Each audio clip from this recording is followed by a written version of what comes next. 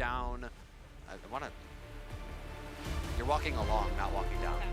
Whether you're walking along Chapsula Street Or strolling down Terpsichore Street. you will hear the syncopation and soul of the jazz bands. View the spectacle and color of the parade. Okay, so this is the last line that I haven't practiced. And for the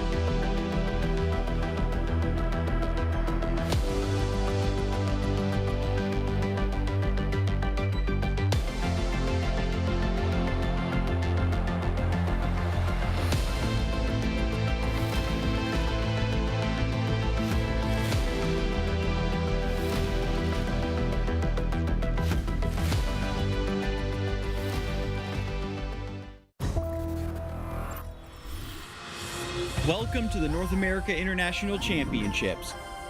Trainers from across the globe are coming together, catching up, trading their favorite cards, leveling up Pokémon, and diving into exhilarating side events.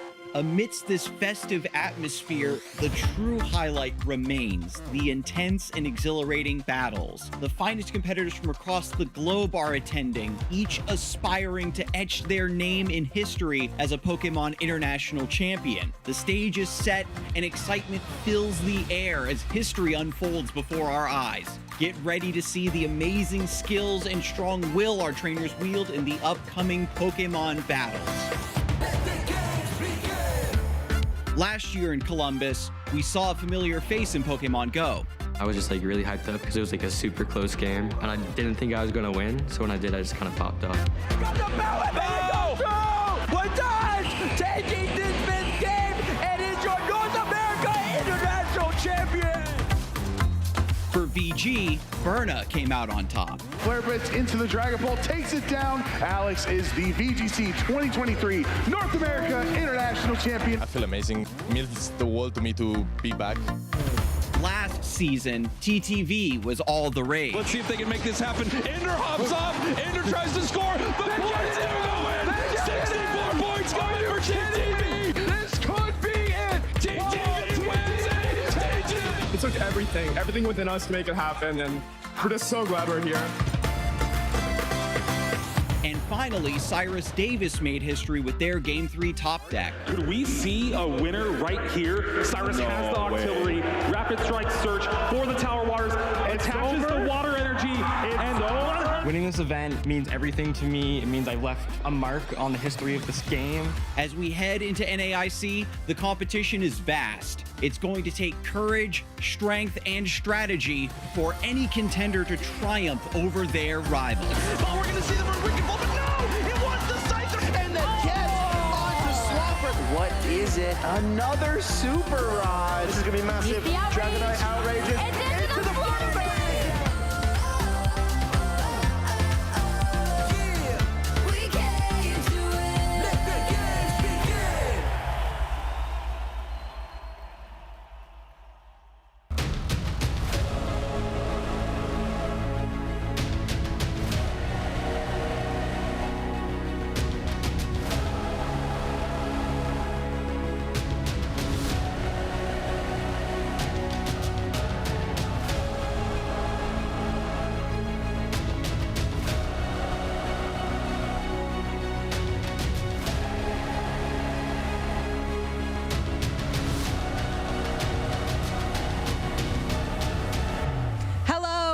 Welcome to day 2 of the 2024 Pokemon North America International Championship.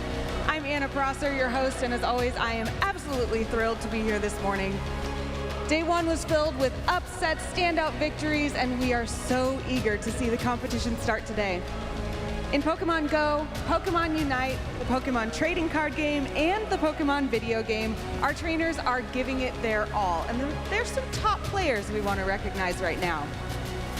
In Pokemon Go, House Stark 93, Out of Pocket, and Magic Mason are the day 1 standouts that they'll be looking to keep their top spot and not fall into the losers bracket. Yesterday, we crowned our North America Regional Champions, Orange Juicers, in Pokemon Unite, who will be joining us in Honolulu in a few short months. Today, we have one more slot to fill in Pokemon Unite in the final stretch. Will it be Team YT, Ignorance, or someone else? Stay tuned to find out. Henry Chow, Ryan Antonucci, and Kato Arai are at the top of the TCG standings, but will they make it to the top 8, to the top 4, to finals? Stay tuned to find out. And lastly, in Pokemon VG, Aurelian Sula, Eric Rios, and Wolf Flick have some serious competitive energy between them. Who will make it to tomorrow? It's anyone's guess. Each match today is worth that much more than yesterday. So give it your all when you're cheering for these players. And even if you don't know who you want to cheer for next, just showing your support will be a great help to all of them. As a reminder, we have Worlds 2024 coming up in Honolulu, Hawaii later this year. And some of these trainers are still working to secure their invite. We want to give a huge thanks to all the staff, judges, and production crew. You are the behind-the-scenes heroes that make events like this a success. Yeah. Now as we start the day, let's find out who will make it to the top 8, to the top of their bracket, and who will be crowned champions this weekend, securing that invite to Worlds. So trainers, are you ready? They look ready. Casters, it's your show now.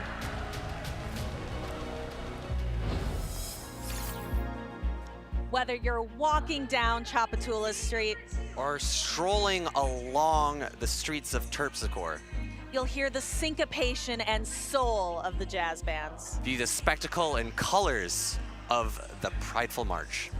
And for the first time ever, feel the fervor of Pokemon Go battles right here in New Orleans at the North America International Championships. I'm AlphaFube. And I'm DeFi 250, and we are here together to bring you all of the action of Day 2 of Pokemon Go here at NAIC. And it's been a long road behind us. We've traveled so far along it, starting in Sao Paulo in Latin America, going through and across the pond over to London, and we ended up now in New Orleans. And there is so much on the line. The first place trainer is going to get 500 championship points this weekend. They are trying to secure their invite. They're trying to secure their travel award, their travel stipend to get to Honolulu, Hawaii. And this is their last chance to earn those championship points, but that's not all that they're fighting for. They're also fighting for an immense prize pool, $5,000 for first place. We're doing a lot of counting yesterday, Stephanie. 1, 2, 3, 4, 5. Look at how high I can go up to that top first placement. Yes, and there have been so many trainers who have already qualified for Worlds. Who is going to join that list this weekend? We have so many trainers out there. We have 132 spots available for Worlds qualifiers, and we are going to see page upon page of fantastic trainers. We also have featured here the APAC trainers, trainers from the EU. We have trainers from LATAM, trainers from the North American region. What stands out to you here, Nick? Honestly, the diversity of all of these names coming from all across the world, like you had said. And additionally, we have so many of these players who are already qualified here in the event at NAIC. Enhoff, S-James, Zimikid, Jakobovic, players from all over the world competing, fighting for that chance to win it all and become the world champion in Honolulu, Hawaii. But you can see there are some empty spots, and those spots will fill tomorrow at the conclusion of Championship Sunday. We have trainers who are well on their way to make that qualification and add their names to history.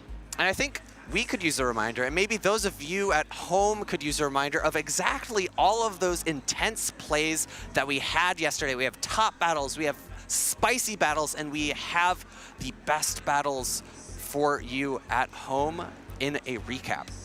Yes, and I am already ready. Let's go ahead and take a look at that top matchup of the day. I am so ready to see what we have in store for you. Here we have Zijwilis versus Bopper. You can see the Shadow Ball. The Azumarill is able to knock out the Skeledirge. Take a look at the... Look at that moment, slamming the table, all of that adrenaline from Zijwilis. And who can forget the intense play that Zweilous made by waiting and throwing before so that that Incinerate landed onto that Charger Bug to do lots of damage and moving into the most hyped matchup of the day. Ashton landing the Aerial Ace, resisted by the electric typing of that Lantern, still enough damage to pick up the knockout and secure victory in game number 3. We are in New Orleans. We have to talk about Spice after this. Let's go, baby! I love it, Ashton Ash. But we got to talk about Spice here in New Orleans. We have Pokemango with that Goodra, and we love that he's bringing it now because Community Day tomorrow is going to get a brand new charge attack of Thunder Punch. So using it now with its original moveset of Aqua Tail and Power Whip and just showing domination there in the tournament. Marto Galde shaking the hand, applauding his opponent. Something I always love about this community is just the respect that the players have for each other. Another spicy pick there that wasn't quite mentioned is that Shadow Charizard. Kind of a tip of the hat to last year, where Shadow Charizard was the dominant force of NAIC of 2023. Yes, Shadow Charizard has roared through the meta today and has just been burning things down. We have seen some fantastic Pokemon out there. Yeah, and up next we have some fantastic Pokemon, as you had mentioned, coming to the game. We have Community Day that is happening this Sunday. Get the shiny Gumi. I know you're still looking for yours, Stephanie, but in addition to those shinies, you have incredible event bonuses: 2-time Catch Candy, 3-time Catch Stardust. That's what's caught my eye here.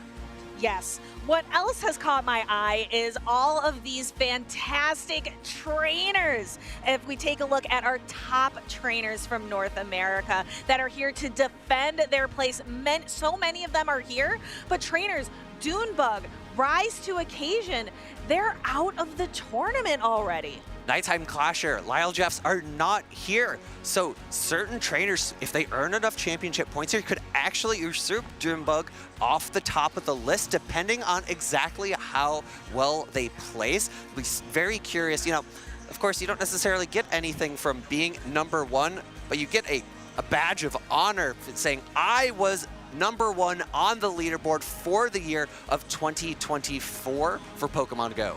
And not just New Orleans. We have plenty of trainers who have traveled here from the European region. We have not here this weekend, but I have to shout out Colin and Palasha because they have been showing us fantastic battles in Europe all season long. Palasha with that Shadow Magnezone. We actually saw quite a bit of Shadow Magnezone play earlier yesterday, and I am so excited to see more.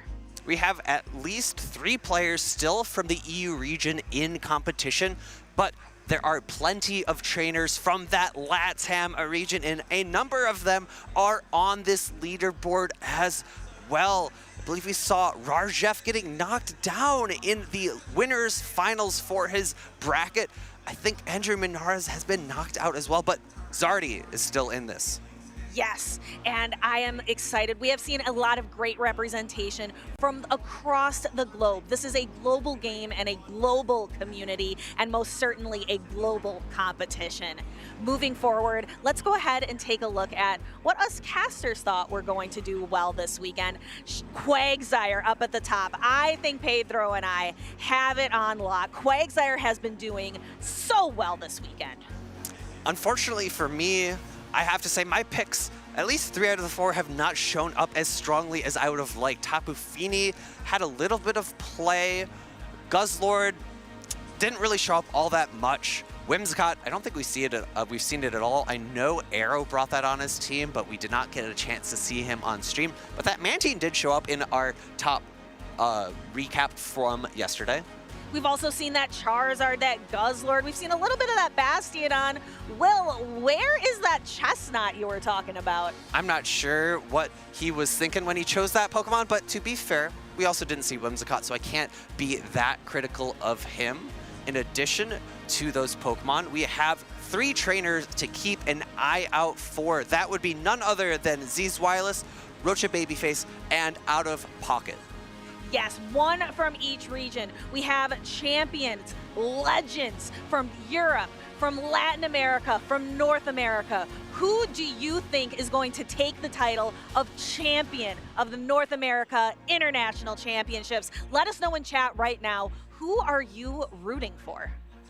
I feel like out of those 3, I'm going to have to root for Out of Pocket. I want the championships to stay within North America, but call me a little bit North America biased. In addition to letting us know who you think will take it all, make sure that you're also keeping an eye out for those Twitch drops. You had the European International Champion team with Altaria on it. You can earn that Altaria from the research, get yourself some charged TMs and some fast TMs, as well as that useful Stardust.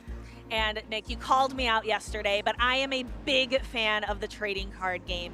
And you can watch Pokemon TCG on Twitch and earn Twitch drops for some Twilight Masquerade packs. You can get the Walking Wake, the Iron Leaves. You can get some coins, some of those purple gems to really help you with that trading card game live.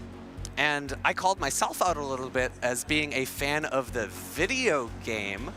Of course, we have Niels' Porygon 2. Porygon 2, a Trick Room setter for the video game. The moves it's carrying is Terra Blast, Ice Beam, Recover, and of course, the all-important Trick Room, which changes the dimensions, twists those dimensions so that slow Pokemon will move faster than fast Pokemon. Yes, have you been out there earning these Twitch drops? Are you trying to go ahead and play like the best of the best in Pokemon Go, in Pokemon TCG, and in Pokemon VG? If you have been out there getting these Twitch drops, go ahead and let us know using that hashtag Pokemon NAIC and hashtag @PlayPokemon, /Pokemon, all across our social media. We want to hear from you. Let us know, who are you rooting for? Which Pokemon is going to take it all? And most importantly, are you having fun out there? Take pictures of this amazing arena. Take pictures of the event. And of course, we always shout out, take pictures of your pets at home. We love to see them. And follow those channels so that you don't miss a minute of the action. I think that's been about it for us, Stephanie. I think it is. So as they say here in New Orleans, laissez le bon temps rouler. Amanda and Will, let the good times roll. Thank you, DFA. I'd say it back, but I don't think I can. That was impressive French, right? I was actually reading up on some of the common slogans here in Louisiana, in New Orleans, and let the good times roll is definitely among them. Well, we're just getting started, Amanda. I'm so excited to kick off day 2 of the North America International Championships 2024. Yeah, but before I'm going to update it, let the good times rock and roll. We're going to go ahead and let everyone get to know how we actually play this game, because if you're not familiar with the format, it's a little bit different than what you would see in Go Battle League. This is a Show 6 Pick 3 format. Instead of us talking about it, we're going to go ahead and explain it in this video. This 2024 International Championships event will be showcasing exciting Pokemon Go matches all weekend from New Orleans, Louisiana. Trainers from around the globe are here to compete for over $500,000 in cash prizes, booster packs, and championship points to qualify for Worlds 2024 in Honolulu, Hawaii. This tournament is a 3-day event with our trainers competing in a double elimination bracket using the Great League format in Pokemon Go until only 3 trainers remain at the end of day 2. On day 3, Championship Sunday, our trainers will compete in the final matches until a champion is crowned. Matches are best of 3, except for winners finals, losers finals, and grand finals, which are each best of 5. All matches are played in a Bring 6 Pick 3 format. This means trainers will create a team of up to 6 Pokemon, but only 3 are brought into each game. Who is taking home the title of North America International Champion? Will Wurach be able to defend their crown? Who will secure the points to qualify for Worlds 2024 in Honolulu? Stay tuned this weekend and watch all the action live. Thank you so much, Pedro, for that incredible explanation of our double elimination format. Also, kind of an overview of what's on the line for the trainers here in New Orleans, because day 1 was an incredible competition. So many trainers vying for that top spot.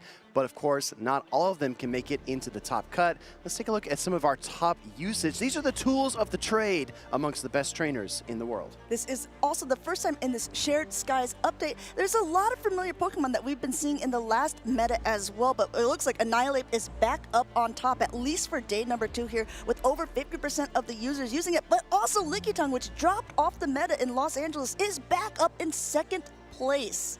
You know, I'm not sure if it was too obvious, or maybe a lot of trainers were talking about it, so we thought it would just be a given, but Azumarill coming in at 3rd place with almost 47% usage is also pretty staggering, because like you said, Amanda, we're in a new season, but this is a throwback to days of old. And it looks like there are some new, what we quote, mud boys on this team now. Shadow Quagsire, everyone, DeFi called it out in the intro as well, but I did see it on your caster predictions as well. Shadow Quagsire, it's been like basically the Shadow Quagsire show day 1. I'm very interested to see what it will be day 2.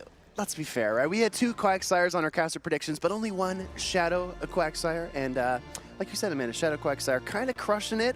Had a few sweeps, a few triple knockouts. A lot of Aqua Tails have been spammed. Like you said yesterday, poetically, buckets and buckets of Aqua Tails. Yeah, I'm very excited to see which Pokemon people will be bringing in for the matches. I don't know. Since Quagsire was only at like 26%, we might see something else that's going to be really taking the stage. We saw a double Night Slash boost yesterday. Yeah. That was kind of iconic, something that doesn't happen all that often in Pokemon Go. But we're going to go ahead. We're going to dive right into these matches. We're going to get started with our very first matchups of the day on the winner's side of the bracket. Players are ready. We're going to go bring it down to the stage. Some familiar faces returning to the stage here in New Orleans. House Stark, 93 on the left, and Cedric, 801 on the right. House Stark definitely very impressive, not only this season, but in seasons past. This is a household name amongst the PvP community. We know what he's going to do. He's going to play extremely well, execute at a very high level.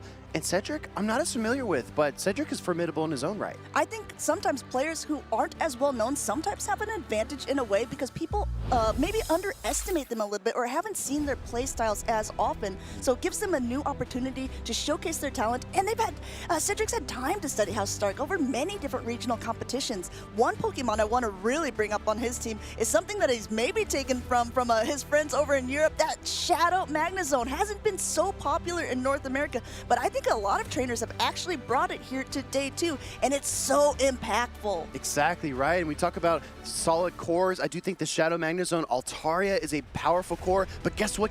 Can core break that? That's the Shadow Alolan Sand Slash for Cedric here on the right. I think honestly that's probably his key Pokemon in the matchup, but also let's shout out the Mandibuzz, the Annihilate, and the Vigoroth, double counter users on this team from Cedric, which we've seen double counter user teams make it into Top Cut just here and there, kind of sprinkled in throughout the season. We've never seen them go all the way, so Cedric could be the first. That is absolutely true. And you know what? When I talked about how Shadow Magnezone can be super impactful, I don't know if it will be for House Stark against this team with so many counters and not a lot of targets. Sure, Mandibuzz and Azumarill would be great, but every other Pokemon at least can answer back, and we're going to have to see how these trainers want to adapt, how they want to play these out. First matches of the day, so they're getting their nerves shaken out right on stage, right in front of all of us, and it looks like they are going to go ahead and jump into this very first matchup. House Stark shaking it off. He's got to cool off the tapping fingers, right? We're jumping right into game number 1. House Stark on the left side of your screen, Cedric on the right. This is a solid lead for House Stark. Yes, Azumarill does so well against Mandibuzz, and we'll have to see if Cedric wants to stay in because it doesn't look like he actually has a very strong answer against Azumarill in general. I'm wondering at this point if maybe he's going to try to catch an attack. Looks like he is trying to go for it, but House Stark, patient as ever, waits to see it comes in. This is very, very bad for Cedric here. From one bad scenario to the worst, but at least he's able to get off this drill run, and it looks like it's going to go unprotected by House Stark. Yeah, House Stark trying to budget his Annihilate's HP, make sure that he can hang on through the drill run and the super effective Shadow Claws. He's able to do it with just a little bit of HP remaining, and you know there's not a lot of fast attack pressure from these 2 Pokemon from Cedric, so I think that House Stark could definitely get to a charge attack here, maybe even the Shadow Ball. Cedric's going to wait down that switch timer. But if I was Cedric, I'm just coming back in with that Mandibuzz because none of the attacks that Annihilate is going to throw is going to be that impactful against the Mandibuzz. The Shadow Ball just tickles the Pokemon still in the green,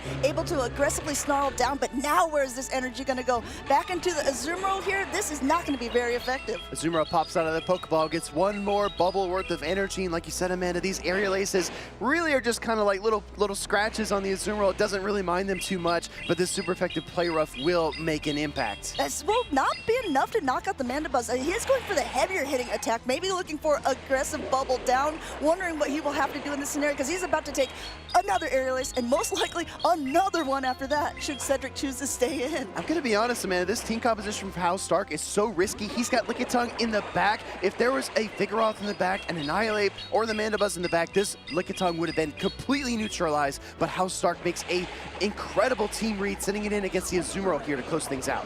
Lickitung against Azumarill, especially when Azumarill does not run Hydro Pump, favors the Lickitung just because of bulk. These are 2 very, very bulky Pokemon in the Great League. This Play Rough will be more impactful, but House Stark not bothering to shield this up, and Lickitung just wagging his tongue, sticking his tongue out at Azumarill saying, I'm still in the green.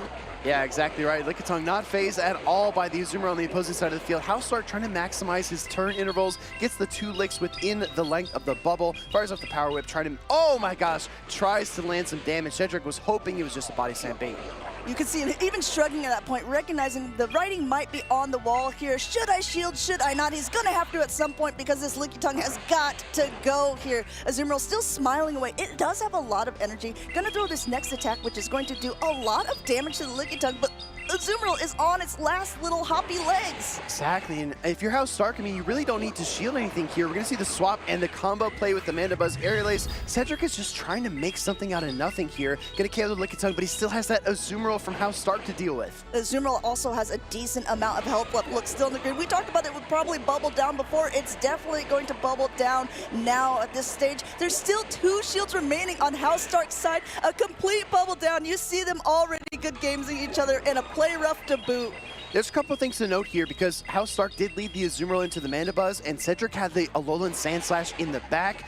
When you play a Pokemon like Bastiodon, like Alolan Sandslash, you need control switch advantage, especially if there's a counter user on the opposing side. And Cedric wasn't able to do that. He actually ended up safe switching that Pokemon and was punished by the Annihilate in the back from Haustark. You know what actually I find very interesting about Cedric's line of play is that he was pretty much ABA weak to Shadow Magnezone. Because he had so many strong counters on his team, he just banked on the fact that Haustark was not going to bring that Pokemon in and led to the 2 Pokemon on the team that would fare horribly against it in a very aggressive playstyle. It still didn't end up working out for him there. As if you, I'm sorry, but if you swap in an Alolan Sandslash, that's counter damage is going to be so impactful for that game. Haustark's trust in his Annihilate definitely pays off. Gets the Shadow Ball to boot before getting snarled down by the Mandibuzz. But Azumarill coming in here for Cedric tries to make up some of that lost ground, does the combo play, gets the knockout. So this matchup on paper is going to look pretty close, right? Only 1 Pokemon remaining for Haustark, but Haustark had a great lead. He was able to control the pacing of the matchup. And again, I just want to call out how risky, how bold it was to bring Lickitung into this team from Cedric because he has so many answers. Yeah, Haustark pretty much had that game from beginning to end, at least team comp-wise, using that risky play of that Lickitung. He had the Azumarill on the Mandibuzz, great for Haustark there. That counter swap to the Alolan Sandslash and the Annihilate, and then Lickitung just being able to soak all that damage from the Azumarill. Haustark really solidified that game number 1, and I wonder how Cedric will adapt for game number 2.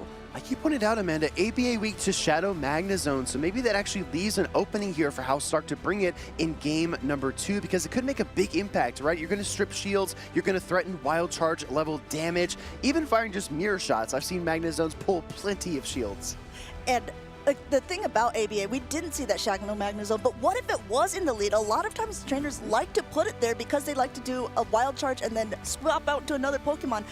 Cedric would have been forced to keep that Mandibuzz in that matchup because Azumarill has an even worse matchup in the back. You saw Haustark looking confident on stage. He thinks he has the team composition to win this game number 2 and advance to round number 2 of day 2 in NAIC. This is a pretty neutral lead because the Lickitung licks do add up. Yeah, I mean, I'm wondering if he thinks he has the combination. We'll have to see how that will play out. He does have a decent matchup in the back here, but Annihilate does have a slight advantage here, being able to throw these Night Slashes very quickly. Haustark would need to go up to that Power Whip to throw first, and then I think Cedric might just be fishing for the boost, and he gets it right away. The boost is definitely going to change this matchup. It means that Lickitung cannot pace to 2 charge attacks comfortably, so he's going to have to fire the Power Whip immediately. Does pull the Protect Shield away from Cedric, but now Annihilate gets a full counter down to avoid that. Haustark pivots right into Azumarill. I think this was a really good play by Haustark, saying, okay, your move here, this is not a great matchup for the Annihilate. Haustark also knows that the Azumarill does not want to take a boosted Shadow Ball there, going ahead and correctly shielding that up while getting a lot of energy, almost at that play rough. Ice Beam would even be enough, forcing Cedric to go into his own Shadow Alolan Sandslash here. Yeah, well, I mean, Cedric safe switched the Shadow Alolan Sandslash and found the Annihilate in game number 1, so at least against Azumarill, it's going to have some utility. He's not too worried about this position. He can kind of make an impact, but still, Azumarill has a massive head start in terms of energy, and these bubbles are adding up. The bubbles are the main thing for the Azumarill here. This Drill Run is impactful for the, but I mean, at this point, the play rough should be close to knocking out, but it's going to be that bubble damage afterwards. Neither one of these charge attacks are really going to be that effective against the Sandslash. Cedric choosing to shield his Shadow Alolan Sandslash against the Azumarill. You can see the blue shield for resisted damage. Gonna go for another, actually going for the Ice Punch, which is resisted. House Stark lets it through. I wonder if he can get another bubble as well. Looks like he probably will, because I don't think this is enough to knock out. No, not even close. Maybe Cedric was hoping to get some damage. No, now coming in just to completely negate everything. 2 counters worth of damage. Now has a little bit of extra energy on the Annihilate, but will it be enough? I appreciate Cedric's discipline, waiting down the switch timer just in case he needs to get out of this matchup, but House Stark is still locked in for another 45 seconds. Shadow Ball getting fired off here. Great timing by House Stark to maximize all of his possible counter damage, and the Shadow Ball is same type attack bonus. Yeah, and with no Protect Shields remaining, Azumarill's going to take the full force of that there, knocking it down to the yellow. Cedric, meanwhile, just charging up a ton of extra energy, recognizing at this point an Ice might be enough, getting that last shield off by House Stark, because the Play Rough would definitely knock out the Annihilate at this range. I think the Ice Beam is really wise here by Cedric. He knows he can probably pace to another one. Shadow Ball is loaded and ready to go. Actually going on the charge attack priority. Love this play. Wow, House Stark is dialed in. This might just be enough to KO the Azumarill. Annihilate's attacks, that does pay off. Azumarill faints. Now it's just Annihilate in the back. Cedric, I don't know if he was losing track of energy or wanting to know who wins at charge attack priority. Very lucky for Cedric there. He does win that. This Night Slash is coming through, and I believe this would be enough to knock out the Annihilate. No. Maybe he's hoping for another boost. No, it's not. Annihilate for House Stark gets the Night Slash off as well, and this is going to put Cedric's Annihilate so low that even a few counters or the Lickitung switch will get the KO. Actually, excuse me, that's not even needed. Not even needed. Night Slash connects. Annihilate goes down. House Stark takes a clean 2-0 sweep in this first round of the winner's part of the bracket, day 2. Yeah, very comfortable, right? Bringing the Lickitung in both of those games, I find very, very surprising. That was honestly, Amanda, kind of a gamble, right? If there was the Vigoroth in the lead, or if the Mandibuzz was in the lead in that game number 2, then House Stark needs to pivot, maybe go to his Annihilate. But again, Mandibuzz lead 2 games in a row would have been a disaster for House Stark in game 2. I think it's absolutely what you said during the matchup. House Stark was just dialed in. I mean, he was shaking his head. He was giving cute little looks to the camera, giving some nods. He felt like he knew exactly how his opponent was going to play, and it looks like he was correct on both, basically all the fronts. Yeah, exactly. A good lead, good swap, maintaining his composure. As we take a look back at our game 2 replay, Azumarill hangs on. House Stark pivots into the Annihilate, gets a full counter down, which gives him a 3 counter head start. The charge attack priority tied with Azumarill gets a knockout as well. And that is really good counting. If people are wondering, why doesn't he just throw right when he has the attack? It's because he knows that he would be able to fire off the attack first, so he wanted to negate any charge attacks that the opponent would get, just really maximizing all the energy and turns that he's playing in that matchup.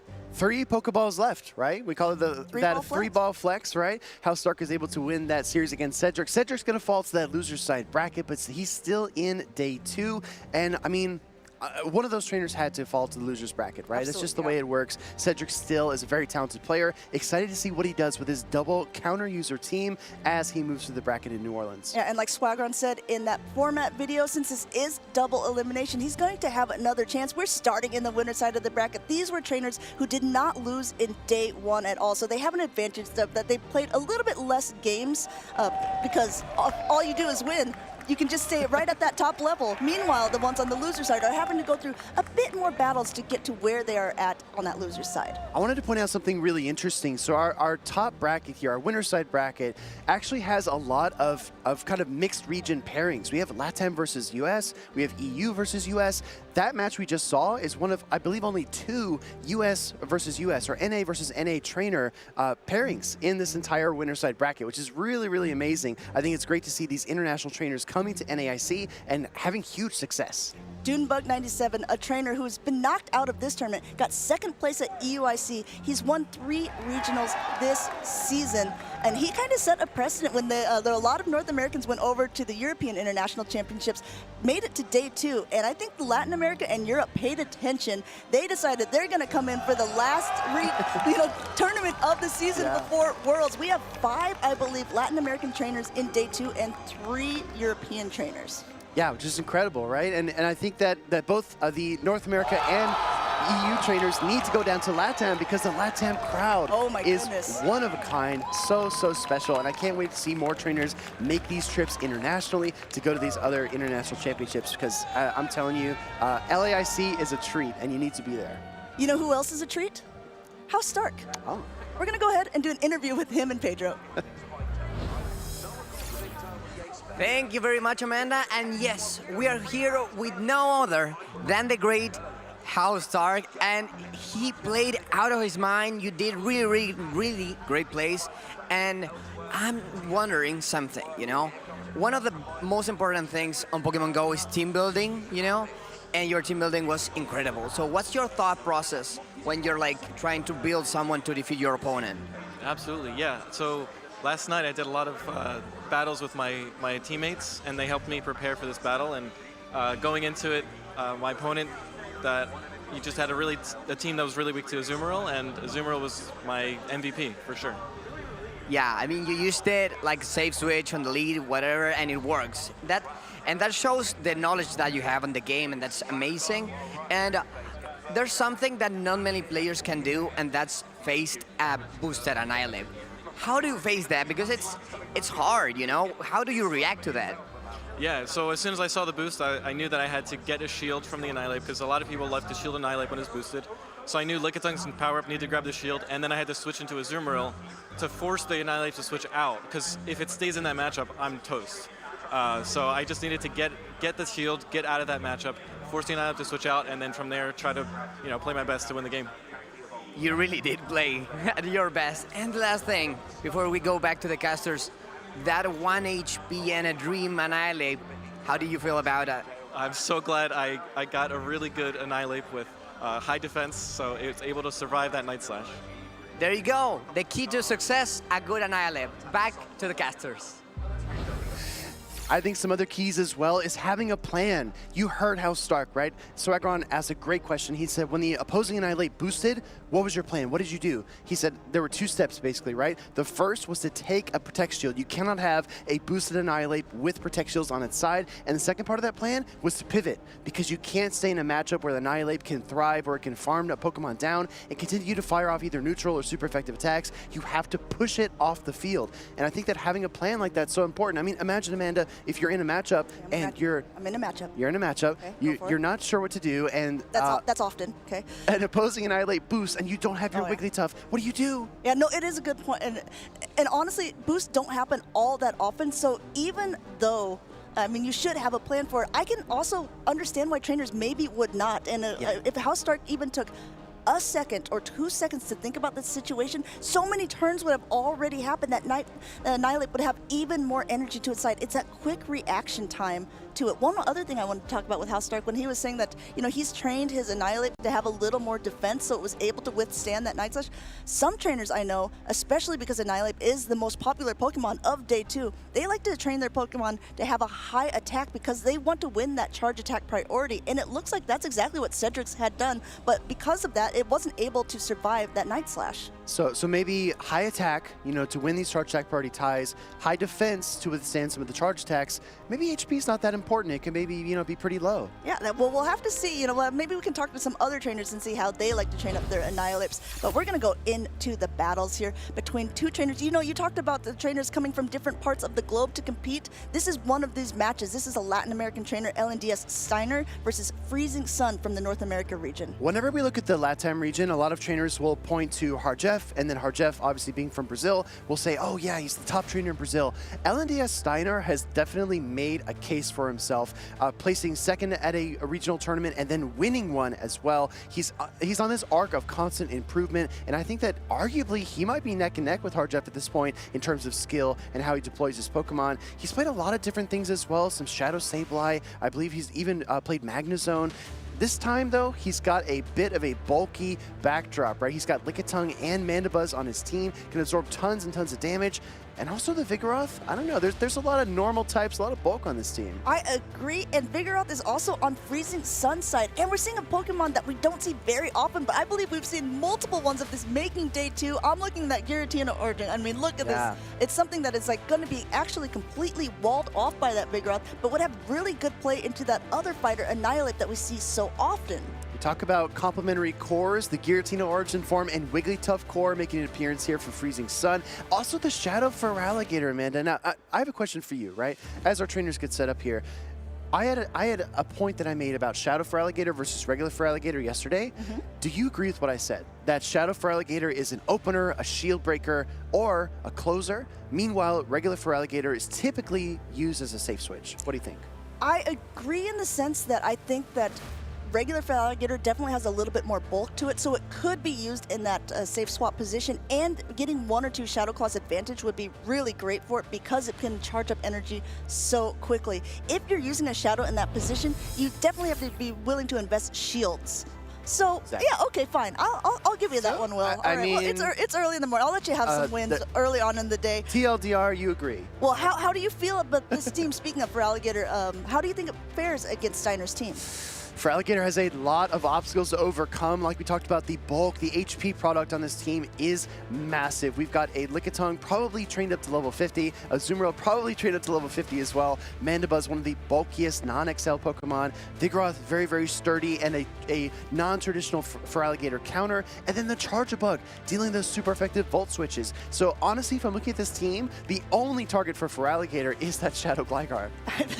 I think that's true. Not only that, the Lickitung and the Vigoroth as well resist those Shadow Claws, so not the fast attacks wouldn't even be doing that much. Let's take a look at Freezing Sun's team. Besides that Shadow for Alligator, which is running Ice Beam as its second charge attack, there's been some merit for either Ice Beam or Crunch. We've seen both of them in the tournament.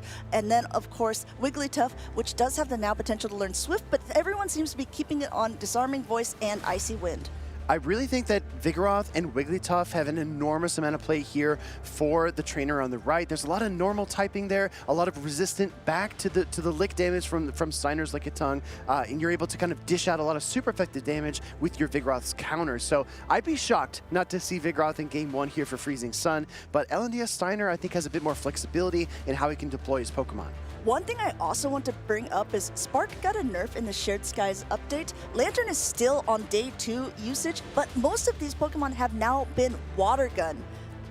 Now, as we take a look here at the accomplishments, Freezing Sun, Top Cut, Tirana, but Steiner has been on a tear, winning in Goiânia this year. Let's take a look at these teams one last time because we are jumping right into the battles. See how these trainers are locked in. They are ready to play. This is winners round 1, day 2 of NAIC. We have that Wigglytuff into Azumarill. A little bit of fairy action going on. Yeah, I mean, Wigglytuff, Vigoroth are definitely strong picks here for Freezing Sun. I'm really surprised, again, not to see the Vigoroth here in game number 1, but we do get the Wigglytuff. How would you play out this situation here, Amanda? I think a lot of times, especially if there's not a Hydro Pump in the Azumarill, Wigglytuff likes to stay in, but instead, Freezing Sun going ahead and just freezing out Steiner here, catching this Ice Beam on a Lantern, which is not going to do much damage at all. I do believe this is a Water Gun Lantern, as we see. So Steiner going ahead, reacting to this, coming in with the Charjabug. As you can see, the fast attack damage is actually just chunking away at the Charjabug, able to reach the Surf before he decides to throw the X-Scissors. Steiner's not feeling pressured, though, does not Protect Shield up the first Surf here. And as I look at the team for Steiner,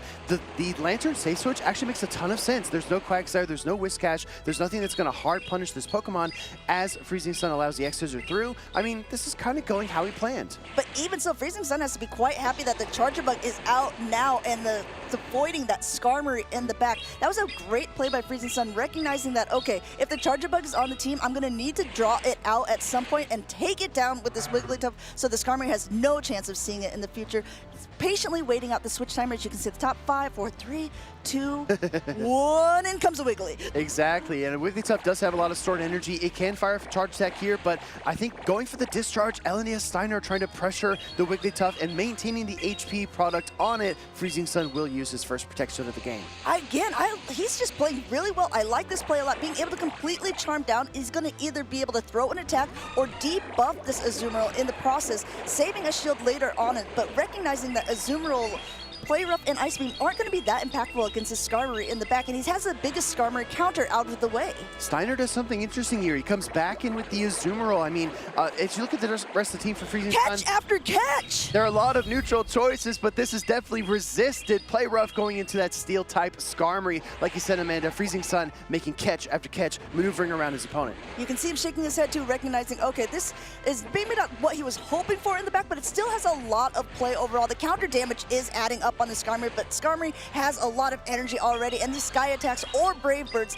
Steiner does not want to take it on the Vigoroth, recognizing this, throwing up a shield here, saying you're not going to get any of this damage through, and I'm going to throw this Rock Slide. Yeah, Steiner wants double Rock Slides. Also great awareness by Steiner not to try to overcharge there. An additional counter would not have yielded him any energy because Vigoroth was at its limits. Rock Slide does come through. The body slam would be enough here, but actually going on the charge attack priority tie. This is great wherewithal when trainers know exactly where another Pokemon is at. It looks like it does have 2 HP, so it will be able to hang on through the shield and be able to throw off this attack. Very good wherewithal by Freezing Sun here, throwing the Sky Attack. It should be enough to knock out the Vigoroth. He's even undercharging a little bit, but now swapping immediately into that Wigglytuff. And it looks like he waited one too many there, letting this Body Slam go through. Honestly, I think it was just a little bit too much of an undercharge with the Skarmory Sky Attack, because if he does a little bit more damage, Wigglytuff's Charm does come through. Here's the Disarming Voice. Azumarill's going to take some neutral damage here, but it is a bulky Pokemon. I think it can tank it. Despite all of these catches, despite Freezing Sun playing very well, Steiner is able to basically bubble through the weight of this Azumarill, carrying him through this first game. Here's some cheers in the crowd as well for Steiner as he takes game 1 over Freezing Sun. Great plan there by Steiner, and I think the Azumarill has really been the story of NAIC, right? We kicked things off with House Stark winning with that Pokemon. He recognized his opponent, had a lot of weaknesses to it. If I'm Freezing Sun, I'm looking at game 1 and thinking, I gave up my Lantern way too soon. I put it in a position where it wasn't going to succeed, and against Charge Bug, it had a minimal impact. I think, though, that was Freezing Sun's plan because he wanted to lure out that Charge Bug. I think the bigger problem was that he had to take these attacks on other Pokemon, giving it a little bit too much health in the back. At this point, I think if he would have been able to knock out the Vigoroth before the Vigoroth got off that Body Slam, Freezing Sun would have been in a way better position at the end. Look at this catch. This is the second catch that Freezing Sun made off of a charge attack of an Azumarill in this just one singular game. Yeah, Ice Beam onto the Lantern catch and then the Play Rough into the Skarmory. So resisted damage across the board, and that just shows you the gap, right? If you look at Steiner and his Azumarill, he lost an Ice Beam's worth of energy and a Play Rough's worth of energy, and he was still able to win the game. So when you're not only like trying to outplay your opponent, but also making them waste a lot of their advantages and their resources, and they still pull off the win, that is pretty daunting.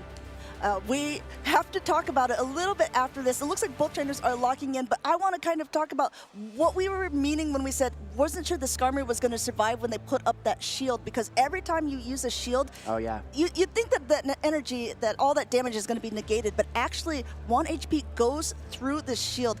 And so if there was only 1 HP left on the Pokemon, it would still cause a knockout. Yeah, through the shield, you can get some KOs here if your Pokemon is really weak. So definitely keep that in mind. If you're fighting hard for switch advantage, or if you're trying to preserve a Pokemon, sometimes it might not hang on. But if you have a bulkier Pokemon, Lickitung, Wigglytuff, Azumarill, you have a much larger HP pool as well. So you can definitely afford to make those sacrifices. When you're looking at Pokemon like Feraligatr perhaps, or a Trevenant with a lower HP product, you probably need to be careful throwing up that final shield on your 1 HP Pokemon. We've seen it in the past, actually, winning championships, coming out ahead, and it's just one of those things where, of course, it's a risk, right? Because sometimes you're looking at saying, oh, it's a Mandibuzz. It does have this large HP pool. Of course it will be able to still survive this, and unfortunately it does not. Yeah, that's the worst, right? When you think you've got it in the bag, and then suddenly the switch trait comes up, and you're like, oh, I have to select another Pokemon now because Mandibuzz is no longer in the battle. But Steiner is ahead in this series 1-0.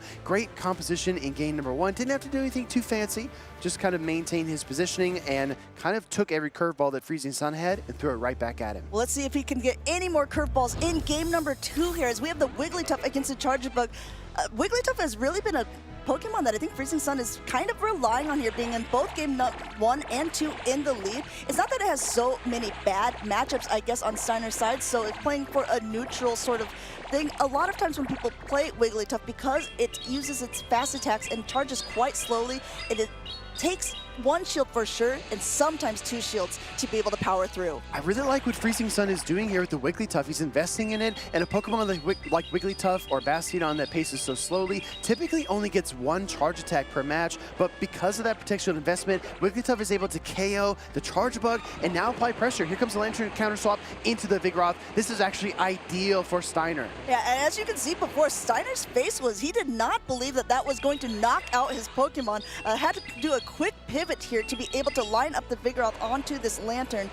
Both of these now are switch locked into this, and we'll have to see Vigoroth going ahead, just continuing to gather up a ton of energy, throwing the Body Slams, which will be more effective against this Lantern here. First one coming through, but there's still another one ready to go. We talk all the time about polarizing matchups, and we talked about the Lantern from Freezing Sun. Again, in game number 2, Lantern cannot find the Azumarill. It's got to chew through this Vigoroth's HP first. Steiner's going to throw up that Protect Shield to protect his Vigoroth. That's the last Protect Shield of the game for him, I believe. And now Vigoroth can just Body Slam away.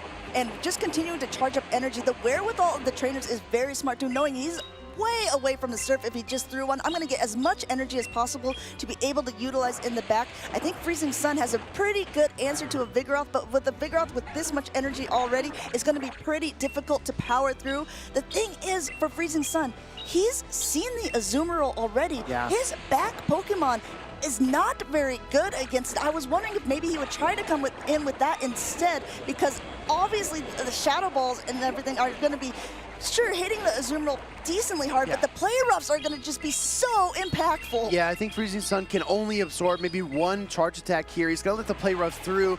Giratina Origin Form hangs on, and due to that Dragon typing, is going to resist all these bubbles. Meanwhile, like you said, Amanda, same type attack bonus on a high attack. Powerful Pokemon like Giratina Origin Form does pack a punch, and Azumarill loses a ton of HP to the Shadow Ball. That Shadow Ball connects. Ice Beam was going to be reached right before that other Shadow Ball was. You have to wonder, if you have to use 2 charge attacks anyway, maybe you should have gone straight for Ice Beam. That doesn't even matter. Freezing Sun going and letting that go down, coming back in, hoping that he can charm down this Azumarill, but Azumarill has too much HP left. Looks like it's going to come down to the wire, forced to throw this charge attack here. Steiner is nodding. There is still a Vigoroth in the back as this Icy Wind connects with the Azumarill. I feel like Freezing Sun's only win condition was to commit to the charm down. He doesn't do it. Now he's got no energy, and the Vigoroth hangs on. Steiner moves on to round 2 at NAIC. 1 HP and a Dream. That was actually way closer than I anticipated it being. Really great plays by both opponents there. Even with that charge up getting knocked out at the beginning, the quick pivots by both of those trainers made that game so much fun to watch. Quick pivots, quick maneuvers, right? You can hear the crowd as well showing their appreciation for Steiner on stage. That was a really fun match to watch. I thought the Wigglytuff, even at the end, Amanda, could have had a shot to take it all the way. Sometimes you just have to commit to the win condition, and maybe the bubble would have come through. Wigglytuff would have hung on with just a couple of HP, but I think throwing a charge attack into the Vigoroth would have definitely sealed it. Yes. Freezing Sun was very close in that matchup, and he gave Steiner everything he could handle. Look at this disarming voice, being able to knock out the charge bug, and you can see Steiner's face like, oh, did not expect that. In comes the Lantern, a quick pivot, only to be met by the Vigoroth. Steiner's counting here was actually fantastic, coming out with a ton of energy to be able to throw a Body Slam onto the Wigglytuff. In the end here, Azumarill going ahead, taking down that Giratina, and in comes this is what you're talking about, Will. Yeah, right here. He needs to commit to the farm down. Would he be able to make it? Well, we'd have to see for sure. He doesn't even try as he goes for that Ice Beam. It's so hard to tell, right? I'm sure that Freezing Sun will probably be, I know, right? So the Vigoroth barely hangs on through the charm, but I'm sure Freezing Sun will be looking at that more times than probably anyone else, trying to figure out if he could have done something different to stay in the winner's side bracket here in day 2. But actually, you know, you do say that his win condition was, yes, to charm down that Azumarill, but when I was looking at that, the Body Slam was already stored on the Vigoroth, so I think he could have just thrown the Body Slam to win that matchup as well, because Vigoroth would win that charge attack priority over the Wigglytuff. That's a really great point as well. Wigglytuff has a higher attack stat than a lot of trainers realize, right? I've lost charge attack priority to tons of Wigglytuffs. Me too. I was like, that doesn't seem like it should Yeah, it's happen. like, oh, Wigglytuff's got hands, right? It's gonna fire up those attacks. Notes. It's gonna win a lot of those charge attack priorities. But yeah, you make a great point, Amanda. If you're keeping in mind that the Body Slam was already stored, then you're really kind of out of options. You have to try to maintain as much HP. And if you look at the typing from Wigglytuff as well, Fairy and Normal, the Normal being weak to fighting, Fairy resistant fighting, it's neutral counter damage or neutral bubbles. And you have to make a decision about what fast attack you want to absorb. And you also made a point before this. You said for those trainers who maybe want to go to LAIC, Steiner got 4th place, I believe, at LAIC this year. And yes, you can hear all the people in the crowd cheering for them. The energy is just electric when these Latin American trainers play off against each other. we went from Latin America versus North America. Our next matchup is going to actually be Europe versus North America. I'm telling you, we have so many cross-region matchups here at NAIC. It really feels like a preview of Worlds, and that's the best we can hope for, right? We can hope that some of the best trainers make an appearance here and kind of test their mettle under the heat, under the lights of one of the biggest competitions of the entire season. And not only one of the biggest, but the last competition of this season before Worlds in Honolulu. They talked about it a bit in the lounge in the pre-show, but yes, all these championship points are on the line. There are trainers who have come to this event in hopes to qualify for Worlds in Honolulu. There's trainers who are coming because they're just trying to get that travel award. Zardy, I was talking to him before, he said that's the main reason that I came. I want to be on that top 8 in the Latin America region because I want to be able to get a little bit of that money back to be able to go to the Hawaii. And some of it, Amanda, is even beyond that, right? It's personal. It feels like they're trying to prove something to themselves. For example, the next matchup we're going to watch, Elam has a habit of coming into day 2 on the loser side bracket. He said, I'm going to break that habit. I want to be on the winner's side, and he's been able to achieve that. Meanwhile, he's taking on a former special event champion who's already qualified for Worlds, who's already topped the Go Battle League leaderboards, has really proved to himself that he can excel in all areas of competitive PvP, and now he's pushing himself even further. This is the European trainer, Ziz Wiles. He was actually our very first winner of this 2024 Pokemon Go circuit. So this is kind of a fun little nod coming over from Germany to play off against one of our best California battlers. Sure it wasn't Wadaj in Pittsburgh? I think that... It might have been even maybe the same weekend. It was really close. Can someone check this for us real quick? Production, can you check the stats on that? No, I think that I'm right, but Will seems to think that he's right. In the meantime, we're going to go over to Pedro with Steiner to go ahead and talk about this fantastic matchups that we just saw. Hanging on by a thread, 1 HP and a dream, LNDS Steiner. Indeed. Thank you, casters. 1 HP and a dream and Steiner, road to be the NAIC 2024 champion, still alive, and it's going strong. And I got some things that I want to know about his playstyle, for example. How do you come back?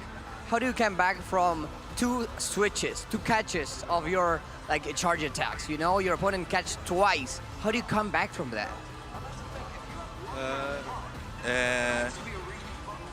Eu sabia que ele ia tentar fazer o catch novamente, só que eu tentei fazer parar um turno, mas ele pegou carregado mesmo assim, Era uma partida complicada e ele mostrou uma jogabilidade que eu não esperava. Eu tentei dançar com os meus Pokémons e acabou dando certo. So he said that he tried to predict the catch, but the opponent ended up catching the prediction. It was a complicated match, but eu consegui dançar bem. But he could dance very well, he said, so he could manage to deal with that situation. Yeah, you managed that incredibly. You did play it out of your mind. Some plays were really, really good.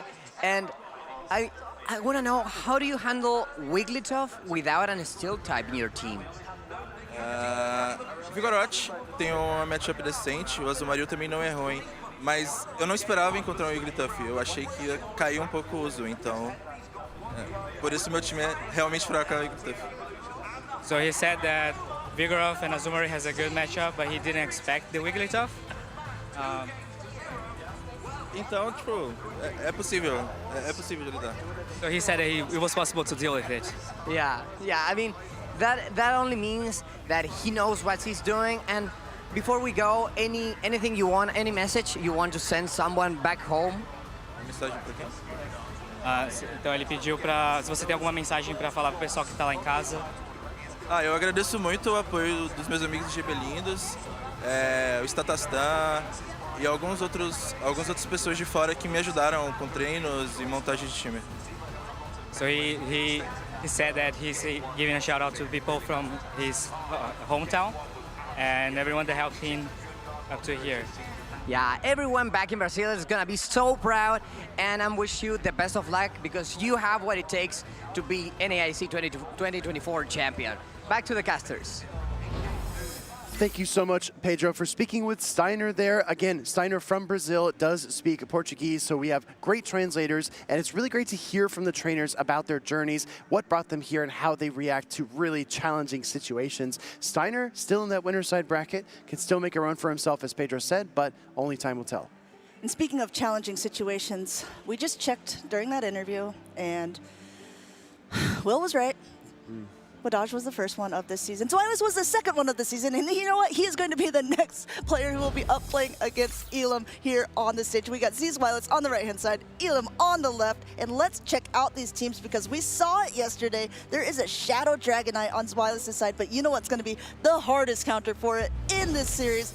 It's going to be that Carbink. Yeah, I think Elam has the right answers, but this is something that I thought yesterday. I thought that Zweilous' opponents had the right answers, right? There was a Magnezone and a Azumarill team that Zweilous ran his Shadow Dragonite into and still found a win condition. So Elam does have the tools he needs to win, especially the Carbink. Even the Skarmory can give Dragonite all it can take, but at the same time, against a trainer like Zweilous, you can't just rely on your picks. You have to be active, you have to think through the matchups and find your win conditions because they're not always obvious. And a lot of these Pokemon are ones that we haven't seen very often, but within this new Shared Skies update, Azumarill climbing back up the thing, Skeledurge also has made the top 12 usage, and Cresselia just like a bold and common pick nowadays, it seems. It's going to be one of those Pokemon that not a lot of trainers can get under that 1500 CP. You usually have to do a trade for it or have to complete a research task. Looks like Zweilous has done so, and it's going to be a Pokemon that you might be using in this Show 6 Pick 3.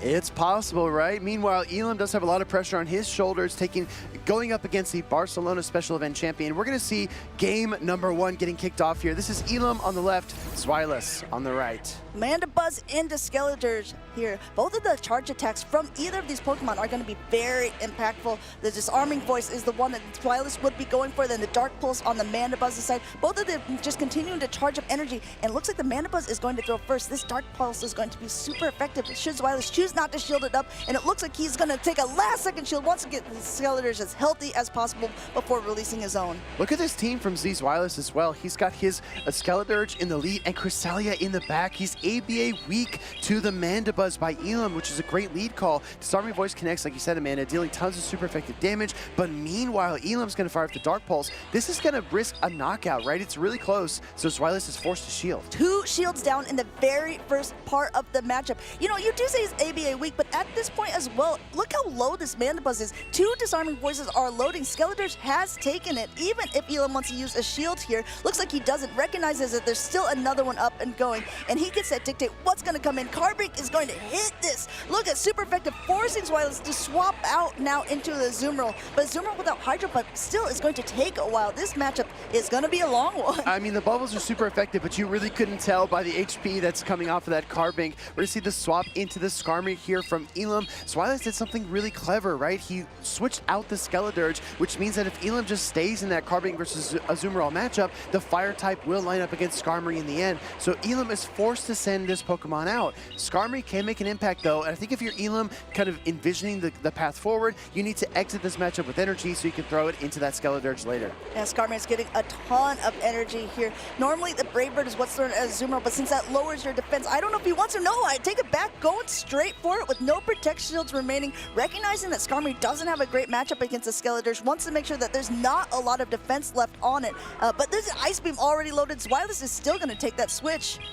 This is actually fine, right? Because if the Skeledurge came in, it would get the Incinerate's worth of energy, but instead, Elam lets the Skarmory go, tries to Rock Throw down, but Zweilous prevents the farm down by sending in the Cresselia. Cresselia with the quick pivot, they're going to go ahead and take this full force of the Moonblast, but not going to do that much of this very bulky Pokemon. Meanwhile, just continuing to charge away, but Elam has 2 shields. Zweilous has 3 Pokemon, but Elam has 2 shields. There are no surprises here. Zweilous is just going to fire off these Grass Knots as quickly as he possibly can.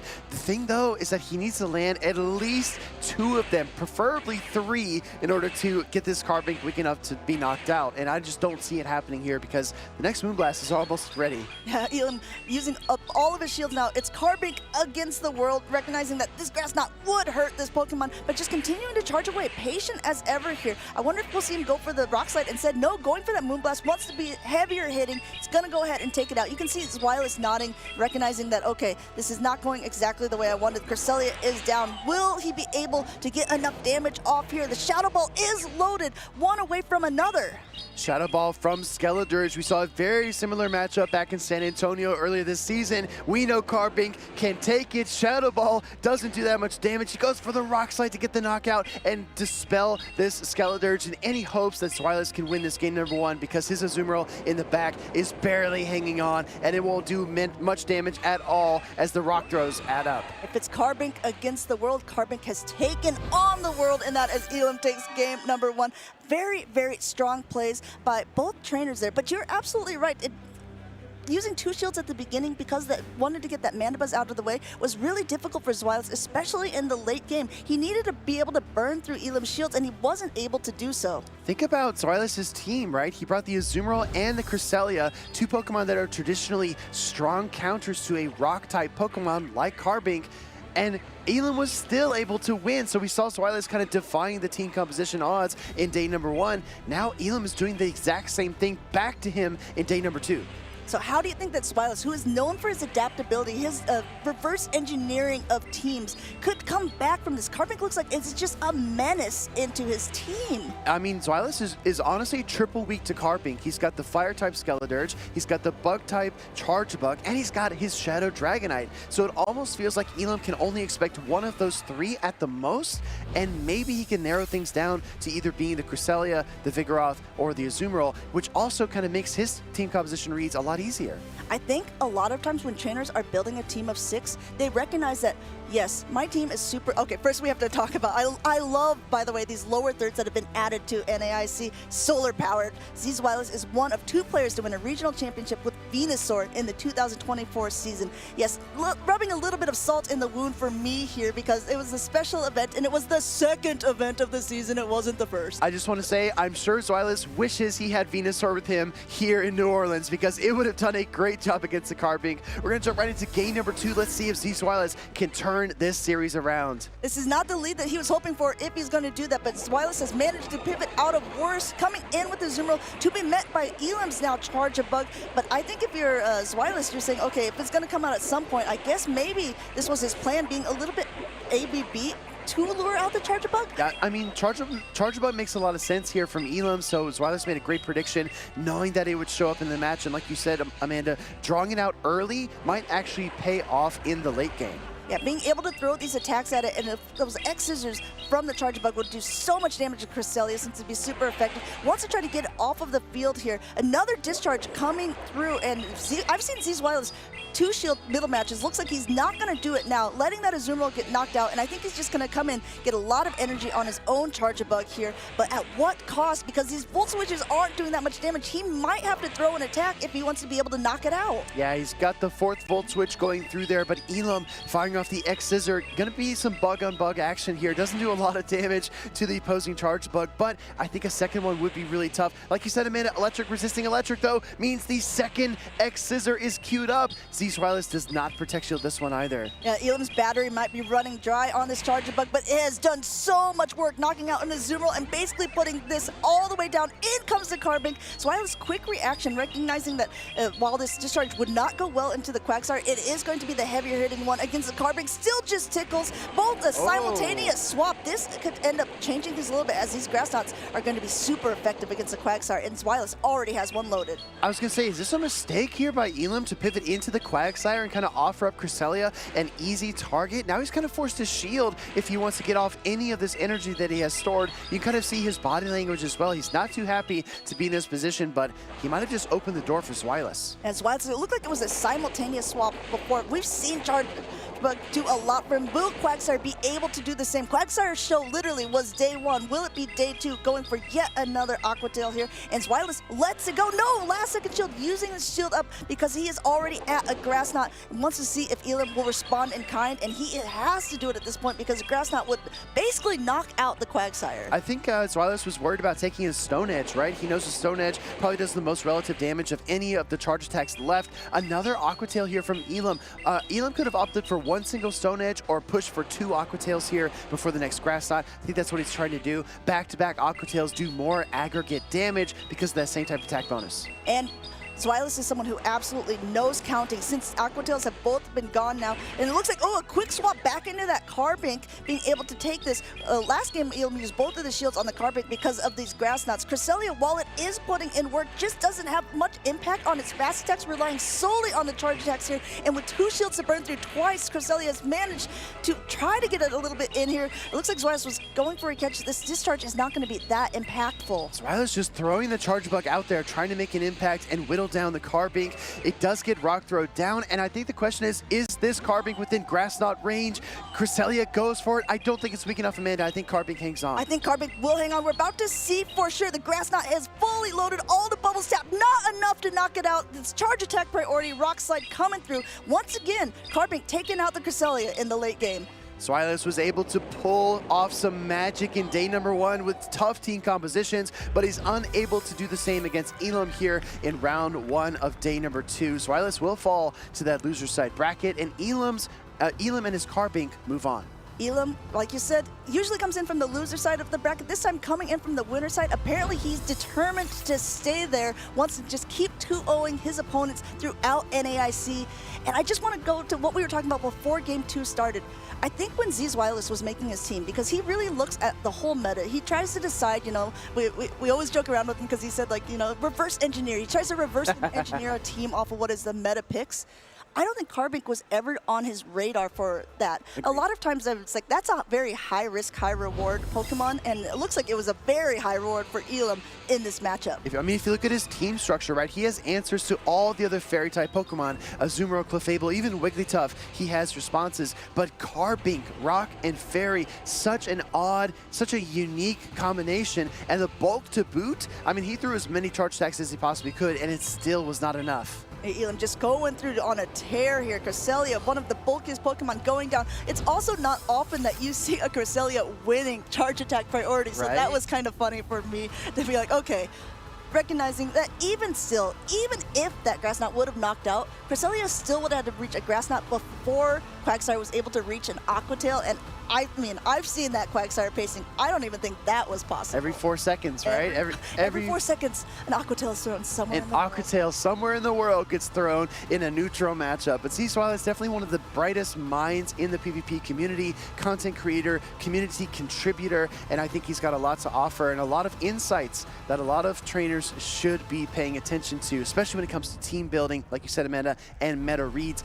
He was able, again, to pull off some magical plays in day number 1. Shadow Dragonite into an Azumarill and Shadow Magnezone team. There are very few trainers that could pull a win out of that situation. He was one that was able to do it. Against Elam, unable to conjure the same magic, but he's not out of the tournament yet. I'm sure he wants that rematch against Elam, so he will continue to fight for that opportunity. Well, we'll have to see if Elam wants that rematch against Zweilous, having that Carbink doing so well against all of the team. You know, Pedro is with him on the floor. Maybe we can have him ask. Go ahead, Pedro, take it away. Indeed, Amanda, I need to ask him about the Carbink because what it did, it's insane. So what's the thought process behind choosing Carbink? Well, every team that I was building was weak to Skeledirge, Gustlord, and Charjabug, and I was like, you know what, let's just go with Carbink. I never go with a pick that is as RPS or obscure as Carbink, and I just wanted to try it out, and it's been working greatly so far. I mean, it's been really working. You are so close to winning the whole event. And let me ask you something. I saw your team, like Carbink and Quagsire, kind of weak to plant types, but there are not. Like, when you build that kind of teams, what's the strategy behind that? Well, it is kind of weak to grass types, but honestly, I saw a Trevenant yesterday, but it's not very common on the meta. Crest is like the biggest one, but Carbink actually can beat Crest on the Zero Shield, so it definitely holds its own.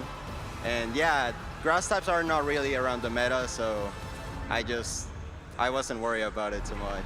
You just risk it, and it was totally worth it. So, do you have any message to your fans back home? Well, I don't know. I just wanted to shout out some friends, ETMs and Soph that helped me to build the team, and she's supporting me. as well as Pranab. I wish he was here, and yeah, that's it. Hope to see more battles of you in this tournament. I'm sure you'll do great, and we're going back to our dearly casters.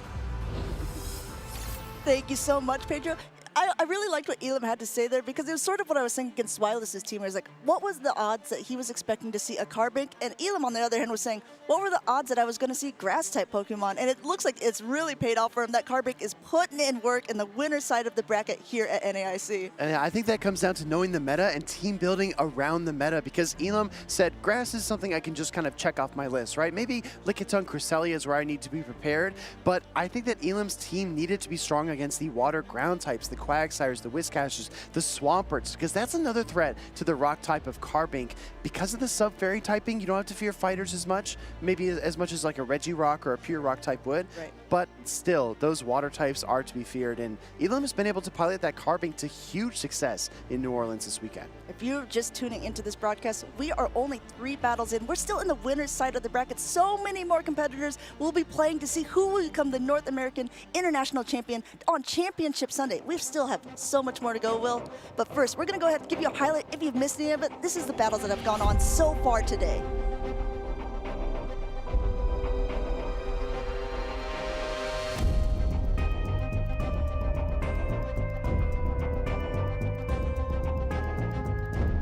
Oh my gosh, dude.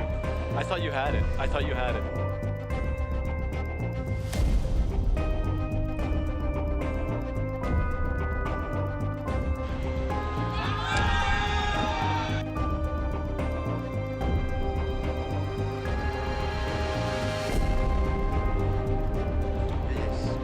Games.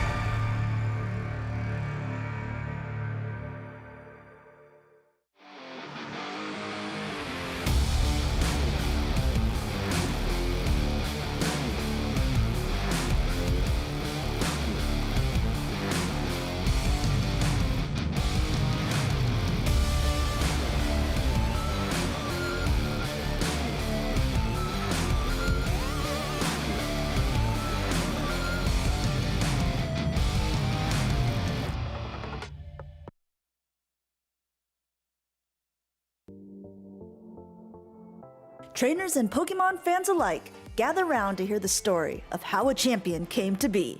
This tale has tragedy, it has intrigue, it shows perseverance and steadfast skill. Let me tell you the story about Inadequance, the 2024 Utrecht Special Event winner.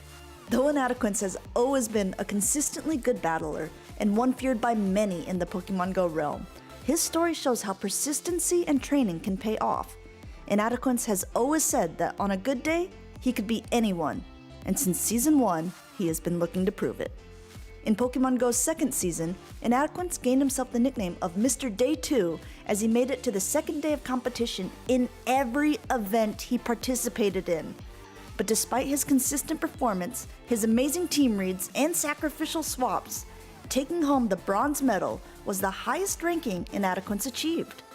This was enough, however, to grant him a cascading invite to the 2023 Pokemon Go World Championships, where he had a top 10 finish. Condition there because there were those 2 shields available. You had to get to as many charged attacks as possible, and there just was not time. Inadequance was keeping his title of Mr. Day 2, but he was still not bringing home the crown.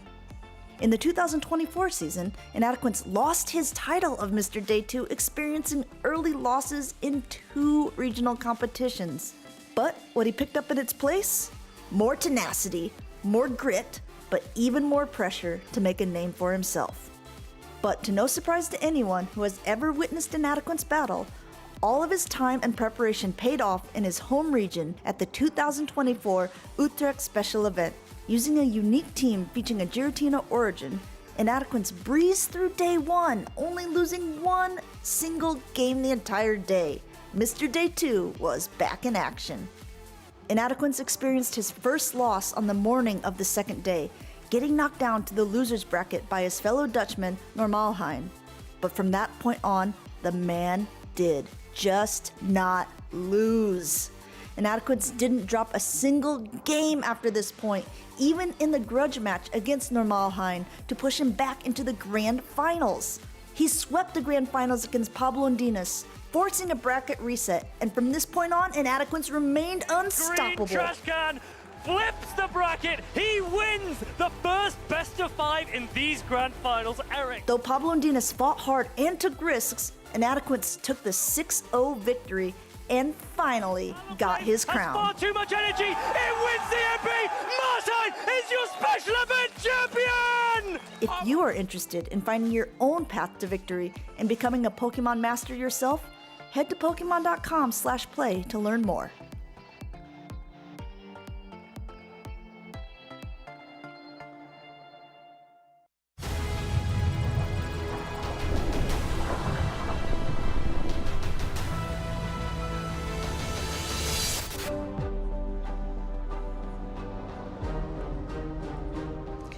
Amanda called Inadequates Mr. Day 2, and he has done it again. But this time he'll be on the loser side of the bracket, so he cannot feel as comfortable as he did in that run he had that Amanda was discussing. How are you feeling today, Nick?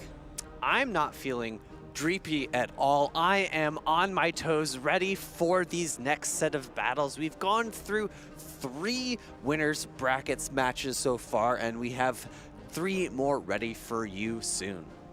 Yes, and we are going to be featuring one of our trainers to watch that we brought up in the intro. But let's take a quick look at the winners bracket run that we are working on. We just saw House Stark and Steinar vying for that spot, as well as Elam moving on. Who we're going to be facing next is Out of Pocket, one of our trainers to watch, versus Triptondo. We have a lot of really hype matches coming up though. Which one are you looking forward to most, Nick? I feel like it's going to be the one that's coming up next, Out of Pocket versus Triptondo. Going to see if a North American player can triumph over a European and push him down into the loser's side of the bracket. Of course, we have a good number of LATAM players as well. Steiner making it on, potentially Rocha Babyface as well. All right, and yeah, there's just so much. And some of those battles that we saw yesterday, remember Ashton Ash, some of those really hype moments, I am just thrilled. And again, the one we're going to be featuring next is going to be Out of Pocket versus Triptondo, which is going to be fantastic. Out of Pocket, one of our NA trainers to watch. Triptondo coming over from the Netherlands, I believe. Correct, and there is, as you had mentioned before, another down in that losers bracket. Would be really curious. It was actually really close to happening a number of times, I believe, in Europe. Triptondo and Inadequates almost faced off, but then Triptondo lost out and they did not face in the winners finals of their group. And here at NAIC, it was actually Inadequates who lost, did not make it to the winners finals. Triptondo making it all the way to day number 2 in the winners side. We'll have to see if they could potentially match up later in the tournament. Who will be the king of the Netherlands down here in New Orleans? I am so excited for these battles that we have coming up. It has just been such a thrill. And again, if you are out there in the arena, if you are there at home, we want to hear from you. Be sure that you are using that hashtag Pokemon NAIC to share all of those experiences with us. I know I'm checking my phone, I'm checking social media in the in-between, and we absolutely love to feature all of those experiences at home. And we also want you to get involved. How can people get involved in Pokemon competitive? Well, I'm thinking about Sunday, and a great way to get involved on Sunday would be by participating in that community day, catching those Goomies, being able to evolve them into Goodra, getting access to Thunder Punch, and other ways to kind of build up your resources, get twice the catch candy, 3 times Stardust, building up those Stardust pools so that you can power up those Pokemon to 1500 CP for the Great League, 2500 CP for Ultra League, or max level for Master League. Stardust, one of the most important resources that we have in Pokemon Go in order to power up our Pokemon. What's the most Stardust you've ever had in the bank? I want to say I've never gone above 3 million Stardust, so somewhere around 2 to 2.5 million. Mine's been around 5 million Stardust, so I definitely, but I'm not there right now. I'm certainly not there right now. What is going on right now is Slumbering Sands. Have you out there caught a Slakoth wearing a visor? Are you going to be using a Vigoroth wearing that really fun visor? Again, I just love it's blue. It's got the pineapple berries, the nanab berries. And I want to make a specific shout out. I know you can hear me, Pocket. You need to go and catch for yourself one of those Komalas and one of those Eevees. I see that you do not have it caught. They are all grayed out on your phone. Oh my goodness, because we can see a little bit behind the scenes. And yeah, he is missing some Pokemon out there. Out of pocket, get catching, please. We have another event coming up in Pokemon Go. It's going to be the Scorching Steps. Access to hatching Charcadet is going to be really great, especially for those who have not hatched it thus far. Larvesta going to be a shiny debut, and then Turtonator returning again as a shiny available Pokemon. You could even encounter it from those field research tasks. I still don't have a shiny Turtonator. I really want one. I mentioned it yesterday, so I am really excited to see Turtonator in there in the field research. I also have yet to hatch a Charcadet.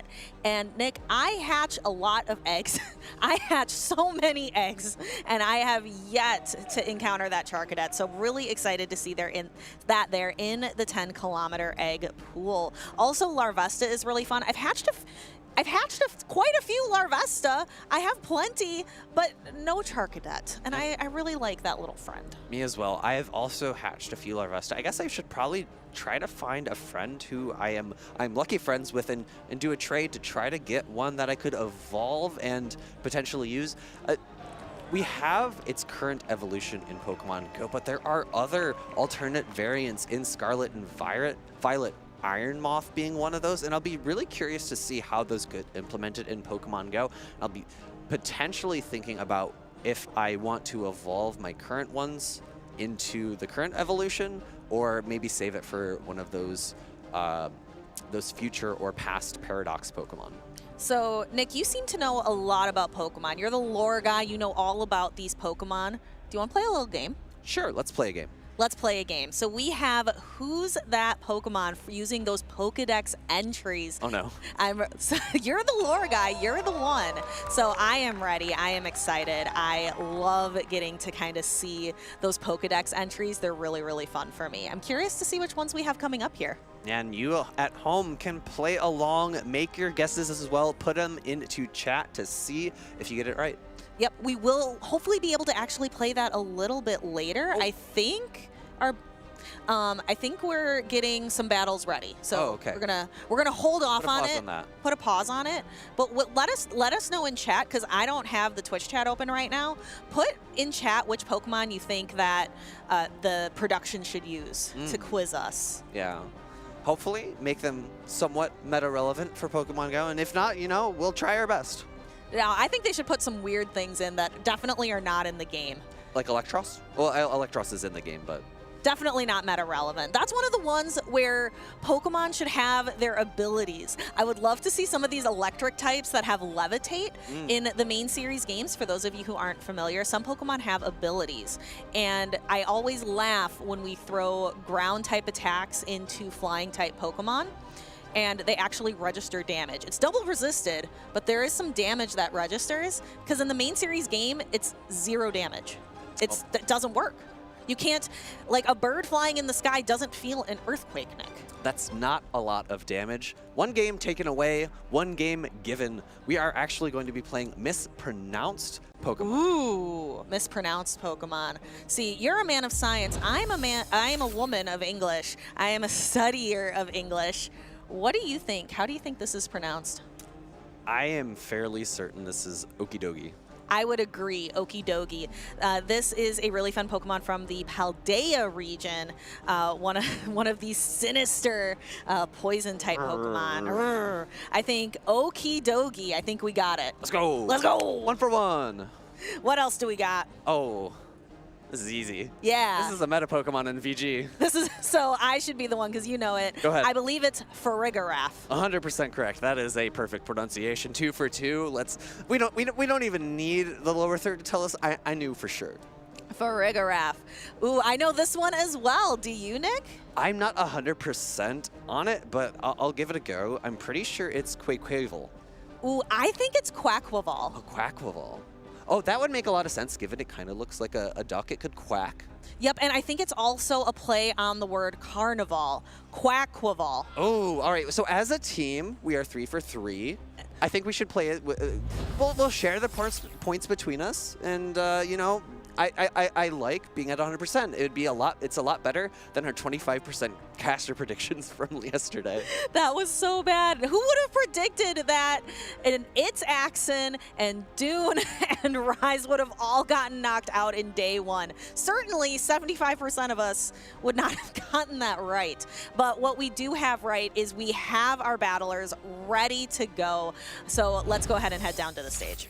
All right, and on the left side, we have Out of Pocket, and on the right side is Triptondo. We've seen their teams yesterday, and we will see them again today.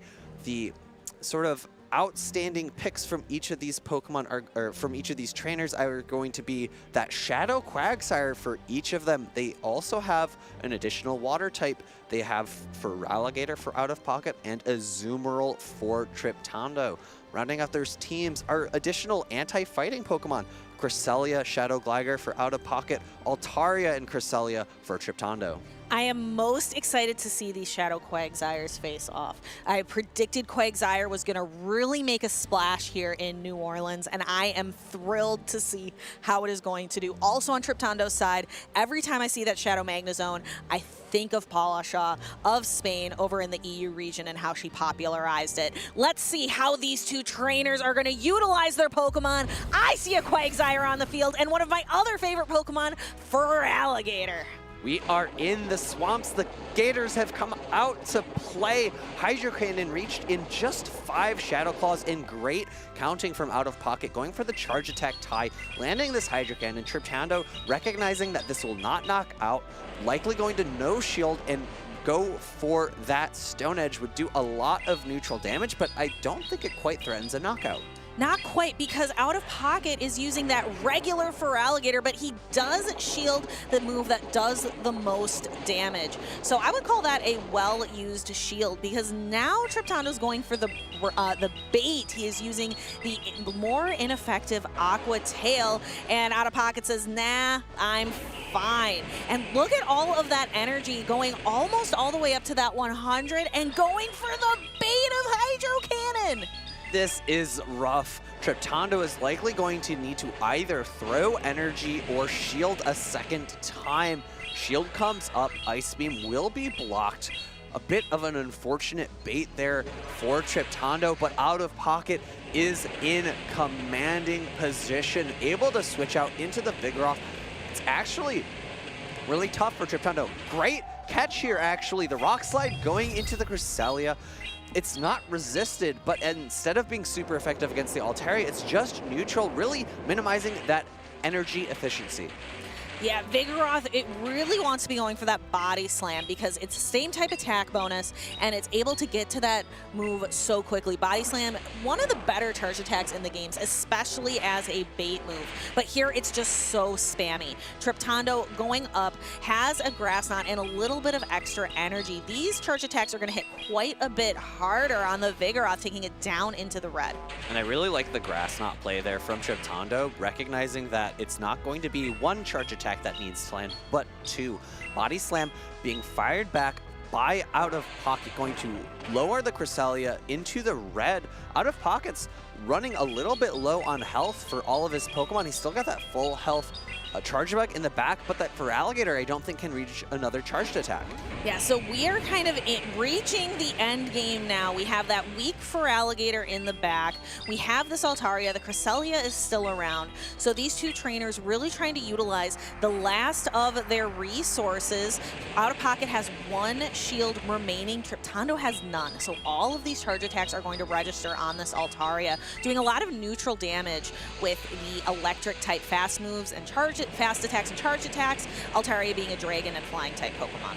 It's going to come down to if Triptando can reach a second Sky Attack. I have to imagine a shield is going to come up from out of pocket here to prevent the Sky Attack from landing. Sky Attack blocked by the final shield. A charge attack is just barely not reached by Triptando. Unfortunately, will a Psycho down be possible? It doesn't seem likely. One X Scissor is being thrown and there are no shields remaining. And we see Triptando already going back to the drawing board thinking, you know, this strategy did not work out for me. I'm gonna go back, I'm gonna reset, I'm gonna think about what do I need to do differently to disrupt Out of Pocket, who we mentioned, a player to watch out here defending North America from the Europeans, from the Latin Americans, who have all come here to try to take that first place. I think Triptando is really going to have to figure out how to deal with that Vigoroth. You see it on the screen, such a safe Pokemon, even while catching the Rock Slide into that Cresselia. A really solid play from Triptando. He still just didn't have enough momentum to fight back in this end game in order to secure victory. And here we are going to see Out of Pocket utilizing that final shield and utilizing the Charge-a-Bug, really putting resources into it so it can clear out the Altaria and then go ahead to clear out the Cresselia as well. And that Volt Switch damage being so impactful in that end game, preventing that Altaria from reaching that third Sky Attack, securing the victory for Out of Pocket. We're going to have to see how the match evolves here into game number 2. It's going to be Vigoroth into Altaria. And Vigoroth really happy when it got that move update of Rock Slide because it can actually hit the flying type Pokemon for super effective damage. Not same type attack bonus, but will still do plenty of work. Triptando's got to decide, how do I want to use my resources here? Am I going to shield up early? Am I going to allow the Altaria to take some damage? Decides to shield up the Altaria to play through the matchup. The Dragon Breath certainly adding up. Altaria is yet to throw a charged attack. Vigoroth's already under half health. And I really like this play from Triptando. Going for the Moonblast, harder hitting, could potentially pick up the knockout. 1 HP left. Dragon Breath does not pick up the knockout. Oh no! So Triptando's got to make a decision. Using 2 shields in the early game is always rough, especially Out of Pocket has used none. In comes the Feraligatr. Access to Ice Beam would do a lot of double super effective damage, very cleanly picking up the knockout at this range. I expect to see Triptando switch out potentially into the Azumarill. I think Cresselia would end up being the better choice because it's not going to be hard answered by the, actually honestly, both Azumarill and Cresselia hard answered by the Charge, but it wouldn't be taking super effective damage from the Volt Switches. And here we're going to get some nice neutral damage from that Ice Beam onto the Charge-a-Bug, trying to just chip away at this Pokemon because Charge-a-Bug is dangerous for these lines that Triptando has been bringing the Azumarill, it does super effective. Cresselia, it does super effective. And Altaria, it's still doing a lot of really solid neutral damage. Charge-a-Bug is an issue here. And one of the benefits actually for Triptando in this is that Out of Pocket has to throw Discharge, the more expensive charged attack here, so he's not going to be able to come into this next matchup with as much energy. Being forced to throw another Discharge there to prevent the Azumarill from reaching another charge attack, Triptando is likely going to be bringing in that Altaria, getting a lot of fast attack pressure in. The question is, can Out of Pocket pivot into that Feraligatr in time? So we have the switch timers are slowly whittling down for these trainers. Out of Pocket throws the Discharge, knocks out the Altaria, and then there is the Cresselia coming through. Again, the Cresselia, all these charge attacks are going to hit. Feraligatr is using super effective fast attacks, going to start going through these Hydro Cannons, and Out of Pocket still has a shield. Triptando would need 1 Grass Knot to take the shield and another to knock out. Yeah, things are looking pretty dire for Triptando here. Hydro Cannon doing about 50% of the remaining health. Another Hydro Cannon coming through. This is likely going to pick up the knockout against Cresselia. That is going to be game number 2 for Out of Pocket. Yes, congratulations to Out of Pocket for moving on with winners round number 1. I'm seeing a little bit of conversation there, so I definitely want to hold off, but that was a really well-played game. Maybe we could take another close look at it. Yeah, the flexibility that Charger Bug provided Out of Pocket in that end game there, allowing it to hit super effective with its charged attacks against both Azumarill as well as Cresselia, just really put it in a very solid spot. So I was calling out as we went into this game, the safety of Vigoroth for Out of Pocket is so key here, allowing him to really shore up any negative components from the beginning parts of the matchup into transitioning to a solid late game. All right, it looks like we are going to have match under review. So we will give you as much information as we have it available. So, but I believe they are looking at something relating to that Vigoroth. Yeah, I think, as I called out, it was unfortunate that the Dragon Breath did not knock out that Vigoroth. We'll have to see what the judges think about the potential impacts of that interaction are. And as we always say when we're behind the desks, we trust our judges. They're going to make the right calls in these situations. And our job here is just to wait to hear what they have to say. Exactly. We are not judge. You are actually a judge. However, that is not our role this weekend. We trust 100% our judges. These tournaments could not happen without our judge staff, and they honestly do not get enough credit.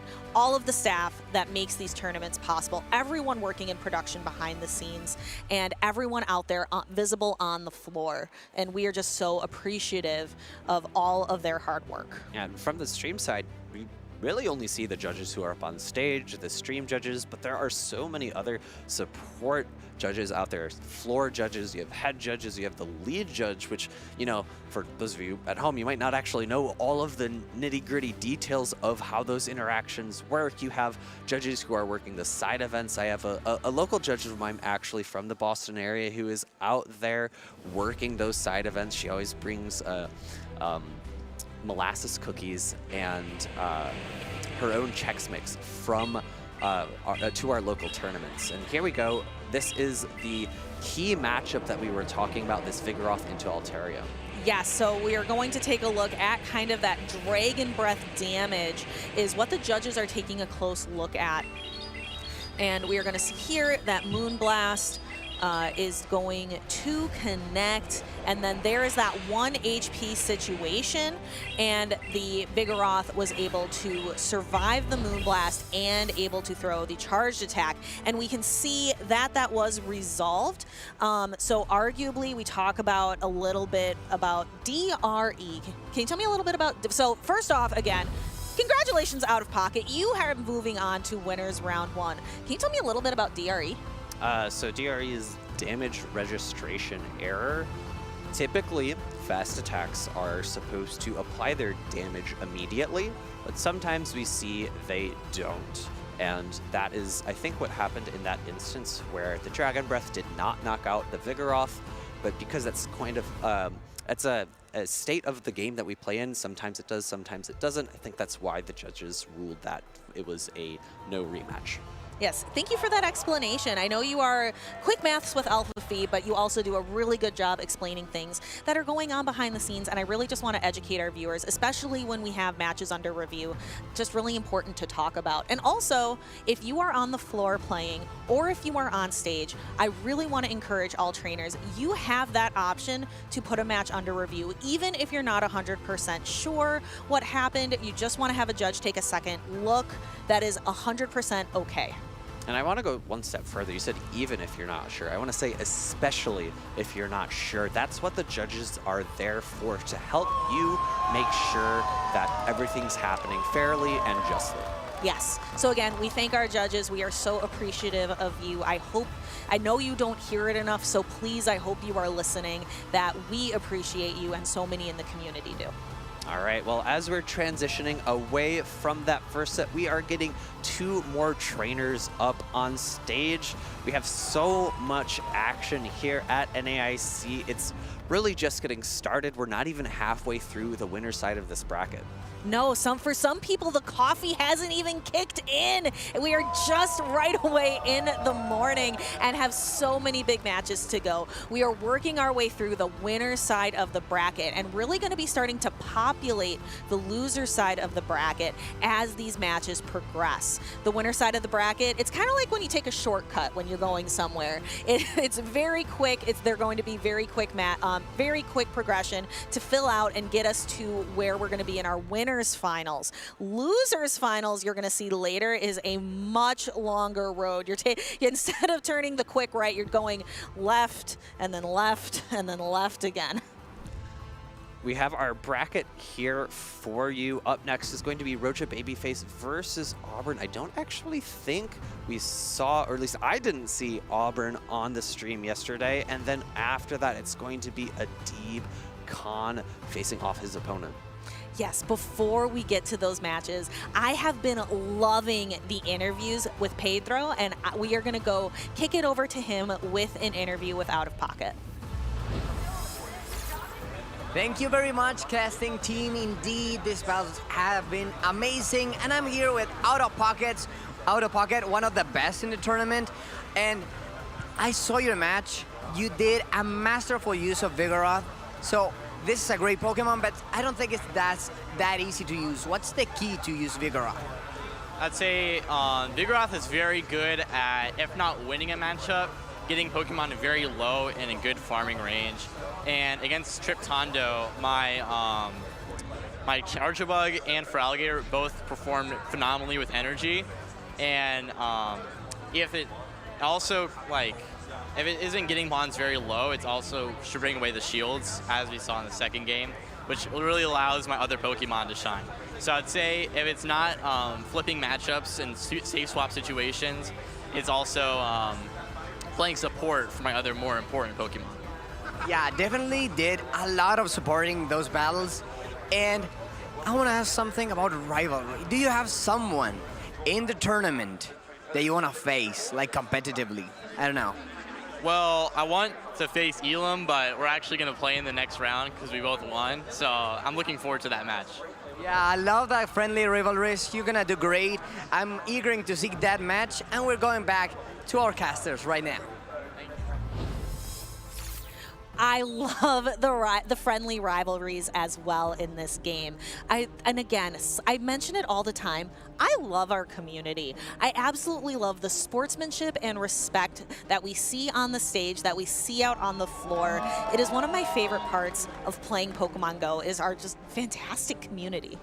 And it's really interesting to me to think about being in the mindset of these top players who very frequently go far in their tournament runs, but they don't necessarily battle every single person in the field, right? I don't know for sure, but there's a possibility that Out of Pocket hasn't played Elam on the championship circuit at all this season, right? That's totally a possibility. They could be knocked down into the losers bracket by someone else. Maybe they're not both making it to day 2, etc. So having those opportunities to face off against people that maybe at a tournament you don't do so well at, but that they do well at, other people that you see, you can form those kinds of you can form that anticipation in your own head.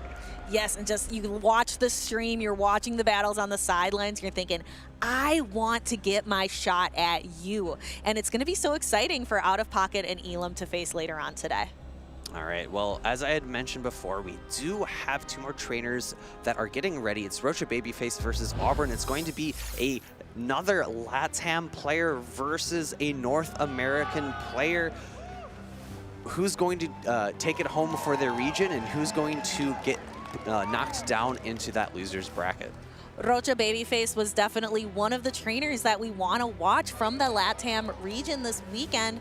Definitely a pick of our host Pedro, who is just really, really excited to see that LATAM representation. But Auburn is a phenomenal trainer in his own right. So we are excited to see these two battlers face off as they're getting ready on the stage.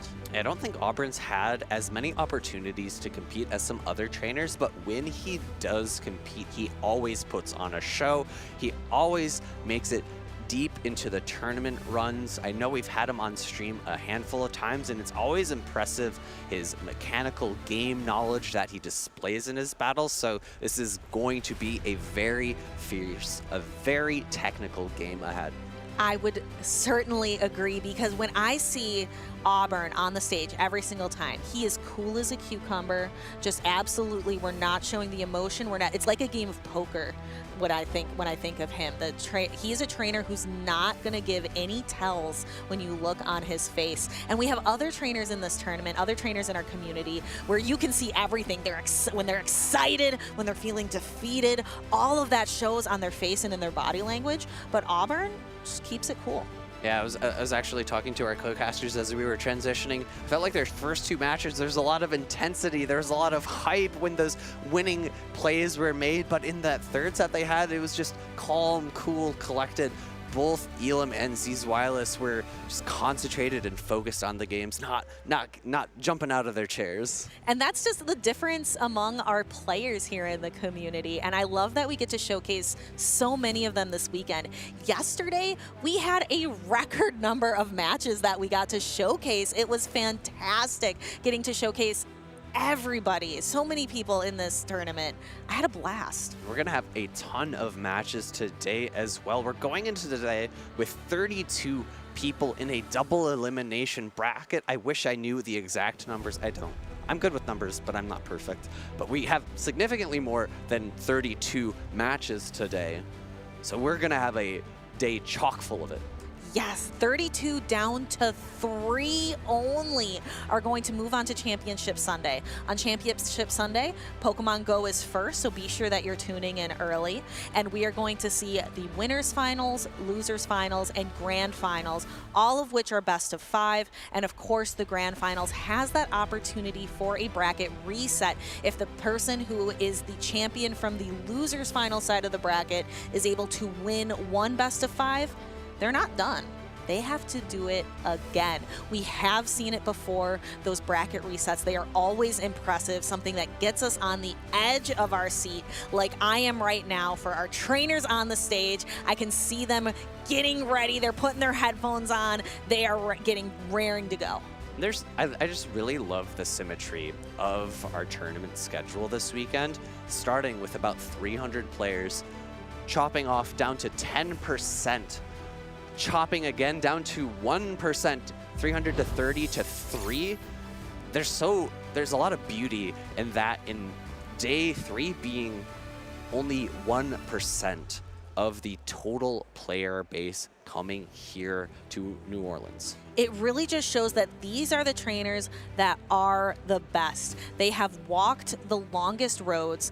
They have survived through battle after battle after battle with their chosen 6. And it's really, again, about the faith you have in your team, the practice you've put in, the friendships you make along the way. It's all Pokemon. I love Pokemon, Nick. And we have so many Pokemon on these teams. Let's take a look at them. We have 2 Annihilapes going to be the top usage from day number 1. 0 on the Shadow Gligar, which was the second most popular Pokemon in day number 1 as well. Instead, we have 2 different flyers. We have Talonflame for Rocha and the Skarmory for Auburn. Yeah, Talonflame, one of my favorites. Let's see if that's something that we are going to see in this first battle. And we are going to see it in the back, but in the beginning, we have the Whiscash versus the Annihilate. Whiscash, again, it got that nerf to Scald. So we're going to see it's only about every 1 in 3 that is going to debuff. Let's see, is Rocha Babyface going to get lucky here in New Orleans? No debuff right away. And it's a bit of an awkward matchup for the Annihilate, being forced to wait until after that Scald comes through before you throw the first Night Slash. And by the time, because this is specifically, this is a non-Shadow Whiscash coming from Rocha, not even threatened by the second Night Slash. So because it takes 10 fast attacks to a Scald plus a Mud Bomb, he's able to pull a shield. 2 Night Slashes now fully loaded for Auburn. No shield from Rocha Babyface. Talonflame up a shield does wonders. Really does. Not a lot of Pokemon want to tank moves from a Talonflame. Remember, though, Talonflame can't ramp up its attack without that attack of Flame Charge. We actually see going for a couple of Incinerates and then actually swapping out into the Lickitung. 2 Incinerates is going to be 10 turns, 5 Mud Shots possible from that Whiscash, but it does not want to throw a resisted Mud Bomb at that Talonflame. Lickitung coming in, reaching the power-up. Great charge attack tie here from Auburn. Mud Bomb not going to threaten a knockout, but I believe he was close to Scald Energy, if not at Scald Energy, so great no shield there from Rocha Babyface, recognizing even a Scald doesn't threaten a knockout here. We'd see Auburn making the decision. Is this a bait or not? No, it is a Power Whip. Allows the Shadow Whiscash to go down. He only has that singular Protect Shield remaining, where Rocha Babyface is sitting with 2 shields. Again, a singular shield advantage, which is a lot for Talonflame. 5 Bubbles reaches the Ice Beam, power-up thrown before the charge attack could be reached. This is tough for Auburn. This is going to be the only super effective damage left on the table for Rocha to apply to this Azumarill, but there is going to be a flurry of flies or potentially Brave Birds going into the remaining Pokemon for Auburn. Ice Beam launched first here, pulling the first shield from Rocha. Yes, and both trainers have the ability to switch out eventually if they can stick into the matchup long enough. Auburn has the option to switch into Annihilate whenever he chooses. Rocha's got to wait almost another 30 seconds to swap out again. There is a lot of energy on that Annihilate. If Rocha locks himself into a Incinerate, it's possible that it could reach a Shadow Ball, but no shielding the Ice Beam. Recognizing Ice Beam does not threaten as much as the Shadow Ball, and now shielding up this Night Slash. Yeah, so that patience here from Rocha with his Talonflame, incinerating down the Annihilate. The Azumarill is going to come through, and was this a fly or a Brave Bird that he pressed? This is a Brave Bird. So much neutral damage, able to pick up that knockout. Defense severely falls, but who cares? It won that battle. Yes, Talonflame definitely being the MVP. We talk a lot about you kind of set a Pokemon up for success. And Rocha was able to do that by really preserving those 2 shields in the back, setting the Talonflame up to sweep the end game. Talonflame, one of the key Pokemon on his team that Rocha has utilized.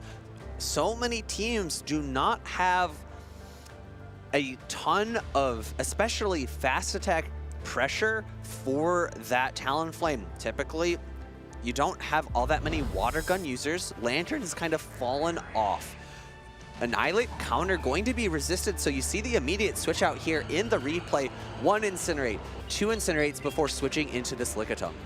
And boom goes that Power Whip, and the Shadow Whiscash going down. And we're also going to see the Power Whip applying that damage to the Azumarill, which was crucial to have that super effective damage apply. Azumarill is such a tanky Pokemon. And there we see that final Brave Bird that is going to knock out and award Rocha with that first win. And immediately going into game number 2. No time to press pause here. We have all the action. Talonflame into Azumarill. Yes, and again, Azumarill not really functioning as a water-type Pokemon here because it's only going to be throwing neutral damage with Ice Beam. Play Rough being resisted against the flying type, or the fire and flying type. Talonflame gonna go for a Brave Bird and dip into the Lickitung, and there we see the Annihilate. Now, we're gonna see a lot of super effective damage apply to each Pokemon, the Licks being super effective, as well as the counters onto the Lickitung. Night Slash coming through. It's really crucial to see if this reach gets an attack bait raise, and it does. Attack rose sharply. These counters are now melting, and what this does is it prevents this Lickitung from reaching a power whip and a body slam, but still pulling a shield with the body slam. Rocha, you cannot reach that power whip. Just throw the body slam just to get a little bit of chip damage onto this Annihilate. Yes, and the Annihilate is going to tank this body slam, absolutely no problem. Rocha's gonna wait out that timer. You would often notice trainers, it's very important to pause, take a breath, and allow that switch timer to fully run out. We are going to see the Annihilate throw a Night Slash. Talonflame so critical for Rocha earlier today. Earlier in this battle, will we see the Talonflame come through again? Auburn's making a decision not to protect the Annihilate because he has 2 other Pokemon in the back that would value that shield a little bit more. And I really liked that option from Rocha, but throwing the Fly immediately because it prevented that Annihilate from reaching another Night Slash. In comes the Whiscash. It's Whiscash versus Shadow Whiscash. The first Scald coming through. If this gets a debuff, you can see him crossing his fingers, hoping for that about 1 in 3 chance. And I do not hear it. We're listening for that audio cue. It's like we're taking a bated breath to hear it, but no debuff to be found here. It's going to be so much less common in this season of Shared Skies. Importantly, the Whiscash hangs on with a sliver of HP. Mud Bomb going through, thinking about undercharging, but instead swipes all those bubbles. The next Mud shot is going to knock out. In comes the Talonflame. Mud Bomb is thrown. This is not Scald. This does not threaten an immediate no shield by Rocha. Absolutely not. Go ahead and throw your Mud Bomb. Again, I am in the sky. Your ground type moves aren't going to work. Can Rocha get to an attack? He can. Gets to the Fly, pulls the very last Protect Shield from Auburn, but that bubble damage is going to apply. That is going to be game number 2 for Auburn, tying up this series 1-1 as we move towards a decisive game number 3. Yeah, the Talonflame wasn't able to be as effective for Rocha as it was in that first battle that we witnessed. And it's very interesting.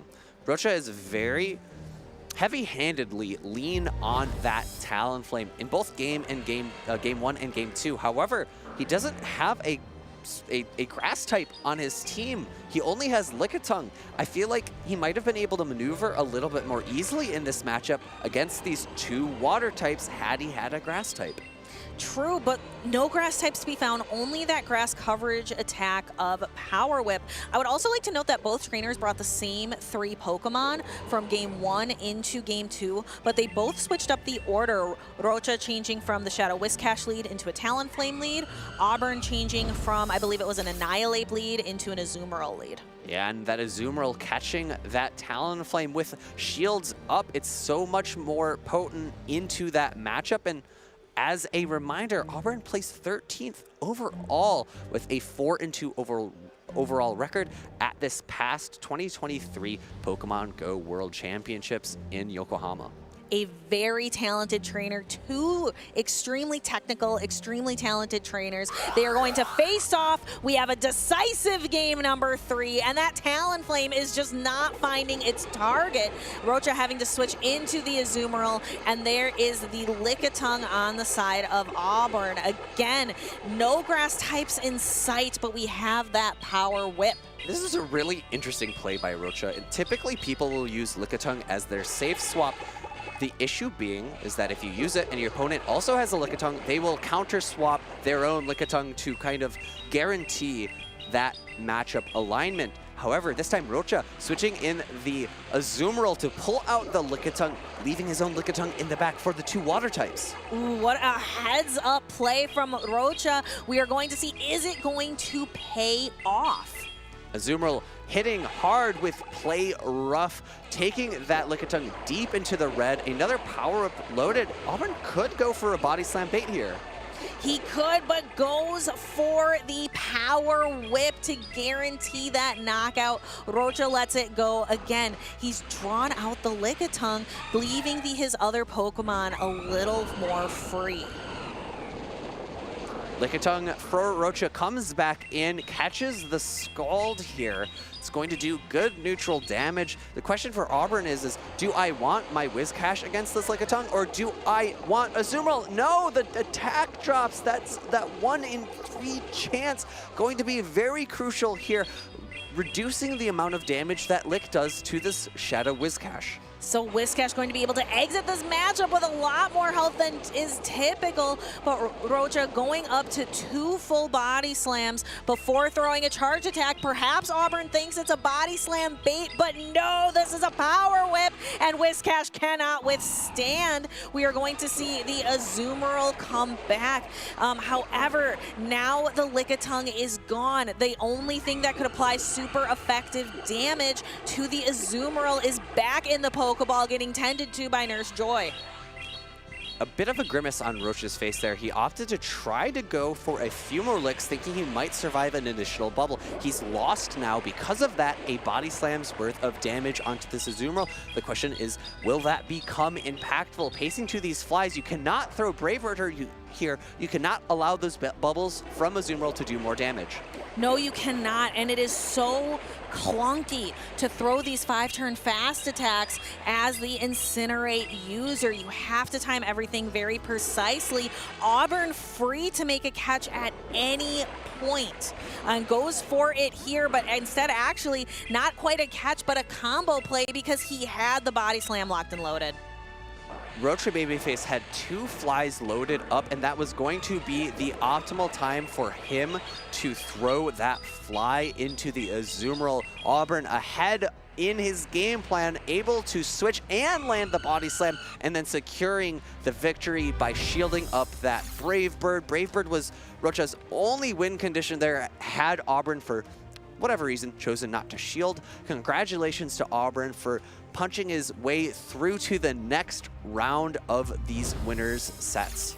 But if you are a fan of Rocha, be sure that you stay tuned in. We will be seeing him again in the loser side of the bracket. What I really thought was interesting, Auburn relied heavily on those double water teams. Ran Shadow Whiscash and Azumarill in every single battle.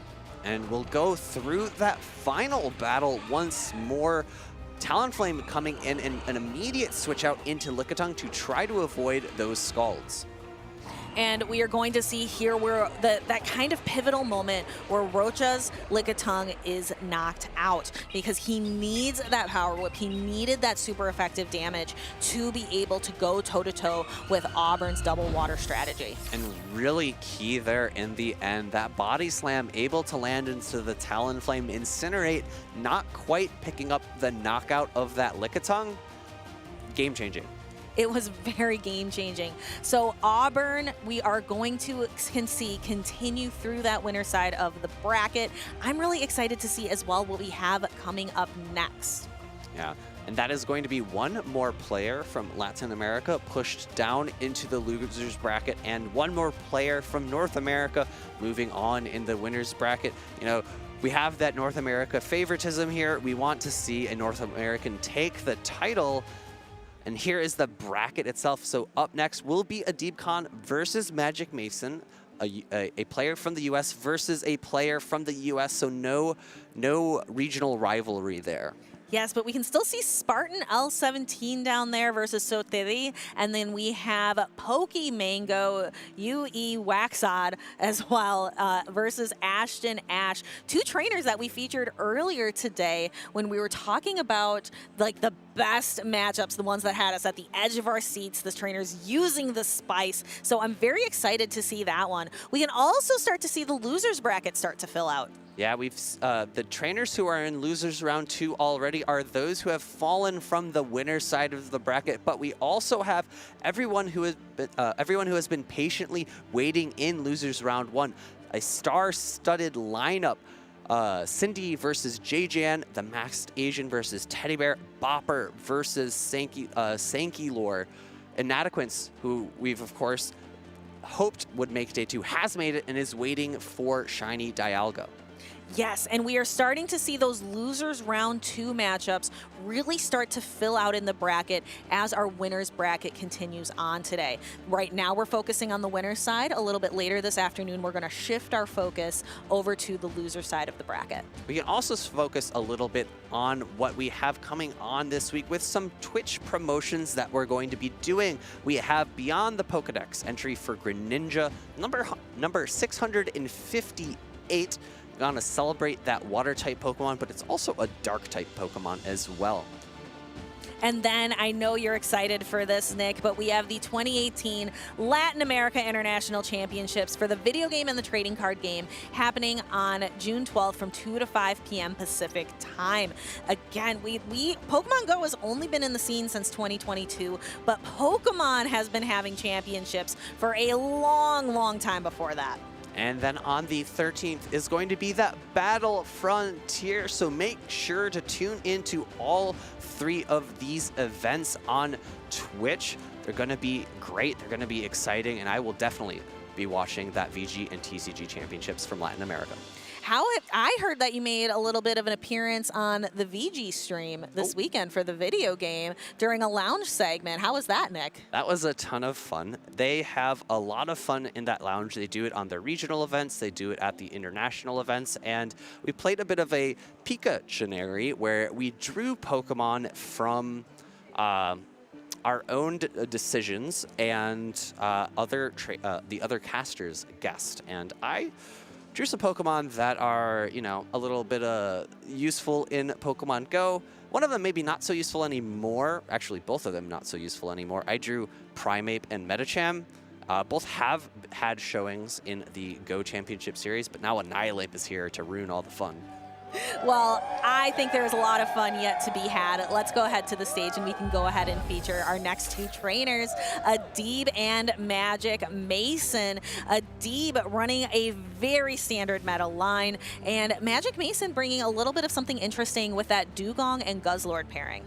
I've got to be happy to see Guzzlord here in winners round 1 of day number 2. Guzzlord was one of my caster predictions, so happy to see it. Dugong also another really potent Pokemon, especially if Adib is running Water Gun on his Lantern, but no, still running Spark. So that's going to be a matchup that is going to be a little more favored into that Lantern, but depending on the bulk of that Dugong, I believe it has some play, especially in Zero Shield scenarios. Adib running that tried and true Skarmory and Shadow Gligar core, mixed up with, as I had said, Annihilape. Actually, Annihilape on both teams here, so no other counter users, no other fighters in sight. Let's go ahead and focus in on Adib and his team. Again, very standard meta from what we've seen so far. But that Lantern really stands out to me because it's still running Spark. It must be doing something for Adib to be able to continue here on the winner side of the bracket. Still does really well against things like an opposing Skarmory, opposing Altaria. Or potentially even opposing Dugong. Dugong going to be taking super effective damage, and as you just pointed out, the Azumarill as well. With Play Rough, Azumarill can hit back for neutral, but if you are doing super effective damage with your fast attacks as well as your charged attacks, that is still a dominant matchup for that Lantern. Interestingly enough, I feel like the Charjabug dynamics for Lantern have changed around quite a bit. With Spark, it's going to be in a significantly worse spot. Excuse me, Lantern Spark, you know, Charjabug can run Spark, but typically it runs Volt Switch. Whereas Water Gun would be doing a little bit more damage, a little bit more fast attack pressure to that Charjabug. And it used to be that it was a very hit or miss matchup for Lantern versus Charjabug, especially in the Zero Shield matchup. Now it's going to be a little bit more Charjabug favored, especially if that Lantern is running Spark.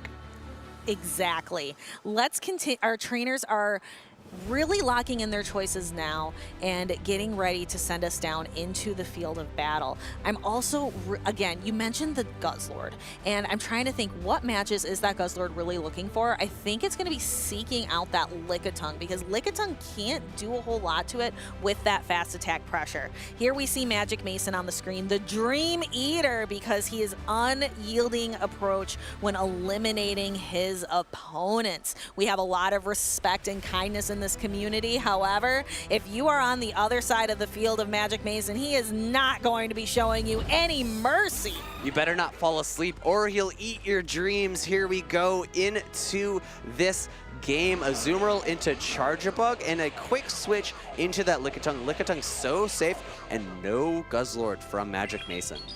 And we are going to start to see in this mid-game matchup, Charjabug paces to charge attacks incredibly quickly.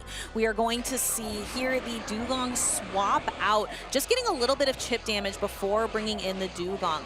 And we're going to see Adib Khan being very patient before throwing this first Power Whip, waiting until the Dugong is just before the Icy Wind before throwing that attack. And now Magic Mason can start to debuff. I really like how he used that Protect Shield right away. If you know that your opponent is going to start to be debuffed, you want to throw your Protect Shield as early as possible. Second Power Whip coming out here, going to do a nice bit of chip damage into this Dugong, and I think Adib is going to likely come back in with that Annihilate, get a full farm down here, but man, this Dugong is absolutely loaded with energy, actually reaching a body slam here because Magic Mason refuses to throw another charge attack. He wants to come out with as much energy as possible and with as little health as possible.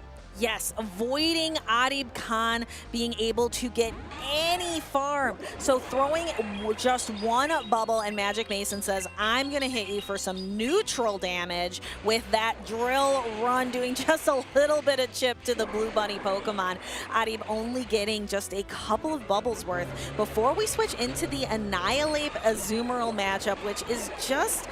It's okay for Annihilate because you can at least hit back with Shadow Ball for neutral, but it's not great, Nick. It's not a great situation for Annihilate.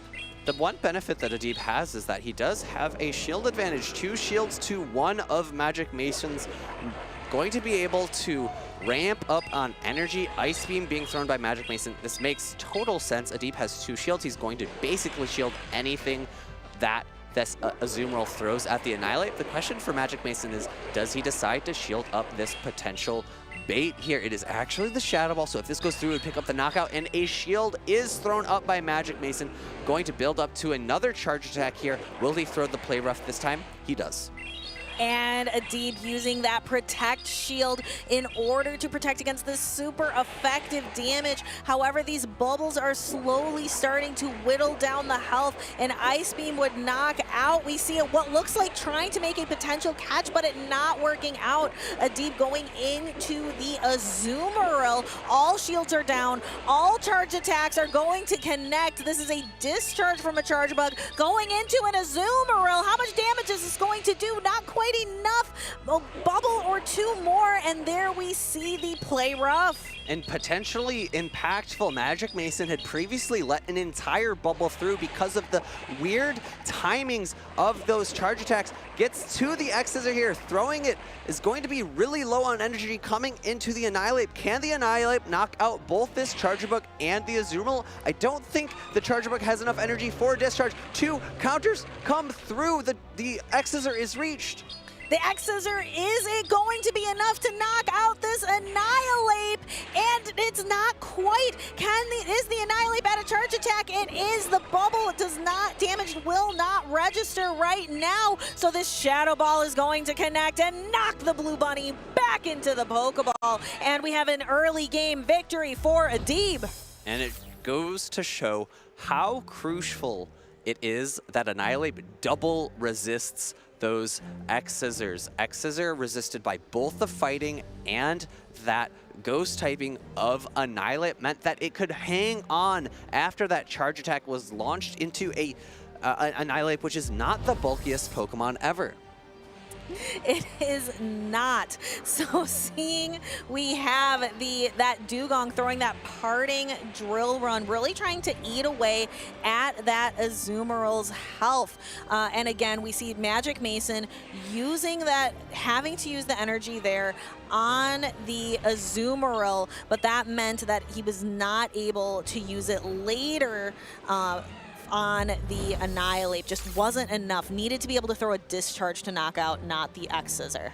Yeah, discharge being neutral, X-Scissor again double resisted means that although those two charge attacks have the same base power in terms of overall effect, it's significantly different in terms of how much damage those charge attacks do to Annihilate. And really great play there in that in-game from Adib, managing the energy on his Annihilate, making sure that he's getting those charge attacks to land in the correct spots. I thought it was a bit interesting that he didn't just immediately throw the Shadow Ball into the Charge Bug and then save his own Azumarill for Mason's Azumarill in that endgame.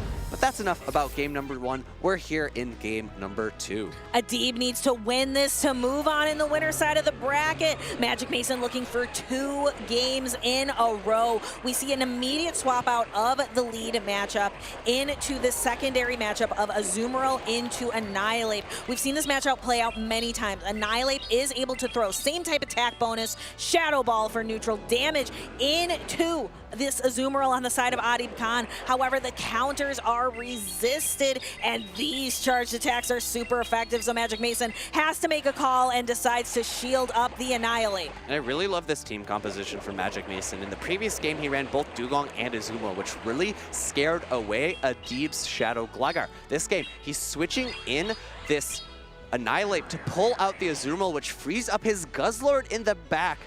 Guzzlord does need to avoid that Annihilate from Adib, but if it gets lined up into that Lickitung, it's going to be in a really prime position. Adib switching in the Azumarill is now 1 shield away. Magic Mason has 2 Night Slashes loaded. Adib refusing to shield the first one. Will it be enough to knock out? Will it be in a prime position like Primeape? It's prior evolution. Let's see that Night Slash go ahead and fire off for Magic Mason, and that is going to secure that Azumarill knockout, leaving that runway clear for the Guzzlord. Switch advantage has been won by Magic Mason at the cost of 1 shield differential. In comes Lickitung, Night Slash coming through to do nice chip damage. The question is can his Charger Bug hang on versus a shield advantage Annihilate, one of the scariest things in the entire format. And there is that Guzzlord, but only making a little bit of a peekaboo performance. Magic Mason switching in the Charge-a-Bug is going to be able to throw a discharge into the Annihilate, saving that Guzzlord matchup for the Lickitung. And Lickitung, that matchup is not good for it. Adib does have an advantage, though, with that Protect Shield. No shielding the discharge, a bit interesting because it does so much neutral damage. I think Magic Mason is going to actually might not have been able to reach that second one. It would have been a charge attack tie with Adib actually going for the Night Slash win. Energy for discharge was ready. And I see that Beast Ball fly onto the field. Guzzlord knocks out the Pokemon and we see the Lickitung come through. Now Lickitung not able to do next to anything with fast attack pressure, but can use body slams. We see the Guzzlord is running Dragon Claw and Brutal Swing. This next body slam is coming through, but it won't be enough to pick up the knockout. 2 Dragon Claws are loaded by this Guzzlord. I have to imagine we'll see back-to-back throws from Magic Mason. A no shield on the first from Adib means it is going to come through, and will he be able to make it to an additional body slam? And 1 more Dragon Tail, and we see Magic Mason going ahead and securing that knockout. We are going to have a decisive Game 3 between these 2 North American trainers. It was so crucial there for Magic Mason to make sure that Shadow Gligar did not appear into game number 2. It would have completely ruined his game plan. Had that Shadow Gligar come out to meet this Annihilate, he could have not won switch advantage, and then it could have been potentially an Azumarill in the back for his Guzzlord. I love that play. I love that strategy of having that Guzzlord reign supreme at the end. We are going to see it here. Come out of the Beast Ball, fast attack down the Annihilate, and then come in and be able to secure the victory against the Lickitung. Even gets to a charge attack at the end, but is able to rely a lot on that fast attack pressure. I'm imagining just its massive tail just coming through and smacking the other Pokemon around. And it all comes down to this. Game number 3 between Adib Khan and Magic Mason. Who will win alignment? Who will win switch advantage? Who will take shield advantage? Here we go. Game number 3. This is decisive between these two trainers. Azumarill into Dugong. This is a very neutral matchup. Water type into water type. Yeah, let's see which of these two water-type Pokemon is going to be supreme here. Azumarill doesn't really function as a water type, functions more as a fairy type Pokemon in this matchup, going to be relying fully on Play Rough. Dugong not relying on its ice typing so much, just throwing that Drill Run, which is a favorite move of Dugong now, especially because it has such great coverage for this Seal Pokemon. You know, Dugong has the option to throw Icy Wind in this matchup. It is going to be resisted damage, but it will prevent the Play Roughs from Azumarill from doing as much damage as they currently are. Drill Run just doesn't do quite as much damage as Play Rough, but it paces more quickly. Play Rough coming through is going to drop this Dugong deep into the red. The question becomes do we see a switch? We do actually see a switch. In comes the Annihilate. Out goes the Charge Bug, but in the back, it's going to be Lickitung versus Guzzlord. I love Guzzlord. You love Guzzlord. We wanted it to be Guzztober together back in Toronto. Maybe it'll be Guzz June here in New Orleans. Let's go ahead and take a look at this Annihilate. We see Magic Mason correctly shielding the Shadow Ball. You always want to try to use your Protect Shields when they are going to be most impactful, and I would say a same type attack bonus Shadow Ball from such an attack-weighted Pokemon as Annihilate is a perfect opportunity. Discharge being shielded up by the Annihilate means that the Annihilate is going to be able to get to one more charge attack, if not two. Going for the Shadow Ball here, not opting for the bait. Shield comes up from Magic Mason. He is at the discharge. The Shadow Ball is protected. The Discharge actually throws one more Volt Switch, and then the Charge Attack is actually going to connect with the Lickitung, but Magic Mason is going to be now free to switch, can bring in the Guzzlord at any point. Waits, throws a Volt Switch so he at least has an X-Scissor ready to go before bringing in the Guzzlord. What did we call it? The Junkivore Pokemon has so fantastic and has a fantastic matchup here into Adib Khan. I'm going to pretend to be a Psychic type here and try to think into the future. Azumarill still fairly healthy from Adib. Magic Mason has the Guzzlord out. He's trying to build up all this extra energy to take into the next matchup, but will it be really impactful? Because Azumarill resists the Brutal Swings, it double resists the Dragon Claws and Dragon Tails, and the switch clock is not up yet for Magic Mason. We see the Guzzlord going for that Brutal Swing. Unfortunately, everything that Guzzlord can do is resisted by this Water Fairy Pokemon of Azumarill. So Guzzlord no longer in that really effective position. We do see it out charge attack priority, out cap, if you will, that Azumarill is going to throw a Dragon Claw, but it is not going to be enough. Adib free to switch into that Annihilate. Magic Mason throws one Volt Switch, but it's not enough. This Night Slash, I think, might be. It's going to be really close. I think it might just actually be a little bit short. And instead of throwing Shadow Ball, he threw the Night Slash. Adib had full energy for Shadow Ball. Maybe he actually wants this to not knock out. He will get one more additional bubble. The bubble damage will apply before the Volt Switch. And now it all comes down to, can he knock out both the Dugong as well as the Guzzlord? Did Magic Mason have energy for a charge attack there? I'm not sure. I cannot wind back the clock right now to look. Let's see the Guzzlord come out. Will he get to the Dragon Claw in time? He does with 1 HP remaining on the Azumarill. I am most certain this Dragon Claw is going to knock out. The Azumarill goes down, and Magic Mason, the Dream Eater, wins this match and moves on in the winner's bracket.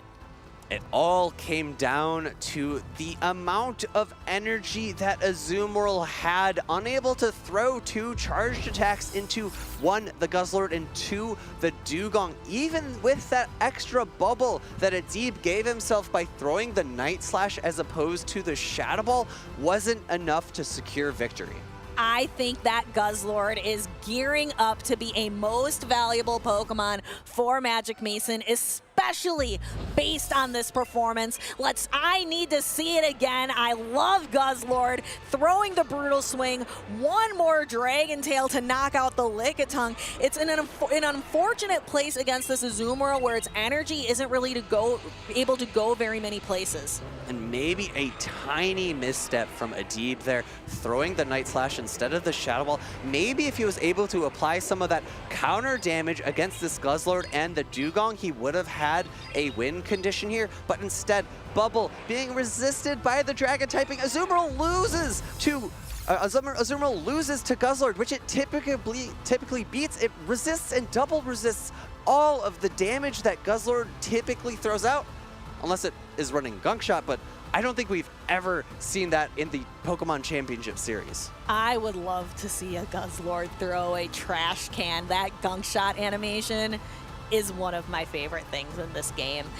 And another of my favorite things is when we get to talk to these players. We are so excited to hear more from these players as we progress through the tournament. Again, I'm on the edge of my seat. We are in the winner's bracket, and even later in this tournament, we're going to be heading down to the loser's side, where it's even more exciting. I mentioned this in Los Angeles. I am a sucker for a loser's bracket run, because those loser bracket matches, it is win or go home. Because even though Adib lost here in that decisive game 3, we do get to see Adib again later on this afternoon. He's down, but he's not out. And he can take the lessons that he's learned from this loss and apply them to his future matches. That's what these trainers need to do in order to make those losers bracket runs like you're talking about. Learn from mistakes, learn from your losses, and apply those teachings, those learnings to your future matches to get victories to propel yourself forward. I want to hear some teachings, some learnings from the Dream Eater, Magic Mason himself. Pedro, go ahead and take it away. I'm just as hyped up for Guzzlord as you guys. Thank you, casters. And I need to talk about it, but first of all, I need to know, how do you manage, for example, when you lost the first one, right? So how do you prepare mentally for getting back up? You know, it's hard. You got a lot of pressure. You're on a stage. So when you lost the first one, it's hard. How do you deal with that? Yes, I actually think I made a mistake in the first game, and I was a little bit frustrated at first, but I just realized I had to clear it out of my head and get on to the next game. If I focused too much on my mistakes, I was going to be more likely to make them again. So I really wanted to almost start with a fresh slate and realize that I just had to play my best in the next 2 games and figure something out. Yeah, and that's what the best players in the world do, so take notes. Now, Guzzlord, one of my favorite Pokemon of all time. I love the Ultra Beast, but I want to know why Brutal Swing. It's interesting, you know, instead of Crunch. Yeah, I'm typically very unlucky with my debuff opportunities. So the Brutal Swing pacing is just a little bit faster. So I just opted for that since I don't really get crunch debuffs anyways. But yeah, Guzzlord is one of my favorite Pokemon as well. I brought it to, I think the first one to make top cut with it ever way back in Hartford last season. And I brought it in Indianapolis last regional. So I just love using Guzzlord, and it's been a really good pick for me. Yeah, it has been doing its work. And before we go, any message to any friend that helped you get here? Yeah, it's honestly just incredible how much support I have from my family, so many friends, honestly, teammates, opponents. I just have so much love from everybody. I want to give a shout out to my girlfriend, though, because she gave me the Mimikyu plushie, and I've been using it, and it's been a lot of luck so far. So just going to keep trying to do my best. I don't think it's luck. You're really, really good, and hope to see more battles in the future. We're right now going back to the casters. All right, thank you, Pedro, for that wonderful information, learning so much about Magic Mason's chosen moveset for his Guzzlord. And I did a little bit of refreshing myself. I made a mistake earlier. It's not that, it's Sludge Bomb as opposed to Gunk Shot. I made a slight error, but you know what would be really cool? It would be really cool to see a Gunk Shot, a trash can, come out of the Junkifor's mouth. It makes so much alliterative sense. Yes, I also can see a trash can like in its claw, that one of those giant claws that it has, and going wham with a trash can. But maybe we'll see it in a future attack update here in the seasons of the Go Battle League, in the seasons of PvP. Don't go anywhere, trainers, because we have a lot of battles yet to come just in the winner side of the bracket, not to mention the loser side of the bracket this afternoon. Let's go ahead and take a quick break, but don't go anywhere.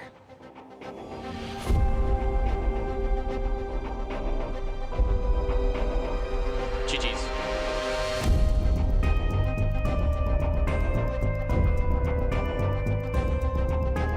GG's, man. The Talonflame is scary.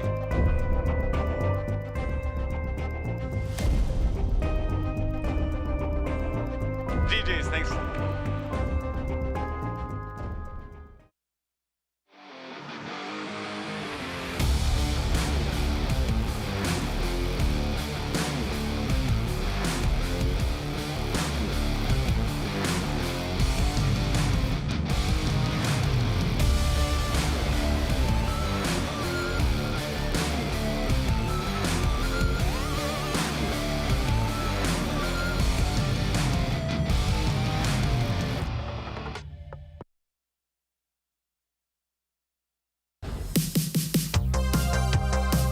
Pokemon Black was the first Pokemon game I played. When the feature dropped, late 2018, I immediately started playing and I got hooked immediately. Through grassroots tournaments in my area, I was immediately presented with a lot of other extremely interested people that were willing to practice, play games anytime, really.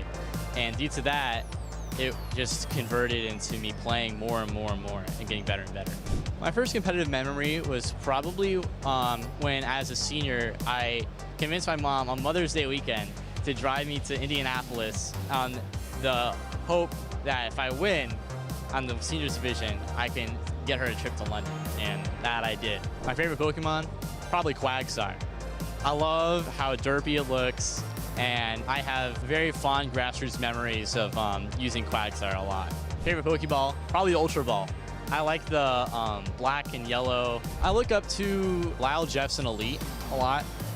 Good peers of mine. Like, we've all helped each other win tournaments, win matches, and they both have done so well this season that it's like I'm trying so hard to match them in a way. I would battle Ash Ketchum. I love watching his journey through the first few generations of the show, and if Pokemon Go me could fight Show Ash, I think that'd be really fun. The farthest I've traveled is probably Japan,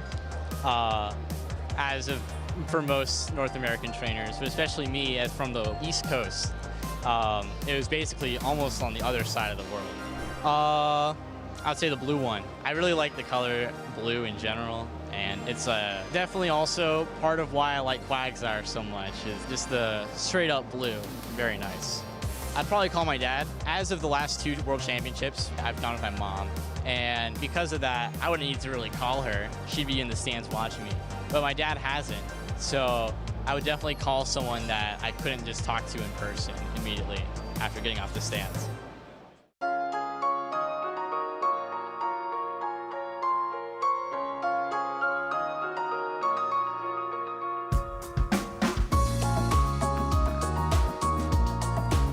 been playing Pokemon since the first games came out. People at school were playing it just to start, like the red, blue, yellow games. So I was playing that with some older kids.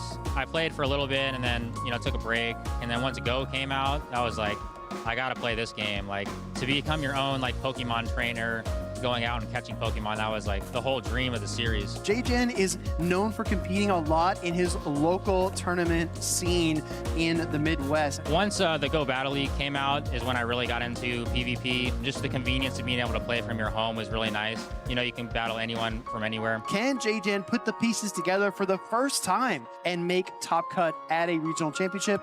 We're going to find out. At tournaments, it's pretty cool because you interact with a lot of people online, but you don't really get to know them. At the tournament setting, you get to, interact with everyone, get to really know them. So that's kind of the main part of going to the tournaments. It's amazing that Pokemon goes in the circuit for Play Pokemon. It's a really exciting product to watch. The glory of becoming a champion is really cool to aspire for. We talked about JGen being very experienced. Currently the number 10 ranked player in North America, and that number is definitely moving up after this tournament. I guess my favorite moment's when I won today. But other than that, I actually attended Japan as a spectator last year. And so a few of my friends had actually qualified, so it was just amazing to be able to hang out with them in Japan. I'd never been to Japan before. Get to see a few sites with them. And just Japan was an amazing experience to see how passionate they are for Pokemon. I really look up to the top battlers. How can I become better at my game? I would say Wadaj and Elite are two of the best that I've seen play. And then even at this tournament, that boy Jay makes some really insane undercharges on his charge moves. He has such a great knowledge of the game.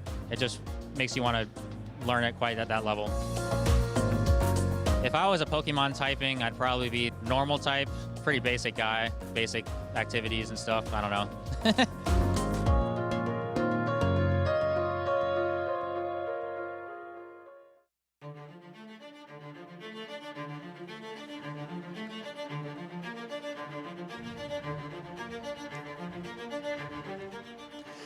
Powered by passion. So many trainers like JGen have made their way here to New Orleans for the North America International Championships. Like we've said so many times already through the broadcast, the last chance to acquire those championship points, qualify for Worlds, and then try to take that next step in their Pokemon journeys. I'm Speedy's Chief 2 here with Amanda Lundberg. It's good to be here. There's been some really, really fun battles to watch. If you're just tuning in, we're still in the winner's side of the bracket. So these trainers coming in from day one haven't lost any rounds yet. We have seen some now being knocked down to the loser's bracket. Well, they will see if they can continue their run in this double elimination tournament.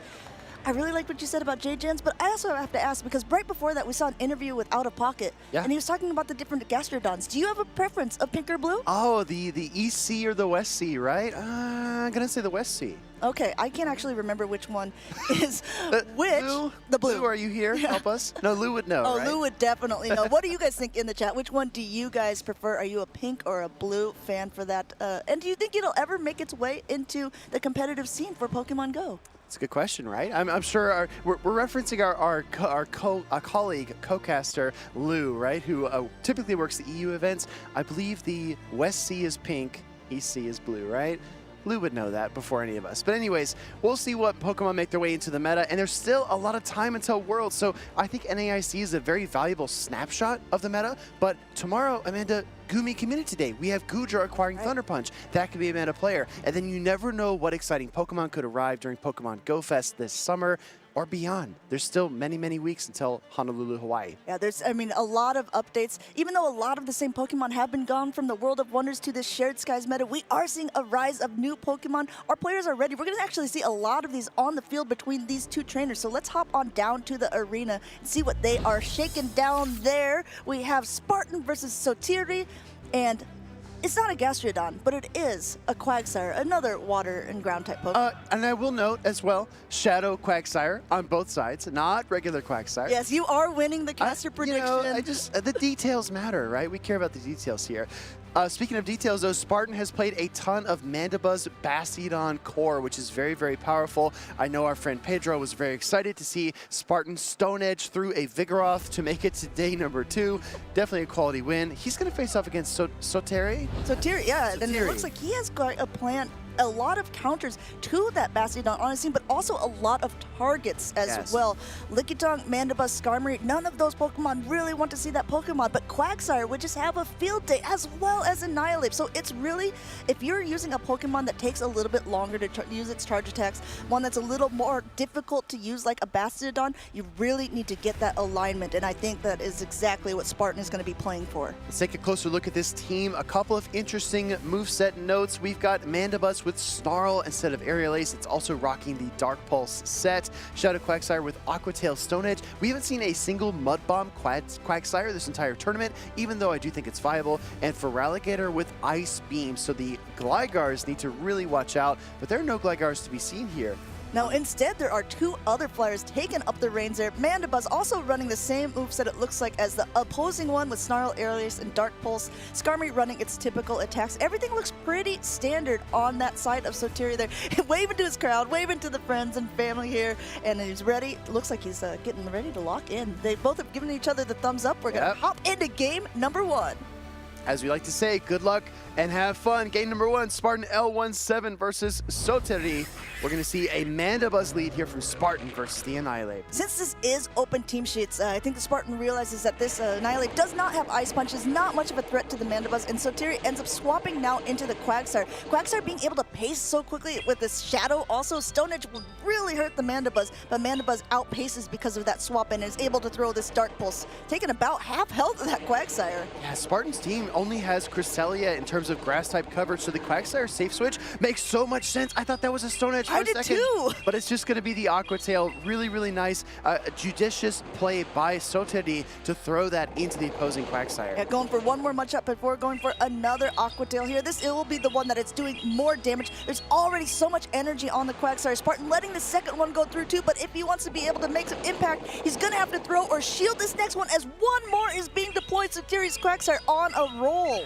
Exactly right. Going to force that Protect Shield from Spartan. He's got a lot of his own energy that he wants to deploy. Going to try to throw an Aqua Tail here, but overcharging just slightly first. This is going to connect. This will knock out, but Soteria wants to fight hard for switch advantage. He did not like that Annihilate Mandibuzz matchup in the lead. Yep, going ahead and shielding it up. Added Aqua Tail, about to see who wins charge attack priority. It is Soteria. You see him taking notes as well while he's also trying to tap. He's like, okay, I know I got this. Got to knock it out. No shield from Spartan. Down goes the Quagsire. The alignment is lost. Saw Soteria smile and Spartan's eyes dotted left to right. He said, okay, what am I going to do with this information? Because losing the charge attack priority tie is really tough in the mirror matchup. Quagsire has so much HP, it can hang in this matchup. It's going to force Spartan to throw a charge attack to avoid the Stone Edge later. Yeah, going for this Aerial Ace bait, but at this range, it should be enough to knock out the Quagsire. And down the Quagsire goes at this point. In comes the charge, but this is the alignment that Soteria was looking for, but not before another Aerial Ace is going through. This Mandibuzz is super healthy. It does have a lot of energy already. It's going to put an impact into the charge bug before it goes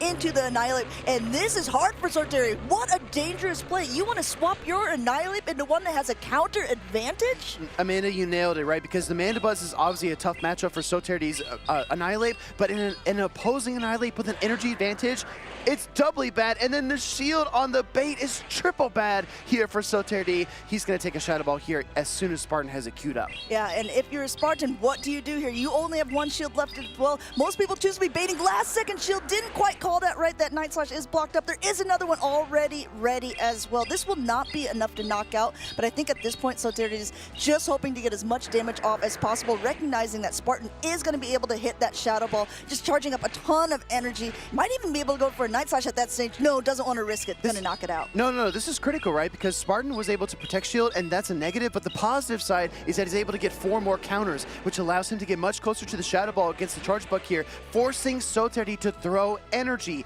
But the Night Slash gets fired off here. Soteria might think this is a Shadow Ball, might think the game is already over, but Spartan doesn't quite have it. That's just a Night Slash. That's just a Night Slash. It was charge attack priority as well. This discharge will be enough to knock out the Annihilate, but the problem is the HP left on this Charge Bug here. Even though Charge Bug has a great matchup against that Mandibuzz, Mandibuzz is so healthy at this point. These Volt Switches are chunking away, but one discharge is not going to be enough.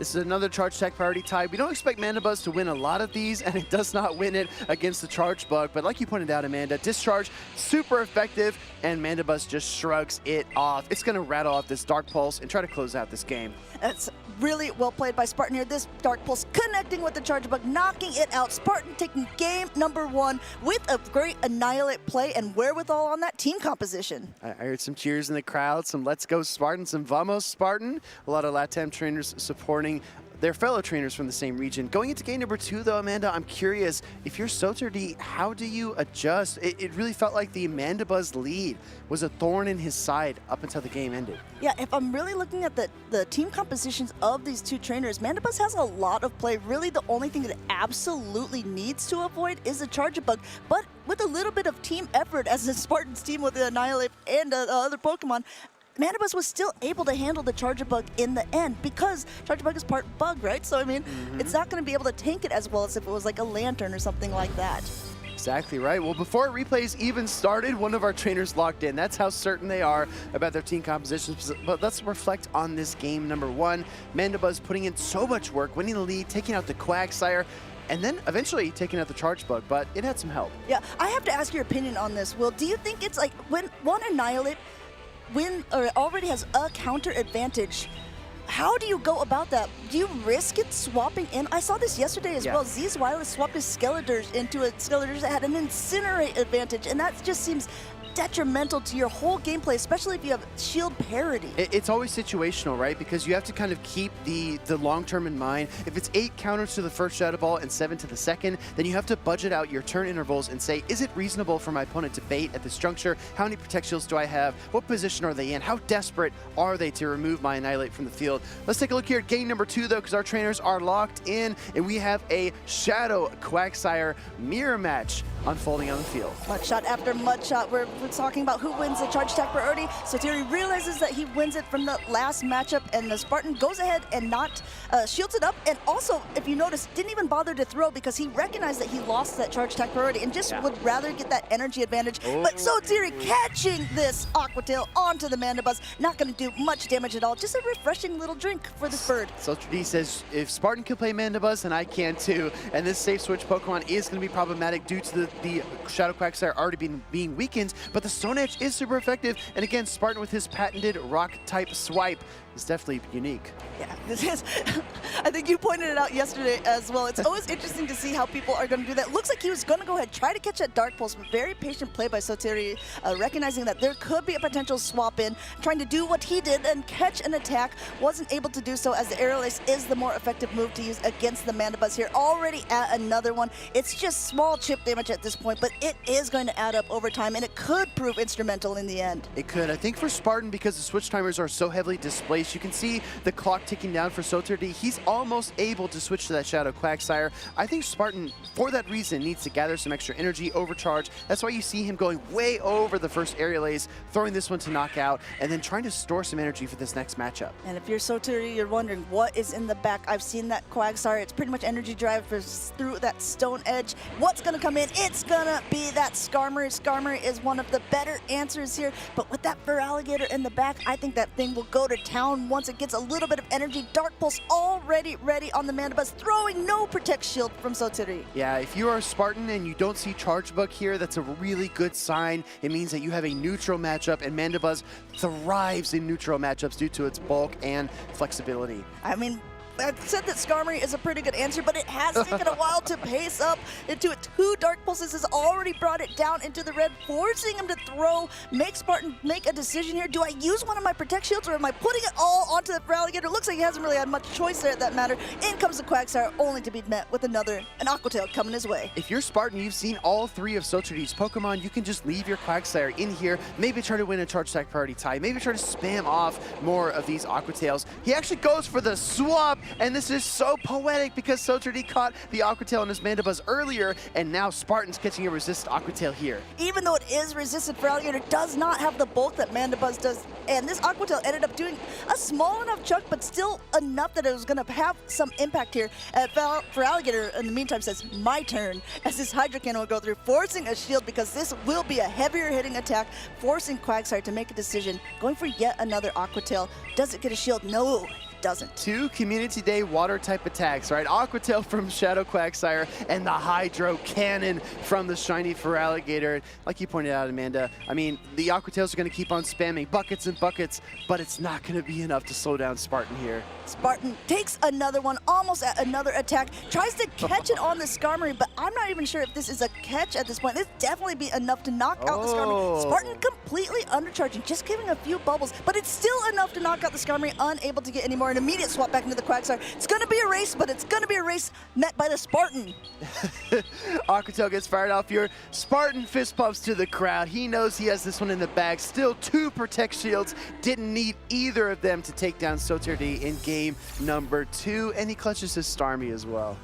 You know, it's really fun. Sometimes in the game, we get these little colloquial terms. We talked about a 3-ball flex earlier on where there's still 3 Pokemon left on the field. There's also the 2 shield flex, and that's exactly what Spartan had this round, not using a single one in that actual matchup of that second game. Exactly, Amanda. Also, you try to flex on me all the time during the cast. What do you mean try? See what I'm saying? The caster flex. I'll have to add that one to the book as well. Spartan looked really untouchable in that series. Great lead call in game number 1. Mandibuzz into that Annihilate. It was really tough for Sochi to overcome. And then in game number 2, just maneuvering around. And I feel like the best trainers aren't kind of flustered when their opponent makes a good play, right? The catch onto the Mandibuzz of the Aqua Tail was a solid play by Sochi. Absolutely. It was a great play that would have put him ahead against most other trainers, but not Spartan. Spartan struck back. And even winning charge attack priority, which is big in these types of events. This is the catch that I believe that you were referring to, Will, but it was really well played. Spartan just cool as a cucumber here, managing to knock out the Mandibuzz, just having a lot of health on all the Pokemon here. This Brave Bird was a great play by Sotori, and then immediately swapping out into the Quagsire.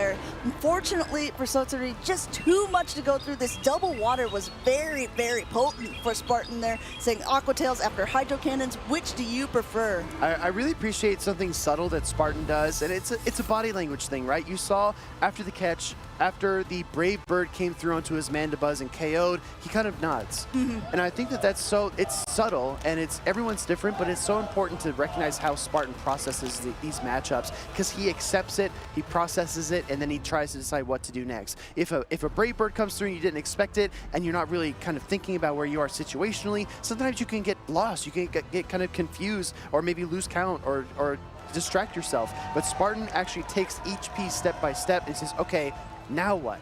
Now after the Brave Bird KOs, what do I do next? And he processes it every step of the way. But not only does he process it, he has to process it so quickly, because Pokemon Go is a game that's taking basically half-second turns. So if you use too many seconds to decide what your next move is going to be, your opponent is already leaps and bounds ahead of you. It's so interesting, right? Because you look at the trading card game, you look at the video game championship series, and maybe you have a couple of minutes between turns, or maybe longer, depending, so you can kind of think through your thoughts and make decisions. The longest break these trainers get in Pokemon Go, Amanda, is that 10-second mini game when they need to decide if they're going to shield. 10-second breathers. That's all you get in Pokemon Go, and you have to decide what to do. And that's also why it sometimes takes some trainers a little bit longer to log in. Because at the beginning, of course, if you don't have any time in the game, you really need to process out, how could this game play out? Exactly. I think that's like the mystery behind the team selection screen. Like, what are these trainers actually doing when they're just kind of sitting there? You know, they're just staring at their phones, so they already know what they're going to play. Seeing from our perspective, everyone's different. Yes. Like, some trainers lock in instantaneously. Other trainers kind of push towards the limit, and other trainers are kind of more measured. Maybe they know their lead almost instantly, and then they fill out the back line, but all the while they're working through those matchups. If I lead Mandibuzz and encounter Charge Bug, what do I do? What's my pivot? What's my play? Exactly. And I know, you and I can analyze it as much as we want, but we're going to hear from Spartan himself how he managed to do that gameplay. Pedro has an interview with him on the floor, and I can't wait to hear it. Yes, indeed. Thank you, casters. We are here with Spartan all the way. He's come all the way from Mexico to do incredible yesterday and today. And I got a couple of questions because you played so interestingly. I want to know, why is Mandibuzz so special? Mandibuzz is strong this meta. As you saw, there's a lot of Lickitung, Annihilate, and most of Annihilate isn't running Ice Punch. So even with my opponent, he has only answered to Mandibles, and it was Charger Book that is not the best. That was the reason. It's very strong. It is, and you use it really, really good. Now, there was a play at the end. You didn't shield anything. You predicted everything. What was that about? I had my strategy when the Skarmory was on Aqua Tail range, so I knew it wasn't going to reach another Sky Attack. So my goal was just save the energy, just save everything for Quagsire. He can carry. And it did. Quagsire, I'm a Quagsire fan, so it was beautiful. And do you have any message for someone back in Mexico or some friend or family? I think no more than thank you. I know there's a lot of people supporting me from Mexico and from here, so thank you very much. You're doing great, and I'm eager to see more battles. Now we're going back to the casters.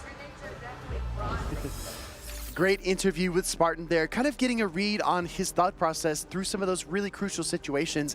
And I really picked up on one quote that he said, Amanda. He said, I had a strategy, right? He said he let all the Aqua Tails through. He didn't shield anything, kept both of those Protect Shields in game number 2 because he had a plan and he did not deviate from the plan. I feel like so many trainers will go into a game with something in mind that they want to execute, and then they'll try to shift strategy mid-game. But they've already invested so many resources into plan A that by the time they get to plan B and they try to switch their route, their strategy, they just don't have enough left, and they kind of falter. Yeah, if you can play it out in your imagination, but of course, if you're not as familiar with a certain matchup or a certain way that you're trying a new technique, that could prove a little bit costly.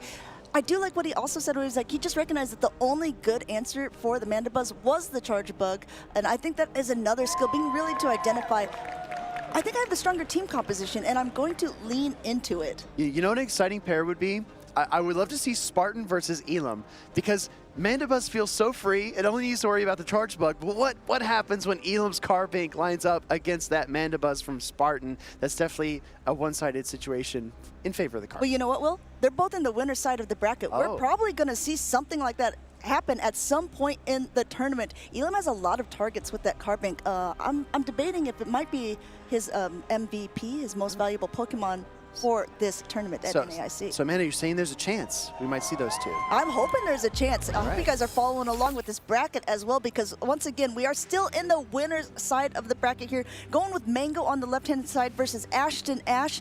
And Will, you brought up Gumi Community Day that's coming up on Sunday. However, this is one that is not running Thunder Punch, that has still made it into day 2 and still in the winner's side.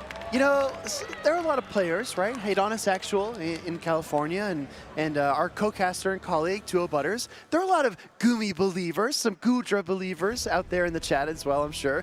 And Mango appears to be one of them. I think he also ran it in a previous regional tournament this season.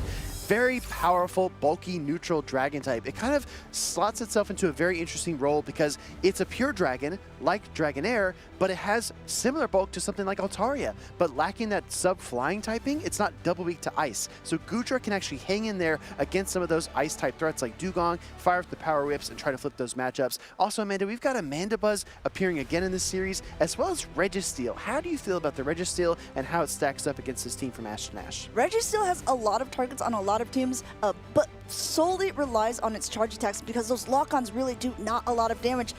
There are not as many targets, though, on Ashton Ash's side because Shadow Lil and Sandslash can completely fight back. Annihilate can handle it. I mean, if you're looking at that Shadow Whiscash says, please choose me. I mean, other than that, I think that if he brings a Registeel, the main target he's looking for is going to be either that Mantine or that Lickitung. Situationally, Registeel for Mango needs the shields down because then you can fire Zap Cannon into the Mantine, you can Focus Blast the Lickitung, you can fire Focus Blast back to that Sandslash, like you said, Amanda, and topple an opponent that normally would beat you. So I think that situationally, Mango has to be careful if he deploys that Pokemon. And that's why, like, sometimes a Pokemon is only good in certain scenarios. It's not just good in general. It's not good draw in every scenario? Exactly. Well, speaking of these scenarios, we're going to hop right into it. We're going to see if there's a Goodra on the field, not for the beginning portion, as we see Shadow Alolan Sandslash against Shadow Quagsire. Solid lead here for Mango because these mud shots are super effective and the Shadow Alolan Sandslash can only hit for neutral. Aqua Tail is going to add up over time, but look at the mud shots actually keeping pace in terms of relative damage to the powder snows. Yep, gonna go for this field run. It's going to be unshielded by Mango here. Gonna let that connect. As you can see, brings that Quagsire way down to the yellow. Oh, but Quagsire has a ton of energy, throwing off that first charge attack here. And we'll have to see if Ash and Ash wants to respond. No, also choosing to let this first one go through, but realizing that there are plenty more where that came from. Catching the whip. No, it looks like he tried to catch the next one, unable to do so. Now he's got to make the decision if he wants to let the Sandslash go. Yeah, that was interesting. It almost looked like the icon of the Mantine expanded, and also the fast attack went through at the same moment. So Mantine comes in here trying to avoid the Stone Edge. Mango gets there, and the swap and catch resisted Stone Edge onto the Shadow Whiscash. Ash and Ashes, if you first don't succeed, try and try again, as he was successful on that second catch, but now in comes the Mandibuzz. Mandibuzz is one of the harder counters for the Whiscash, especially now that Skull doesn't have that 50% chance of debuffing the opponent here. Still going for it because it's going to do a lot more than the Mud Bombs, and this is a Shadow Quagsire, so I mean, it's going to have some impact, but I don't hear the sound, and the Mandibuzz continues to just farm away. Now going to throw this Dark Pulse. Mango has seen all three of the Pokemon here for Ash and Ash. He saw the Mantine, he saw the Whiscash. He knows this is a double water team in the back, but at least the Skeledirge avoids the Whiscash. I think that's the best thing that Mango can take away from the situation. He's just going to try to spam off these charge attacks, take these Skulls, and try to work his way through this matchup. And we also have to remember that the Mantine, they have open team sheets, so they can see that the Mantine is running Wing Attack, Aerial Ace, and Ice Beam, so it doesn't have to fear a Water Pulse that would be going for the Skeledirge. I think Mango has the right plan here, staying in this matchup, just getting that Whiscash low, and by low, I mean out of there, as now the Mantine comes back in, and just getting a little bit of chip damage, doing as much as possible. Ash and Ash has to throw an attack to get this out, unless he wants to go for the most aggressive farm down this Mantine. We'll see. We're going to see the fast swap and pivot. Mango reaches for the Skeledirge, trying not to allow the Mantine to get too far ahead in terms of energy, and like you pointed out, Amanda, the open team sheets, no reason to shield here. You know this is just going to be a neutral Aerial Ace. Yeah, this Fire type Incinerate not doing much to the Mantine, but it's just going to start ramping up energy here, forcing a first shield off of Mango here. But Kowats wants to keep the Skeledirge as healthy as possible. A Shadow Ball almost reached. There's one shield left on both teams, and going for it right away. Going for it right away. I mean, this is typically like a Disarming Voice style bait situation. Ash and Ash tries to call it. Shadow Ball connects. Mantine is weak. Incinerate goes through, and Fire puts out the Mantine. That's a game one win for Mango. And we talk about 3-ball flex. Well, it looks like we had another one here in winners round 1, as all 3 Pokemon remained on the field for Mango, getting that Shadow Ball through, even though there's one shield left. It's a hard call, right? It's a 50-50 call. In that sense, I think a lot of trainers like, well, he needs to get that last shield off of me. He's definitely baiting for energy efficiency. Yeah, I mean, there's like a typical expected play, and then deviating from that is when you create really, really magical moments. We see the Shadow Quagsire taking down that Shadow Alolan Sandslash, then reaching the Stone Edge, but what a catch by Ash and Ash to see it coming and throw out that Shadow Whiscash. A good step forward, but might have been 2 steps back, because then it allowed Mango to avoid the Skeledirge Whiscash matchup. And locking in that Whiscash to the Mandibuzz just didn't quite work out in his favor. Wasn't able to get any of the attack debuffs either, and a quick swap in by Mango as well, recognizing Skeledirge with 2 shields up just going to be too strong against the Mantine, taking that first game. You know, I was looking at this Skeledirge pick in game 1 for Mango, and I was trying to kind of rationalize it, why it made sense. And then you look closer at Ash and Ash's team, the Shadow Alolan Sandslash and the Charge Bug, you're dealing super effective damage to both of those. Skeledirge can go toe-to-toe or toe-to-tongue with Lickitung, and then you also have the Disarming Voice and Shadow Ball for the Annihilate. So it's got a ton of flex play, and that's why Ash and Ash went with Double Water, trying to pivot towards facing that Skeledirge because it's so obvious in that game number 1. So I think if you're Mango, yeah, you want to try to have to avoid that, but you have a lot of flex play yourself. Now that it's kind of been shown his playstyle, what he wants to use, now Ash and Ash has to think, is it going to be the same as the first game, or is he going to pivot the playstyle? Was he trying to lure out a specific thing from me, and should I play it the same or play it different? We're about to find out as they're jumping into game number 2. Looks like Ash and Ash is going with a similar strategy, going with that Alolan Sandslash lead again, but this time met with the Cresselia. A great matchup for Ash and Ash. An immediate counter swap to the Quagsire to be met with the Mantine. But you know what? With the one-shot advantage, Stone Edge is going to come in quick. It's only one mud shot, but it makes a big difference. Mantine going for the aerial ace here.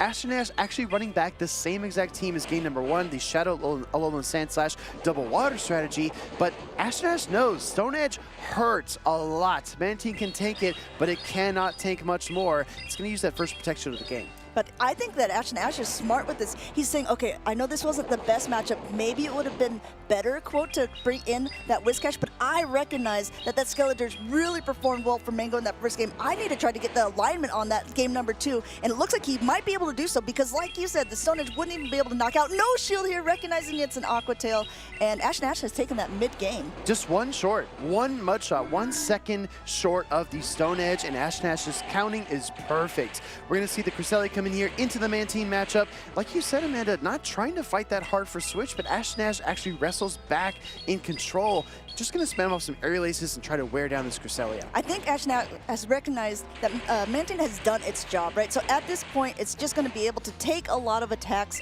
going to get as much damage as possible, and then he's really going to come back in with that Alolan Sandslash because Cresselia doesn't have anything that can hit that very hard, and he's assuming that the Skeledirge is in the back. Which is going to be great fodder for that Whiscash. And it's interesting, too, because Mango has seen this team before. He saw it in game number 1. If you see 2 of the same 3 Pokemon in game number 2, maybe a light bulb goes off and you say, oh, there is a Whiscash back there. Ash and Ash thought they had the right strategy. They ran it back. But I don't know. Mango's staying in this Mantine matchup with the Cresselia because he knows there's no other place for it to go if you can't control Switch. Yeah, in comes that Alolan Sandslash, and you have to wonder how he wants to play it. Trying to catch, not quite successful, and even though there was at a drill run, doesn't want to get any energy taken off of that Sandslash, swaps immediately into the Whiscash, but this Skeledirge has energy and 2 shields, going for a bait this time. This is unlike game number 1. Will Ash and Ash actually call it this time? Looks like he is going to shield up last second. He didn't want to be taken down. That's the value of changing up your approach. You can open yourself up to new opportunities. Whiscash goes for the Mud Bomb here. Skeledirge will win the charge attack priority tie, so Mango is comfortable shielding regardless of how much energy that Shadow Whiscash has stored. He goes for an extra Incinerate though, and he's trying to overcharge. He's completely overcharging because he knows that there's a drill run stored on that Alolan Sandslash. He's got to be able to throw something at that as well, using both shields up here. Probably going to go for nothing, and this Shadow Ball could be enough to knock out the Whiscash. Skeledirge usually would have such a great time against Sandslash, but needs to get a little bit more health off of it if the Cresselia and Skeledirge are going to take it out, because this is fully loaded, drill run ready, connecting with the Skeledirge. You know, it was looking good for Mango, right? Taking down the Whiscash with Skeledirge was huge, but this is actually devastating because now the Cresselia is paired up against the Shadow Alolan Sandslash, and all of its attacks are resisted. It can't really hit back. Yeah, I think Mango knew it as well, even though he had so much energy on the Cresselia, recognizing that 2 Moonblasts might not even been enough to take it out, letting Ash though, taking game number 2 away. Great pivot, even though it was the same team composition, recognizing what he needed to do, how he needed to get that alignment, and securing that victory. Bend, don't break, right? That's definitely a very famous saying. Ash and Ash bent a little bit in that game number 1, didn't get the matchups that they wanted, and had a tough going. But they kept to the same strategy, pushed forward, and Ash was able to run it back, and he was able to win game number 2. Yeah, I have to wonder how he's going to play out game number 3. Do you think he's going to run the exact same lineup again? Because sometimes trainers think like, okay, well, there's no way my opponent will run the exact same team 3 times in a row. I think that the likelihood gets slimmer and slimmer, right? The percentage chance of seeing the same team 3 times in a row, I don't think we've seen the same team 3 times in a row in any series this entire tournament, maybe this entire season. However, we'll just have to see how he wants to play this out, because this is a decisive game 3 in the winner side of the bracket. These trainers will want to continue on. Obviously, the winner side of the bracket, you don't have to play as many matchups. It's going to be that much easier to try to get that championship title. Like DeFi called it, kind of a shortcut, right? Your competition's tough no matter where you go, but less games does feel like a breezy time. But this is a decisive game number 3. Mango. Breezy time in the Big Easy? Oh my gosh. Mango versus Ash and Ash. Game number 3. One of our trainers is already locked in. One of them making some final adjustments. But this is what we were talking about before. this is the only time that trainers get to actually process the games. You're right. They're looking between each matchup saying, okay, what could I have played differently? How would I respond if my opponent did this? That time is over. We are getting into the battles. Winner of this continues on in the winner side of the bracket. We're running it back. This is the three-peat for Ash and Ash. Same exact team composition. Goes the man team just like game number 2. And look at Mango actually running the same team as well. This is like a repeat of game 2. And I think Mango might realize it as well, or at least is considering it, as it now lets that first aerial ace go through. Ash and Ash did end up getting that switch advantage in last game. You have to see if Mango wants to play a little bit differently this time, going for that Aqua Tail bait. And I have to see if Ash and Ash actually wants to use a shield here. It looks like no! Shield is called, not doing that much damage, and Mantis is already at another aerial ace, but this time going for yet another Aqua Tail, winning that charge attack priority. Actually an absurd call, because in game number 1, Ash and Ash took the Shadow Ball into Mantine and ended up losing the game. Game 2, shielded a bait. You'd think he'd be demoralized, but here he calls it perfectly in game number 3, and he's forcing Mango to shield in kind. But we've seen Aqua Tail after Aqua Tail. We're about to see a Stone Edge, or at least building up a little bit past it. Great counting. Mango going for it this time, saying, okay, maybe he thinks I'm going to go for another. And Ash just looking over his shoulder, it almost appears, recognizing, reading his mind. He wasn't even sure if that was going to be it. But now a simultaneous swap as we are both pivoting back to the beginning Pokemon, Cresselia versus the Alolan Sandslash. Ash and Ash throws his hands up. He says, I wasn't sure if that was going to work, but it did, and I'm feeling great about it. Shadow Alolan Sandslash lined up against the Cresselia here. We saw this matchup. This is how game number 2 ended. Cresselia is really going to struggle, but Ash and Mango are just trying to move the pieces around just a little bit. I think Mango's trying to wiggle loose, and Ash is trying to pin him down. A lot of times here, people sometimes will just use the charge attacks as a way to draw out the timer. Mango wants to do as much damage as possible while still getting this out of here, but I think he wants a little bit of health remaining on that Sandslash so he can get an Incinerate advantage here. He still has that Quagsire for later, just charging up a little bit extra because this is on Powder Snow instead of Shadow Claw, able to just maximize, but going for that charge attack priority is big here. Mango is not able to get that off. There's still so much health on the Alolan Sandslash left. This is just gonna alligator, eat him up. Exactly right. Shadow Alolan Sandslash gets absolutely incinerated there, but now the fast pivot into Mantine, allowing the Incinerate through. Ash and Ash says, that's not what I wanted to do at all, but I'm sure Mango is a little relieved. I think maybe he was to try to use that Alolan Sandslash later as perhaps a sacrificial swap, but Mango looks pretty content in this position, saying, okay, none of these charge attacks are going to do that much. I'm going to allow this time to get a little more energy. I definitely know what's in the back at this stage if we've been playing it before. I need as much as I can. We're an even shield parity. Whiscash has no energy.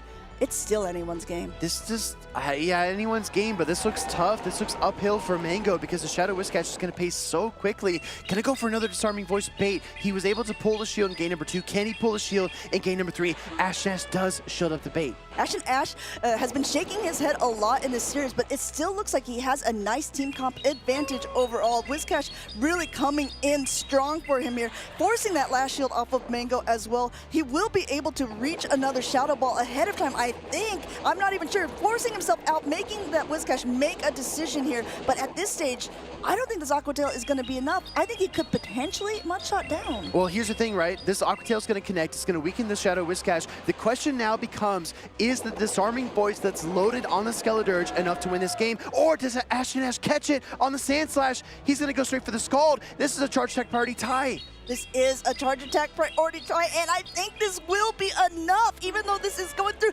Disarming Voice takes out the Whiscash, and now, oh my goodness! He's able to get it. He fires off one Powder Snow and then the Ice Punch. Ice versus Fire. Ash and Ash is going to win this game in stunning fashion versus Mango in the winner's side bracket. So much going on in that last game. Even though the exact same Pokemon were used, even though the outcome was the same with Ash and Ash taking that game, so many different things happened in that mid-game. And that's because these trainers had to adapt to the other opponents, not only Pokemon, but play style.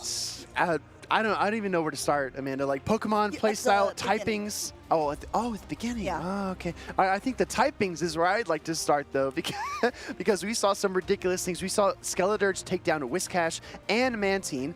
right, in games number 2 and 1 respectively. And then game number 3, Skeletor's almost pulls it off. I thought the win con was to predict the disarming voice. I did too. Send in the Sand Slash, absorb that charge attack, and then use the Whisk Catch to close it out. But it was a little too risky. Ashness knew he was 1 Powder Snow away. And that's the thing. He fires off the 2 Powder Snows, 4 Powder Snows for 8 turns, but the Incinerate damage doesn't apply until the end of the second Incinerate, which allows Sand Slash to escape just 1 Powder Snow short. The mechanics are brilliant. And also, if you watch Ashness's face, he was upset with his play. He was like, why did I do that? But that was the play that ended up winning him this matchup. Being able to swap out into that Mantine there gave him the health and energy that he needed to be able to get to this. Powder Snow paces quicker. It's a 2-turn fast attack versus a 5-turn Incinerate. Able to get that energy and throw onto the Skeletor's in the middle of that fast attack animation. The difference is that if Ashness doesn't throw those 4 Powdered Snows before switching the Alolan Sand Slash out, at the end game, he comes out 2 Powder Snows short. And guess what? Incinerate damage applies just as the Sand Slash gets to the Ice Punch, and that would have been Mango GG's. I mean, I felt like that was like a teeter-totter throughout that whole thing. At first, I was like, no, this is definitely in Ashness's favor. And then after a while, I was like, wait a minute, I think Mango has this, especially near the end when the Disarming Voice Skeletor's wins that charge attack priority over the Whisk Catch. I thought it was over, but he had so much energy still left on that Alolan Sand Slash. Played that out beautifully. This is why we're in the winners finals. The flexibility and the malleability of matchups in Pokemon Go is really what differentiates it from our other titles here, right? In the video game series, you might just have a hopeless typing matchup situation where you can't land a super effective attack no matter which of your 4 attacks you pick, but at least in Pokemon Go, you can make progress, resisted damage or otherwise. There's no immunity, right? The closest you get is triple resistance, and the closest we're gonna get to a birthday cake for Amanda's lovely birthday today is on camera here. Let's hear it in the chat. Everyone watching at home, please wish a happy birthday to our wonderful co-caster, Amanda Lundberg. Thank you, guys. At first, I saw like Phoebe coming in. I was like, what is he doing? We're live. And then I saw a cake. This is really nice and very much appreciated. Amanda, I need production just spoke in my ear. We need you to do us a huge favor. We need you to blow out the candle the same way Sand Slash extinguished that Skeletor just a couple minutes ago. All right, ready? We'll go for it here. Very nice, very nice. Let's get some claps in the chat. Claps in the chat for Amanda Lundberg, and a very happy birthday to you. What a surprise. I didn't know that was coming. Did you? I don't know. No. Sometimes I really can't tell with you. He acts like he's such a nice guy, but he's very mischievous. Mercurial. I prefer Mercurial. Okay, all right. Well, thank you, everyone. Thank you, production. I mean, I honestly can't think of a better way to spend my birthday than with the Pokemon community, the community that has given me so much, and I hope I can give back in any way. Exactly. Well, Amanda, it's going to be a great rest of our show. Enough about you. We're going back to the trainers. No, let's just keep it on. No, actually, no. Let's kick it back to the trainers. We have a very exciting matchup. So there are a couple of trainers that we've kind of mentally circled, right? We talked about Spartan versus Elam being a key matchup. This next one is incredibly hype because one of our OGs, right? One of our trainers who might have been the first ever rank 10 in the world, being House Stark, is actually going to face off against one of Brazil's best in LNDS Steiner. Steiner ended up getting 4th at LAIC. He got 2nd in another tournament and has recently finished out with a 1st place finish. Now coming over to North America to see if he can continue on the streak. And you know what? He's on the winner's side. I don't know if this is the man to do it, but it's definitely the man to try against House Stark. I'm going to reach back into my mental library here. I'm going to point this out. LNDS Steiner faced off against LNDS Kanan in the most recent regional championship where he participated. Kanan was playing Shadow Magnezone Altaria Core. That's true. And Steiner was struggling to take down that team. Ended up losing that tournament, finishing in 2nd place. Look at House Stark's team. He's got the Shadow Magnezone Altaria Core. This is like a meeting of old foes.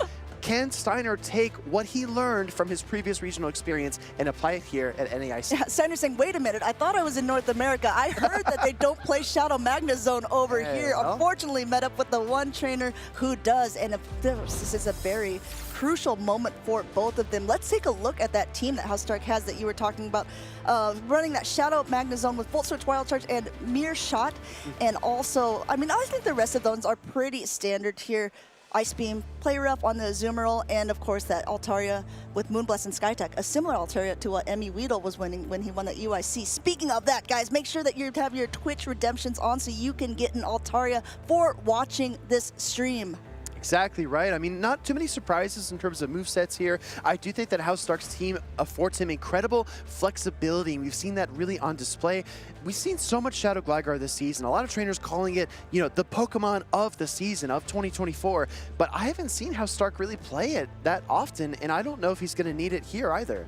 Yeah, I think that's a part of the thing, right? If you have a team of 6, you're recognizing, okay, depending on the team that my opponent is playing, there might be some Pokemon that are more valuable than others. Let's go ahead and take a look at Steiner's team on this, running that Vigoroth instead of the Annihilape. Annihilape is, again, the most used Pokemon in Day 2 of NAIC. However, Vigoroth is also pretty popular overall, especially because Lickitung has been the second most used Pokemon, and Vigoroth just does so well against it. Exactly right, and something that Steiner was having trouble with against the former Magnezone team that he faced was that he wanted to bring Vigoroth to counter down the Magnezone.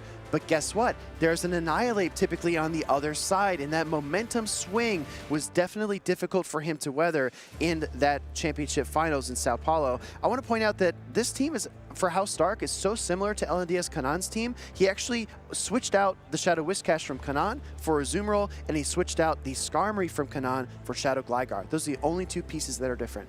And we'll have to see if these pieces are the difference maker, if House Stark is going to be able to keep this on. Looks like he is in a not great position at the beginning. Steiner, meanwhile, says, okay, this is a bit of redemption against this team, forcing House Stark to swap, and in comes a Charger Bug. Looks like this first game has been completely read by Steiner. What a lead, what a swap, what a start. LNDS Steiner here is lining things up just where he wants them to be. Ice Beam getting fired off here by House Stark. As you mentioned earlier today, Zweilous likes to kind of two-shield through these middle matchups, even if they're uncomfortable. I don't honestly see House Stark double shielding through this situation here.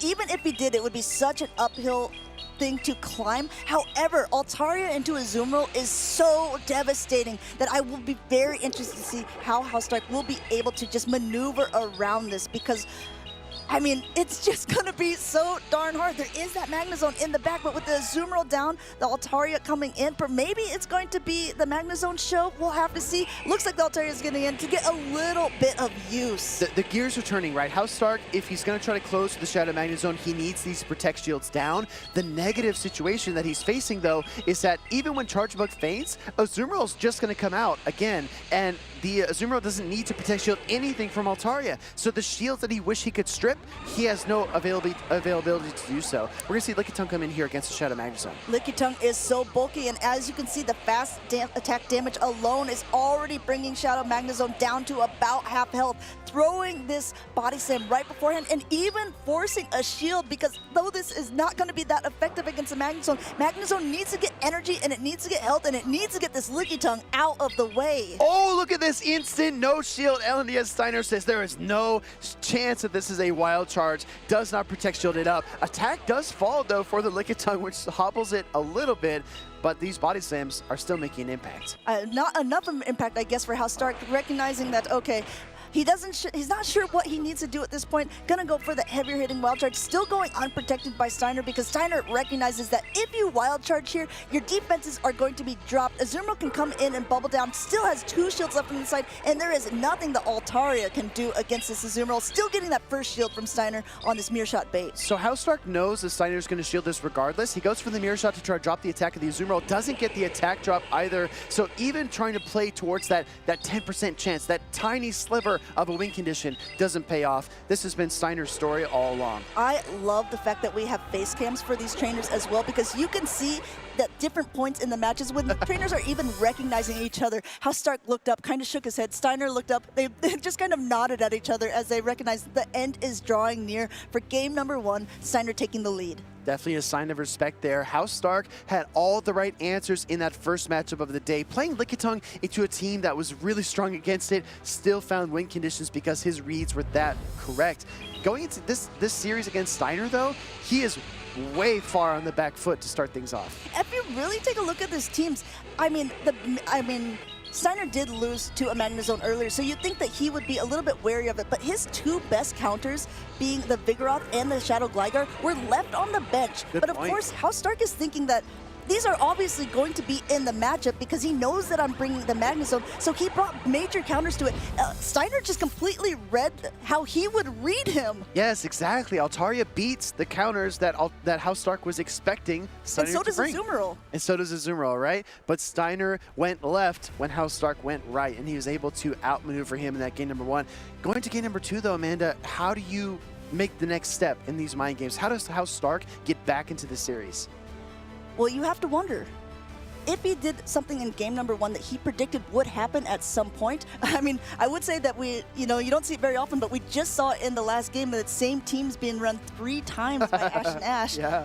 Is he just going to run the same team back saying, okay, it wasn't a bad plan, I just didn't get the right Pokemon in the mix? Maybe, right? Maybe you just double down.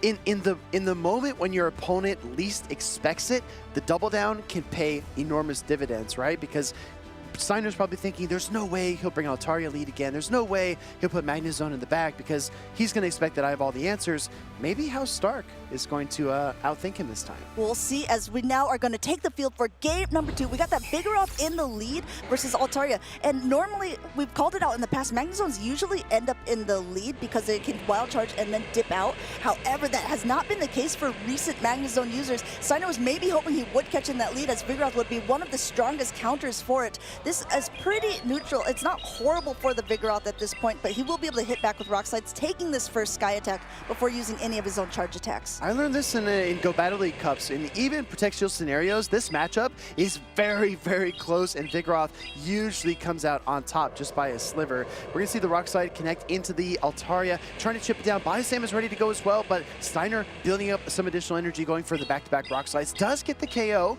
What do you think? Do you think we're going to see the Magnezone come in and try to Volt Switch down? I don't think we're going to see that, but at the same point, he has no good answers. I guess you're absolutely right. Look how much damage this does. However, this Magnezone from a couple counters is almost half health. In comes a Charjabug, a decent answer to it. Gonna do this play.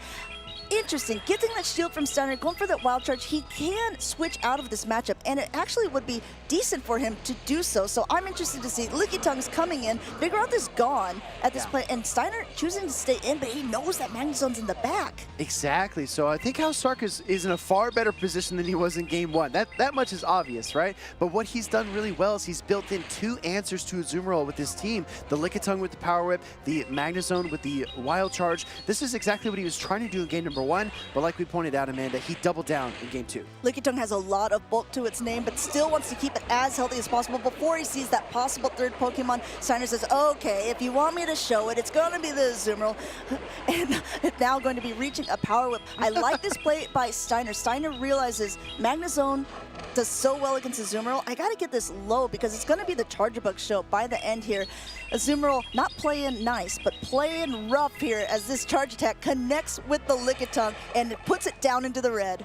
It's not quite the size of an elephant, but we do need to remember the Charjabug in the room. Like you said, Amanda, that's definitely going to be the final threat that House Stark needs to overcome. Power Whip coming through here. This will be super effective damage. Azumarill hangs on, looking for the big Volt Switch down. Super effective. This time, getting 2 Volt Switches might be the key. This is going to be very big. There's still a lot of health left on the Charjabug. Volt Switches aren't doing that much. You can see not very effective. He's going to go for that Mirror Shot bait. Does Steiner know this? Doesn't shield it up. Steiner's really recognizing it plays, recognizing win conditions here. Doesn't shield.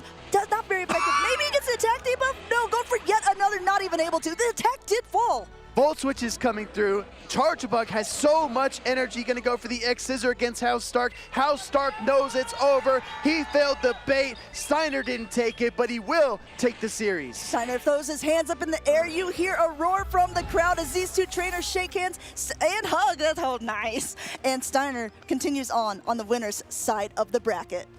Amanda, you could see me, I'm sure. When Steiner no-shielded the Mirror Shot, I was losing my mind because that was a bold call. Like, certain situations, you know player tendencies, you can say, okay, this is going to be wild charge, this is probably going to be a bait, and you can make a call. But that was crazy because House Stark was so close to the back-to-back wild charges, and if even one of those connected, Steiner is at risk of getting licked down and losing that game. Yeah, and even so, Stark got the attack debuff, but the Volt Switch damage was still enough to go through, knocking out the Magnezone before he even got to another Mirror Shot here. Look at this. This is exactly what you said. In the 0-0 scenario, Vigoroth can barely swap by, and And this was problematic for House Stark because neither the Lickitung nor the Magnezone wanted to face off against the Big Wrath, even though it had such low health. And look at this, the double Volt switches put House Stark very, very close to the back-to-back wild charges. That bait call right there by Steiner sealed up this game, and that meant that he was able to fire up the X-Scissor with all this stored energy, KO the Lickitung, and take the 2-0 sweep. Steiner says, fool me once with the Magnezone, I'm never going to get fooled again. He definitely had a game plan for how to handle this Pokemon, handling it perfectly their 2-0 sweep against one of, like you said, the most established trainers, most well-known trainers in our circuit. I think that it really began in game one when Steiner read into what House Stark was likely to do and just had all the right answers. When you're in a matchup against a trainer that's this caliber, this high-level skill, you can't give them a mile, right? You don't want to even give them an inch. But in game number one like that, you give your opponent such an advantage in the series. They're able to control the narrative after that game one win, and it's so difficult to come back and reverse sweep a trainer like Steiner. He's just that good. Yes, and House Stark obviously very good as well. Coming into this on the winner's side of the bracket, double elimination tournament. We're still going to see more of House Stark later on today. Well, he will join the rest of the people on the loser side. But again, even though the winner side of the bracket is obviously deserves some kudos, some round of applause, I think the loser side of the bracket is actually very fun because there is so much stakes on the line. All these trainers have already lost one matchup, and if they lose one more, they're out of the tournament. So you can feel the pressure, and you can see how like the different, they start playing differently. There's going to be different strategies to stay in. It's fight or flight, and they're fighting for their time. I think the loser side bracket is more, it's harder on the players, but maybe easier on the casters and the viewers, right? Because we want to see those desperate situations. We want to see the emotion, the crazy plays, the catches, the crucial mistakes. We're like, so close. We want to see those play out on the stage. And I've always been a fan of the losers bracket runs, right? We set such a precedent back in 2022. Our first world champion in the Masters division, Dancing Rob, coming from the losers bracket. Once you make that mark, you really can't erase it, right? So many trainers have fought so hard to make so many bracket resets and win tournaments. So I agree with you. Maybe people think we're being hyperbolic when we say it, but we are serious. Like going to the losers bracket is no indication whatsoever that tournament run is over. No, and some people may think we're selfish because it does put a little bit of a stress on the trainers, but we want to have our cake and eat it too. And where'd your cake speaking of cake, I'm going to go get myself a slice of it. Thank you all again for the happy birthdays. We're going to go ahead and take a short break so I can eat some food, and we'll guys catch you after this break with DeFi and Alpha Phoebe. Claps in the chat.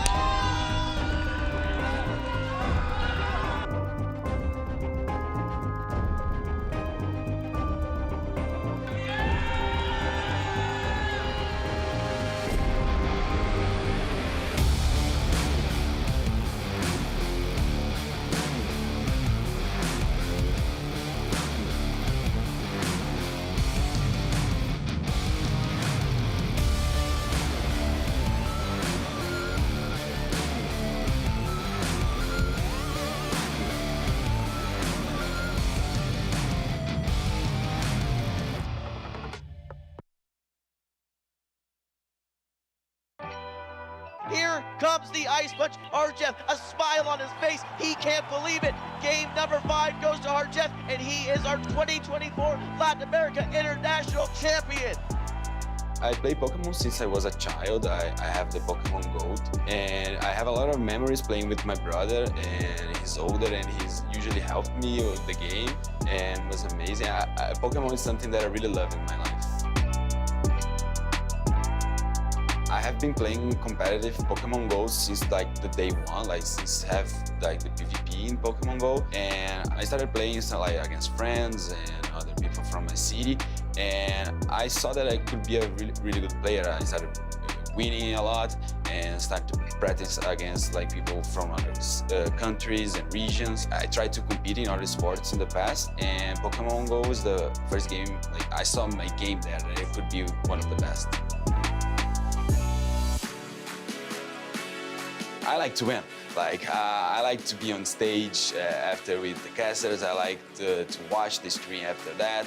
And I like everything on that, the event, the games, like being with my friends, and then the memories. That's amazing. It's something that I will have in my life, like, forever.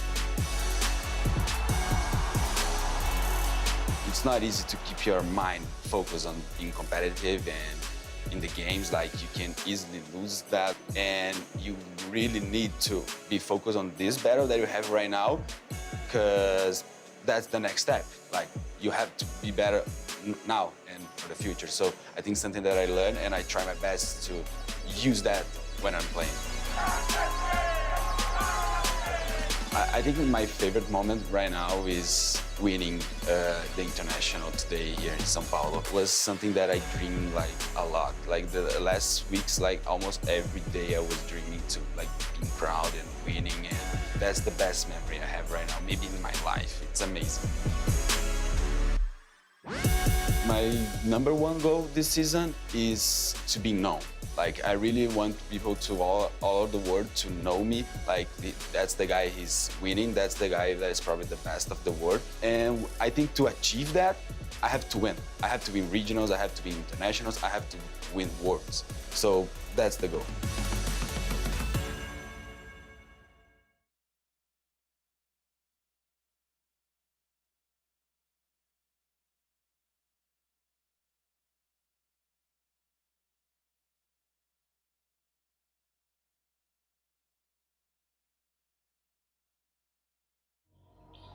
Pokemon fans, trainers, and communities worldwide, welcome to the Pokemon World Championship.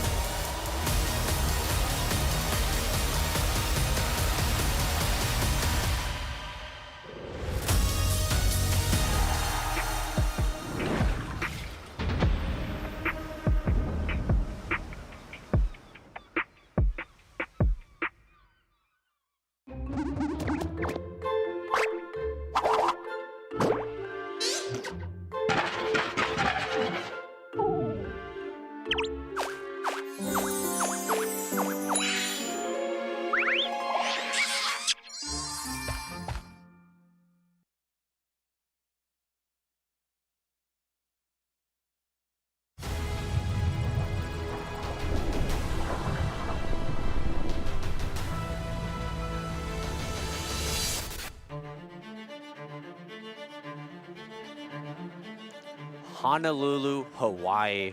That's what trainers are here for. Everyone in this bracket is looking forward to the World Championships. I'm Alpha Phoebe, joined by DeFi E250. We are here in New Orleans for the North American International Championship. There are a total of 46 matches. I did the math, I counted the numbers all the way up. 46 matches in day 2. We can always count on Alpha Phoebe to do the math.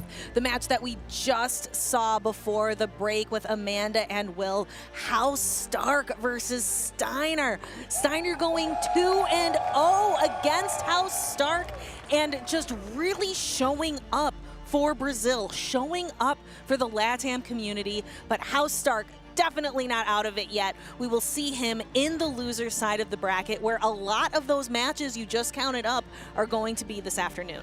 Steiner making it look easy with that 2-0 against one of North America's tried and true best trainers. House Stark, a name that is feared by so many.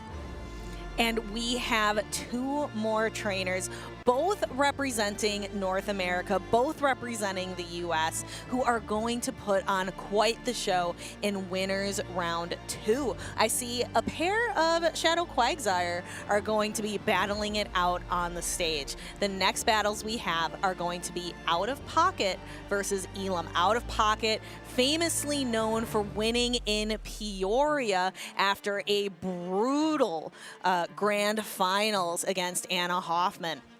Elam, one of the best trainers, I think, in North America, who has yet to win his own title. He's tasted it. He's touched it almost twice with 2 second place finishes, but has yet to win a title for himself. I know we are looking forward to these battles, but so are these trainers. We heard from Out of Pocket in his interview after the last round mentioning, if I had to face one trainer, if I wanted to face off in a best of 3, I would want to do it against Elam, and here it is in the very next round. Elam, with that Carbink, able to really muscle his way through his previous opponents, but that's it. That's enough waiting. Here it is, game number 1 of winners round 2 for these trainers. It is a Shadow Quagsire into Feraligatr. And we see a quick swap out from Elam into that bulky Mandibuzz. However, Feraligatr does have access to super effective Ice Beam. Typically though, when the shields are up, Feraligatr is going to be opting for the more spammy, more consistent Hydro Cannon. We see Out of Pocket being very patient and actually going for the Ice Beam right away. Can he sneak it through to protect shields? At the last moment, Elam decides to shield this super effective attack. Out of Pocket makes a late switch into that Shadow Quagsire, misaligning the switch timers a little bit. Dark Pulse coming through, going to do about 40% of the damage to this Shadow Quagsire. Quagsire able to build up to the next Stone Edge because of the fast pacing of Mudshot. Actually, both trainers, very interestingly enough, over farming to their charge attack. Stone Edge not going to be enough to knock out this Mandibuzz, but neither is the Dark Pulse that is likely coming back in return. And here we see that Dark Pulse is going to get shielded from Out of Pocket. These trainers making these late calls on protect shields, waiting until the last possible moment to make a decision. Now we see the 2 Shadow Quagsires I was talking about before the match got started, matching up against each other, throwing those Aqua Tails as quickly as they can. Out of Pocket opting now to let the Shadow Quagsire go down. And we see Elam still stuck. He's still got 30 seconds before he can switch out again. Out of Pocket, free to make a swap at any point. Hydro Cannon coming through is going to be more than enough damage to knock out this Shadow Quagsire. Additional energy is on that Feraligatr for any Pokemon that comes in. Potentially the Charjabug to get an entire Volt Switch down, but lurking in the back for Out of Pocket is that Shadow Gligar. All damage is resisted coming from this Charjabug. Not a great position for Elam. No, it is not, and that switch timer is just not quite available. There it goes. He makes the quick switch into the Mandibuzz to perhaps absorb some of this energy, but Mandibuzz is really the only Pokemon that can do anything to this Shadow Gligar. So he goes for the Aerial Ace. He knows he can get there, draws that last Protect Shield from Out of Pocket, but this Mandibuzz is about to go down. All that's going to be left is Charjabug versus Gligar, and Alpha Phoebe, I don't know if a shield is going to make that much of a difference. Especially with all the energy that the Feraligatr has, Hydro Cannon is getting closer and closer to being enough to knock out. Aerial Ace coming through is going to do about 50% of the remaining health of this Charjabug, and another Aerial Ace is now reached. Charjabug needing to do additional damage to the Shadow Gligar in order to get it into X's range, but Elam, recognizing that there are just too many win conditions remaining for Out of Pocket, choosing to not shield and instead focus his time and energy on game number 2. Yes, that first match is about information gathering. These two trainers mentioned they don't really get to play each other often. So being able to scope each other out, feel each other out in this matchup right here on the stage in winners round 2. Now, Out of Pocket just secured a victory. Elam needs to win 2 in a row to continue in the winner's side of the bracket. Let's take a look at a replay. This is actually from earlier when Elam was playing Zweilous in winners round 1 today. This was where we saw that Carbink domination that I was mentioning before, able to take out so many Pokemon and then moving back into the present of this game number 1 between the two trainers. For Ralligator, really potent for Out of Pocket, providing a lot of shield pressure, providing a lot of charged attack damage. Shadow Gligar in the exact correct position, able to get the knockout into this Charger Bug. And the Charger Bug goes down. It is just an uphill matchup for the Charger bus. It is like the bus is going straight uphill, and it just says, nah, I can't do it. Not against the Shadow Gligar. It is too tough of a hill to climb. We're gonna have to see some maybe positional changes from Elam, or maybe Pokemon choice changes. Which Pokemon does he think can play the best against Out of Pocket's team of 3 that he just brought? As a reminder, it was that double Water and Shadow Gligar matchup. So honestly, not a ton of places for that Carbink to go, and not a ton of places for that Annihilate to go, the two Pokemon that I think do so well against the rest of Out of Pocket's team. Yeah, I'm looking at that Carbink that we just saw a little sneak, a blast from the past in winners round 1. And where would this Carbink even go? I don't see a single place for it against Out of Pocket's team. And it would be a really solid answer against that Charge Bug, but that's more or less it. It's not much. It's not much. And Pocket didn't even bring the Charger Bug last time. And he's not bringing it again. All right, game number 2 here. Mandibuzz into Vigoroth. You'd think, hey, Mandibuzz is a flying type. Vigoroth is using counter. This must be a great matchup for that Mandibuzz, right? Wrong. It is going to be Rock Slide, providing so much super effective pressure into this Mandibuzz, which allows this to be a very favorable matchup for the Vigoroth. And we see the Mandibuzz continuing and staying in the matchup. Even though this is favorable for the Vigoroth, Mandibuzz is not out of it. With it Protect Shield advantage, it can still do a lot of damage with those Dark Pulses. And we're going to see the super effective Rock Slide connect here. Elam choosing not to use a second Protect Shield in the opening matchup. Mandibuzz can only tank that once. We're going to have to wait. The next Rock Slide will knock out. We will have to see if Out of Pocket is going to protect this Vigoroth. Last second decides against it. Vigoroth hangs on with 1 HP and gets to the Body Slam. Counter, the Snarl not quite enough to knock out their Body Slam coming through, and the Dark Pulse is ready for the Shadow Gligar in the back. Elam does have a Shadow Quagsire available, but for Out of Pocket, he also has that Shadow Quagsire, and it will do fine against Elam's Shadow Quagsire, as well as that Charger Bug. Elam brings out his own Shadow Quagsire, ready to try to rain Aqua Tails down on the Shadow Gligar, but Gligar gets to its charge attack first. That Aerial Ace is going to connect. Out of Pocket makes a quick swap out, and here the Shadow Quagsire face off again, but only for a quick moment, because we can see here we see Elam going for the Charger Bug. Out of Pocket says absolutely no bait, and Elam puts up a Protect Shield at that last possible moment. We're going to start seeing the X-Scissors fly. X-Scissor coming through is going to be doing a meaningful chip to the remaining health on the Shadow Quagsire. However, 2 shields remain for Out of Pocket, building up energy, shielding the first, no shielding the second. I don't think this is going to put the Shadow Quagsire into the red. It's going to be really close in the middle range of the yellow. And we see the Shadow Quagsire going for the Stone Edge. Stone Edge is going to be super effective against the bug type Charge-a-Bug.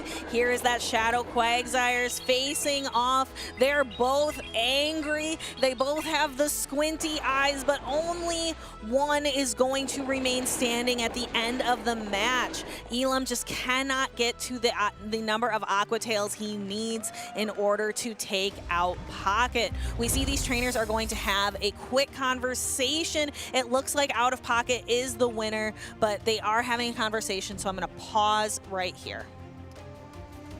The play that Shadow Quagsire has into both of these teams is immense, but actually players exchanging team sheets, and that is going to be the match win for Out of Pocket there.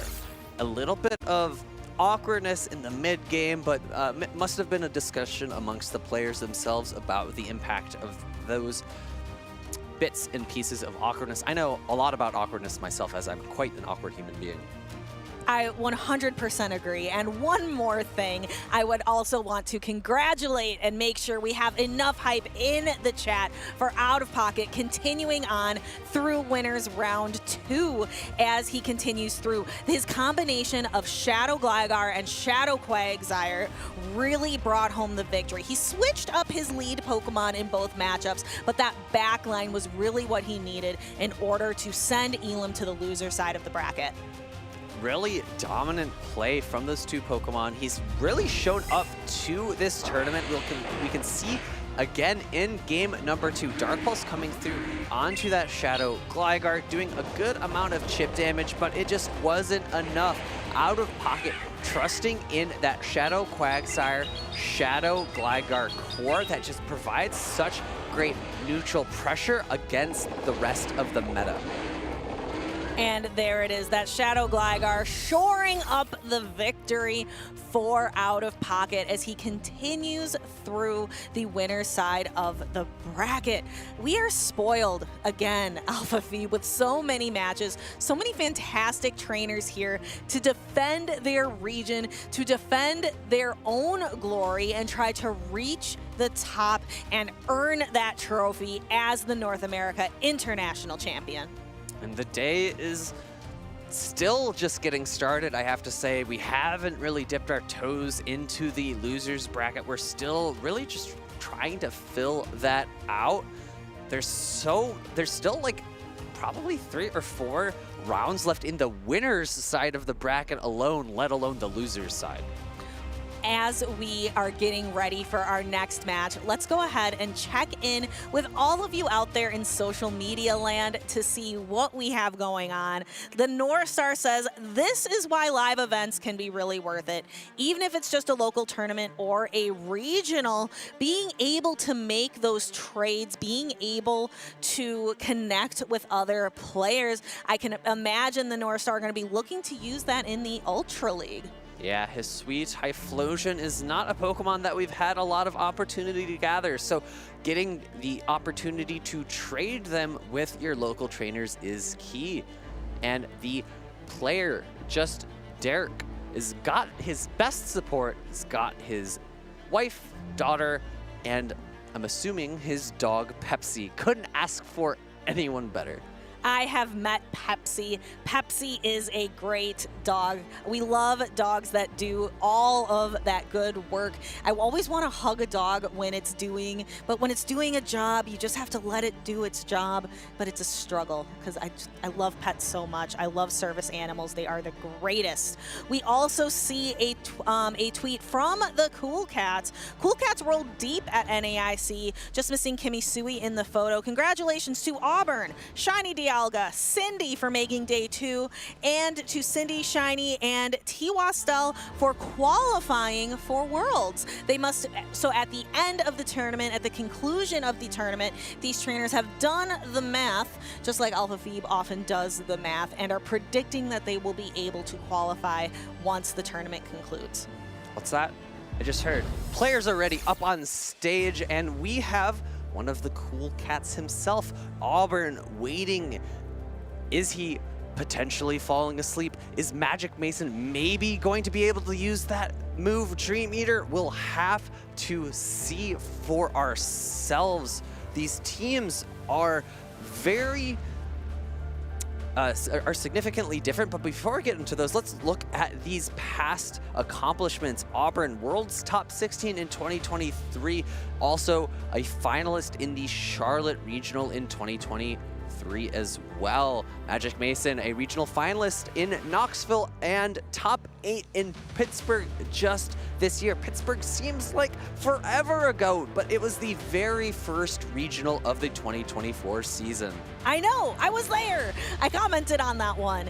Magic Mason is a fantastic player. We mentioned earlier that he is known as the Dream Eater because he is relentless against his opponents. These trainers are going to go toe-to-toe, two North American battlers ready to face off. I see a Charge-a-Bug and a Charge-a-Bug. The Charge-a-Bus goes beep, beep, beep, and we start off in winners round 2. 3 volt switches to the first X Scissor or Discharge, but an immediate attempted catch from Magic Mason into that Gligar. We've seen it before, and we'll see it again, baiting out the Azumarill, saving that Guzzlord in the back end, and a bit of unfortunate error from Magic Mason there. You see him shaking his head. He let a full bubble through for free. Yes, giving your opponents free energy is a really unfortunate miscue that trainers can do sometimes if they are not paying very close attention to the sounds and to the sights of the game. You could almost say that you're giving your opponent free real estate, able to kind of spread out and utilize more area for their Pokemon. The Azumarill now not nearly as threatened from these charged attacks from the Shadow Gligar. However, Magic Mason has the opportunity to double shield here and try to win switch advantage. No, letting the Ice Beam go through and farm down with his Guzzlord. Ooh, Guzzlord going to get some juicy farm as the Azumarill is knocked out of the tournament. Auburn really only has one clear answer here, and that is the Charge-a-Bug, who is going to be throwing some super effective X-Scissors against the Dark-type Guzzlord. Guzzlord would much rather see that Lickitung in the back, however, it is just misaligned. 4-turn fast attacks into 3-turn fast attacks are extremely awkward. We saw Auburn, instead of throwing at proper timing, opt to throw that first X-Scissor immediately, giving Magic Mason an entire free Dragon Tail. Switching into the Charge-a-Bug is Magic Mason, which is answered by the Lickitung. I don't think Charge-a-Bug wants his I don't think Magic Mason wants his Charge-a-Bug to knock out this Lickitung. I think he wants to be able to farm down later with that Guzzlord. So Guzzlord can get enough energy for some charge attacks. However, we see the Lickitung going to be slowly eating away, slowly licking away at the Charge-a-Bug and reducing its health more and more. Magic Mason is going to fire off this X-Scissor, allowing the Lickitung to go down to just a little bit of health remaining. Is Lickitung going to get to another Body Slam? Not quite. Charge-a-Bug is healthy here and is going to get to throw an X-Scissor into the opposing Charge-a-Bug in the Charge-a-Bug mirror. Auburn opts for a Protect Shield. A quick switch out into that Guzzlord, needing to prevent Auburn from getting too much energy. However, 2 X-Scissors are loaded. First one going to do a massive amount of damage to the large Guzzlord, and the second one going to be more than enough to knock out. Yes, Magic Mason just not able to put the Guzzlord where it needed to be in order to do the most effective damage. We are going to see here Auburn gets to that X-Scissor first and is able to knock out Magic Mason's Charge-a-Bug, claiming an early victory in this Winners Round 2 series. You get a bit dizzy after how frequently Auburn cycled through the 3 fast attack versus 2 fast attack cycles into X-Scissor. I didn't actually count, but I have to imagine it was at least 5 different X-Scissors that were thrown off in that matchup, and because he was on the 2 fast attack cycle at the very end, he was able to outpace Magic Mason he was still outside of X's range on his Charge Bug as well, but having that little bit of additional advantage can't hurt. And we see the Guzzlord going for that juicy farm down early on. I was hoping that energy would be able to help that Guzzlord later on. You know I love a Guzzlord just as much as you do. However, the Charge Bug just wasn't able to do enough on the side of Magic Mason. Again, Magic Mason needed that Guzzlord to be aligned on Auburn's Lickitung. So alignment was crucial, and Magic Mason, I think we saw, maybe made a bit of a miscue there. Magic Mason will need to try to figure out a different game, a game strategy there. He had the right idea in terms of drawing out the Azumarill. However, putting himself behind on energy and shields made it very difficult for him to maneuver forward. Going into game number 2, it's Dugong into a Shadow Whiscash, switching into his own Charge Bug is Auburn, and then the X-Scissor is caught by Magic Mason. He's up on health, but after this no-shielded X-Scissor, he's going to be down, and he's frustrated because he was expecting that to be a discharge. And the X-Scissor fires into Auburn's Charge Bug. We have that Charge Bug mirror.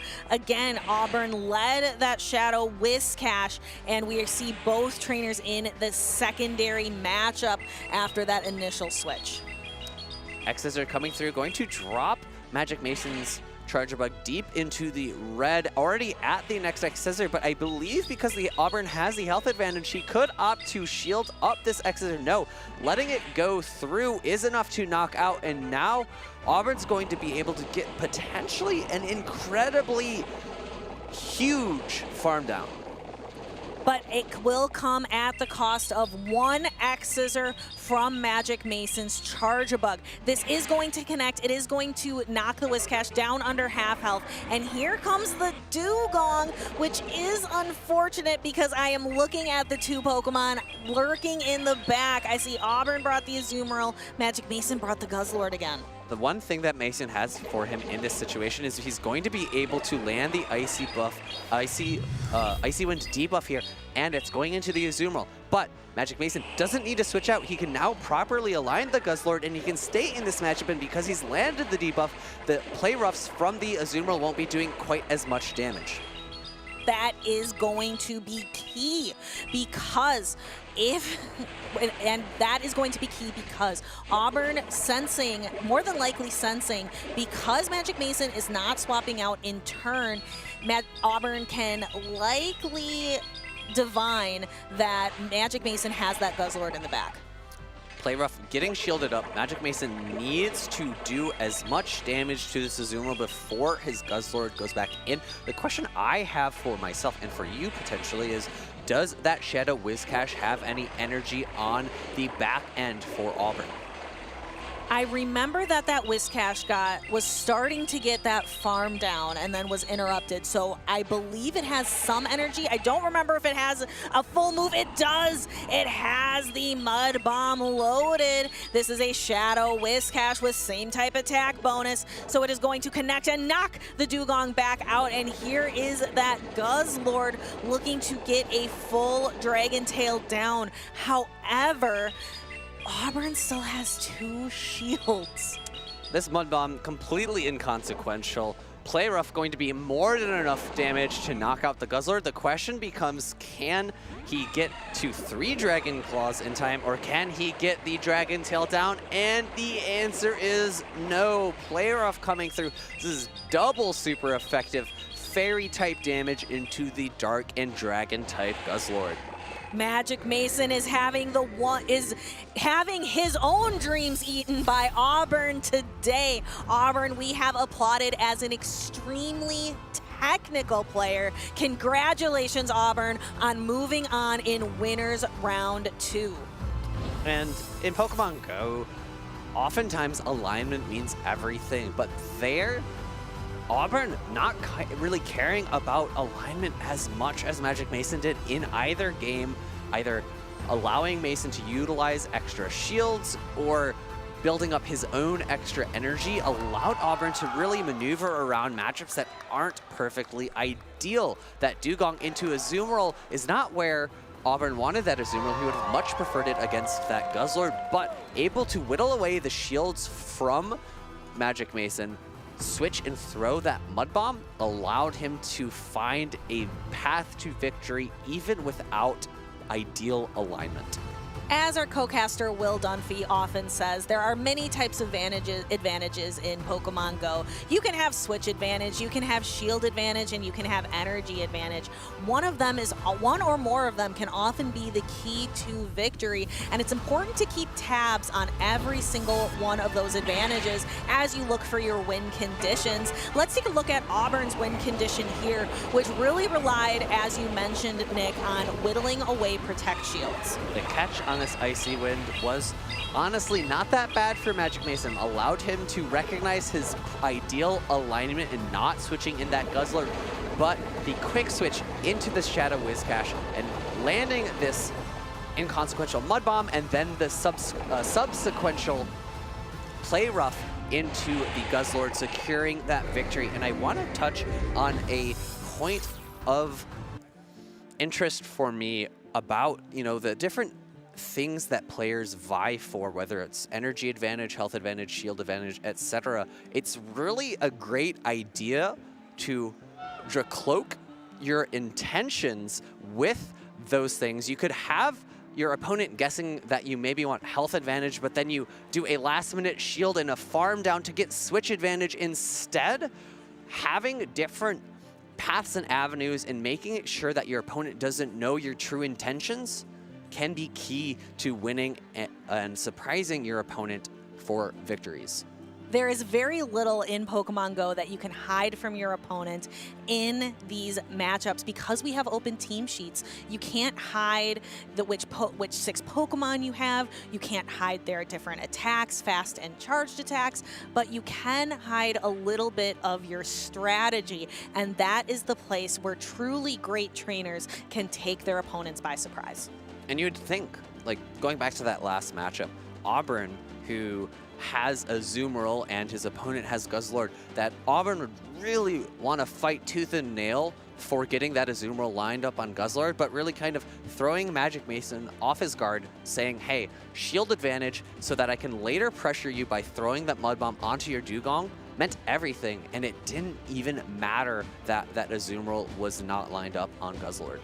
It's interesting hearing all these thoughts from you, Nick, but I'd rather hear it from the man himself. Let's go ahead and throw it over to Pedro, who's got an interview with the Auburn. Thank you very much, casting team. We're here with Auburn. He's really, really close to winning the whole thing. You're doing incredible. I want to talk about the use that you have with the shields. You prefer shield advantage more than maybe alignment. What's the key in using that in your favor? Well, versus Mason, I knew that my Azumarill was very safe, so if it avoided the Charger bug, I don't really need switch advantage. Personally, I love using Guzzlord in the Go Battle League, but I think Mason displayed here that if Azumarill's safe versus your team, it's probably not a good idea to bring Guzzlord, but yeah. Yeah, I mean, Azumarill's really, really scary to Guzzlord, And you've been doing incredible, but so much people too. I want to know, which one would you want to face maybe in the finals, At this point, I don't want to face any of these trainers that are left. Everybody's amazing here. Like, there's literally, I could pick a name out of a hat, and that'd probably be who I'd want to play. Yeah, the level right here at NAIC, it's incredible. It could be possibly the winner here, could be possibly the winner at Worlds, because the level is so high. And do you have like any Pokemon that's been working for you like the best? What's your MVP? I think it's hard to say, but with the Spark nerf with Lantern, I think Azumarill's been really doing well for me. So that's probably my MVP at this point. Yeah, and it's been doing great for you and for other trainers, but you've been doing great. I really want to see the next battles you have. But right now, we're going back to the caster team. Alrighty, well thank you Pedro for that wonderful interview and the insight into why Azumarill can be so good into teams, especially with Lantern not being so prominent into the meta. And I think he had a really great point. If Azumarill is good into your team, you're not going to want to play the Pokemon on your team that is weakest to that Azumarill. And you mentioned Lantern not being as popular. I believe in this next matchup, there's not a single Lantern to be found. Taking a quick peek ahead into the future, we are going to be taking a look at Spartan and Ashton Ash. We featured Ashton Ash in the beginning, in the opener, for having just a hype and exciting matchup earlier in day one. And he had a really exciting matchup earlier in day 2 against Mango, someone who I really thought going into day 2 had a lot. He had what it would take to make it all the way to grand finals, but he's been pushed down into the loser's side of the bracket. I really thought Goodra was key to so many of his victories, but it didn't quite have enough to push through Ashton Ash. Ashton Ash rising up to the top to meet Spartan. Let's go down to the stage and see these two trainers face it off head to head. So on the left is Spartan and on the right is Ashton Ash. Taking a look at the teams, we do have a Bastiodon. I believe that was one of Pedro's picks for doing well here. It's paired with that Annihilate Cresselia. Double Water Core for Alligator and Shadow Quagsire, as well as Mandibuzz. And then for Ashton Ash, again, I love to see it. Mantine really having an effect here at NAIC. We can see these two trainers have both of their teams. Ashton Ash, that Shadow Alolan Sandslash, a very different steel type than what we've been seeing. We've been seeing more Bastiodon, Regis still here and there, lots of Skarmory, but Shadow Alolan Sandslash, it was popular for a time, a little less popular now. Perhaps Ashton Ash will find a place to use it. I'm looking perhaps at that Mandibuzz and at that Cresselia. Probably are the two places where that Shadow Alolan Sandslash would want to be. And it's really funny. We used to talk a lot about, Medicham. It's the fighter that beats the fighters. Now it's Annihilate, which is the fighter that beats the rest of the fighters.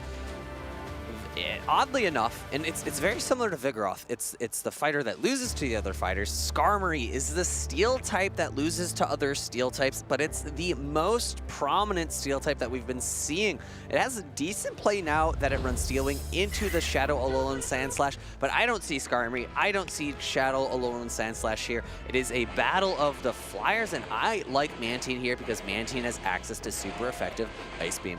That will certainly hit very hard, but it's going to take a lot to freeze the wings of a Mandibuzz. It is just so bulky. We often call it the Umbreon of the sky. You need 2 Ice Beams to be able to knock it out. Dark Pulse coming back in return. Mantine significantly bulky itself. I don't think 2 will be enough to threaten a knockout. However, 2 Ice Beams will be Ashton Ash probably thinking to himself, do I want to bait here or am I going to go for that knockout blow with Ice Beam? Here is that knockout blow with Ice Beam. Spartan has to decide, am I going to shield? Decides against it, and the Ice Beam will connect and freeze the feathers off of that Mandibuzz. The regular for Alligator, not Shadow, but Shiny, is going to come out here and start throwing what it knows best, and that is that first partner Pokemon attack of Hydro Cannon. Hydro Cannon doing so much neutral damage. The ground typing of Whiscash really not helping it here. Mud Bomb coming in return. This is the non-Shadow variant, as you called out, meaning Mud Bomb just barely does about 50% of the health remaining. I will stand firm that the regular Feraligatr and not the Shadow is the superior version of that Feraligatr. We're going to see it not quite go for that juicy farm down. Instead, get a little bit of a snipe, get a little bit of a surprise 1-2 punch. That Annihilape is going to go into whatever the next matchup is at an energy advantage, which is going to be crucial against the Annihilape in the mirror, because Spartan is 1 shield down. Ash and Ash going for a catch and it fails!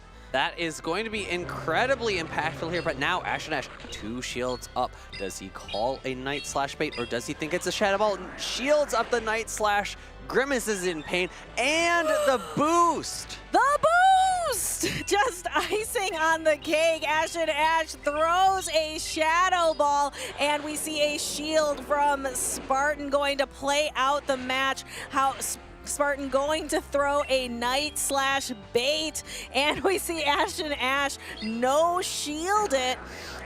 The Annihilape hangs on, and there is the second Night Slash. Ash and Ash can put up the Protect Shield here. There is a good amount of energy remaining on that Feraligatr. 2 Hydro Cannons completely loaded. This is rough. This is going to do a lot of neutral damage to this Annihilape, and there's still, I believe, almost a Night Slash on that Annihilape, as well as a Hydro Cannon on that Feraligatr that Spartan can't actually bring into game number 2. No, and we can see the 2 trainers talking it out. There are smiles on the screen as they were discussing the results of that match. It's almost like they were congratulating a little bit and just happy about how exciting that match was. I think going into game number 2 here, Ash and Ash is going to have to be really wary of that Annihilape. As we saw in game 1, even though Ash and Ash was able to win switch advantage, the Feraligatr putting so much pressure, switching into his own Wishcast, but because it was a little bit late, he was outpaced, and the farm down and immediate switch into this Annihilape, giving Spartan the energy advantage was key. And there is that failed catch that just wasn't going to be enough. And there we see that Feraligatr, who had so much energy, deliver the decisive blow. Hydro Cannon, one of the best charge attacks in the entire metagame, really just beaten by Blast Burn, and I think, I don't know the exact dimensions of Frenzy Plant, but they are all fairly low energy cost, high damage charged attacks. You really don't want to be forced into a position where you no-shield them if they are super effective, or even just neutral. We have our trainers locking in for game number 2. We have Ash and Ash and Spartan. Spartan defending, wanting to stay in for Mexico. But we have Ash and Ash hard winning the lead and being able to do well in the switch. Shadow Quagsire does have that super effective Stone Edge, though, that can really spell trouble for the Flying type man team. A tough bait for Ash and Ash there, shaking his head, saying, man, if I had no shield, that Aqua Tail would have basically done nothing, and it would have been completely wasted energy. Now Spartan able to outpace to the next Stone Edge, going for another sneaky bait. Does Ash and Ash call it? The Manti can easily survive the Stone Edge, and he does call it. That's going to be really great for getting Ash and Ash back into a decent position here. Does Spartan know what charged attack this is? Decides to shield the slightly cheaper aerial ace rather than an ice beam. Spartan building up to a lot of energy, has a Stone Edge and almost a half at this point. Does Ash and Ash decide to shield it? No, going to allow the Mantine to fall out of the sky. Shadow Quagsire Stone Edge is nothing to mess with. Man, the pacing of this Shadow Quagsire to these Aqua Tails is so quick. After throwing a super costly Stone Edge, able to get an Aqua Tail before getting countered down by Annihilape. And Spartan has an opportunity here. That Cresselia does not want to see the Charge-a-Bug. It has a slightly better matchup here because at least the Psycho Cuts are super effective against the fighting type Annihilate and can chip away at the energy. However, a Shadow Ball is gonna sting. I expect to see a potential catch here. Oh, great patience there from Spartan, waiting a turn before throwing, catching that, or seeing that Ash and Ash attempted the catch. Discharge coming through will do a lot of good neutral damage to this Annihilate, but now it might come down to a baiting game. If Spartan's able to get this Shadow Ball through the shield of Ash and Ash, he is in a really solid spot, but if Ash and Ash calls this Night Slash, he's gonna be in a really great spot for him. Calls it, and the Night Slash connects. There is a Discharge. You have to throw Discharge into an Annihilate unless it's basically on a 1 HP into Dream situation because it is double resisted. Here you can see the Charge-a-Bug finally looking at that Cresselia again. However, now the Cresselia has energy. It can hit back against Charge-a-Bug or pull away this final Protect Shield from Ashton Ash before it gets to a final X-Scissor here. Oh, we do see Spartan shielding up. Let's see, oh, we see the swap right here. Yeah, so what Ashton Ash does there by switching into the Annihilate is he throws Spartan into a position where no matter what he does, he's going to lose. If he throws a charge attack into the Annihilate, he's not going to have enough energy for that Charge-a-Bug, but if he does not throw a attack like we saw, that Annihilate gets to a Night Slash, takes the KO, and wins game 2 for Ashton Ash. We are all tied up 1-1. Something really crucial as a battler to set yourself apart. You not only need to be able to identify your own win conditions, you need to be able to identify the win conditions your opponent is out there searching for. And Ashton Ash identified what Spartan was trying to do and shut it down. And really crucially, it's the opposite of game number 1. We saw the Night Slash not being shielded, and I was a little bit surprised the Stone Edge being able to take out Mantine from that range. I guess the mud shots really added up. We can see here Ashton Ash really sticking with that Annihilate and Mantine core in both games. Spartan, the only Pokemon that he's stuck with so far in this Winners Round 2 is just that Annihilate. It's come to both games. Annihilate seems to have such solid coverage. It just couldn't quite do what he needed it to in order to take the victory in Winners Round 2. Now Spartan has to make a decision. How is he going to pivot? How is he going to switch the momentum back in his direction? Once you've lost the momentum, it can be tough to bring it back, as I'm sure a man of science like yourself would know, Nick. Let's take a look at the Pokemon we have on the battlefield. It is an Annihilate, but a Charge-a-Bug. Might have to consult with Sir Isaac Newton himself and see if he has any laws to talk to us about. But Discharge coming through before the Shadow Ball can be reached by this Annihilate, going to do a lot of good neutral damage to this Annihilate. In the back, though, are 2 other Pokemon that are pretty weak to Charge-a-Bug, so I think Spartan's pretty comfortable playing out this matchup.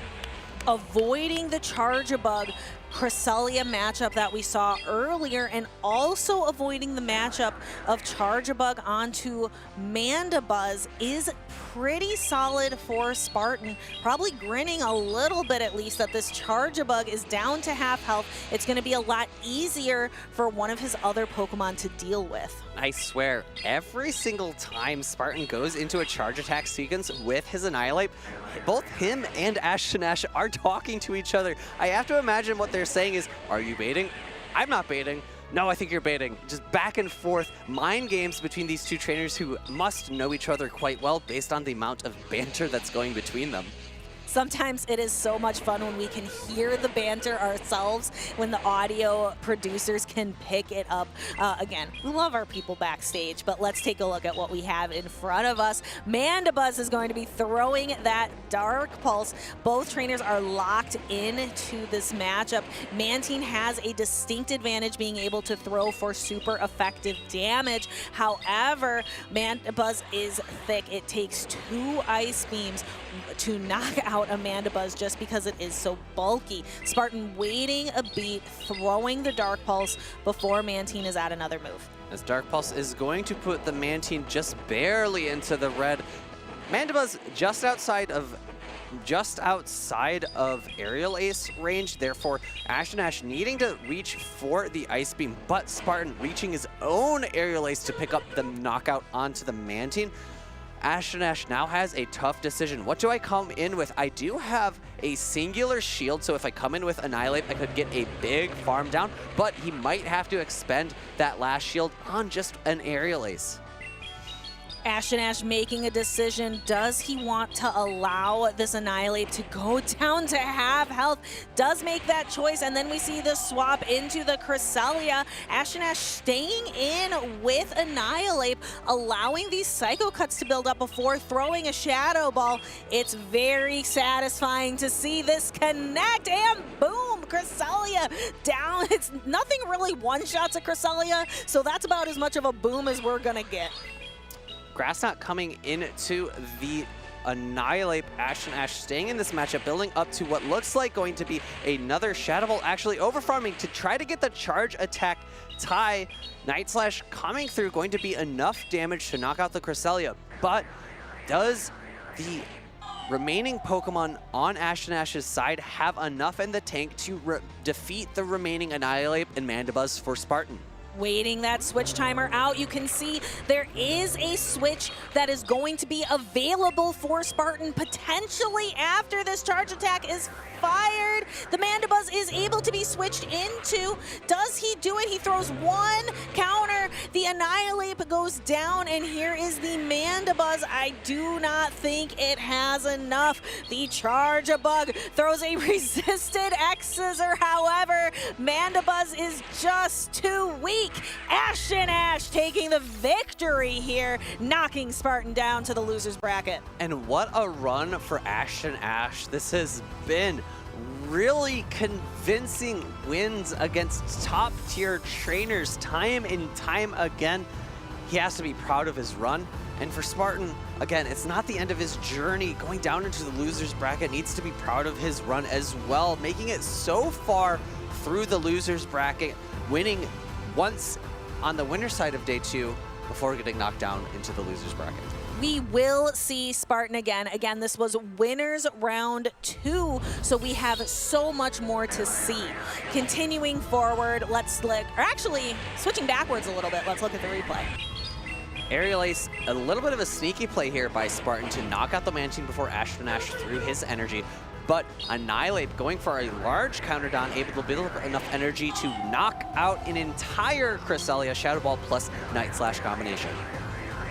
This was a battle of inches at the end. Pokemon with just a little bit of energy, Pokemon with just a little bit of health, and there it is, the lowly Charjabug with an X-Scissor knocking out the mighty Mandibuzz, one of the kings of the sky in this Shared Skies update. We've been seeing quite a bit of Mandibuzz, seeing that Charjabug knockout, not with a discharge, but with an X-Scissor. Certainly not something you see every day.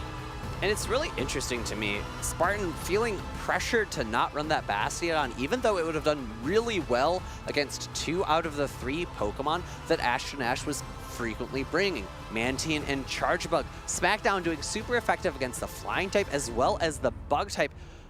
But if you get it aligned against the Annihilate, it's game over. But it was certainly not game over for Ash today, who is getting to continue the run through the winner's side of the bracket. I've mentioned before, it's like a shortcut, Alpha Phoebe. It is so much easier.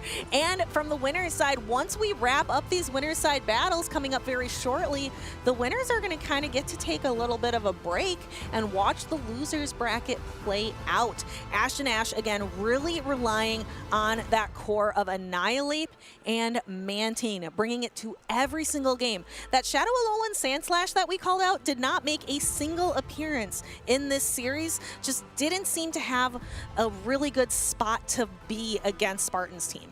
And we'll have to see how he felt about the Steel types in this matchup. Take it away, Pedro, with an interview with Ash.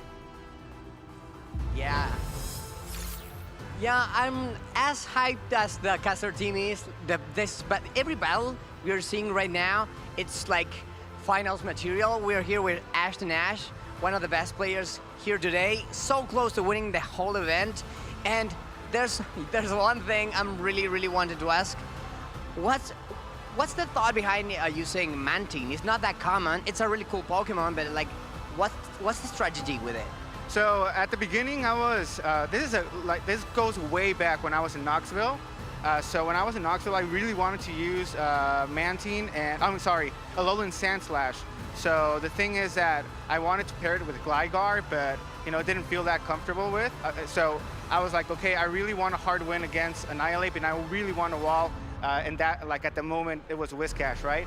So I went looking, and actually I found a team. Because this is part my team because I created it in my head.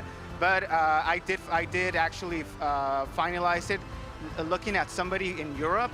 He doesn't know me. You don't know me, and I don't know you, to be honest. But I saw you using this team Statistan, so I was like, okay, so that's a pretty cool team because I had a similar team, and then I was like, okay, I think he built it better. Yeah. So I actually got it, and I've been using it ever since. And yeah, I have a lot of practice with the team. That's like Mantine lost a lot of Whiscash, and it has like a lot of neutral play into the meta. So I really liked it a lot. Yeah, I mean, Statistan is a really well-known player, so I can understand copying a team or getting inspired by him. Right now, I've heard that you have like a cool rivalry with Spartan right here. Can you tell me a little bit more about it? Yeah, so Spartan and I play a lot of locals. He's a pretty nice guy, like phenomenal dude. We play a lot of locals, and we always face in the finals. And the finals, or sometimes even earlier, but it's always very close. Like he wins, I win. So yeah, like he's an amazing dude. I was very sad, facing him here because like we come all the way over there, like from Mexico to New Orleans. And we're like, I really don't want to face against another local of mine here, but I mean, it had to be done. But yeah, we are rivals, so it's a big rivalry right there. Yeah, that's one of the coolest things here at the Play Pokemon circuit, this friendly rivalries, and at the end, only one can stand as a champion, as the North American International Champion. So I mean, it had to be done, and we're now going back to our casters. Ashton Ash telling us why reinvent the wheel? Why reinvent the Pokeball? If I can see a team that another trainer across the pond is using to great success, I can be inspired. I can see if I can take this team and perhaps use it in my own way. Congratulations, Ashton Ash, for continuing on in the winner's side of the bracket. And maybe Statistan is going to take notice now. And it's great to hear how the impact of local events is affecting the way that trainers are playing. Basically, their local events were practice runs for this exact match here in the winners at the winners side of the bracket for the North American International Championship. I am so excited to see a little bit of these replays, to take a look again at some of these fantastic matchups. But we have more battles from the winner's side of the bracket. We're actually going to be moving on to the winner's semi. So go ahead, stand up and stretch, but don't go anywhere. We are going to be back with the winner's semifinals coming up shortly.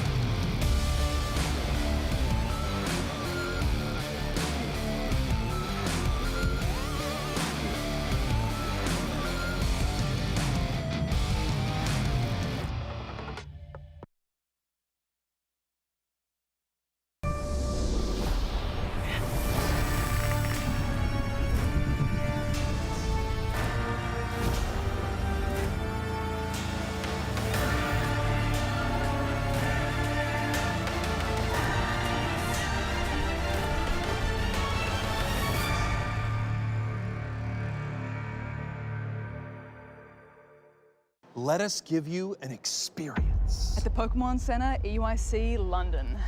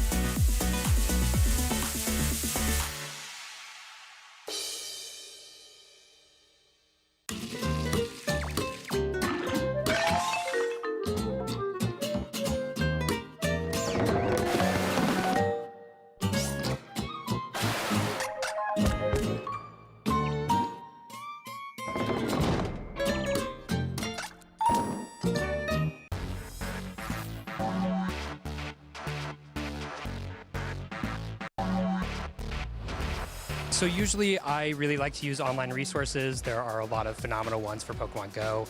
And in addition to that, I talk to a lot of my friends, play a lot of practice games with them, and get feedback from them, see how we can improve a team and work towards a team that is difficult to beat. So the way that I build the best team is just hit hard, hit fast. So you either win fast or you lose fast, but either way, it's quick. To build the best deck, for me, I play in a lot of locals, including cups and challenges. I also do a lot of play testing with my friends. Shout out to 88 Card House. I also, of course, watch regionals and look at the meta and make changes to my deck to whatever is great. And lastly, I watch YouTube. A lot of YouTube. Just try to learn a lot from there. When I build teams for an event, I just go with what I like mostly. I mean, I consider the meta, but for example, for this tournament, I really just wanted to bring Charge-a-Bug. It actually does pretty well right now, but it's also it's an unstoppable bus. A lot of times I'll start with what my boyfriend or one of my friends is using, and then I'll play with it, see what I like, see what I don't like, and maybe make some changes based on my own style, since everyone plays a little differently. I like to listen to podcasts. There's 3 different podcasts I follow: Uncommon Energy, Metapod, Lake of Rage. Do a little bit of reading here and there, seeing what other people are looking at. And then asking my friends what they have of opinions on my deck. Pretty much just staying with what I feel most comfortable with. I like to be able to play what I like and make sure I'm comfortable the whole time competing.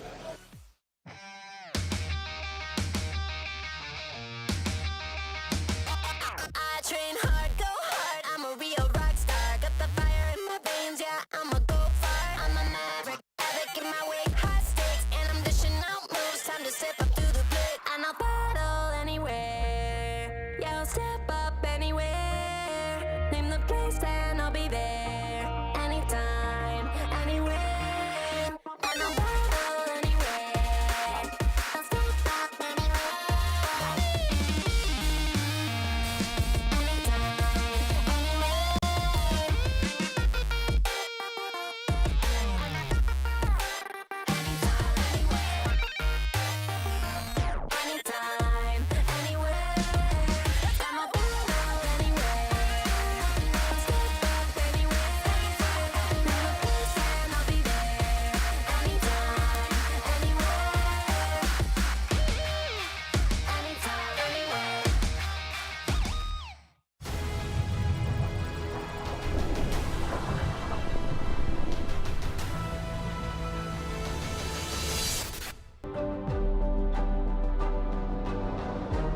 I tell you what, those Pokemon songs go hard, but not as hard as these trainers here for Pokemon Go at the North American International Championships here in New Orleans. I am Amanda, also known as Lundberger, here alongside my co-caster, Speediest Chief 2, and we are ready to rock and roll. We're still in the winners side of the bracket here in the winners semifinals. Exactly right. The action doesn't stop as we are nearing, maybe I would say like the halfway mark of our stream today. It's going to be a long one full of tons and tons of games. We've already seen so many impressive trainers take the stage, but this next one, I'm honestly super excited for. I took a look back at the group stage and I realized that LNDS Steiner has taken out North American after North American after North American. He's already taken down 2 in this winner side bracket, and he's going to go up against one of North America's best in Out of Pocket in a few moments. We've been, kind of saying that Out of Pocket has been playing out of his mind lately, and that's absolutely true. Still on that winner's side of the bracket, have some phenomenal plays. We saw both of these trainers earlier on today.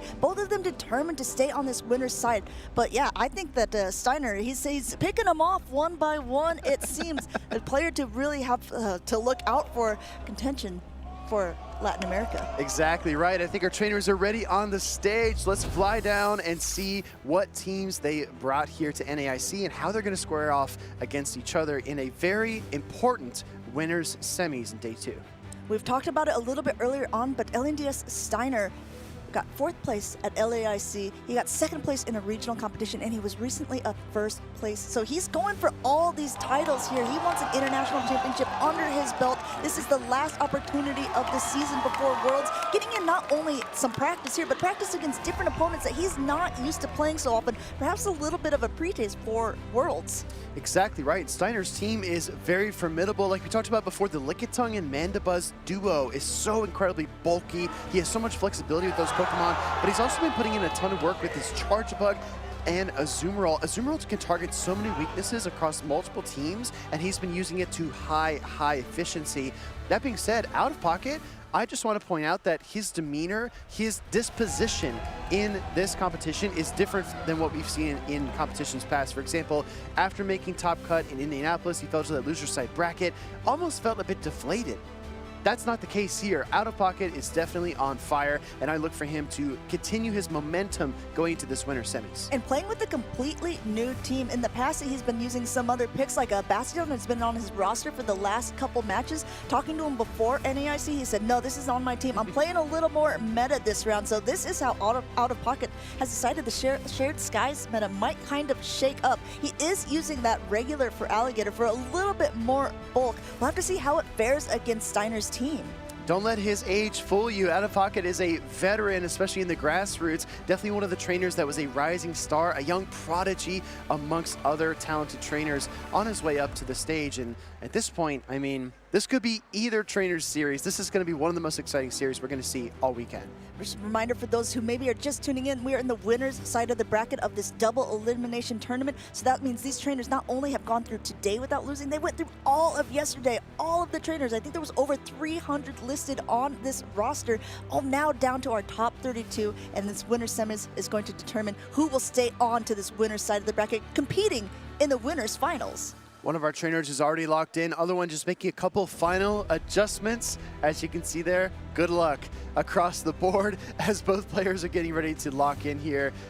We might have to send our battle request one more time before we get started. But Amanda, are there any key Pokemon that you kind of have in mind that you think would be vital? I mean, we do have the Feraligatr for Out of Pocket. We've got the Azumarill for LNDS Steiner. Do you think the water types come out here? I think Azumarill has a lot of play, but the ones that it doesn't have play against is really hard countered. I'm looking at that Charjabug and the Cresselia, but if you do well against the 4 others, is it worth bringing in? We'll have to find out as we're jumping into game number 1. We have the Mandibuzz against a Vigoroth.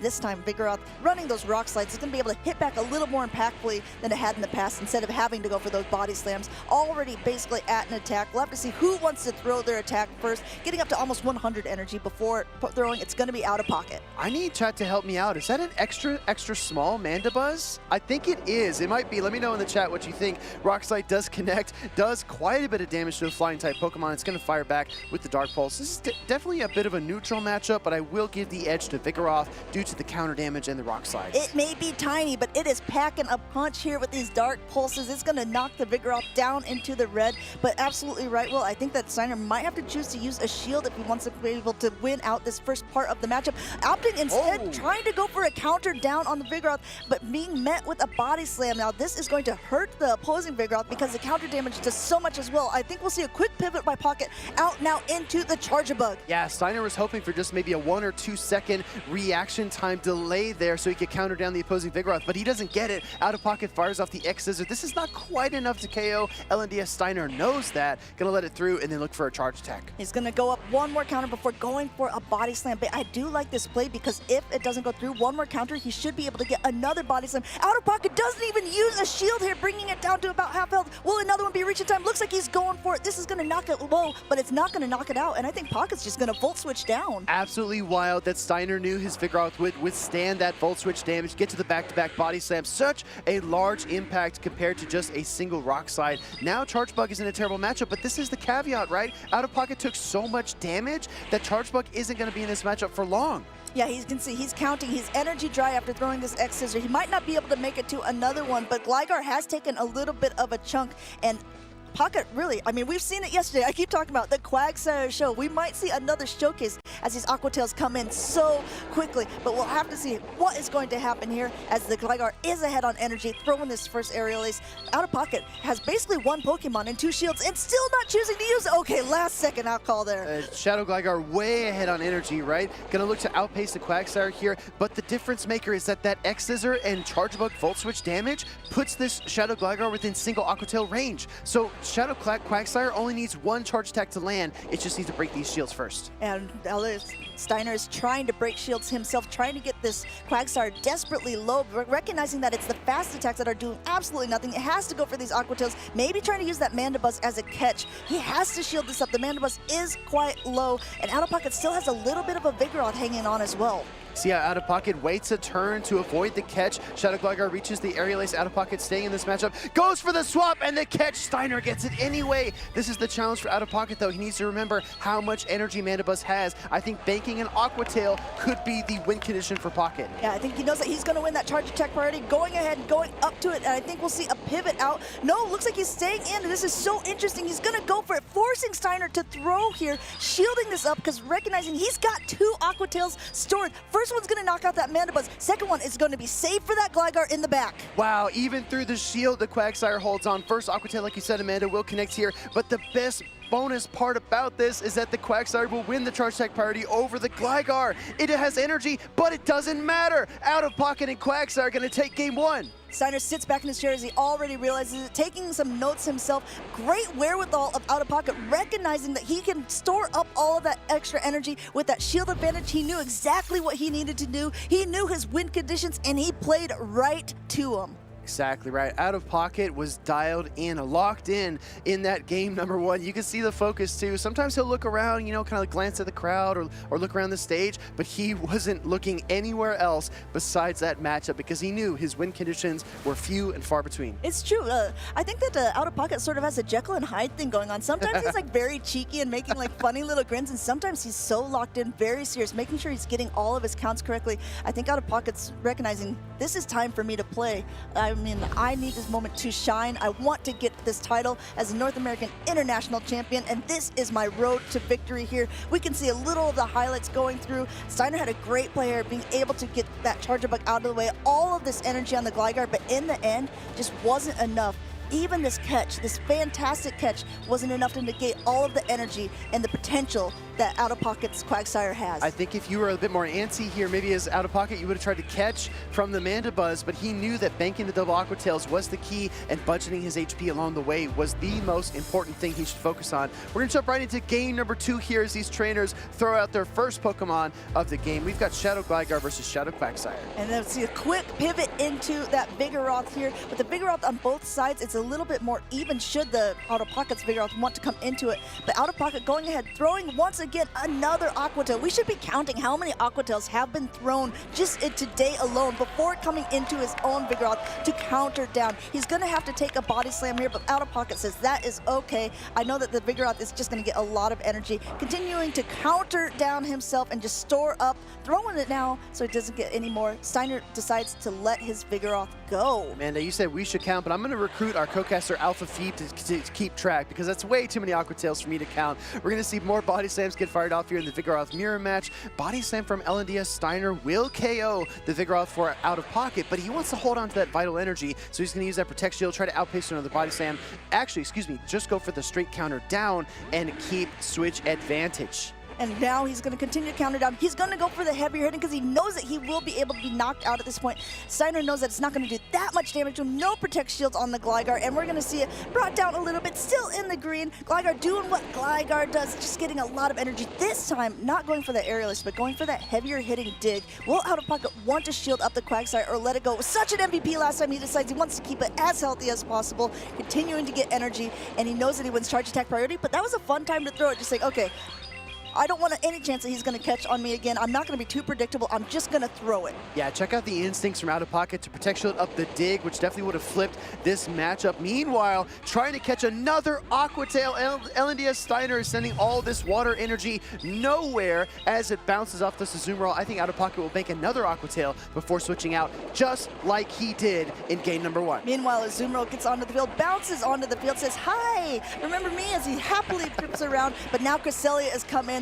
Even though Azumarill doesn't have much health they can offer, these Grass Knots are super effective against it, and all he can throw back is Play Roughs, which, as you can see, still keeps Cresselia in the green, and Bubble paces so slowly. Out of Pocket already at Grass Knot and a half. I just want to point out this opening that Out of Pocket has created for himself. Look at the team from Steiner. No Lickitung in this game, no Mandibuzz, no Charge Bug. All of the answers to Cresselia are on the bench, and that means that Cresselia is just going to run wild here against the Azumarill and Gligar that are still remaining. Steiner's still playing it out patient and calm. He knows that his win conditions, he's trying to find his windows of opportunity, and he's got to remain focused to do so. Trying to catch his timer, unfortunately, wasn't quite up for him. Going to have to take this Grass Knot, and we'll have to see if it is enough. It's not same type attack bonus, but it barely, the Azumarill barely hangs on and switches out, and now it's going to be a race. This Grass Knot has already reached one wing attack away. I think he could have gone for an aerial ace or a dig. Maybe it would have knocked out, but he still needed something for the Quagsire in the back. Yeah, Out of Pocket is just so clever with his plays. He has the Aqua Tail banked, and he throws the Aqua Tail for a little poetic justice against the Azumarill. He said, "You caught the first one, well, here's another." Aqua Tail after Aqua Tail, Quagsire once again finishing off the matches for Out of Pocket as he breathes a sigh of relief, 2-0ing one of the most formidable trainers in this competition. Yeah, he said, Azumarill, I heard you like Aqua Tails. Well, how about a second one to close this game out? Cresselia just had so much room to breathe in that secondary matchup because Pocket did such a great job of dissuading Steiner from bringing those traditional counters to it. Like we talked about in the team intro, Lickitung and Mandibuzz, such powerful Pokemon. But in the face of a Vigoroth team, it's really, really challenging to bring those Pokemon and try to make headway because Vigoroth it's just vicious against those typing combinations. So I want to ask you a question. We're seeing so many Vigoroth, even in day 2 as well. So of these competitors, Annihilape is still the #1 used Pokemon. Why do you, I know, I mean, we're giving incredible reasons why. I completely agree. Mandibuzz, Lickitung, there's so many things for it, but it just gets completely hard-walled by the most popular Pokemon. Why are people bringing it? That's such a good question, Amanda. I mean, honestly, I'm still firmly in the Annihilape court, but I feel like a lot of trainers are looking to avoid the tough matchups that Annihilape has, right? How it struggles against Shadow Gligar is probably the #1 reason that these trainers are opting to build around Vigoroth instead. And that's the key as well, build around. You can't just take a team with Annihilape, for example, a previous regional championship team. You can't just take that and switch the Annihilape for the Vigoroth because then the entire structure of the team is uneven and unequal. You have to build around the Pokemon that you're choosing to support. So you typically see a Vigoroth team with multiple answers to Annihilape, right? With Cresselia, with Shadow Gligar, with Altaria, even a Giratina Origin form. A lot of these trainers are building in this insurance, this protection against those hard counter matchups. Yes, almost double daring people. I know that one of the trainers from Europe, Inadequance, who has come over here to play still in day 2, he's played at a lot of local cups and challenges, and in these teams, he likes to bring very spicy Pokemon to see how they play out against what is typically meta. One tournament, he brought 2 Fairy-type Pokemon because he said, I dare you. I dare you to bring an Annihilate into this team. Exactly. And in the meantime, he just used it to make sure that his Poliwrath ran free. I have a special treat for you, Amanda, for everyone watching at home. Let's take a look at our caster most valuable Pokemon picks. These are the MVP picks that we have for the tournament so far. What's jumping out to you here, Amanda? You picked Elam's Carbink. I think a lot of trainers would agree with you. You know, listen, I know it's a controversial Carbink, but I think that it's something that is definitely off meta. It has high risk, high reward. Elam's been playing it so incredibly well, and I'm not afraid to tap. Personally, I chose Spartan's Mandibuzz because we've seen a lot of Mandibuzz actually enter the tournament and several make top cut, but I feel like Spartan just has such a control over the Mandibuzz. We look at certain Pokemon like Lurgan Rocket and Cresselia, and EU is my favorite example. That's a trainer that knows his Cresselia matchups inside and out. I feel like Spartan really pilots that Pokemon to its optimal potential. But look at Ashton Ash actually getting 2 MVP picks here. I just have to say the Shadow Alolan Sandslash KOing the Skeledirge was probably one of my favorite plays the entire weekend. I understand why Fee picked it. I completely agree. Also, you recognize something later, and if I kick you in, will you do it? Oh, I don't know about that. Oh, come on, you gotta do it. Come on, everyone cheer him on. Speedy, Speedy. Or at least say it. Ashton Ash's Shadow Alolan Sandslash. Say that 3 times really quick and type it in the chat. And also try to come up with we need it to be like a continuous rhyme. So if you can come up with the next stanza, maybe someone can go ahead and get that from the chat, and then we can come up with a song by the end. Amanda, you're actually a pretty experienced rapper as well. You've done some other music, and you're pretty talented. I know. I must say. Yep. It comes with Pokemon Go. I remember when Pokemon Go came out. Oh. Yeah, it was great. Just like my rapping skills. Sorry, it's my birthday. I don't have to rap if I want to. Our trainers are ready on stage. Let's get the camera off of us and onto them because we've got Auburn and Ashton Ash, that trainer with 2 MVP picks, taking the stage. Shadow Alolan Sandslash. On the left side of your screen is Auburn, a trainer who famously does not display much emotion, right? Auburn doesn't seem to smile, doesn't seem to laugh, doesn't even seem to get angry when things don't go his way. But Ashton Ash has been wearing his emotions on his sleeve all tournament long, and it's made for some pretty dynamic expressions on stage. It has. We've seen what he thought even was mistakes really coming to play for him, being able to continue on. He is now in the winner's semifinals. The winner of this match will now play out of pocket in the winner's finals. And let's go ahead and take a look at the accomplishments. This is Ashton Ash's, I think, top cut, the only top cut he's had, but top 32 already. A fantastic run by him. Meanwhile, Auburn on the other side, Knoxville Regional top 16, World's top 16 last year, and also the Charlotte Regional finalist last year. Yeah, if you remember, back in 2023, Auburn took on Richie 1409 in the Charlotte Grand Finals. Could not put a stop to the Water Gun Lantern and Swampert combination.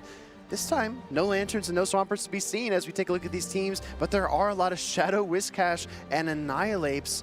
I don't know, anything standing out to you, Amanda? I mean, is Shadow Alolan Sandslash going to be the MVP in this round? We did see it play out very well for him earlier on against a Skeledirge, which is a very hard counter for it. Annihilate is also a hard counter. We'll have to see how he wants to play around. Will it maybe even be something that's known as like bench pressure? Like, okay, I don't even need to necessarily bring it here. If I'm looking at Auburn's team, there's not actually that many big targets for it. So I would guess that maybe it would not be on the bench. Well, we're about to find out. We're jumping right into game number 1 here as we have an Annihilate Mirror. These are always so tricky and get a little bit nerve-wracking because the one with the higher attack will be the one who is able to throw first. Are they going to bait? Are they going to throw the heavier attack with that Shadow Ball? Looks like they're both going for one. Auburn wins that charge attack priority, and now it's up to Ashton Ash how he wants to respond. And this is the personality difference we talk about, right? As the protection goes up for Ashton Ash, you see Auburn not reacting at all to winning the charge attack priority tie. And not shielding at all, too. Recognizing how most trainers want to play this out. Going ahead and taking that Night Slash comfortably and getting ahead in shields. And Ashton Ash, you can see all the emotion on his face and in his body language. Avoiding the charge attack party tie, trying to catch the Shadow Ball, switches into Lickitung, but takes a Night Slash instead because Auburn saw it coming from a mile away. He may have saw it coming, but like you said, cool as a cucumber there. No response on his face. Recognizing that this could happen and going ahead and throwing that Night Slash anyway, saving up a ton of energy on his Lickitung, or on his Annihilate before jumping into his own Lickitung. This pretty much secures this middle matchup for him, as the Lickitung now on Ash and Ash's side has half health, and being able to throw this body slam still might not be enough to turn the tides in his favor. I mean, the Annihilate there for Auburn put in a full day's work, clocked out and banked extra energy for the rainy day as well. And now the body slams from the Lickitung and from Ash and Ash are going to start to chip down Auburn's Lickitung. But like you said, Amanda, the health advantage is so significant that even in this situation, Auburn can comfortably just body slam through. I think he needs 2 in order to pick up the knockout here. And 2 is what he is going to go for. Yes, those licks aren't going to be doing much. Normal type Pokemon here, they're relying solely on the charge attacks to be putting on the pressure here. But Lickitung being one of the bulkiest Pokemon we see in the Great League, it's no surprise that this mid matchup will take a bit longer. Enough time, in fact, that the switch time will move back up. Ash and Ash pivots out, goes ahead, comes in with Annihilate to take out the Lickitung, and Auburn lets it go. Auburn trying to see if his Lickitung will hang on, and it does. Switching into the Annihilate of his own, throws a Shadow Ball immediately into Ash and Ash's Annihilate. Ash and Ash tries to make a call. He thinks it's a Night Slash. It's not. The Annihilate is back, and it gets the KO with the Shadow Ball immediately. I absolutely love that play, because even if it was shielded, there's not much left on the own Annihilate saying, okay, it's done its job at this point. Now, in comes the Whiscash. This actually might be great for Auburn, or not for Auburn, for Ash and Ash being able to completely mud shut down, getting some energy, and the main Pokemon in the back is just such a wall to the Charger Bug. But is it a wall when there's 2 shields left on Auburn's side? The Scald coming through, and got to use your shields at some time, Auburn. The 2 shields are important, but I want to point out as well, this is a Shadow Whiscash, which means that the single X Scissor is going to deal a lot more damage than usual. And to add on top of that, Auburn still has the Lickitung in the back. So if the Scald debuff connects and this Charger Bug gets slowed down, it can just switch out, recharge, and come back onto the field. As you can see, he was going for that heavier hitting Scald, going for it once again, but it's going to be close. Does Auburn call this? We can't tell by his facial expression. He doesn't. He lets that go too. Scald does connect. It does a lot of damage. But meanwhile, trying to pivot out, trying to catch, this may have given Auburn even more of the win condition that he was looking for, being able to throw this X Scissor. Ash and Ash taking some notes here as he lets the Lickitung go. Auburn is just 1 Volt Switch away from the next X Scissor to win this first battle, because I don't know if Ash and Ash is even going to bother shielding. He knows this is a very uphill battle. Ash and Ash taking some notes, doesn't even bother with the menu, is going to go ahead and let that charge stack through. Yeah, that was smart of him, because he would have had to go through a Mud Bomb to go through that shield, a Mud Bomb to take out the Charger Bug, and another Mud Bomb to take out the Lickitung in the back. Just too much for the Whiscash to handle.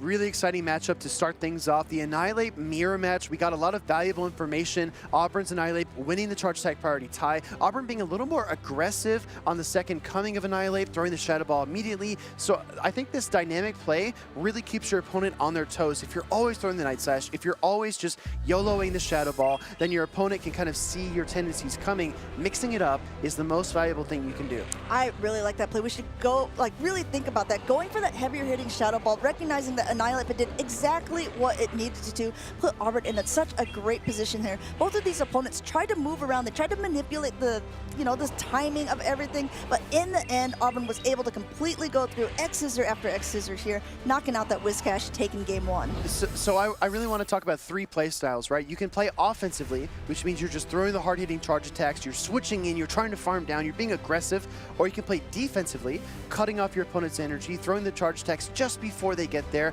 and just trying to prevent your opponent's win conditions. Or you can play timidly, and you throw a Night Slash bait when you don't really need to bait.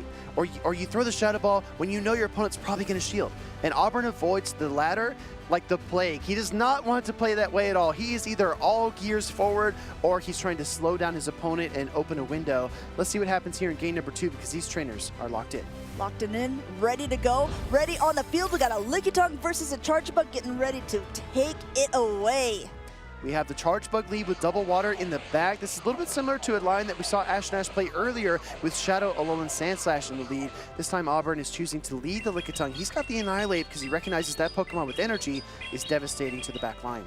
Now, the Lickitung Charger Bug actually favors the Lickitung just a little bit, just because of the bulk of the Lickitung. But at this stage as well, I think it's quite all right to be able to do so. Body Slam coming through now from the Lickitung. Charger Bug going to be able to take this. Ash and Ash not bothering to use a shield because it's not necessary at this point. Getting a ton of energy, throwing this next X Scissor. And I think it's all about pacing at this point and who wants to keep the lead. It's all about pacing, right? And the charge bug is going to get to the X Scissor, like you pointed out. A couple more Volt Switches will take it to the third X Scissor. Auburn knows that like the back of his hand. He's going to throw the body slam here after 7 licks. Perfect timing to peel away that first Protect Shield. This Lickitung is too healthy to Volt Switch down, so he's either going to force Ashton Ash to throw energy or give him switch advantage. I like this play, throwing at that charge attack priority because it was at another body slam. Ashton Ash recognizes that well, but Auburn shields up because he's saying, okay, your move. Do you want this lead as much as you thought you did? Because you have to go 2 shields down to do so. And you know what? Ashton Ash says that absolutely that is what I want. Ashton Ash doubles down on the charge bug, invests both Protect Shields early on in the battle, and now he's going to get the full Volt Switch down. Charge bug limps out of that matchup, but switch advantage is firmly within its grasp.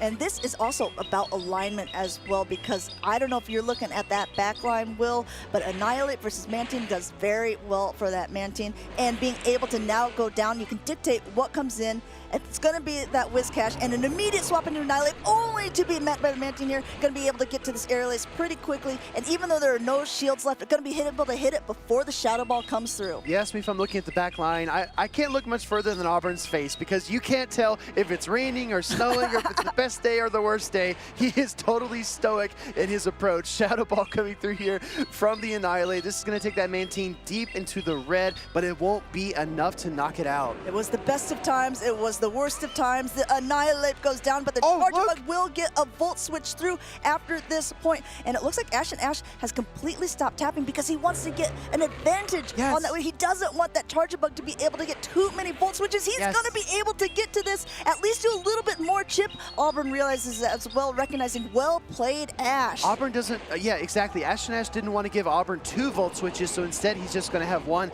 Let's actually keep that in mind as we watch this end game. Will that additional Volt Switch that Ashton Ash just denied be the difference maker? Will that stop Auburn and prevent him from winning the game? Well, we just saw how much an X Scissor did. There's almost another one ready and loaded here. Will this be enough to knock out? I think it's going to get it very close. He needs to get 2 more mud shots to be able to do anything here. Very low into the red, but 1 going through, throwing right now. I think he's going to make it. This Protect Shield, if it goes through, he's got 1 more mud bomb to go. Auburn puts down his phone. He thinks this game is over. Is going to go ahead and just allow the Whiz Cash to get the single mud shot to the mud bomb. That 1 Volt Switch might have been the game winner for Ashton Ash here in game number 2.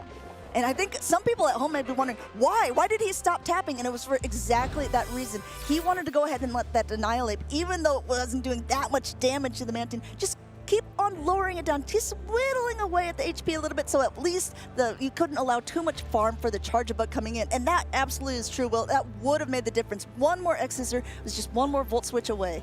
Those counters are only doing a little bit of damage to the this guy. due to the flying typing. And as we see this lead matchup, sinking both Protect Shields into maintaining switch advantage was also key for Ashton Ash because it allowed him to avoid this critical matchup he didn't want to see, put his Mantine where he wanted it to be, and then eventually win this battle. And also being able to reach that aerial ace proved pivotal for him as well. So this was being able to mud bomb after mud bomb, tying up the series here in the winners semifinals. Whoever wins this will continue on into the winners finals to face Out of Pocket.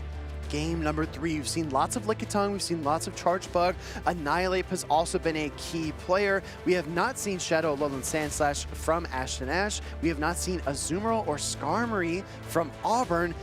What do you think? Is this the time to bring any of those 3 Pokemon? Because you pinpointed Azumarill early on in our discussion.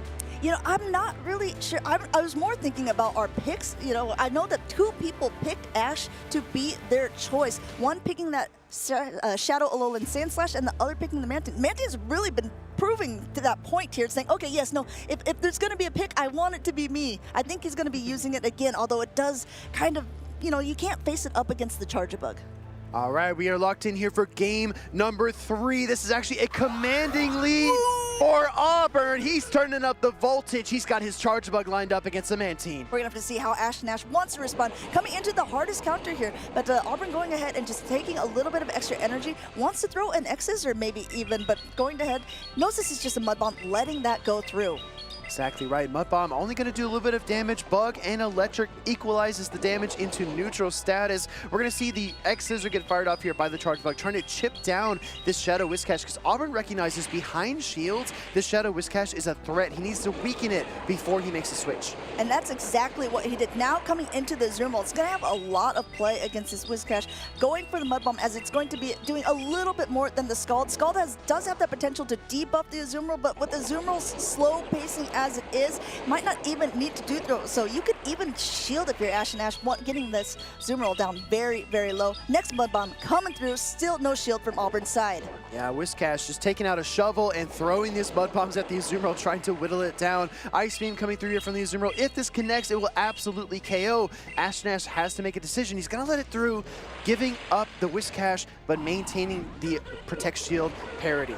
And now back comes in the Mantine. It did not want to face up against the Charger Bug. It doesn't really have many more options, forcing him to play against this Azumarill here. But Azumarill just charging up, going for a play rough here. No shield on Ash and Ash's side. Meanwhile, just getting a ton of extra energy, hoping to at least maybe throw at the Charger Bug when it comes back in. This Aerial Ace will do a nice little chunk of damage to the Azumarill. Perhaps could even get one wing attack after to get a little bit of that energy back. I like that idea. I would have liked to see the Mantine. Oh, actually, simultaneous switch out, avoiding the Charge Bug versus Mantine matchup. Ash and Ash is quick with the switch, sends in his own Bug and Electric type to face off against Auburn's. Auburn does have a little bit of an energy advantage, but definitely not the health advantage, as the first X-Scissor goes through. Ash and Ash continuing to just charge away here. X-Scissor going to be reached. There's two of them loaded up here. Auburn still has two shields up. Look, guys, he's banking it all in the Lickitung, hoping for not only the bulk and health of the Lickitung, but also two shields to hide behind to take out this Charger Bug and the Mantine in the back. Full team from Ash and Ash has been revealed. There's no Annihilate, there's no Lickitung in the back. So like you said, Amanda, this Lickitung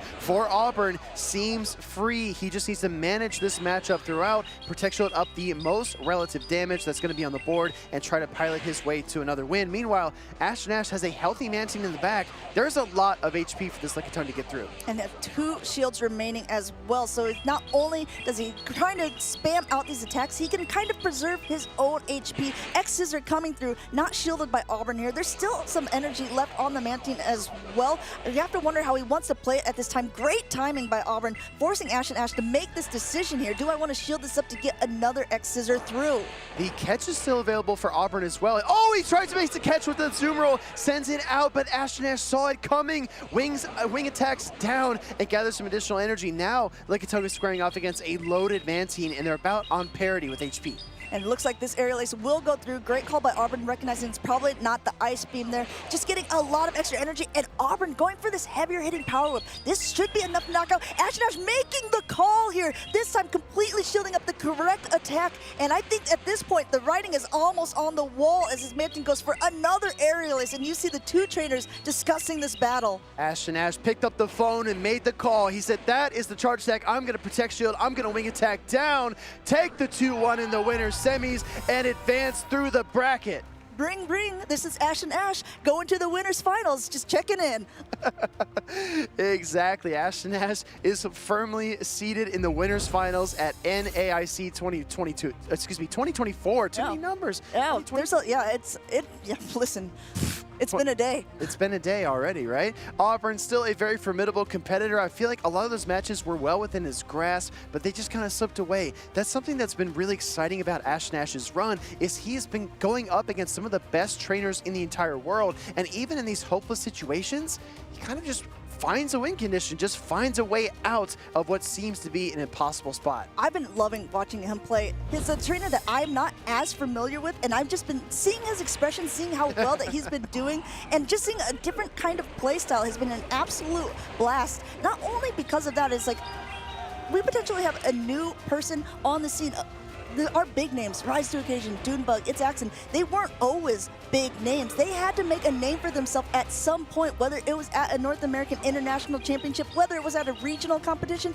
Ash and Ash is already in the winners finals, in the highest placement that he's ever had in a tournament. It's impressive, right? I just want to call back one more time to that simultaneous switch. Auburn sending out Azumarill, Ash and Ash sending out the Mantine. It's I think when you calculate out the fast attacks, it's easiest to predict when the Volt Switch users are going to throw the charge attacks. 4 turns for a Volt Switch feels like a century. Auburn was anticipating the charge attack from the charge bug. That's why he sent in the Azumarill. Ashton said, you know what? People like to catch against Volt Switch users. I'm just not going to throw. I'm going to make the switch and just see what happens. And that was the perfect call to disrupt everything Auburn was trying to do. If Ashton throws the charge attack into that Azumarill, I think Auburn wins that game. Yeah, it would have changed the matchup completely. And a lot of times this is what trainers are expecting. Auburn did really well. He played to his win conditions. Unfortunately for him, Ash just completely negated those, saying, okay, if this is his only win condition, my main win condition is just making sure it doesn't happen. Exactly, right? But playing good defense. Yes. We talked about that at the beginning of the series, right? Playing offense, being aggressive, taking shields, and playing good defense, preventing those win conditions, cutting off energy, making your opponent make tough decisions, right? Do I really want to shield in this lead matchup when I can go down 1 to 2 shields early on in a battle where I know Annihilate is probably in the back, and going down shields to an Annihilate team is really difficult to come back from. I know that you guys have probably been watching this stream. I hope you've been watching this stream this whole entire time, but in case you haven't, we're just going to go ahead and give a little bit of an update of how things have been going in the tournament so far. See all the big names, and just keep in mind too, this is the winner's side of the bracket. There has been people playing in the loser's side as well. Look at his run through. He beat Mango earlier on in the day, 2-1. We saw his victory against Spartan in an incredible finish, just being able to beat out Auburn as well, and then we're going to see him play up against Out of Pocket in that winner's finals. I kind of got tongue-tied saying 2020. Maybe it's because of all these 2-0s that we started the day off with, and a lot of these trainers have progressed very rapidly through this winner's side bracket. This winner's finals, right? If you had it penciled in that it would be Out of Pocket versus Ashton Ash, I think you deserve a prize, because that is not what I had on my radar at all. Amanda, you alluded to this loser's side bracket. Again, our champion, our NAIC international champion, could be one of these names in the loser side bracket, and all of them are fighting very, very hard. If you lose later on the winner's side, you kind of fall into one of these forward positions. You kind of fail forward. Like, for example, losers round 4, Elam, House Stark, Spartan, and Magic Mason, they're all waiting for their opponents to clear other opponents until they actually have to battle. And there's so many of these trainers. We got to see a lot of them play on day 1. In fact, day 1, we showed the most Go battles that we've ever shown in a single day, breaking some records. Not only did we have a record turnout here at the North American International Championships, we're showing the record amount of battles as well. Exactly, 29 sets of battles. So if you are a fan of Pokemon Go PvP, seriously, there's nowhere else you'd rather be, right, than watching the stream or here in the venue. So if you have friends that enjoy competitive Pokemon Go, send them in here. We love to hear from them and see them active in the chat. We have 2 new trainers taking the stage, and we're Even actually more battles. Going to go down to that loser side bracket, right? Okay, I'm excited to see it. We talked about it a little bit earlier. I love loser side bracket because there's just so much to play for. Double elimination tournament. That means whoever wins this stays in it. It's like, you know, you're playing the game of Survivor here. Like, I want to be able to continue on in this. Loser's going to go home, but with a lot of championship points, because day 2 is picking up a lot. We're in our top 32 players of this 300-plus tournament. Let's welcome in some familiar faces. This is Cindy versus J-Jan on the loser side bracket, and they are getting prepped on the stage and ready to go. We saw Cindy play yesterday, being able to bait out with that Dugong against a Mountain Dugong as well. I think that was in the losers finals to get her into day 2. We haven't seen much of J-Jan playing. I'm very excited to see how he will play in this. He is someone who is had a lot of success in local tournaments, and he was also a regional champion earlier this season. Exactly. J-Jan reaching new levels in the 2024 season, kind of proving to himself that he can succeed at a high level against the best of the best. And Cindy is a formidable opponent, our first ever Vancouver regional champion in 2022, and a staple of our PvP community. Cindy is going to be bringing her Annihilate, Lantern, Cresselia, as well as Lickitung, Dugong, and Shadow Gligar. And as you expertly pointed out yesterday, Amanda, this is a copy of S. James P's team from Indianapolis. Who when he told us it was a copy of Lurgan Rocket's team from the EU. So we have to see if Lurgan Rocket said, actually, I took this team from X person, because we'll see how far this can actually go down the line, and we'll see how far this can actually make it. I mean, Lurgan Rocket top cut with this team. SGMSP won a regional with this team. Can Cindy win an international championship with it? Exactly, Amanda. We're dropping facts, and you're saying, actually. Actually here, let's look at J-Jan's team. Running a Zoomer with a Play Rough Ice Beam. The standard, I would say, moveset we're seeing in Zoomerals in this tournament. Yeah. But I have seen actually quite a few with Hydro Pump, and I'm very curious as to why J-Jan chose to use the standard one. Obviously plays best into what he feels is the meta Pokemon and what his opponents will bring. JJ, also with Water Gun Lantern, our trainers are getting locked in here. We have 2 champions of the North facing off here in sunny, sweltering New Orleans. This is day 2, losers, round 1. Let's get things started. And they're going to jump into these battles very soon. Both of these trainers taking a moment to lock in. This is the time that they're going to reflect on what will my opponent bring. I've played people like this person. In fact, I've probably even played this person before. Oh, yeah. What do I think they're going to bring into this decisive battle? Jumping right into game number 1, Cindy is on the left side of your screen, J-Jan on the right. Let us know who you're cheering for at home. We've got a Lickitung lead for Cindy versus Annihilate for J-Jan. I give the slight edge to the Annihilate, but it's not that clear cut. It's not that clear cut unless you go ahead and get that boost. J-Jan not even bothering to go for it right away. Knowing that Cindy has to go up to a Power Whip, just continuing to counter away before throwing this Night Slash. Doesn't want to let any extra licks go through here. Gonna go for the Night Slash and automatically swapping out into his own Lickitung here. Chipping and dipping, but the Power Whip will go through. This is heavier hitting, but I don't know if that was exactly what Cindy wanted to target with that attack, as now it's almost the flip here, coming into her own Annihilate, saying, okay, I see this mirror. Let's pick it up and reverse it. Pick it up, flip it, and reverse it, right? J-Jan was trying to get the health advantage before switching out. As soon as Cindy saw the Lickitung, if you're watching your camera, she smirked. She said, okay, we're about to be in the same exact situation. Lickitung going straight for the Power Whip. Cindy knows that her Annihilate can withstand a single Power Whip at this range, and she doesn't want to leave too much health for her opponent to farm down. She's just going to look for the full counter down and attempt to reach a Shadow Ball, which will peel away one of these vital, important Protect Shields. We just saw Auburn do basically exactly the same to Ash there. She had one counter away. The Gligar is going to be a great answer to negate it, but she is still able to reach it when the health is that low. J-Jan knows there's no way she would bait at this point. Going ahead, protecting this up, keeping that Gligar nice and healthy, and getting a couple wing attacks for whatever will come in. I cannot believe that Annihilate hung on. I couldn't see the HP bar at all, and I definitely think if that was a shield situation that Annihilate would have been KO'd. We're going to see the counter swap into the Annihilate, met by the counter swap of Lantern here from Cindy. This is a Spark Lantern in opposition to, for example, J-Jan's Water Gun Lantern. Yeah, it's not going to be the fast attacks that you're doing that much as in the Shared Skies update. It ended up getting a little bit of a nerf, going to ahead and protecting up that Lantern because it does pace very quickly with this Spark, being able to get up to this Surf now. Does J-Jan want to shield up the Annihilate, or is he going to put it all on Gligar? Looks like he's going to let the Annihilate go down. We're going to get one more attack and hang on by a thread. You thought Cindy's was hanging on by a thread? Hello, Annihilate, meet other Annihilate. Exactly, Annihilate hanging on by one of those ghostly hairs of its, and then we're going to see the Gligar come into the Lantern matchup. Lantern is easily within dig range, and it's going to need 2 Surfs to KO the Gligar. So right now, Cindy has a very important decision to make. She has all this energy, and last second shield. I was like, I think that she would be very sad to let all of that go as 2 Surfs are almost ready, throwing right before the next Aerial Ace even would be available, forcing the shield from J-Jan. Surfs are super effective against Gligar. It will be doing so much damage. He wants to try to get off a little bit of damage. Will he be able to make it to dig? He does. There are no Protect Shields remaining. This is definitely enough to knock out the Lantern. It's going to be that Lickitung against Gligar in the back. A couple of different win conditions. Cindy could have tried to catch the dig on the Lickitung, but the Lickitung still has a chance to close out this game. It's going to try to reach for the Power Whip. That's the most effective charge tag it can use, but J-Jan gets to the Aerial Ace first, cutting off the energy and stealing away game 1 from Cindy. Aerial Ace connects with the Lickitung. Lickitung goes down. J-Jan gives a little bit of a smile as he knows that he has taken game number 1. Playing to his win condition and playing it out perfectly. I just can't get over those 2 Annihilates hanging on by a wisp of health. I mean, I couldn't even see the HP bar, and Cindy did it once, and I said, okay, that's impressive. And J-Jan said, you know what? I can do that too.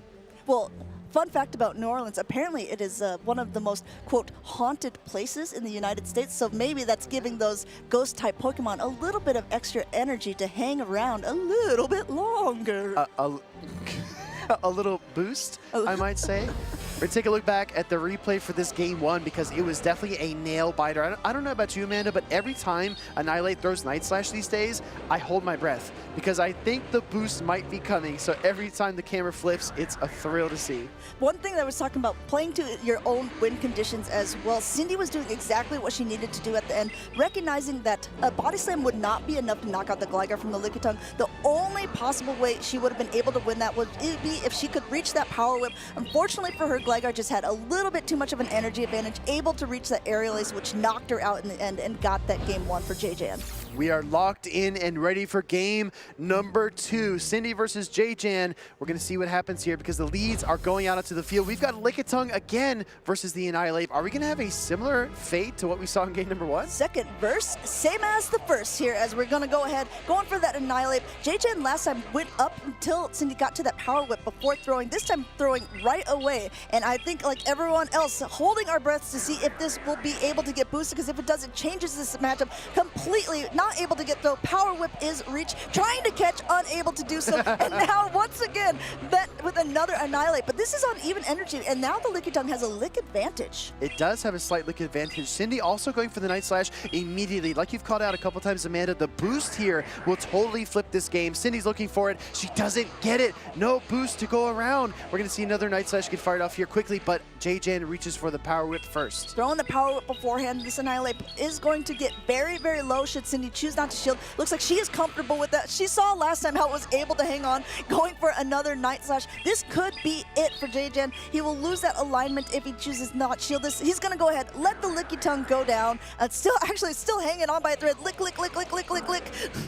And the Annihilate again hangs on by a thread. Look at that, it barely has any HP at all. J-Jan sends in his own Annihilate. It has energy, it has health. Cindy doesn't really have a hard response. There's no Gligar on her team, no Cresselia on her team. She's got to go with the Lantern here against the Annihilate, and I'd say Cindy's on the back foot. J-Jan looks to be in control. I'm wondering if we need to talk to production. Are they running back the last game? Because it looks like they're pretty much the exact same lineup, forcing to come in here, this time protecting a Night Slash instead of a Shadow Ball, and going for the Surf, I think, once again, trying to get it ahead of time, negate any of this energy, but this time J-Jan has all the shields, wants to protect up the Annihilate with all this energy, and put some hurt into the Lantern. J-Jan throwing the Night Slashes like our friends Nighttime Clasher and Tomahawk would say, looking for the boost button, can't get it, so he goes for the Shadow Ball instead. Cindy has a decision to make, does use the protection on the Shadow Ball. That's absolutely massive because it keeps her Lantern in this fight. And this is a play by J-Jan as well, recognizing I still have a shield. Even though these are super effective, I can just shield it up because I'm going to get to this dig before she will get to another one here. You can see him already nodding a little bit, recognizing that he's gonna hit it. A great combination play by Cindy here, trying to catch, and if not, saying, well, at least you're gonna get a Body Slam, forcing J-Jan to make a different decision and change his play a little bit. Yeah, she's playing a lot of mental pressure too, because now J-Jan needs to remember how much energy this Lickitung has. If this is the Power Whip, this would be close to knocking out. Luckily for J-Jan, though, it's just the Body Slam, but the Lickitung will still continue to apply pressure. Gonna throw the dig immediately. J-Jan is content with how much energy he has stored. I think he's one or two wing attacks away from yet another dig, which would be enough to knock out the Lantern. The question is, who is closer? Turns out to be J-Jan once again, going for that dig against the Lantern. No Protect shields that Cindy can hide behind. This will connect with the Lantern. This is a super effective dig from a ground-type Pokemon. It digs up the Lantern and KOs it. Cindy, unfortunately, will see her run in NAIC come to an end. J-Jan will progress through the bracket here in Day 2. Day 2 performance coming up from the loser side of the bracket. This is just losers round 1. We've gone all the way through the winner's side up to the winner's finals. Now it's time to see what these trainers on the bottom half of the bracket have got in store for us. I say we're off to a great start by these plays by J-Jan. We sent the winners out and we said, the losers, just hold on. Just hold. Hold until the battles are ready. Wait for it. Wait for it. And they've been scheming. They've been looking at these teams. They've been running through all the different situations in their heads. And that's why, another reason why, we're going to get really, really great battles in this loser side bracket. Unfortunately, one of those trainers had to be eliminated. Cindy was the one to fall. But J-Jan has really made incredible strides this season. Absolutely. J-Jan, definitely a big contributor in the grassroots scene, helping trainers keep track of their Go Battle League records, especially on the leaderboards. And now we see JJan conquering locals, conquering a regional, and making a deep run into an international championship. So his growth is on an exponential curve. And everyone has to start somewhere, right? So I mean, like we've talked about the big names. I love to bring up It's Axon as an example because he said it in one of his interviews. He's like, you know, I was the first trainer to win an international championship and a regional. I just have to win worlds on top of this as well, and that's exactly what he did. Other trainers are trying to be like him. Other trainers want to have their own like special little titles, special different ways that can make them stand out as a unique player in our Pokemon Go circuit. We're a relatively new game, but we're already having so many people who are just making an impact on the community. I think it's important as an individual to recognize watershed moments in your life.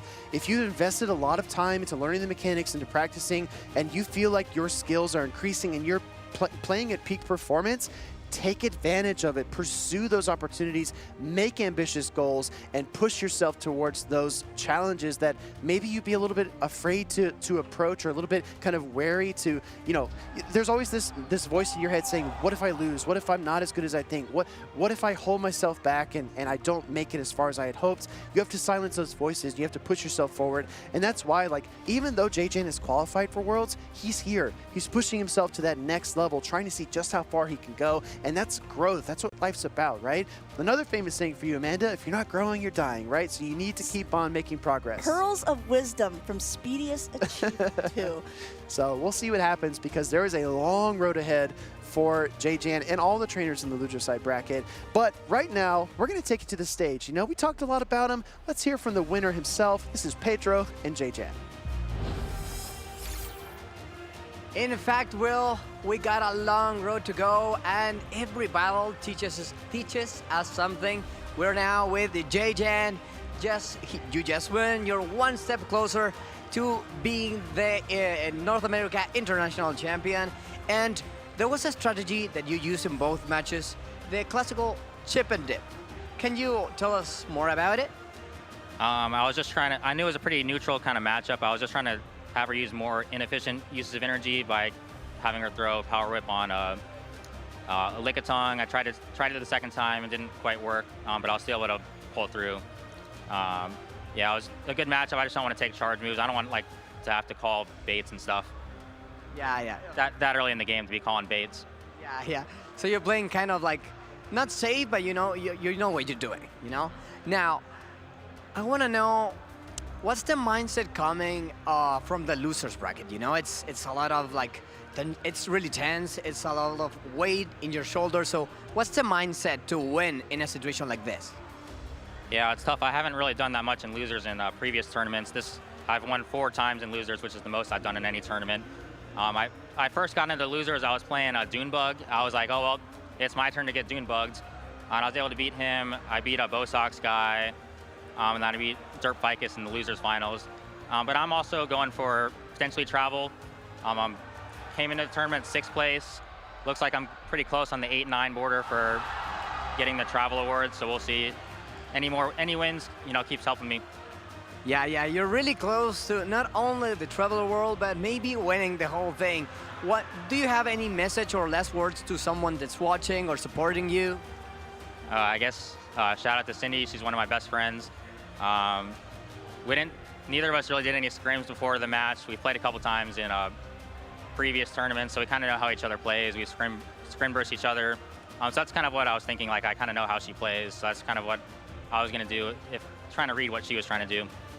Yeah, and it really showed because there was so much baiting and kind of like, you know, trying to be one step forward. You knew each other, so you know how do you play.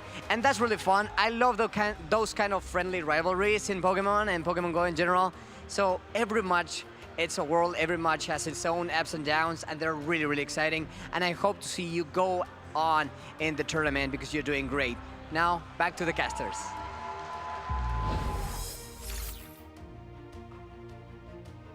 us. You were saying earlier, yeah, everyone has goals to set. Everyone is competing for a reason. JJ's reason is he's going for that travel award. He said he was already 6th on the board. It needs to be top 8 for you to be able to get that travel award, which just gives the players at the top of it, the leaderboards, a little more incentive, a little bit of cash to be able to help them get to Honolulu in Hawaii for the World Championships. Yeah, and I mean, maybe that extra spending money kind of converts itself over in the Pokemon Center, right? You never know. You never know where you might find yourself when you come to one of these incredible Championship Series events. But JJ also pointed out he and Cindy were great friends. Yes. I saw a lot of politeness on stage, right? They were acknowledging each other in their good plays, and there was a bit of poetry as well. Like Pedro said, a lot of chip and dip, a lot of kind of piecing away at your opponent and being patient. That was one of the keys there for JJ as he won that battle against Cindy. And contrary to what Pedro said, right? He said that JJ is close to winning it all. He's got to be patient because there is a long road ahead on that loser side bracket. That was just losers round 1. Yeah, and speaking of, there's still so much more in this tournament, so many more plays to go. If you're just tuning in now, I mean, might as well go get a little bit of popcorn because we got a lot of matches coming up. In case you missed some of these, we're going to show you some highlights of the previous matches before we kick it over.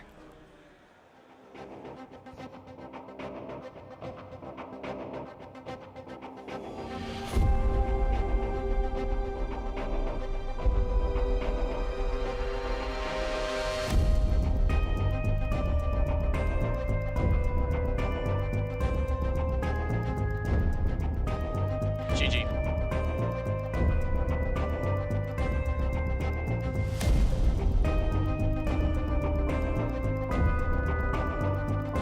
Let's go, baby!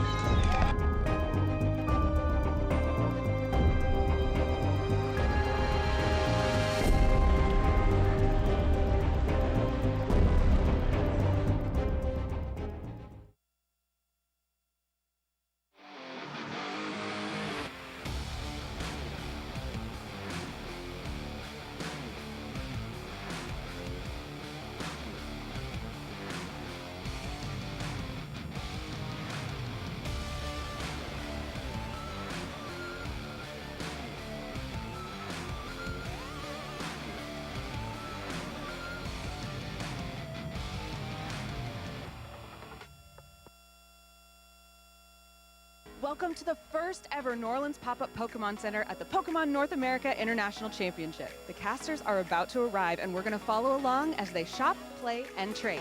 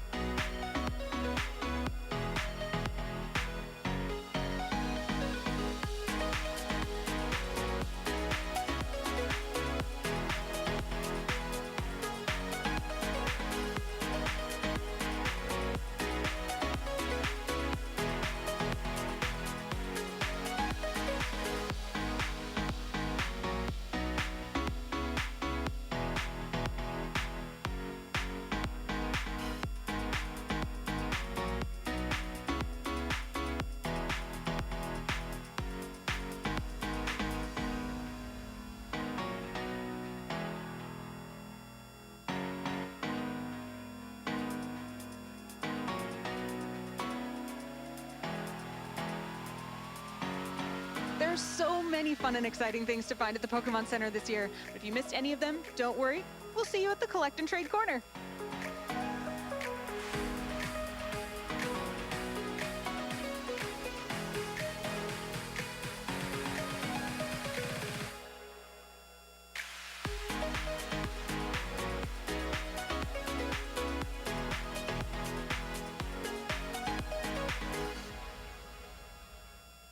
Pokemon Go has many different avenues to acquire the best Pokemon for PvP, but one stands above the rest to be very effective at increasing your PvP roster: trading. Trading is by far the best game feature to leverage. It allows you to collect Pokemon from events that you might have missed, reroll stats of specific Pokemon, get exclusive attacks that can no longer be obtained outside of Elite TMs, and even get legendary Pokemon into the Great League like Lugia and Tapu Fini. The best times to trade are during events such as Community Day or Raid Hours. as they allow you to easily meet up with other players and can sometimes provide bonuses to the amount of special trades you can do. This is the time to ask around for Pokemon you need on your roster, especially if they are out of season like Trevenant, which only appears during Halloween events. Another great place to trade is at Play Pokemon tournaments. Trainers there are just like you and likely have key Pokemon you've been looking for, or regional Pokemon such as Tropius and Hawlucha. Now, trading is a two-way street, so it's always best practice to keep Community Day Pokemon and special event Pokemon for future trades, as other trainers might need them from you. Here's a list of some of the top Pokemon used in the Great League for Play Pokemon tournaments. While this meta is ever evolving, it's important to add these Pokemon to your roster as they are consistently performing at the highest level in both Go Battle League and Play Pokemon. The friendship gifting system can also help you lower the costs of trades. For example, someone that you are good friends with will cost you 20,000 Stardust for a new Pokedex entry, while someone you are ultra friends with will only cost 1,600 Stardust. This is fantastic for trainers that can trade with their local community, as you can easily work towards higher friendship levels, while also preparing you for potential costs of trades when you go to special events.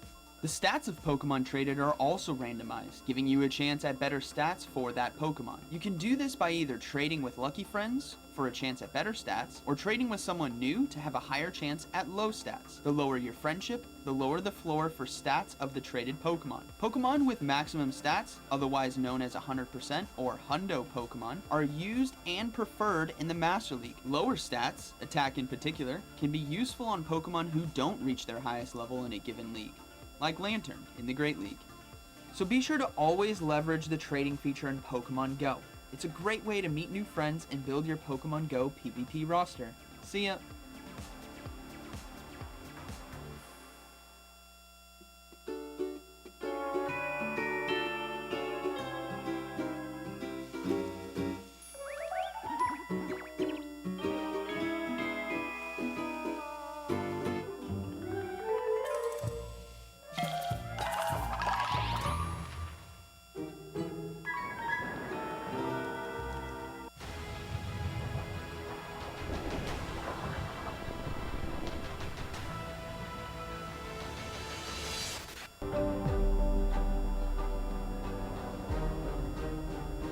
Welcome back, trainers. We have been looking at the winner's side of the bracket this entire morning. Thank you, Will and Amanda, for wrapping that up. The winner's side is set for Championship Sunday tomorrow. We are going to take you on a journey, continuing through the loser's side of the bracket. I am DeFi250, also known as Stephanie Christine, and I am joined here today by Alpha Phoebe.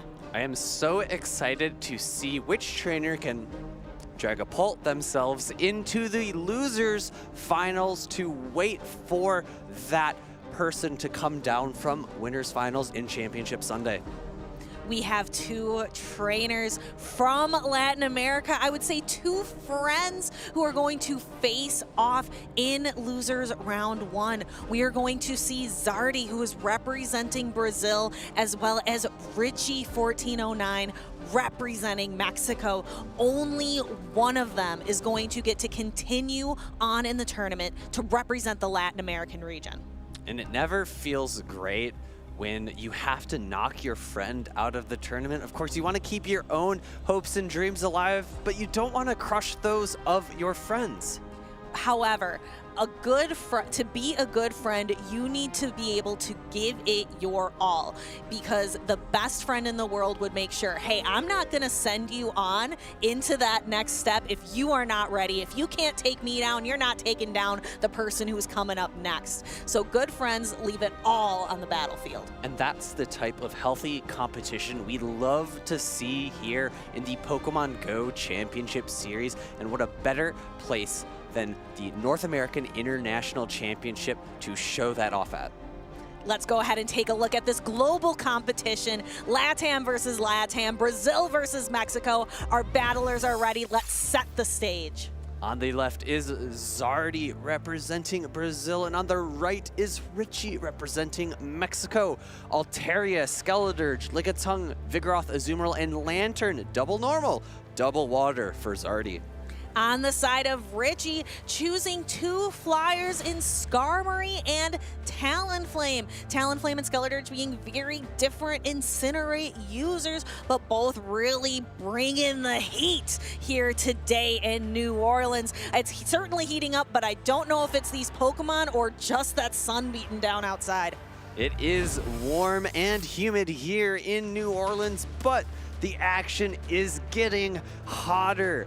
I am very excited to see the matchup of the 2 fire types. Like you pointed out, it could be a little bit difficult for Skeledirge to take the heat from something like Talonflame, building up to those neutral flies. The bait move for that, almost said Incineroar, excuse me, the bait move for that Skeledirge is resisted damage into that Talonflame, where we see this Talonflame is going to be running the moves of Incinerate, Fly, and Flame Charge, not that same double flying moveset we'd seen before. You said it's hot and it's humid. To get that humidity, you need water. And these 2 Lanturns are running Water Gun. Zardy also bringing the Water-type Pokemon Azumarill, running its pretty standard moveset of Bubble, Ice Beam, and Play Rough. Of course, you can't forget how neutral Vigoroth is into most of the meta, but Richie does have a additional counter user, Annihilate, that looks extremely scary. These 2 trainers are locking it in.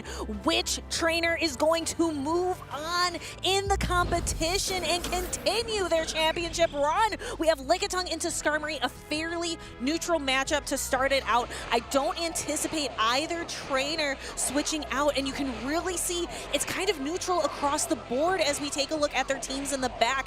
Both Lanturns running Water Gun, and then we also have that tertiary matchup as well, looking fairly neutral with Altaria and the Lickitung in the back.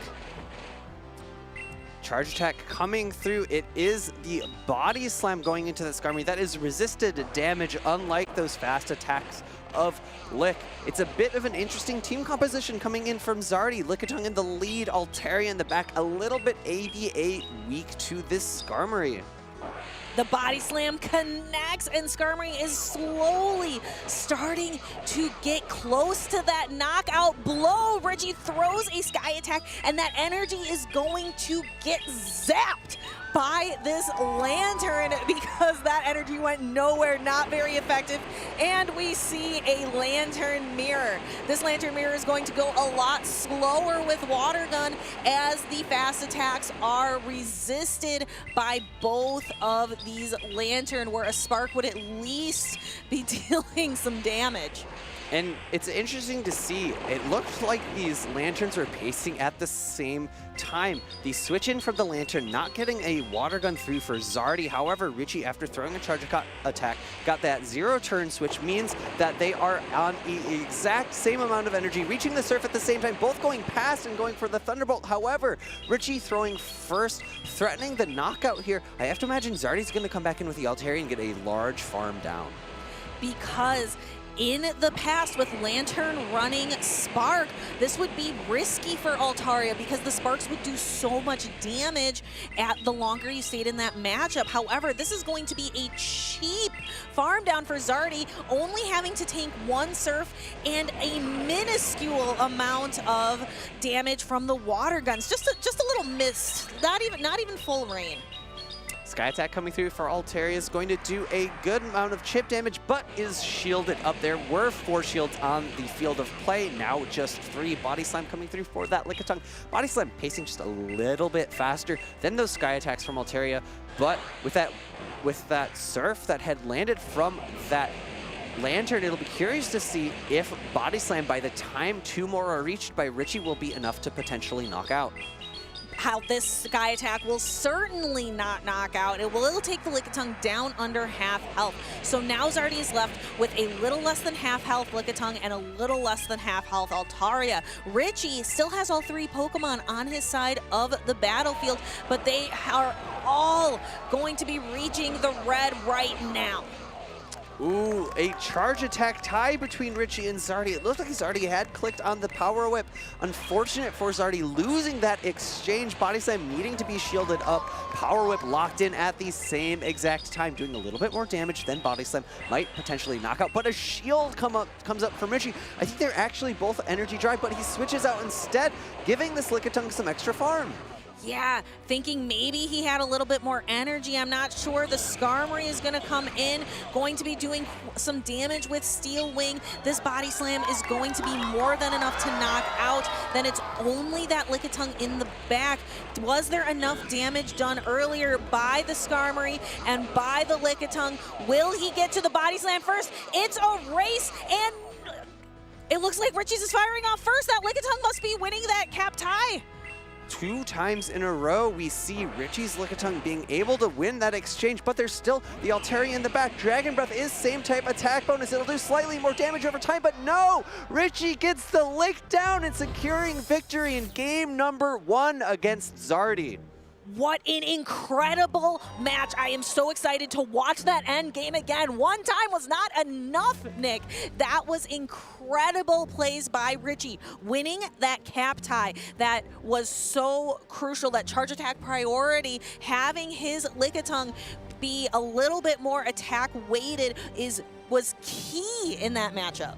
And really tough end game for both of those. I agree with you. I'd like a little bit more time to dissect exactly what happened. This is the mid game here, knocking out the Lantern with the Surf and landing the chip damage from this Lantern into Zardy's Altaria. We're going to continue through, and here's where that end game. We see Richie's Lickitung gets to fire the charge attack first, even though they reach them at the same time. And then we see Richie's Lickitung having just a hair of health remaining, just enough to be able to successfully fast attack down that Altaria. And I thought Richie had potentially made a misstep there, bringing in the Lantern to do some more water guns against that Lickitung, but able to win that charge attack tie in the end because Zardy could have theoretically farmed up a little bit more energy. Had he done one more lick against that Skarmory before throwing that body slam, maybe he could have outpaced Richie's Lickitung in that endgame. He had seen it once before, losing that charge attack tie when the Power Whip was launched, when Zardy shielded that up. I am speechless, Nick, right now. That was an incredible match. Zardy was so close. I cannot emphasize how close that match was. But Zardy, if he wants to continue, if he wants to represent Brazil in this next battle, he has to win this next one. And again, another neutral matchup. Lickitung into the Annihilate. Annihilate here, it can't really throw Shadow Balls. It's going to be relying on that Night Slash damage. Lickitung has to get all the way to the Power Whip.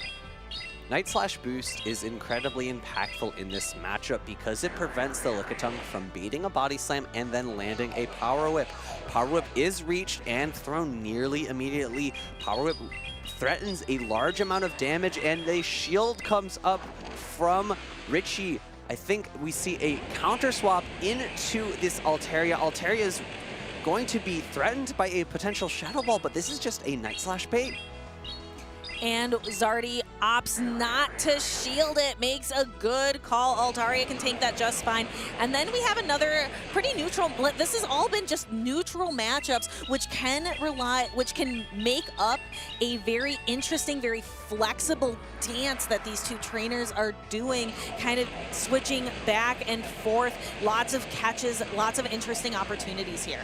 Now, I've talked a lot of talk against Lantern the Fish, but man, with it being on Water Gun, it makes these battles fairly dynamic. You know, it theoretically could have been the Pokemon that was brought into this Altaria, but no, instead Lickitung needs to come out because Water Gun Lantern does not do well in this matchup, and Altaria able to do so much damage to this Lickitung. Another Body Slam is just being able to be reached to win. Switch advantage for Richie.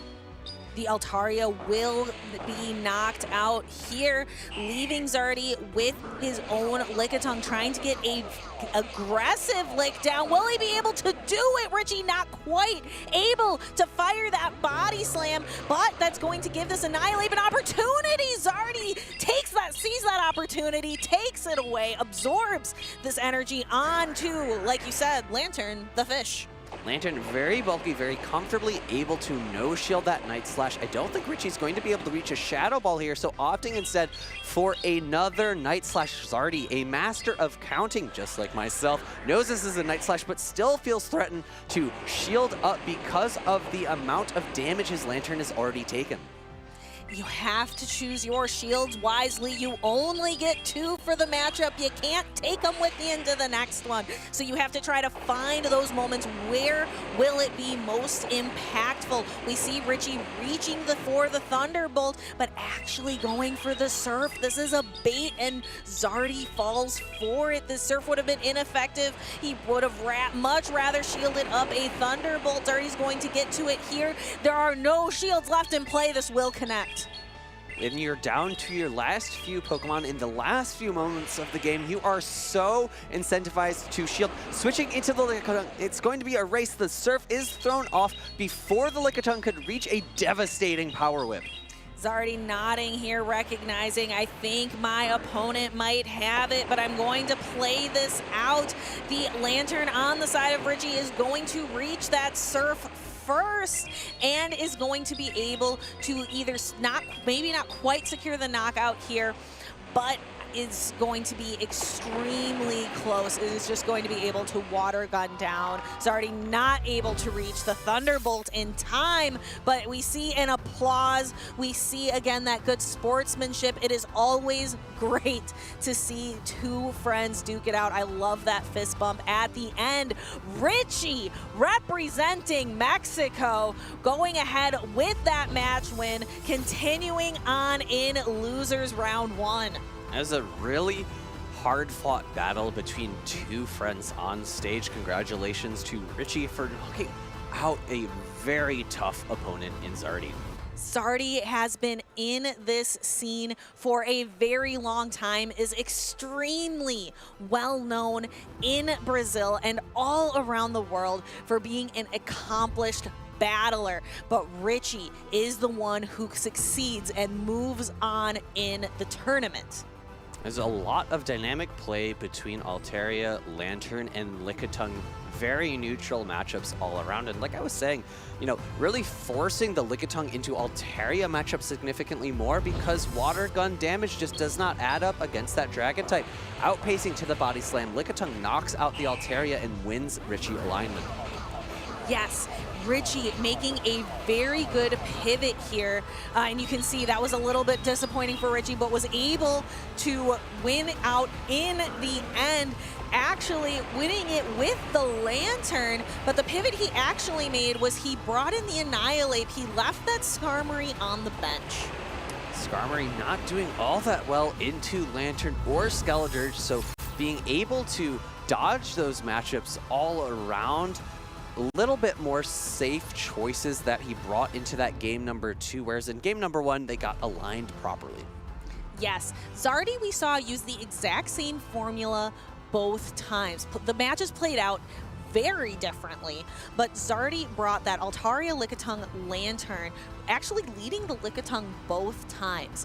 Perhaps thinking, you know, that first match didn't work for me, let me try to play these Pokemon just slightly differently the second time, but still, Richie just put a stop to it. And honestly, leading your Lickitung is so safe against most teams. Dark types aren't extremely prevalent. We have seen kind of a upsurgence of Mandibuzz in the meta to answer the answers to the water types, Cresselia and Lickitung, but it isn't everywhere. It isn't on every single team. So Lickitung being so good into a lot of, and so good and so safe into a lot of the rest of the meta means, you know, if you can lead it and not be hard countered, go ahead. Why not do it? And if you would like to build a Lickitung for yourself, come to these events. I see them spawning. We get special spawns at these events, at regionals, at internationals. I'm sure we're going to get something really special down at Worlds in Honolulu, Hawaii in August. So you have these great opportunities to build Pokemon like Lickitung, to build Pokemon like Altaria, especially if you do those Twitch drops and you get that special research. And we had heard from our counterpart across the pond in Zionic about how impactful trading can be. That's something that I always love to do at these events because you're meeting up with people who live more than 100 kilometers away from you, so you can get those guaranteed XLs on each and every trade. Make sure you save up and hoard all of the Pokemon that you want those XL candies for, whether it be for the Great League, for Pokemon like Medicham or Azumarill, or maybe even Chansey, or Ultra League for, you know, Kanto Ninetales, Alolan Ninetales, Poliwrath, Politoed. So many different options for Ultra League. Yes, I think you are just naming a couple of your favorites in Poliwhirl and Politoed, especially that Politoed. I know that is quite a favorite of yours. You've used it, I think, in tournament, in Play Pokemon, you know, official tournament series before. All right, well, we have an interview ready on stage. Let's go ahead and send it over to Pedro for an interview with Richie. Yes, thank you, casters. We're here with Richie. You just won the first round of the losers. It's tough to be in losers. What's the mindset? What's going on your head when you know that you have such a long day like in front of you? Just to take it one game at a time, definitely. I mean, that was my mindset going into day one also. Just like play the game, analyze the matchups, just focus and go on and play the matches and play the best you can, and also, well, have fun as always. And you did play really well.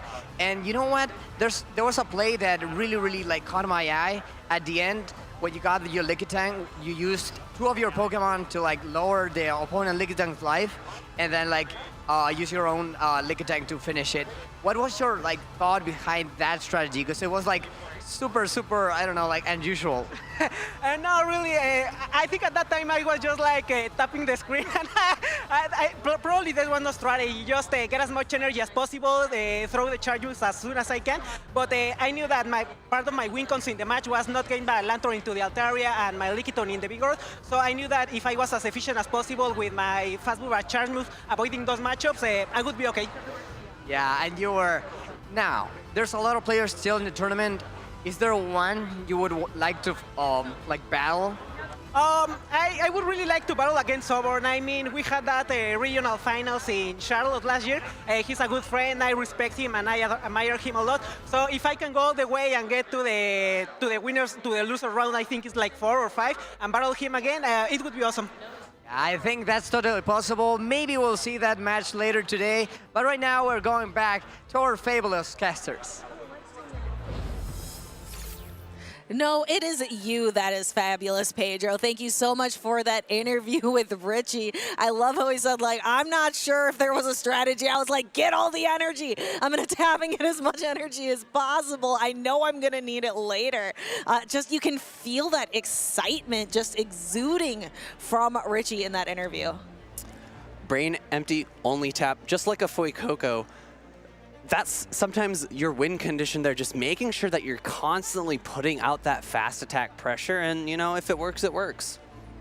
What is definitely working are these losers finals winners, these losers round winners. So we have worked through losers round 1. We are going to be continuing on with losers round 2. And again, we're only really halfway through the day. We have so many battles left to showcase in the losers half of this tournament. These challengers are trying to get to, like, look at this bracket right now. Look how far these trainers have yet to go. We have just completed losers round 1. We are moving into losers round 2. The next battles we are going to showcase Sotir Lee versus the Masked Asian.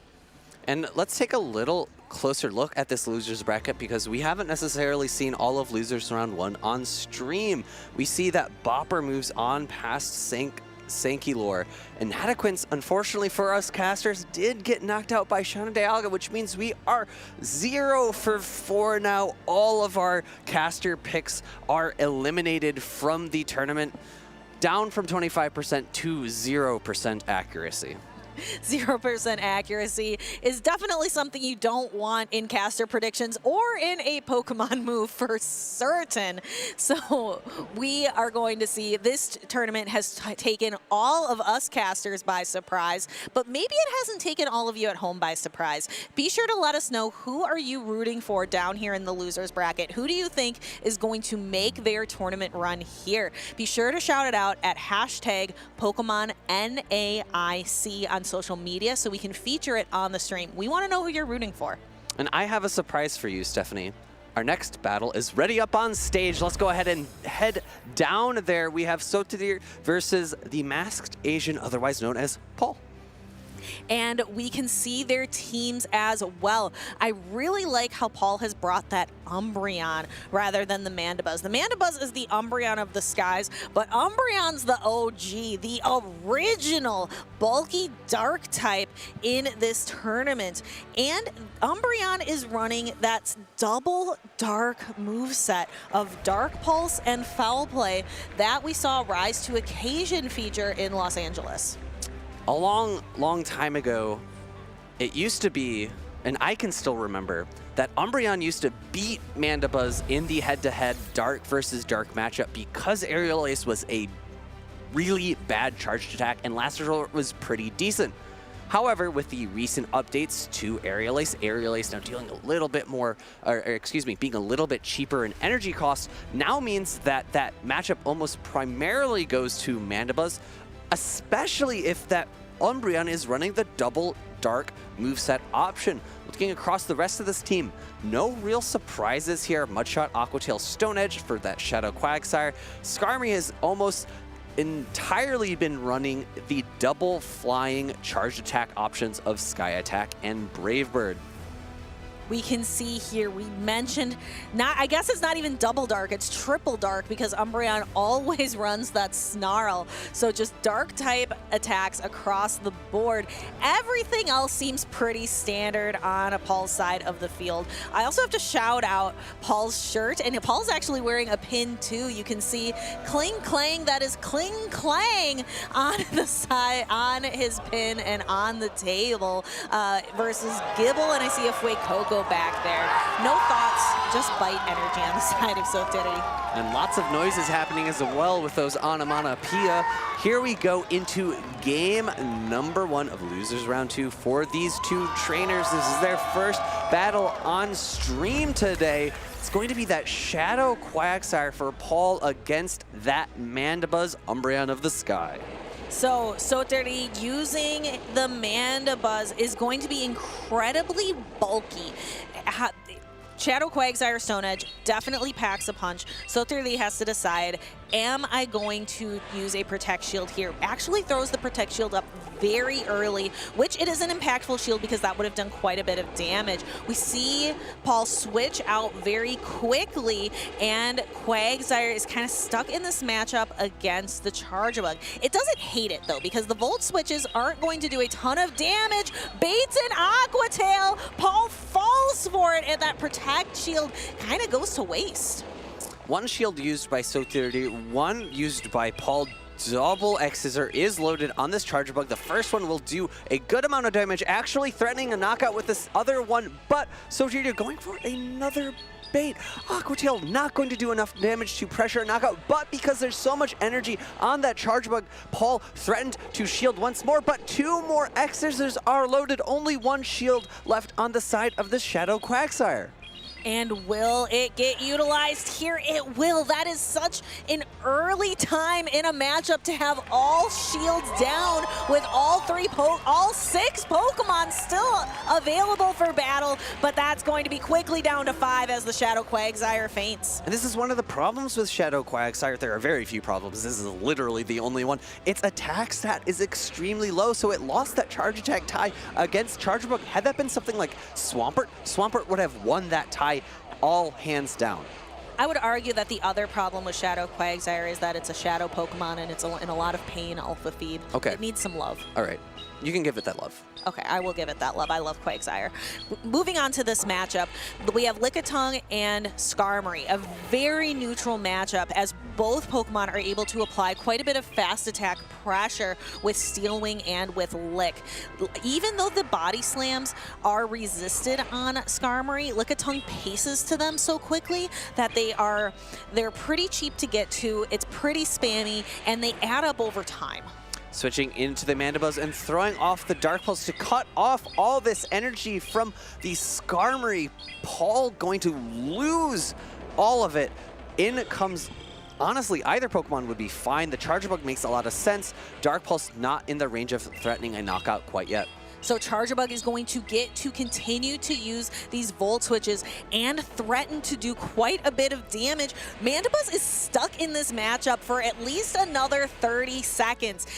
Mandibuzz does get to an Aerial Ace, but it gets to it after this Charger Bug is going to be able to throw the Discharge and take quite a mighty chunk. And there's another Volt Switch, and another is going, but I don't think it will be applied.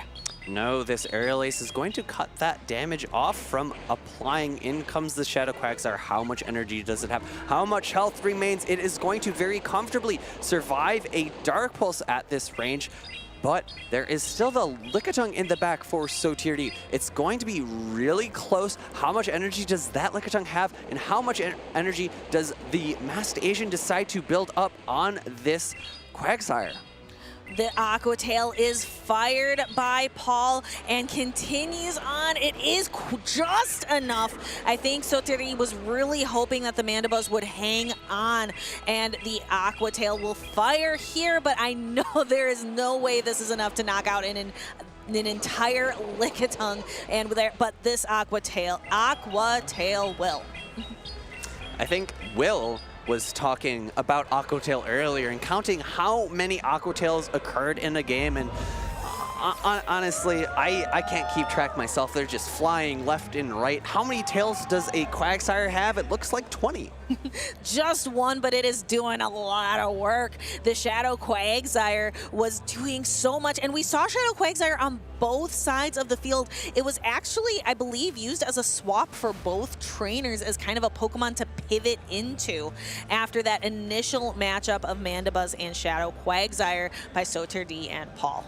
And the mud typing, aka the water and ground typing of that Shadow Quagsire, is extremely potent in terms of reducing the amount of types of super effective damage it takes, limiting it only to grass. And if we look at these teams, there are no grass types. There's not even that grass coverage outside of Sotirdi's Lickitung. And Lickitung really didn't even get an opportunity to use it as it was paired up against the Skarmory earlier in the match. Here we're going to get to see a little bit more of that endgame matchup. Sotirdi's Mandibuzz attempting to get the Quagsire knocked down. However, the Shadow Quagsire on the side of the Masked Asian had too much energy, was able to build up to those Aqua Tails and knock out. All right, Sotirdi's back is up against the wall, needing to win the next 2 games in order to mount his comeback. It's going to be tough. Shadow Quagsire on both sides is very potent. Lickitung looks very safe, except against the Umbreon, but that Umbreon cannot see at any costs that Mandibuzz, because it is completely walled off fast attack and 2 charged attacks. I think that would still be quite the mirror match to watch of a Mandibuzz only being able to fire Aerial Ace to do any significant damage, and the Umbreon just slowly trying to whittle away with Foul Plays or Dark Pulses. That would be tough. We will have to see if the Umbreon is going to match up with the Umbreon of the sky, because Sotirdi might bring the Mandibuzz again. It was the lead that he chose in that first matchup. We'll have to see, though. Paul left the Umbreon on the bench, perhaps just using it as a bit of bench pressure. We'll have to see if that Umbreon will make an appearance here. I honestly would be a little bit surprised given how poor that matchup is, but it's very safe into a lot of the other Pokemon on Sochiri's team. That's Skarmory, Lickitung, and Shadow Quagsire. The Mandibuzz of the ground, aka Umbreon, is able to match up quite well into all of those three. Here we go into game number 2. It's going to be Mandibuzz into Charjabug. Mandibuzz starting out the matchup again for Soteria and making again a pivot into Shadow Quagsire. It didn't work for him the first time, that opening set, but maybe he can make some different decisions here, bringing the same 3 Pokemon as before. In comes the Annihilate, going to have and enjoy the shield advantage here because that shield came up from Sochiri. Not going to be able to get a complete counter down. Aqua Tail, a pretty comfortable no shield because we know that it's not going to threaten a knockout. And honestly, I don't think it even threatens putting the Annihilate in range of a Mud Shot down either. The Aqua Tail is shielded as the Quagsire continues to build up energy. This Shadow Ball is more than enough to knock out, and Soteria makes a shield decision in the late game. We're seeing both of these trainers expending shields really early in these games, which is going to leave all of these charged attacks to connect later. The Masked Agent actually preserving the shield this time, going to use it a little bit later on. Almost 2 Aqua Tails reached by Sochiri. Paul is going to have to make a decision here. Aqua Tail will do a large amount of damage to his own Shadow Quagsire, and it looks like, depending on the exact counts, he is actually at the Aqua Tail now, able to throw it before Sochiri is able to reach his own. Up a shield, Quagsire and the Charjabug. Mandibuzz doesn't really have a ton of great places to go, and that shield advantage may play crucial in shoring up the Charjabug into Lickitung matchup later. Yes, the Lickitung and Charjabug matchup is not happening later, it is happening right now, Alpha Phoebe. And we are going to see Charjabug continue to pace to those Axe Scissors. 2 and 3 and 2 and 3 and 2 and 3. 2 plus 3 equals 5, and that's the number of Volt Switches to throw back-to-back X Scissors, but Paul not building up that much energy, rather saving that, or not saving the energy, but utilizing that energy to throw those X Scissors as almost soon as possible. Body Slam not quite ready for the Lickitung. It's going to be an interesting thing. Can this Lickitung outpace the next charge attack from the Charjabug? It is a bit of a race, and the Lickitung wins it. I don't imagine the Lickitung winning a lot of races. It does not look like a very fast Pokemon. However, it wins this one against the Charjabug. The Charjabug is knocked out. The Masked Agent comes in with that Shadow Quagsire, has a ton of energy. Paul knows he can safely build up a lot of energy on the Shadow Quagsire before firing this charged attack. Lickitung was nowhere near another charge attack, so he was able to build up to this Stone Edge, but it's not going to be enough. Even from a Shadow Quagsire, even though it's super effective, Mandibuzz is just too thick. 2 Aerial Aces are loaded for Soteria, and Paul throwing up his first shield, recognizing, hey, I think Aerial Ace is going to be enough to knock out. The second one is actually not thrown. One more Snarl, then Dark Pulse. Little bit risky there from Soteria, but this Dark Pulse is going to be more than enough to knock out that Shadow Quagsire and secure game number 2 and tie things up. I really liked how Soteria ran the exact same play again. He said this didn't work out the first time, but I am confident that this was the right formula. Maybe I just didn't execute it properly, or maybe my opponent is going to pivot, but I still think this is the formula for success. We saw Paul switch out, left that Skarmory on the bench in favor of the Annihilate, and I'm not really sure how impactful that Annihilate was in game number 2. Yeah, it was tough. He didn't allow himself to win. Switch advantage here. Aqua Tail's coming out so quickly from that Shadow Quagsire, forced to lose because forced to no shield there because there were 2 Aqua Tails loaded.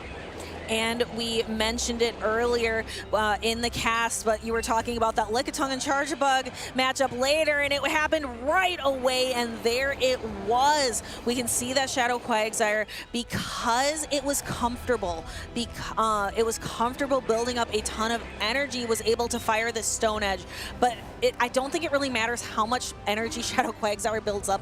You need 2, and you can't stack 2 Stone Edges on top of each other. Yeah, and it looks like that Mandibuzz might have been even outside of Aqua Tail range. Really tough endgame there for Paul. So much energy is required for Stone Edge, and it's why Shadow Quagsire has been a little bit awkward to play for some folks, because Rock Slide is significantly cheaper. You can store 2 Rock Slides, but you can't store 2 Stone Edges. How do you think Shadow Quagsire would play if it was allowed to have Rock Slide instead of Stone Edge? I think it would definitely dominate the metagame because of the potency of its charged attack pool. Aqua Tail, Mud Bomb, Rock Slide, that's just way too powerful. You'd have too many options to choose from. It would really be the only Pokemon available. I think we'd end up seeing a rise of Razor Leaf Pokemon again to just try to deal with the Quagsire. So maybe it's for the best that Stone Edge is the move of choice. I mean, it gets Acid Spray and Sludge Bomb, so it has some coverage for those grass types. But here we go. Game number 3 for Soturity and Paul. And we see a Shadow Quagsire face-off. Soturity actually going for a double flyer strategy in the back, which that Charge-a-Bug in the back of Paul's lineup is thinking, beep, beep, I'm ready to go. Beep Beep Mareep would do really well against the back line of Soturity. Skarmory and Mandibuzz in the back looking like it's extremely afraid of a Charge-a-Bug. I might expect to see him switch out eventually, trying to catch an Aqua Tail, but now Paul able to build up extra energy, potentially going to be able to bait out this Charge-a-Bug, but could even switch in the Skarmory. Skarmory is going to be able to have a decent matchup into a other flying type. Instead, switches in the Charge-a-Bug and wants to use it here in order to soften up this Mandibuzz a bit. Mandibuzz is going to be able to fire Dark Pulses, but this Volt Switch damage is going to be some of the most impactful, as well as these discharges against a Mandibuzz. We keep talking about it, but it's worth noting Mandibuzz is so thick, it's like it has an additional shield just kind of built into its fur. Maybe some of those bones that it has as a skirt. Just Protect Shield's built in. It can tank so much energy. Dark Pulse coming through, doing a large amount of chip damage to that Charge-a-Bug. Aerial Ace now reached before the Charge-a-Bug is able to reach another charge attack. This is going to threaten a knockout. Shield does come up, and energy is here. 2 more Volt Switches into the X-Scissor, into the Shadow Quagsire, but the Shadow Quagsire is able to get off the Aqua Tail first. Paul looks frustrated at that catch because he's forced to use the energy here where he wanted to use it elsewhere. Very good catch by Soturity. Let's see how it pays off. X-Scissor actually doing a bit of an undercharge and then bringing in the Skarmory, allowing Skarmory to get a little bit of extra energy going into the next matchup. Paul is in a tough position with no Protect Shields remaining. Soturity has his own Skarmory as well as a very weak Mandibuzz. The tough thing for Paul here is that in the mirror matchup, you want to try to do as much damage as possible. Typically that involves throwing Brave Bird and dipping, but he is switch locked here, and Soturity has a shield, likely going to no shield the first one, not expecting a Brave Bird this early in the matchup. And we are going to see an attack come through here. Skarmory versus Skarmory, some of the most powerful Pokemon in the sky. There is the Brave Bird switching in the Mandibuzz to absorb this energy from Paul's own Skarmory. This is going to be enough to knock out the Mandibuzz, bring the Skarmory back in now that it's shaken off the debuff from the Brave Bird earlier. Paul able to reach the Sky Attack. This will not threaten a knockout, but it would potentially threaten a farm down from a future Pokemon in the back, switching, throwing the X-Scissor. X-Scissor is not super effective damage. This would be not very effective, but because of the low health on the Skarmory, it threatens the shield anyways. And so this Skarmory's in a tough position. It's got to handle 2 Pokemon, but that Skarmory has 2 shields. He throws an additional Steel Wing, so this is Sky Attack is going to fire, and then there is 1 saved up for the Quagsire. Is it going to be thrown?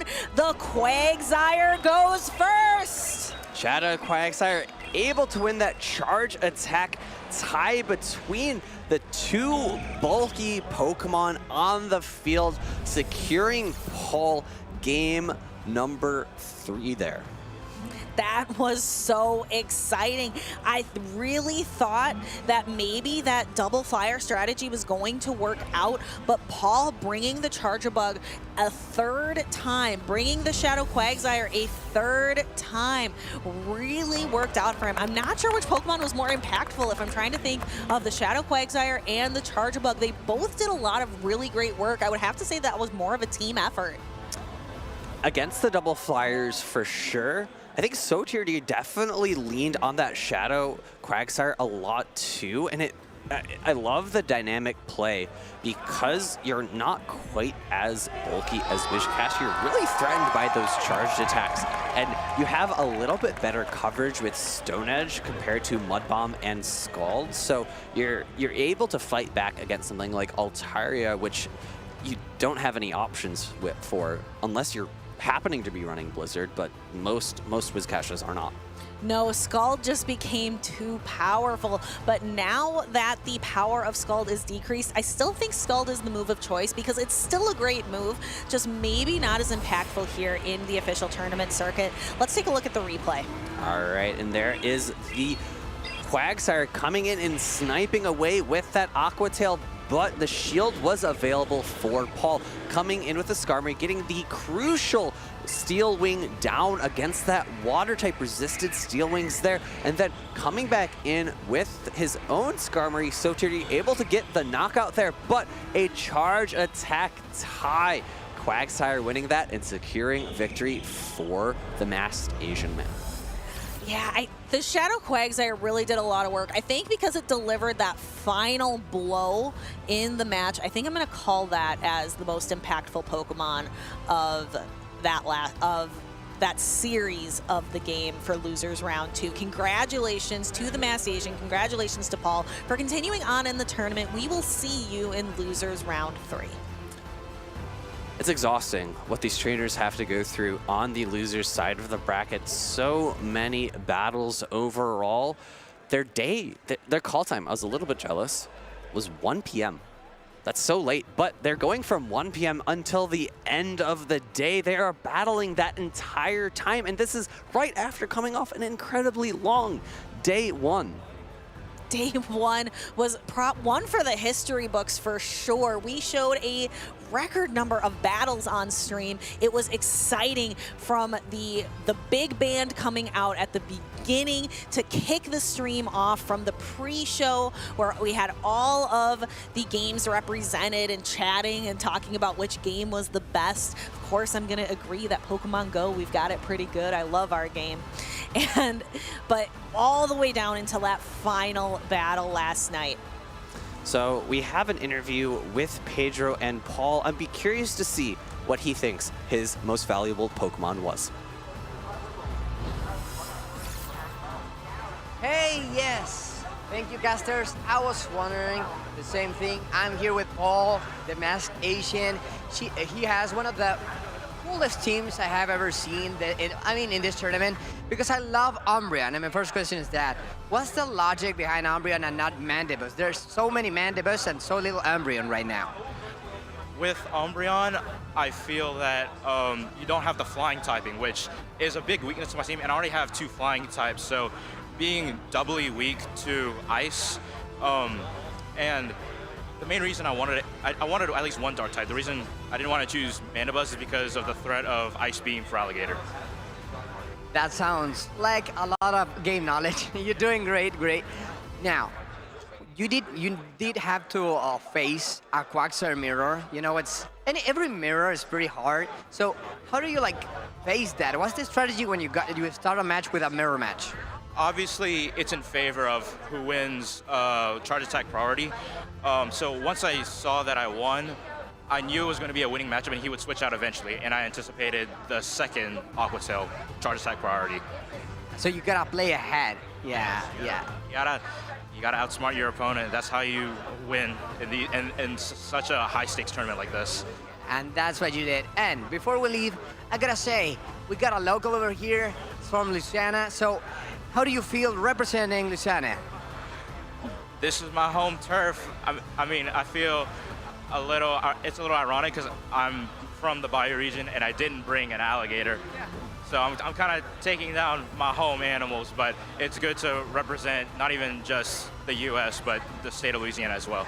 Yeah, hopefully you can take this home. I mean, literally make it keep it home, you know, and do your best. So we'll see you in next battles because I'm 100% sure you'll do great in the next one. Now we're going back to the casters. Well, it's great to hear that we have a local doing so well in the tournament. A little fun fact for you, the LA part of NOLA stands for Louisiana. A fun fact that our co-caster, Nighttime Clasher, did not know.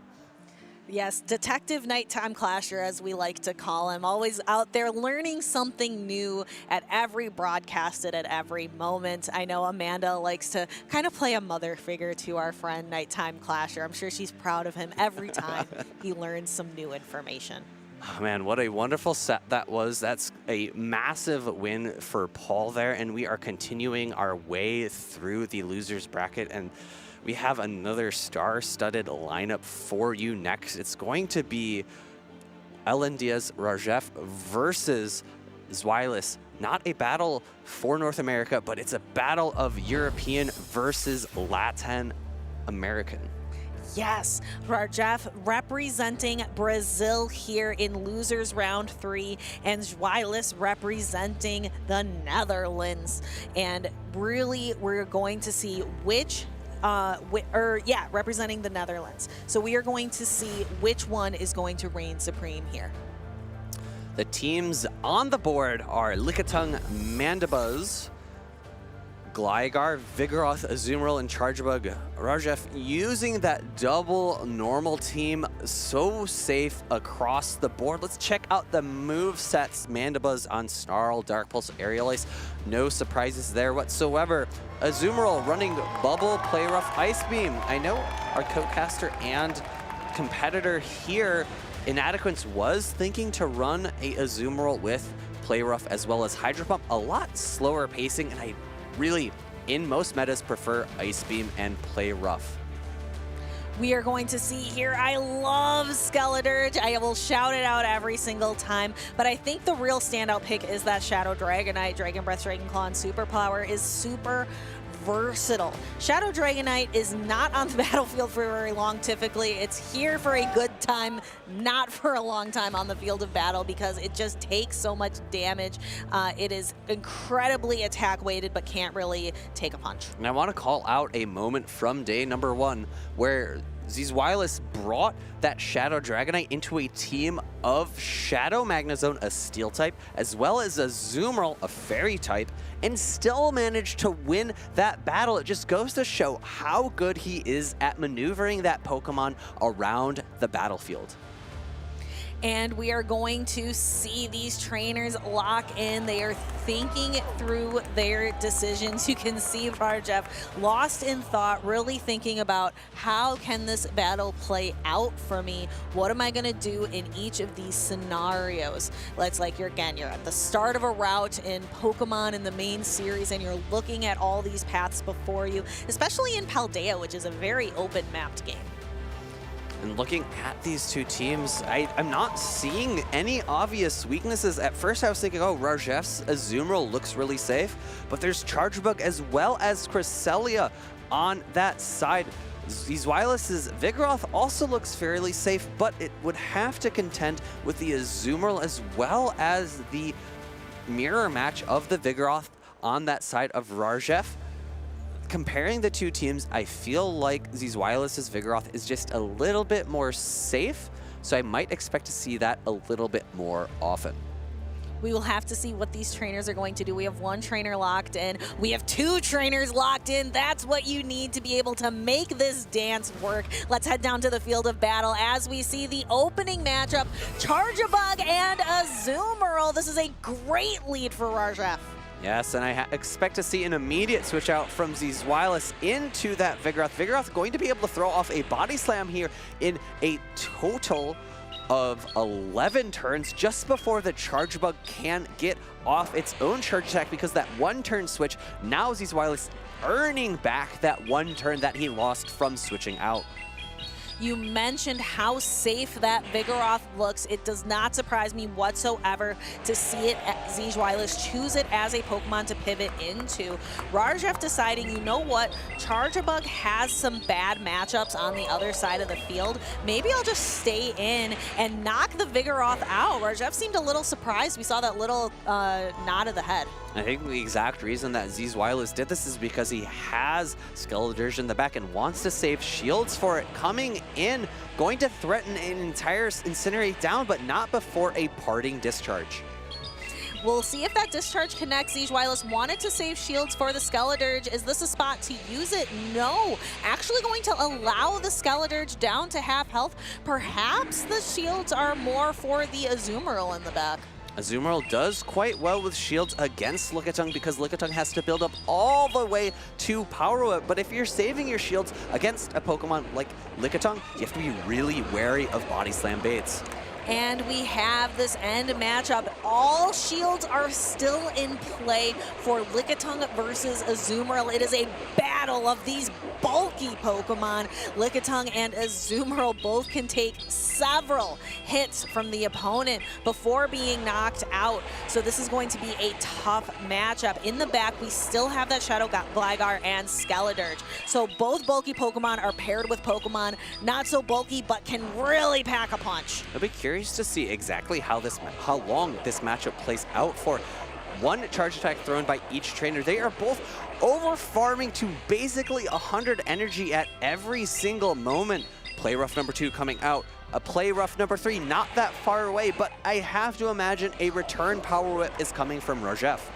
And there's the Power Whip, and there is the shield protecting this Azumarill in keeping it around in the battlefield. Azumarill really wants to be paired up against that Gligar, as even though Azumarill doesn't really put out a lot of water type damage, but those bubbles still add up.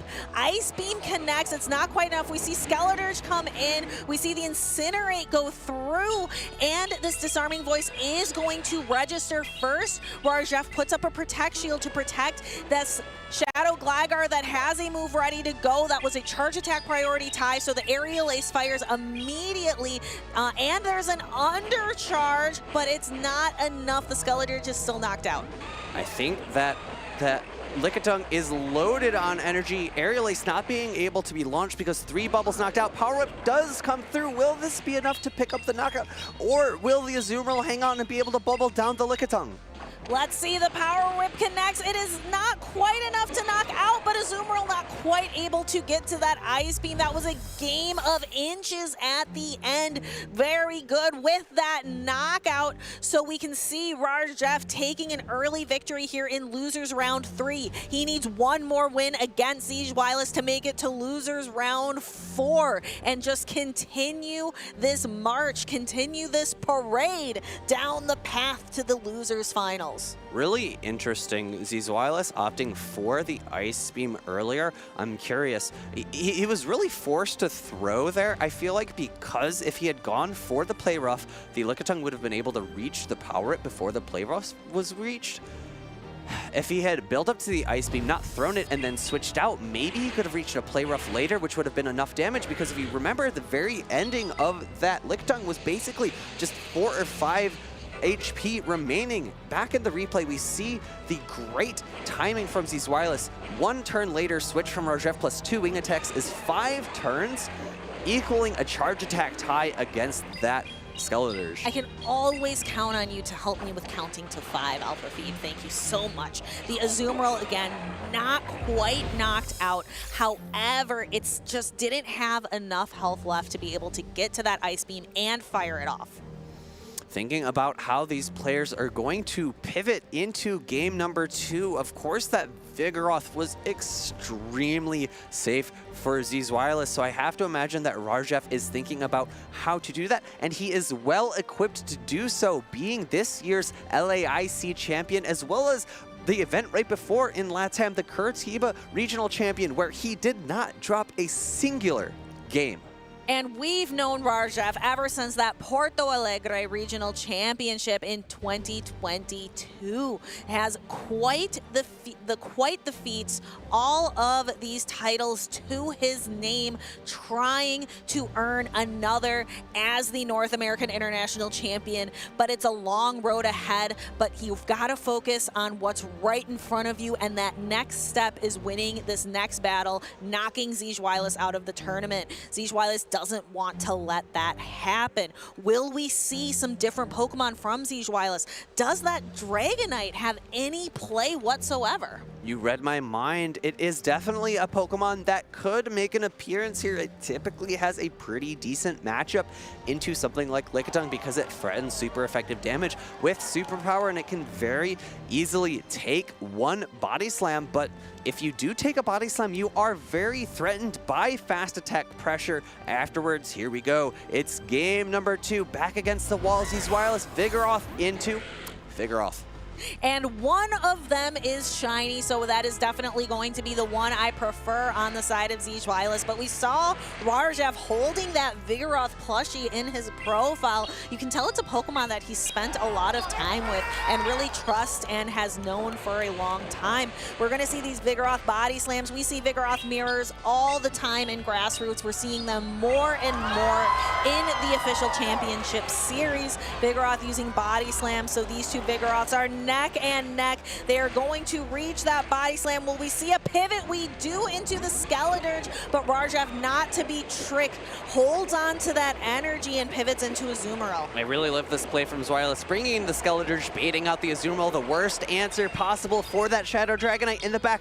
However, even though this is a water type versus a fire type, as you've said so frequently, Azumarill does not utilize water type charged attacks. Play Rough coming through does not threaten a knockout, and Zizwilus is going to be able to get to another charge attack afterwards, even though it is against a bulky Pokemon such as Azumarill.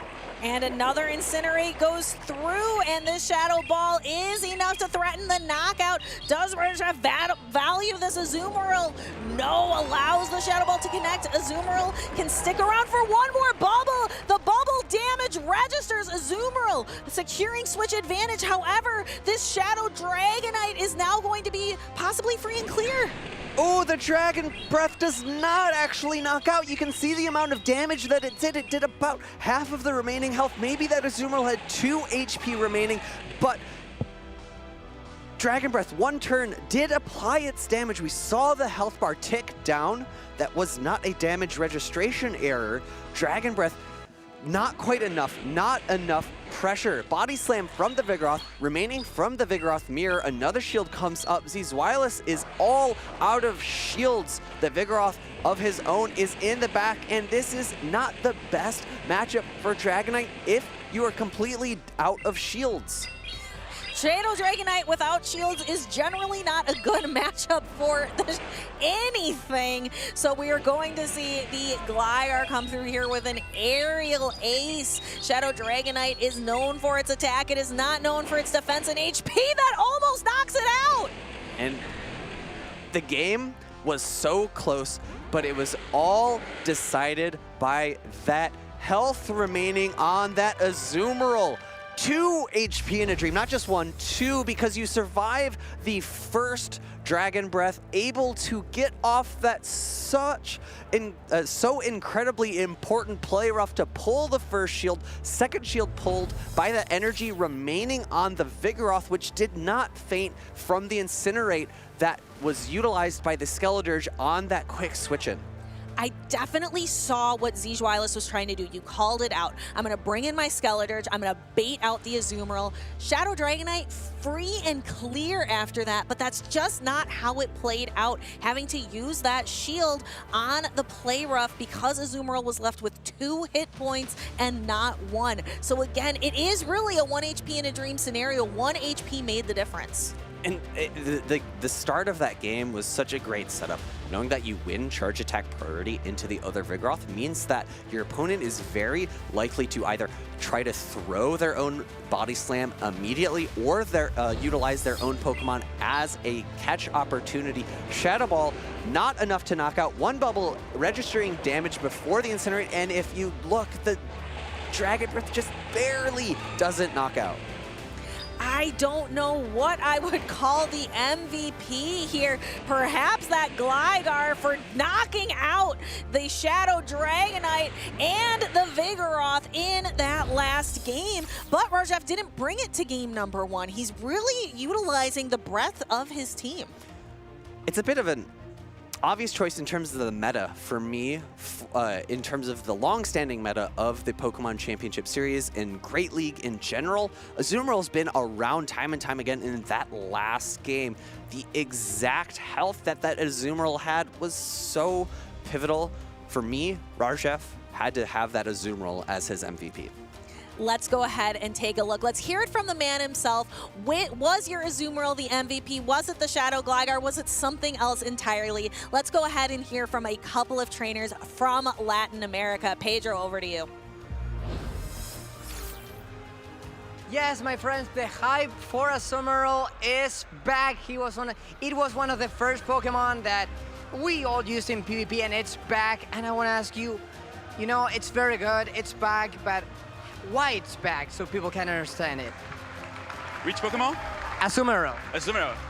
Yeah, it's back with the bubble increased damage, and I think without Lanturns being so good, without he's not using Spark so much anymore, so he has a lot of coverage for a lot of Pokemon, so it's amazing, and that's why I'm betting on him. Yeah, your Azumarill did everything, did a lot in that battle. You know, I know you from Brazil. You came all the way from Latin America. What's the feeling competing outside your region? What do you feel? Oh, it's amazing, and make all the difference. Like, you're not playing home, like you have a long trip, like it's a long day, everything is different. So like, it's difficult. It's more difficult to play when you're not at home. But I have like so many friends that are supporting me, like every single time testing me and saying good words. Like, I feel at home sometimes, like the way they treat me, so it's amazing. It's amazing, and it's not the same thing. I feel them. I feel all the Brazilians here. Yeah, but they are helping a lot. Yeah, like traveling with Pokemon, it's amazing. Meeting people that maybe you only know online, but also sharing this moment with your friends. I know your friend Steiner is waiting you at the winner's bracket, so maybe you can fight him at the final. I hope so. I hope so.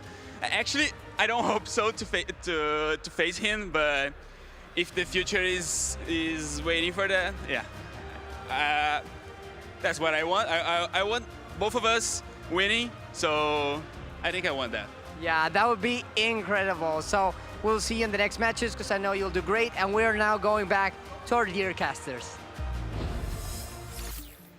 Feeling at home even when traveling, because you have friends all around the world and you are bringing friends with you from this tournament. Nick, I cannot think of anything more clear to picture what Pokemon Go is all about. And I really love that pivot at the end of the interview. He's like, oh, I don't really want to face Steiner. But then he realized, oh, if we don't face each other, that means we're no longer in the tournament. So wait, no, I do want to face Steiner, and I want it to be in that either losers finals or grand finals. That would be quite the sight to see. Two trainers coming in from Latin America to take the North American International Championship by storm. Latin America is certainly putting on a show here in New Orleans. Well, that's been enough from us. We're going to send it to a very short break, but this losers bracket action is not stopping. Don't go anywhere.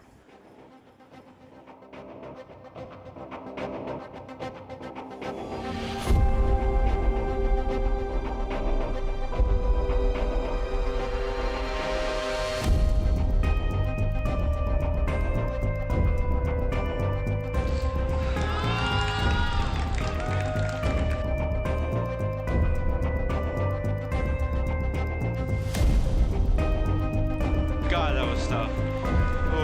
Good games.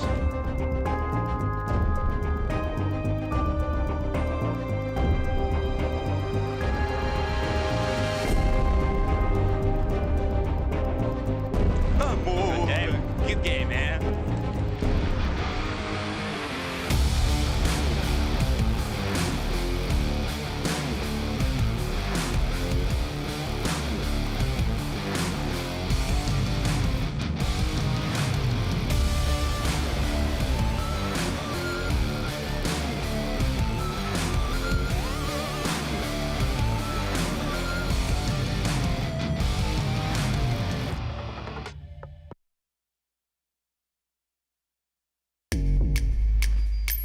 My name is Peyton Bingham, and I'm from Logan, Utah in the U.S.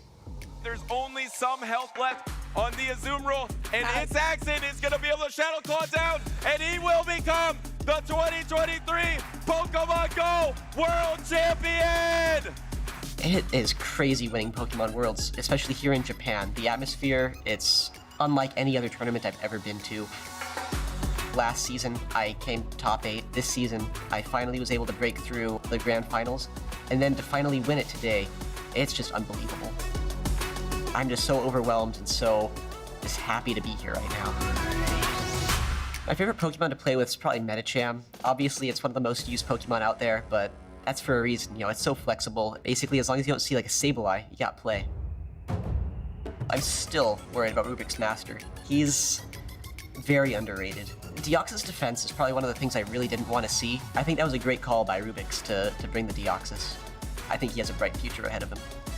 My advice to other trainers is to just put yourself out there, to go to these tournaments and just try. When you're here at these events, you know, you just have all these people around you who are just so supportive, so happy to be there, and it's just such an amazing experience. My family pushed me to keep on going, to keep competing, and I eventually was able to push and get the World Championships. I'm definitely going to be at Worlds next year. Hi trainers, we are here at the Collect and Trade Corner, a special place in NAIC where you can go and trade with your friends, create like really cool memories, and we are here with two notable trainers, Amanda and Caleb, and we're gonna see a really, really special trade. So, what's happening? So yeah, Caleb and I hit Lucky Friends in the game. I knew he was going to be at NAIC, so I said, yeah, let's try to get this set up. I'm personally still looking for a Hundo Groudon. What about you? I'm looking for a Hundo Zekrom, amongst a number of other things. But I don't know if you remember, Amanda, we actually had a little wager back in the day who could get the most amount of shiny perfect legendaries. And I'm a little ahead on the race. We're tied now, but I was the first of 3, so I'm hoping I'm the first of 4 as well. So, who's the one that has the best luck generally? I mean, Caleb's obviously no skill involved. It's all luck. But no, I'm just kidding. He's obviously pretty great. I think I have a lot of luck on my side. I have a lot of what we call Hundos, which is the 15-15-15 Pokemon. But I'm really hoping for the Groudon because it's going to round out my Master League roster. I agree with Amanda a little bit, right? I got some luck, but I got the skill too. So let's get this trade going. Let's go. So here we are, the moment of truth. Both players have a lucky trade, which, if you don't know what it is that a special trade that you earn by interacting with people when you're in max friendship level, and it guarantees your Pokemon to have like high stats. So you wanna use it for like super cool trading, super strong Pokemon like this. 2 legendary Pokemon, Shiny Zekrom and Shiny Groudon, 2 of the best Pokemon for rating and Master League. And we're gonna see if Amanda finally gets the better luck here. So the trade is going on. I think that's a really good one. Come on. Okay, and okay. Yeah. I think we have a winner here. Nah, but we're all winners. What do you think, Amanda? So, how are you feeling now? Well, looking at the appraisals, I think that Caleb did end up winning once again, but I will say the race is still on because we're still both at 3 shiny Hundos. Yeah. And here we're all winners, you know? We're all winners when we trade, have fun, and share memories. That's what Pokemon is about, and we're all winning when we have fun. So maybe you could try coming here next time and making new friends, trading, and creating new experiences that you'll remember for a long time. See you next time.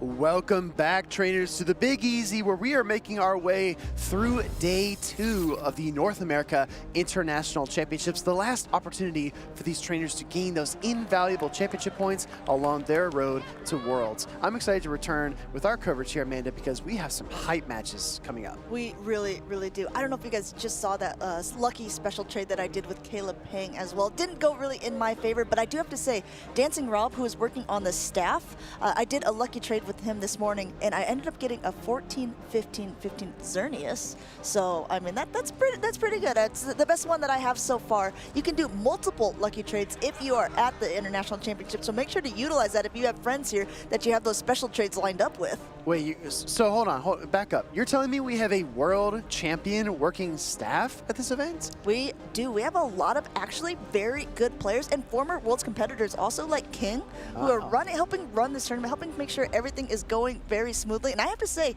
from the Go standpoint, these games have been fantastic. Our judges have been doing a great job. All these players, I mean, there's so many games going on. Of course, there's going to be some things that are going to be raising disputes, wondering if make sure that they're going to get all of their attacks through, all the energy.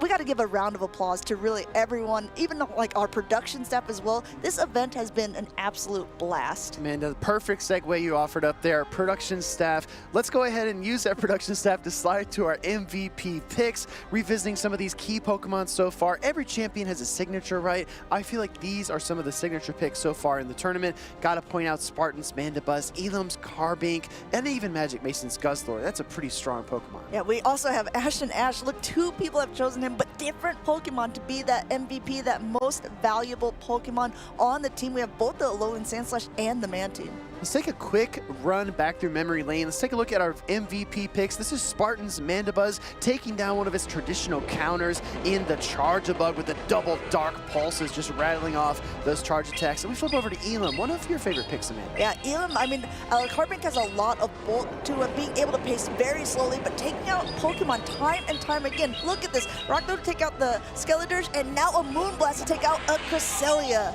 Exactly right. I think Elam swept that game with the Carbink alone. Meanwhile, Magic Mason Dragon Tails down a Lickitung, but that's not the only thing he's going to Dragon Tail down. He triple Dragon Tails down in a Azumarill as well in that game number 1. Going on from that, we have this was a fantastic matchup here. I mean, we've seen the Alolan Sash go so many times. A big play was against the Skeletors. We didn't get that one on screen, but check out this Mantine, ice beaming the Mantine out, or Mandibuzz out of the sky, aerial acing the Lickitung for a win, staying in the tournament, going to that winners finals on Championship Sunday. I think less Lantern. Less Lantern means that Mantine stonks are rising, and I definitely think that Mantine is showing that. When the only primary threat in the meta is that Charge-a-Bug, Mantine can find so many windows of opportunity because it's such a bulky neutral pick, and Water and Flying are both solid defensive typings. Absolutely. We just saw those last couple from Ash and Ash. I did bring it up, but I want to highlight it once again. He is already qualified. He is already going to be there on Championship Sunday in the winners finals against Out of Pocket, who is also on that winner's side of the bracket. We're on the loser side of the bracket right now. That means every single match is going to be very important for all the trainers who are still in this competition. Unfortunately, for all of our predictions, all of the people that we thought could potentially be that new champion are out of the tournament. Europe, in fact, has all of its trainers completely out of this tournament as they've gone through the 32 competitors that were here today. Let's take a look at an NA showdown down on the stage. This is House Stark 93 versus Shiny Dialga 45. Now, House Stark had a very impressive start to day number 2, easily taking the 2-0 victory, but then he ran into a wall, and that wall is called LNDS Steiner, and he could not overcome that obstacle. Shining Dialga, meanwhile, has been just sweeping, I mean, cleaning up in this loser side. Yeah, I mean, if you want to talk about someone who's having an absolutely fantastic day too, Shining Dialga is the person to beat. He ended up beating Inadequates 2-1 at the beginning of the day, swept Rocha Babyface, and just beat Adib 2-0 as well to be where he is at now, taking out a ton of trainers here. His first top cut from the winner's side bracket was in Indianapolis, and the guy has not started losing since. So you're telling me he took down a European trainer, then a Latin America trainer, and then a North American trainer? He's going through the gauntlet here. When I said slogging yesterday, I have a new one, slogging through the bog here for the loser's side of the bracket. I think if you look at how many trainers there are, how well equipped they are to be playing, each of one of them wanting to go for the championship. House Stark, we've seen this team before. That Shadow Magnezone is going to be a very interesting pick against Shiny Dialga's team. House Stark zoning in against his opponent, and there are plenty of targets to be had, mainly the Skarmory, the Feraligatr, even neutral matchups like the Lickitung and the Gligar. I think that Shadow Magnezone can make a huge impact. I think also the pressure is kind of on House Stark's shoulders to not be too predictable, because he really almost got exposed in that game against Steiner when Steiner just made every read and predicted every single pick. That's absolutely true. And Will, you brought it up a couple times. There are certain cores that we are seeing time and time again in Pokemon Go, and one core that you identified that has been doing really well in the championship circuit is that Magnezone and the Altaria together. I'm wondering if we're going to see those paired on House Stark's side and how Shiny Dialga will be able to counter it. Looks like we're hopping into game number 1 here. We have a Charge-a-Bug against that Altaria, and it looks like the core is on the field. Exactly right. Altaria is going to give it a slight edge. Altaria's Dragon typing is going to give it a slight edge in this matchup. We're looking for the swap into the Lickitung, trying to chip and dip his way through this bulky Dragon type Pokemon. Shiny Dialga is going to take a Sky Attack, though, for his troubles. Yes, a lot of times players like to do what we call a chip and dip. We've talked about it a couple times, but this is just getting a little bit of health off of the Lickitung before swapping into your own to ensure that you will get that mid-game matchup.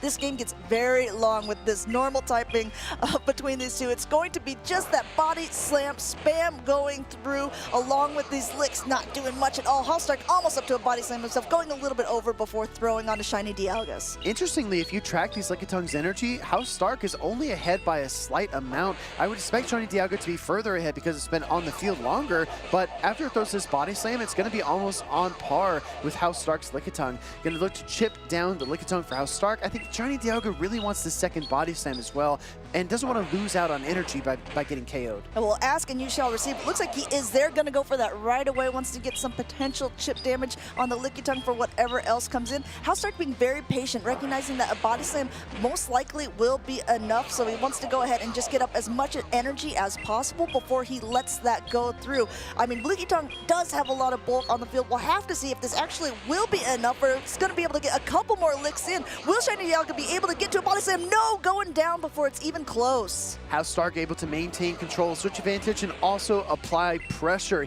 Throws out the 3 licks and then the body slam in the midst of that single volt switch. Gonna land this into the Charge Bug. No Protect Shield from Shiny Dialga, but I think that another body slam would be threatening.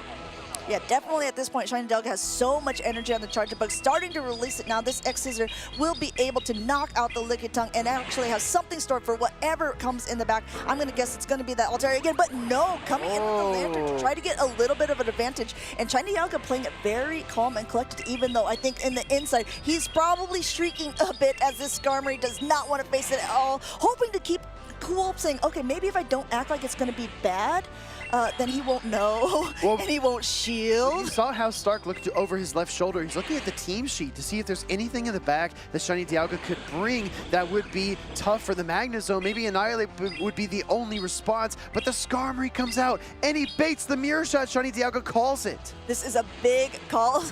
House Stark nods as well, but a little bit worse for the wear. The attack falls here, so the Steel Wings aren't even doing as much. Those Volt Switches are doing so much damage, going for yet another, and Shiny Dialga has to shield up something at some point, even though this is still another bait. Skarmory is getting low just from these fast attacks alone.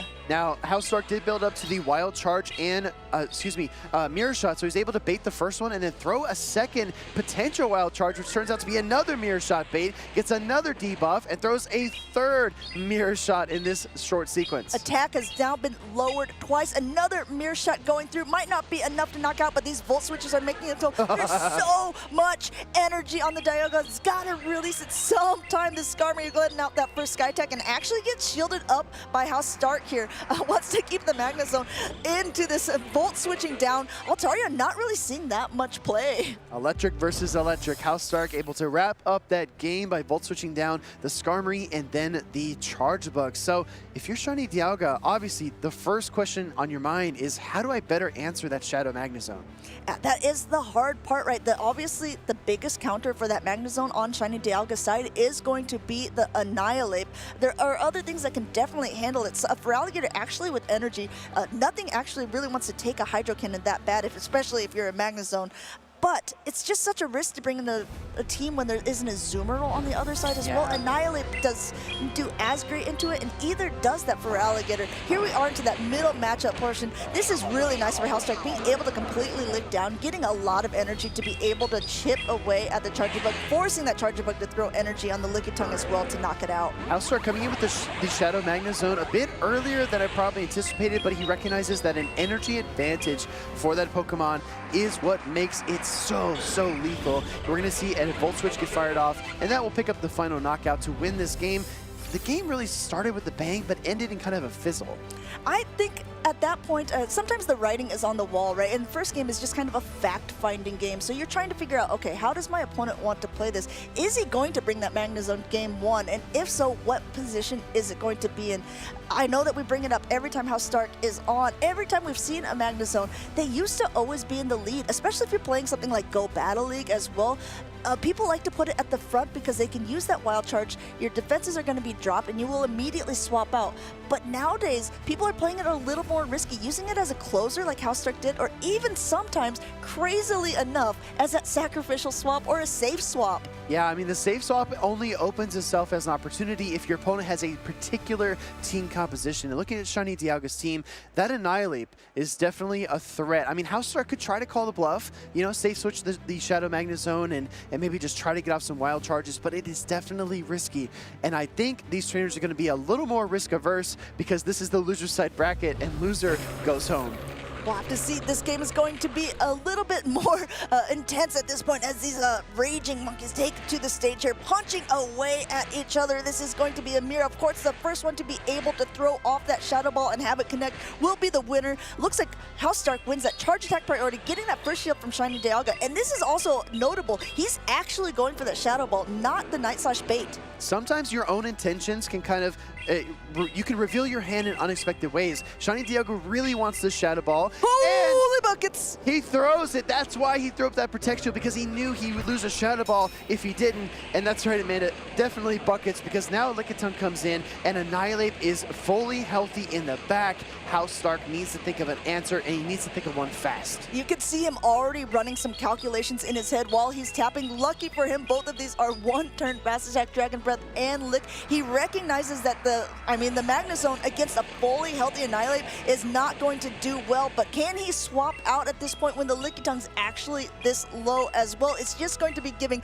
all this counter to all this extra energy to the Annihilate. At some point, he is going to have to either shield up this Altaria to keep some health on it, or he's going to have to come in and make it a very aggressive play, perhaps even try to Volt Switch down, as neither one of the charge attacks from the Lickitung will do so much. Instead, going straight for another charge attack, either trying to get that last shield or get the Lickitung out of the way, dictating what comes in, but it's going to be an uphill climb. Very interesting to see how this will play out for House Stark. Shiny Dialga looks like he's completely in the driver's seat. Yeah, I just want to point out, Shiny Dialga running an ABB weak team to Shadow Magna Zone. His only response is the Annihilate. And at this point, because he switched it out, he's able to bring it back into this matchup, deal some super effective counter damage, and apply tons of pressure. Now here's the caveat. If House Stark is able to get a debuff from this Mirror Shot here, maybe, just maybe, his Magna Zone can hang on long enough to get to the Wild Charge, but no debuff comes through. No debuff comes through. Not only that, Shiny Dialga just really called the line up well there, because the Skarmory in the back would do great against Altaria.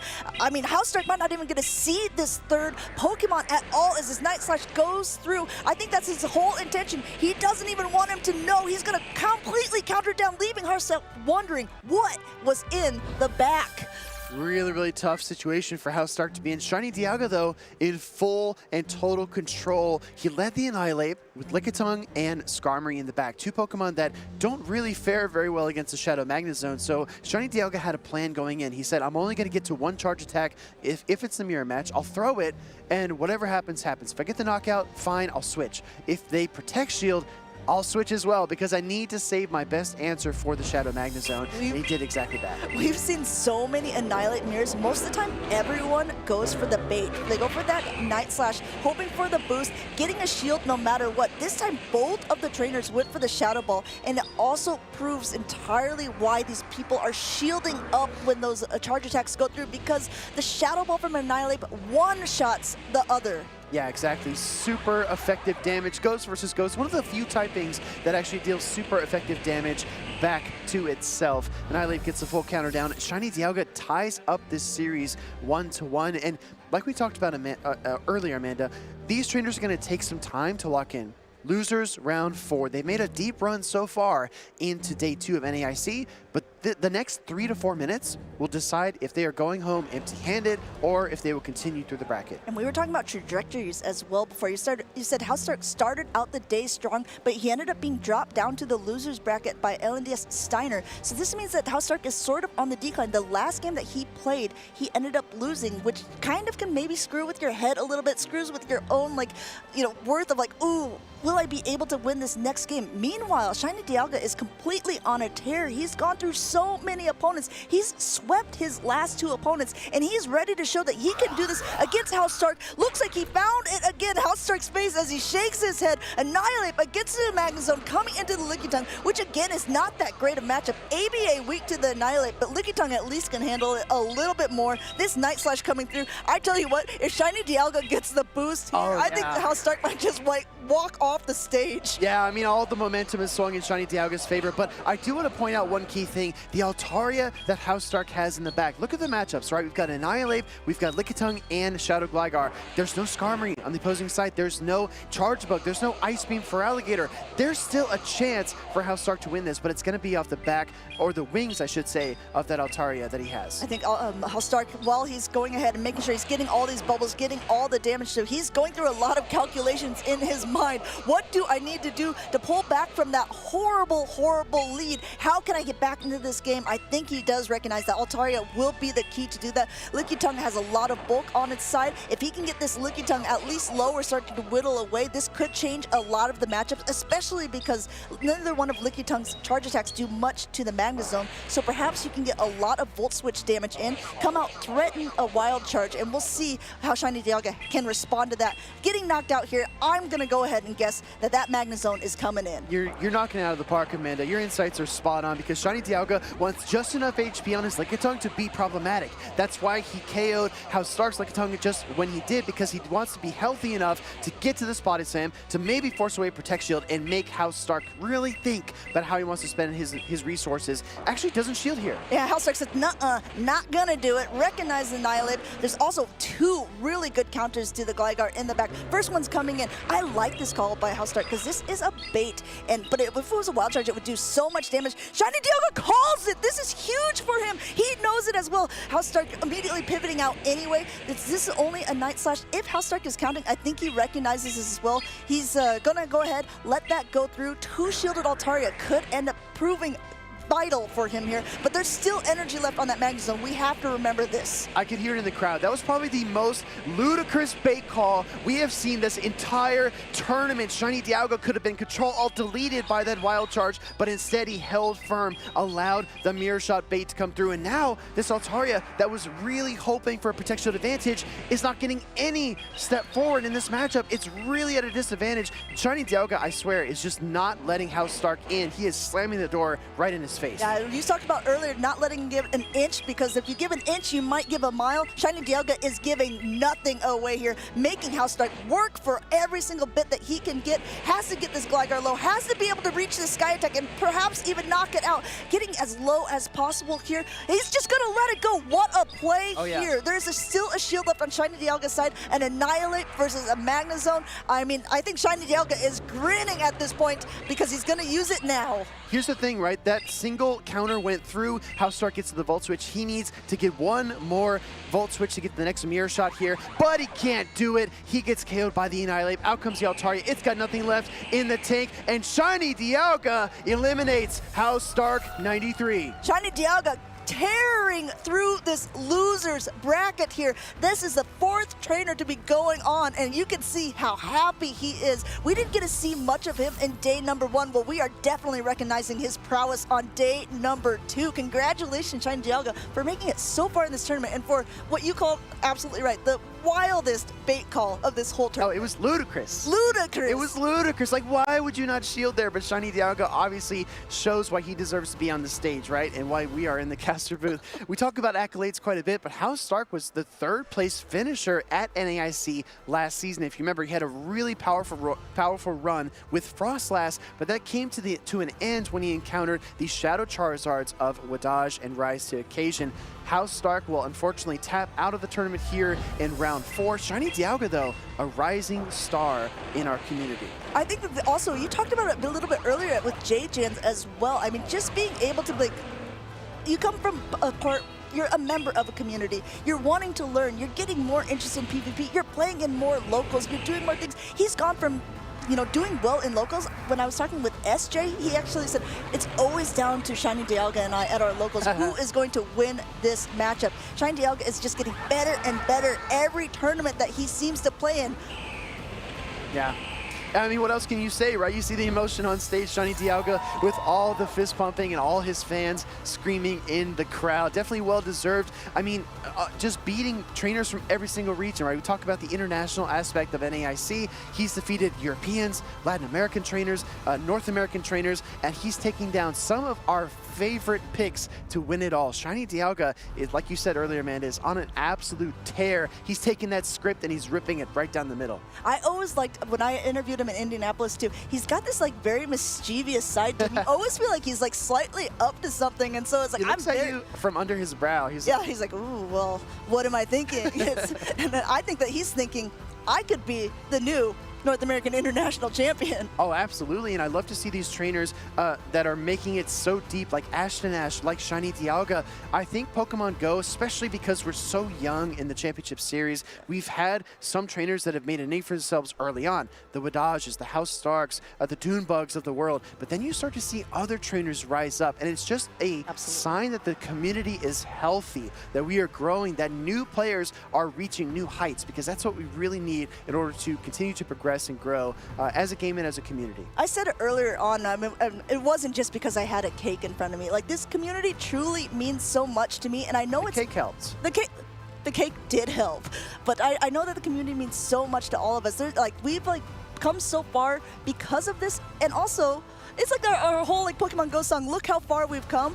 We're still just in the infancy stage of this game. Look how much farther we will go from here. We already have so many big names. We're adding more to this list every single tournament. More players become more recognizable. They're getting more championship points. We're having more Worlds qualifiers. This year is going to be big for Pokemon Go. It's a year of growth, right? And hopefully the years that are to come will follow that growth pattern. But let's hear from the trainer himself. Let's hear just how far he's come. This is Shiny Dialga and Pedro.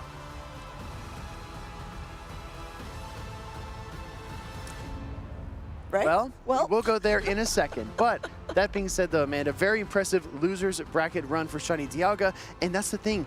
One battle at a time, one step at a time. You can look at a flight of stairs and you can say, there's no way I can jump that. I can't make it there all at once. But if you just put your head down and take that first step forward, that's how every single journey begins. Yeah, once again, just going to go through his run in this tournament. Oh, yeah. So we didn't see him much day one. He came in on the loser side of the bracket. Only 32 opponents remained at the beginning of this tournament. And then, okay, actually, it looks like we're going to go ahead and we're going to go over to the interview. Take two. Take two. Here we go. Yeah, things happen, but we are back, and we are with the one and only Shiny Dialga. Great name, by the way. Love Dialga fan here. And you got a pair of battles that were amazing, and I want to know, how do you face something as powerful as Shadow Magnezone? You punch it. That's all you got to do. Just counter. That's all you need, right? Like, that's it. Yeah, I mean, Annihilate for the win, yes. And I can call you officially the bait master. Not only you call the bait, but you got a Shadow Ball through. Yes. How do you do it? What's your secret?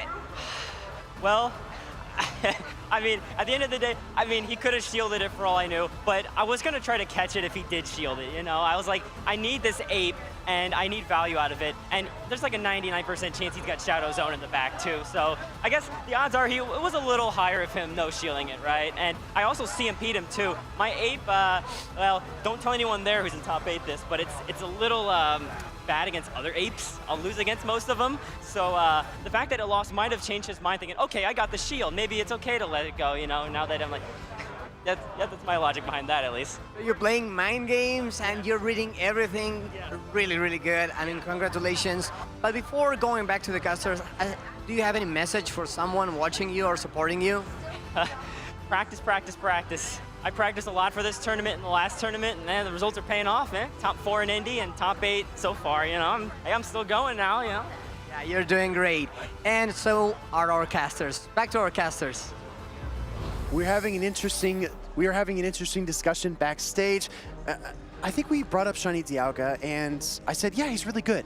And Amanda says, since when? And I said, since Indianapolis, right? Hitting that top 4 and then continuing to excel in his role as a Pokemon Go PvP player. We've seen the growth. We've seen the improvement. We see some insane calls.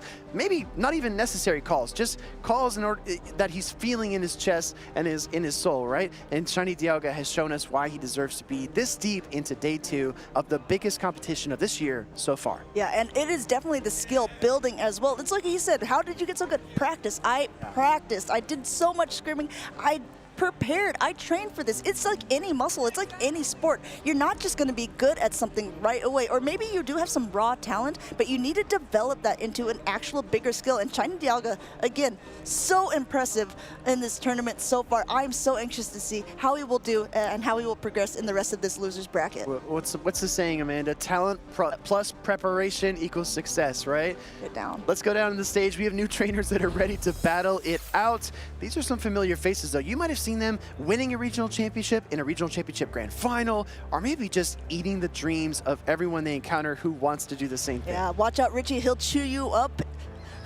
He's the Dream Eater. Magic Mason on the left-hand side of the screen here, playing against Richie. We just saw Richie playing a little bit earlier on in the stream. He was the Charlotte regional champion, but also Magic Mason. He has so many top cuts in him as well. Knoxville regional finalist just this year. I want to shout out Magic Mason's fantastic team building. If you remember, he faced off against Brown Baller in the Toronto Regional Championship Grand Finals, and the team that those two built actually set the meta for the remainder of the season. That was actually a team that Jakobovich used to win an international just a few weeks after. So Magic Mason is a pioneer in terms of team composition and team theory. Richie, meanwhile, remember, took down Auburn in the Charlotte Grand Finals last season, so he's definitely a contender. Yeah, and I like how animated Richie is at this moment, too. We had an interview with him earlier on the floor. He seems ready to play. He is locked in. Both trainers are actually locked in for this matchup. We are going to go ahead, jump right into the battles. Charjabug against Lickitung. I've seen it so many times at this point. Lickitung has that slight advantage. Guzzler doesn't want any part of that, going ahead and swapping out and getting the hard counter of Annihilate. But, you know, with the Dragon Tail advantage, there can be a little bit going on, and Magic Mason has said earlier on, he's running Brutal Swing. He's not running Crunch. Yeah, he's running Brutal Swing, but he's going to throw Dragon Claws into the Ghost and Fighting type Annihilate. This is the difference between Guzzlord and a lot of other Dark type Pokemon. This Pokemon can absolutely pressure because the Dragon typing is resisted by few and far between. even though the Shadow Ball will not be doing that much damage, there's not that much HP left on the Guzzlord. It ends up taking it out because of all that counter damage that Annihilate was doing before, but Shadow Gligar is here to say, hello, here is some farm, but there's so much energy that's actually already on Richie's Annihilate, going for a bait at this very strange moment. I think this might get a shield. It absolutely does for Magic Mason. This is the equation that Richie is working out in his mind. He's saying either I can throw the Shadow Ball right now and it'll probably get shielded, or I can try to go for double Night Slash. He doesn't get the double Night Slash, but he still gets the Protect Shield, so he gave himself a chance to maybe make more of an impact. I think that's what a lot of good trainers do. They create opportunities for themselves. Here comes Lantern. Lantern comes into this matchup, but there's already so much energy on the Gligar, going ahead and going for this dig, which is going to be super effective, but this water gun pressure, because of this fast attack, I mean, Magic Mason has to pivot back out, and now we're back where we started, Will, because this Charjabug is back into the Lickitung, but this time, instead of 2 shields, this is a no-shield matchup. This isn't all bad, right? I mean, if you're Magic Mason, you're able to fire off some X-Scissors, you still have that single Protect Shield. Even if you lose the Charjabug here, you can weaken this Lickitung, and I think the balance of energy is really what these trainers are wrestling over. Richie needs energy. He needs to be able to surf through that shield and to KO the Gligar. But meanwhile, he's got to manage the HP on this Charjabug. He cannot let it escape and be too healthy. Yeah, there's a lot of things going into play, I think, for both of these trainers. It's going to be a push down to the wire. Body Slam already stored up. Richie going a little bit over. Great timing there. Doesn't want to let an extra Volt Switch go through. And debating if he wanted to undercharge and then say, no, that's okay. I actually want to do as much damage as possible. Getting one more lick before knocking out the Charjabug. And the Gligar is just going to be able to get a lot of energy. But you know what? That Body Slam is going to be met. Hold on. This is the difference that Water Gun Lantern makes. Now that this Body Slam connects, I think Richie has this game in the bag, because I don't know if the Lantern even needs to throw a charge attack. It can take a dig. The Water Guns are adding up. This is the difference maker. Water Gun Lantern going to close out this game number 1. Yeah, Richie is pumping his fist, realizing it, bringing up the crowd. I don't know if you guys can hear it. Actually, because there are so many games going on here at NAIC, sometimes the crowds are popping off at strange moments for us, but if you hear it, it's because there's so many other good games going on as well. Pokemon Unite is basically in their championship rounds, I believe, on Saturday, and all of ours is going to be on Sunday, but these players are fighting for their spot to be there. I'm telling you, it's just incredible to see Richie pivot into that Water Gun Lantern and recognize the win conditions.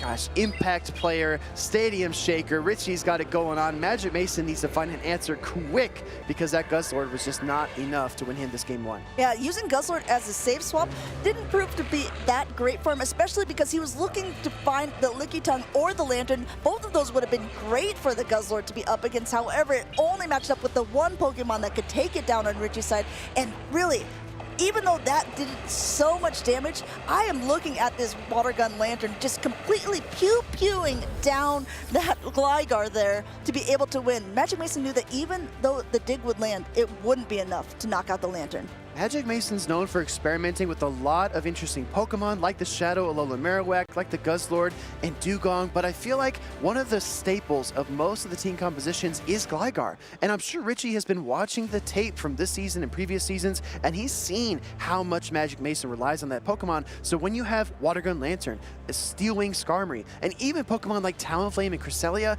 you have answers, you have responses to your opponent's comfort picks that they're likely to bring. And I think that so far, Richie is not only ahead in terms of the series, his team composition stacks up quite well. Yeah, I was looking at that team composition, and you know what? Like, Annihilate, Lickitung, and Water Gun Lantern actually is a team that's a little bit soft to Azumarill. They can definitely tag team it overall. They all end up actually faring quite decently against it, but I mean, Azumarill can just tank a lot of those attacks, and Water Gun paces a lot slower. I'd be interested to see if he would bring it into game number 2. Not the lineup that Richie is looking for here, even though he does nod. He's recognizing, okay, I'm nodding, but I'm getting out of it. Yeah. And coming into even not that great of a matchup here. Talonflame now coming in. Guzzlord takes the field. This time it's found a much better target, but this fly is still going to do a nice amount of damage. Magic Mason not concerned. Going to go ahead and let this go through. Richie rolls the dice, right? He saw that that Charge Bug lead in game number 1. He brings double flying types into game number 2, and the dice roll Snake Eyes. He does not want to see that Pokemon in the lead.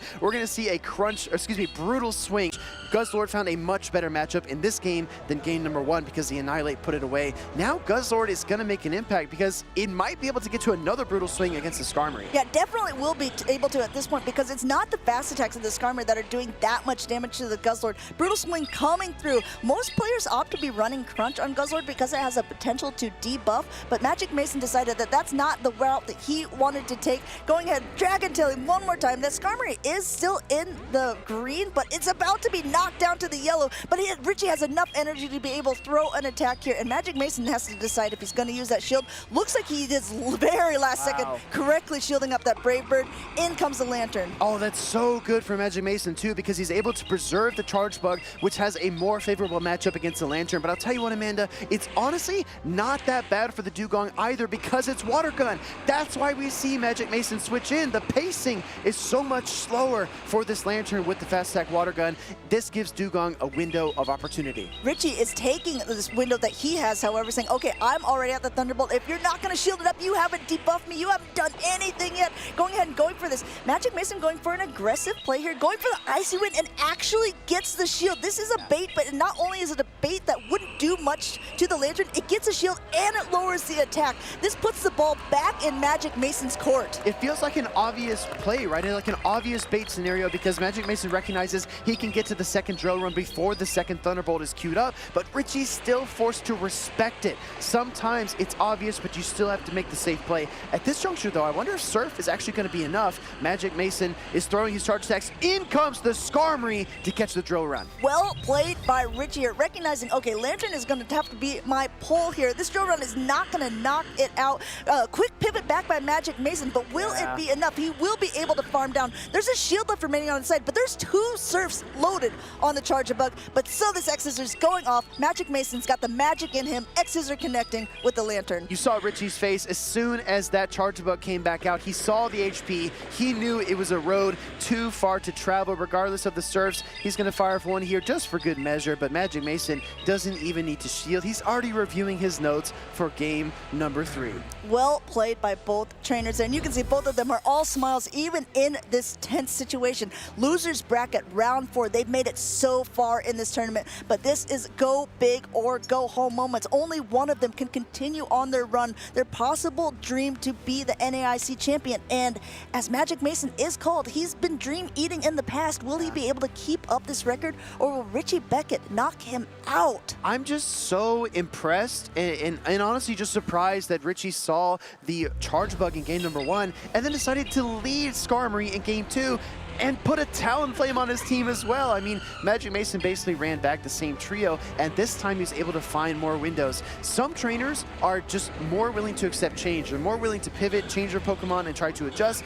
Others, Amanda, are just stubborn. And Mason is stubborn. He's so darn stubborn and likes to win this game. Right? He says, I don't want to lose, and I'm going to run the same Pokemon, and it's up to you to stop me. And I think that that kind of mentality, that fortitude, is part of what has led to all of this success for the trainer on the left. I do think a lot of times, trainers, if you're running a specific lineup and you recognize, okay, I know why I lost that matchup. There was a play that I did specifically that sort of handed my opponent, you know, the game on a platter. Yeah.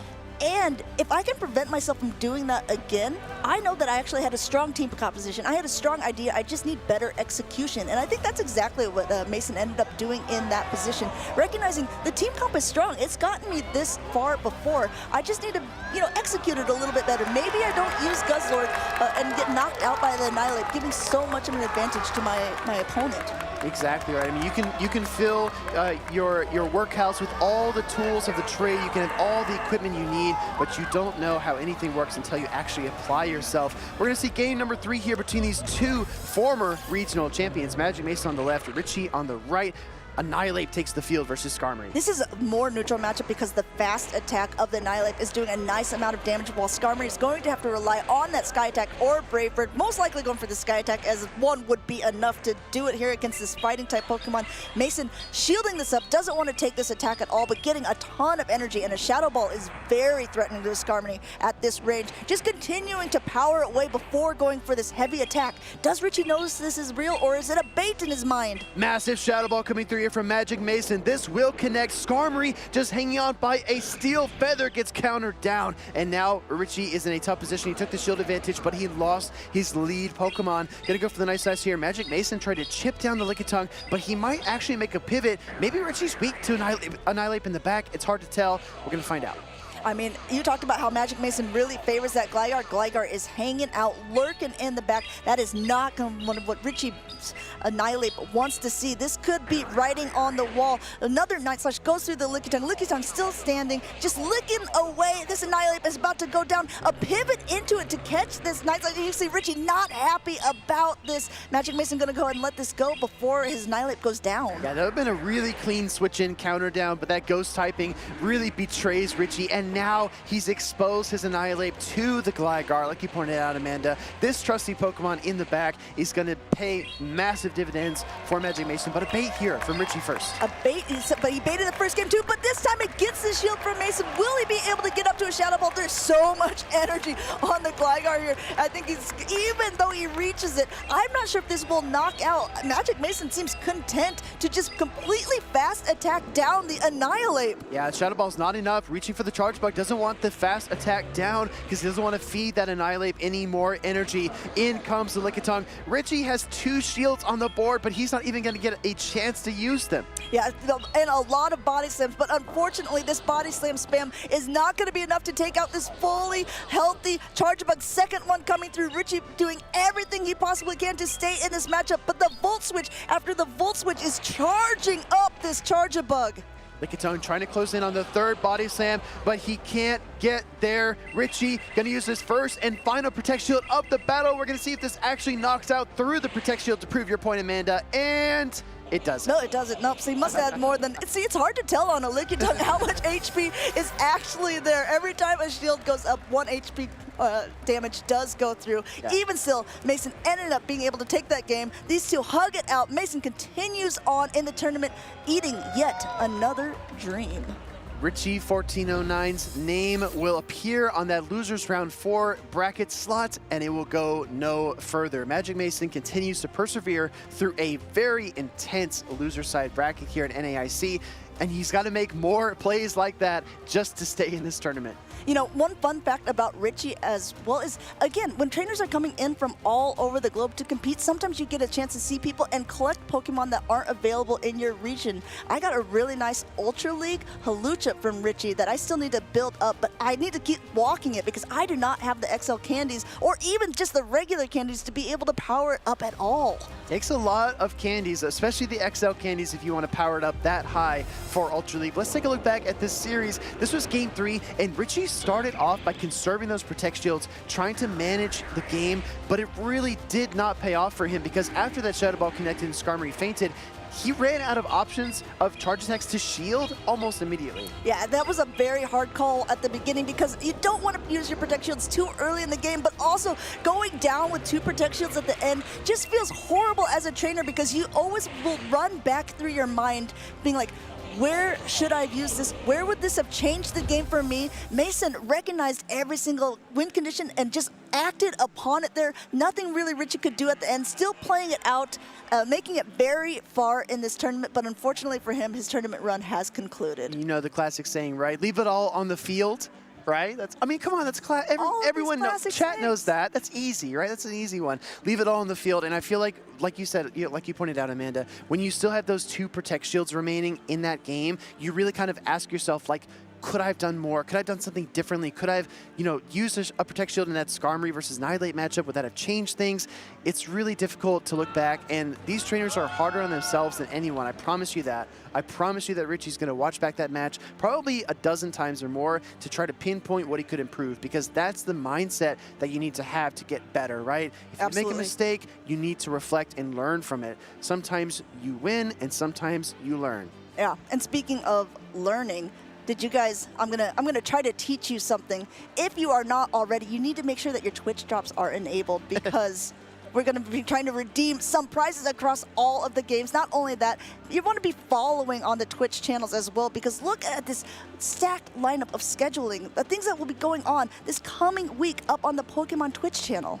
Exactly right. I mean, I really love the anime. We're going to get the Beyond the Pokedex entry number 658, Greninja. Definitely a very powerful Pokemon to play, not only in Pokemon Go, maybe in the Ultra League, but also in Pokemon Unite. That's what a lot of trainers like to call a hard carry, because that Pokemon dishes massive damage. And we can't forget a little throwback here to the 2018 Latin American International Championships for both the video game and the card game. This was way before our time for Go even was around. This will be a fun thing to watch. And the last thing on the June 13th, Pokemon Battle Frontier. Sorry, Amanda.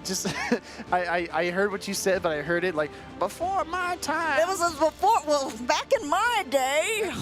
2018. But I'll tell you what you can do now in the present is sign up for the newsletters. Make sure to tailor your email preferences to get the news that you care about the most. But this is one of the best ways to stay connected with Pokemon and the competitive circuit. Absolutely true. But again, I want to teach you guys a little bit of things. Make sure that you can have enabled Twitch drops, right? Oh, yeah. You gotta. You gotta do it. And if you're not, what are you doing, right? Make sure those Twitch drops are enabled so you can collect these awesome rewards and play more like M.E. Weedle. You'll unlock a special research task where you're able to gain candies, Stardust, Charge TMs, and some... and glorious Stardust. A Pokemon like Altaria, too, I think. Yeah, I think you can probably get an Altaria just like M.E. Weedle does. Yeah, exactly right.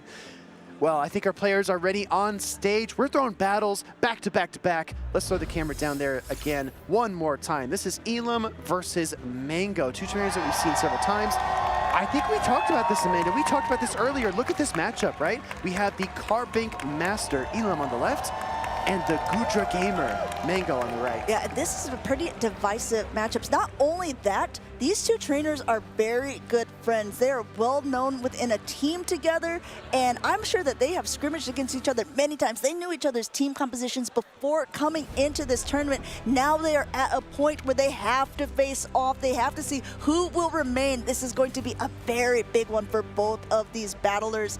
Carbink, I think, is a very interesting pick against this team. It does so well to a lot of the Pokemon, but look at this Quagsire, Registeel, I don't know. Let's take a look at these achievements for each trainer. Starting on the right side, Mango has made top 8 in Los Angeles this year, as well as top 8 in Charlotte. Did not have a very strong 2023 season, but he's correcting that here.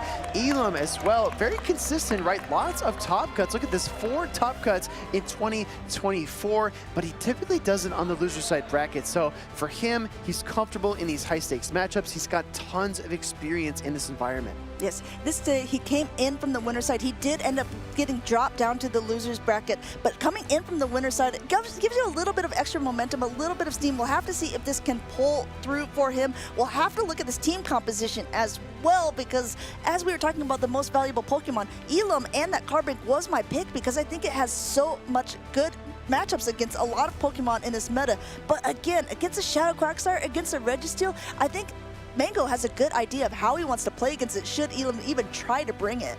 Carbink, forever polarizing, but can be dominant in the right conditions. Will Elam choose to bring that signature Pokemon in Game 1, or is he going to save it for later on in the series? Only time will tell, but either way, Mango needs to be ready.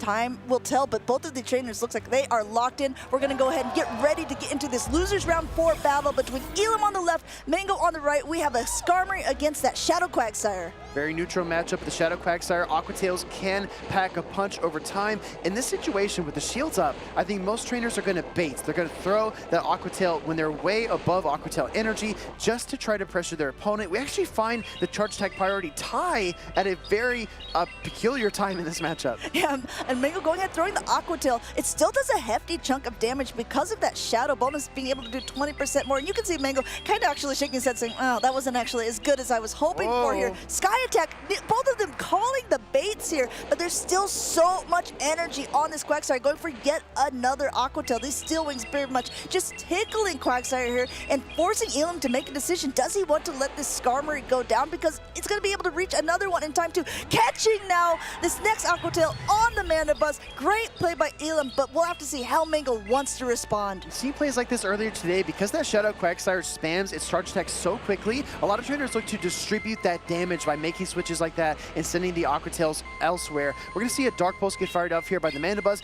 The Registeel is obviously a Carbink response, right? Not only Carbink, but also the double flying types on the team. So for Elam to pull this Pokemon out and keep his Skarmory away from it might actually work out for him in the end. Yeah, we talk about high risk, high reward team compositions. Elam was ABA weak to Registeel. Lucky for him, Mango had it in that safe swap position, getting the Zap Cannon debuff as well. This means any attack now that's going through from Elam's Mandibuzz is not doing as much damage. Mango can comfortably no shield here, and I don't know if we're going to see an aggressive lock on farm down just to get a ton of energy on his side to be able to threaten whatever comes in. We're definitely seeing it. Oh, we will.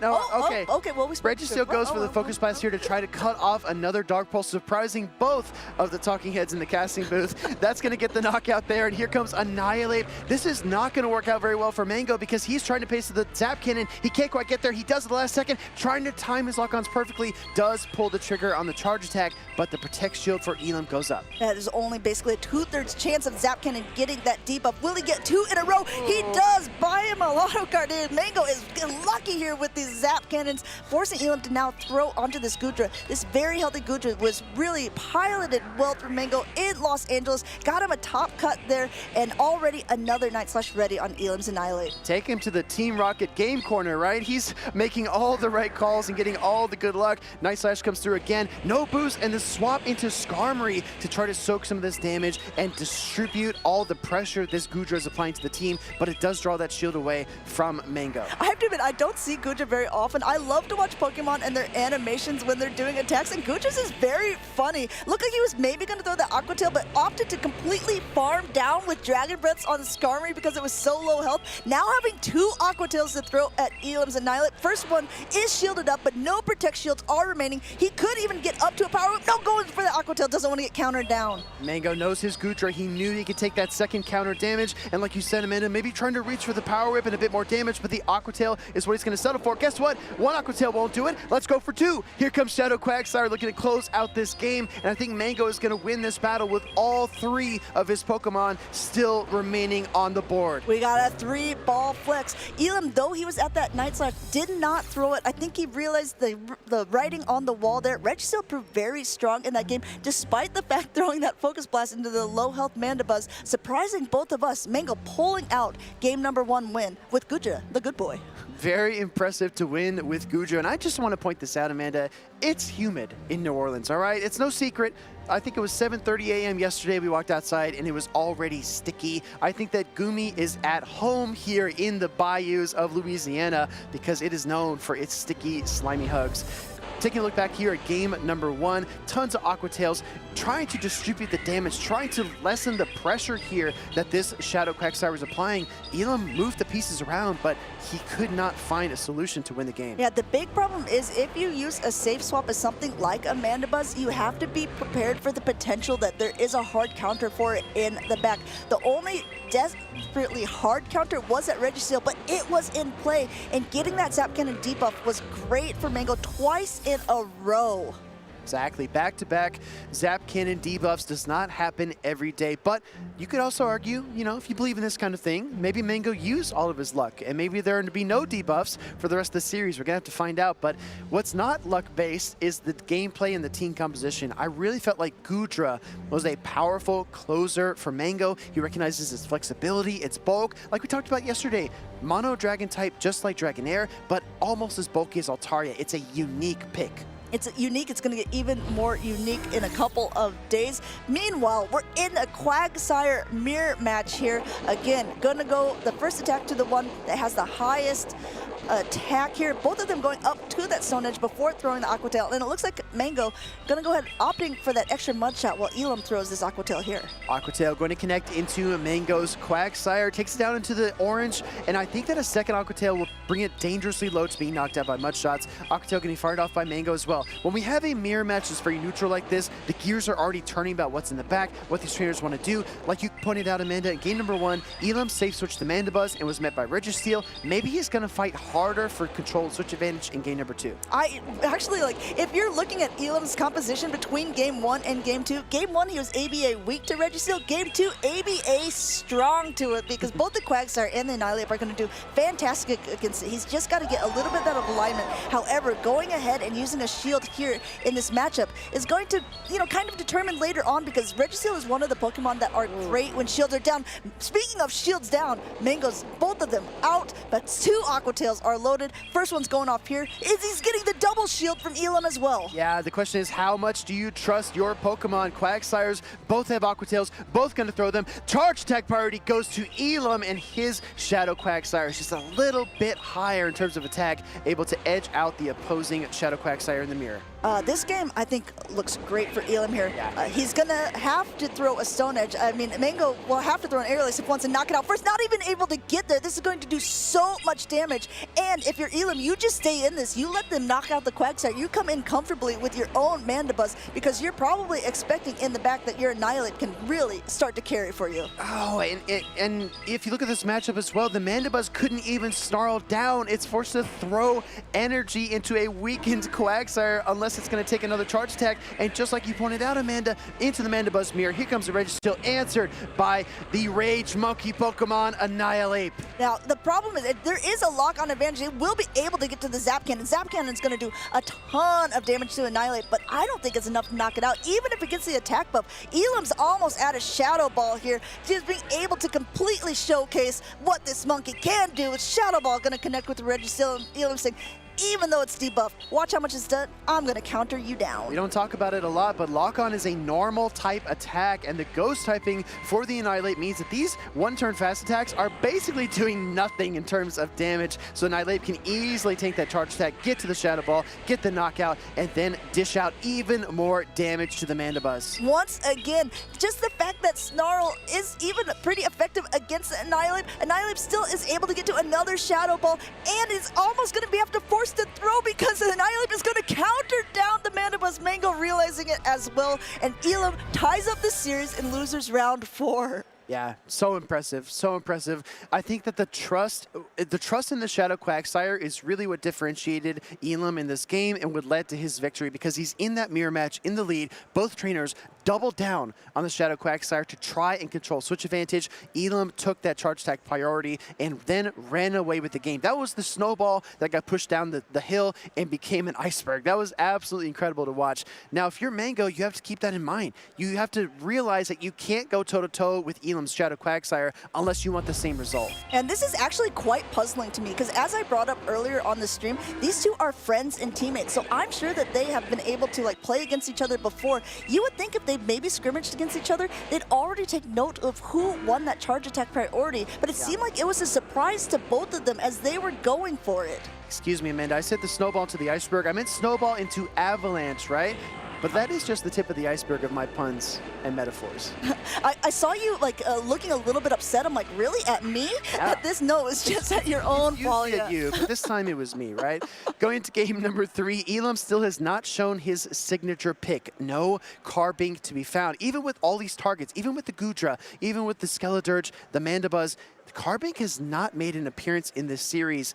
Is this the moment, Amanda? Is this the time when that Pokemon should come to the field? I don't know. I mean, like, Mango has shown he is not afraid to use that Shadow Quagsire or that Registeel. If I'm Elam, I'm saying, okay, well, it's bench pressure at least. Maybe this isn't the time to bring it in. But he's been playing so well. Both of these trainers, so much on the line. I know I keep bringing it up, but losers bracket runs are so much fun for me because there's just so much on the line for all of these trainers. That Carbink is single-handedly keeping Skeledirge on the bench because it pressures the Skarmory, the Chargebug, and the Mandibuzz and Annihilate, but it is not seeing the daylight here. We're going to get our game number 3 started off with an Annihilate lead into the Mandibuzz. Annihilate since it doesn't run Ice Punch, is not really that great against the Mandibuzz. Mandibuzz is so bulky there and forcing Elam to swap into his own, which is such a crazy play. But guess what? There's no Registeel to be found this game, forcing Mango to make a different decision because the Cresselia does not want to see it at all. Mango content to just stay in this matchup. Mandibuzz showed up to the party expecting to see Registeel. Registeel doesn't show up to meet it, and Mandibuzz is like, this is awkward. So, hello? Hello? Anyone there? What a Mandibuzz kill going on over here. Elam, meanwhile, wondering what could be in the back. This is probably a good indication that Registeel is not there, wondering where his Annihilate targets may be at this point. Meanwhile, both trainers just continuing to charge away. We talk about long matchup, we talk about Lickitung mirror matchups. Hello, meet Mandibuzz mirror matches where it takes even longer. This reminds me of the Umbreon Last Resort mirror match, which we saw quite a bit last season. I also want to point out that these trainers are waiting a turn when they throw these charge attacks because they don't want their charge attacks to be caught. No switch out means that Mango, might be a little bit weak to this Mandibuzz in the back, so there might be a little pressure on Elam to store some energy and make a pivot out and preserve his Mandibuzz for a later encounter. And meanwhile, this extra aerial ace going through. As you can see, these Pokemon are still in the yellow. They're not even in the red yet. Another aerial ace going through here. Switch timers are now back up. That's how long this game matchup has been going on. Yet another aerial ace going through. Amanda, I hate to break it to you, the switch timers have been fresh for about 30 seconds. They've been ready for a while, and these trainers are still staying in the Mandibuzz mirror match. Gonna see another aerial ace from Elam. This might be the final nail in this Mandibuzz's wing to take it down, and it is. That's a knockout for Elam. First Pokemon of the game gets KO'd.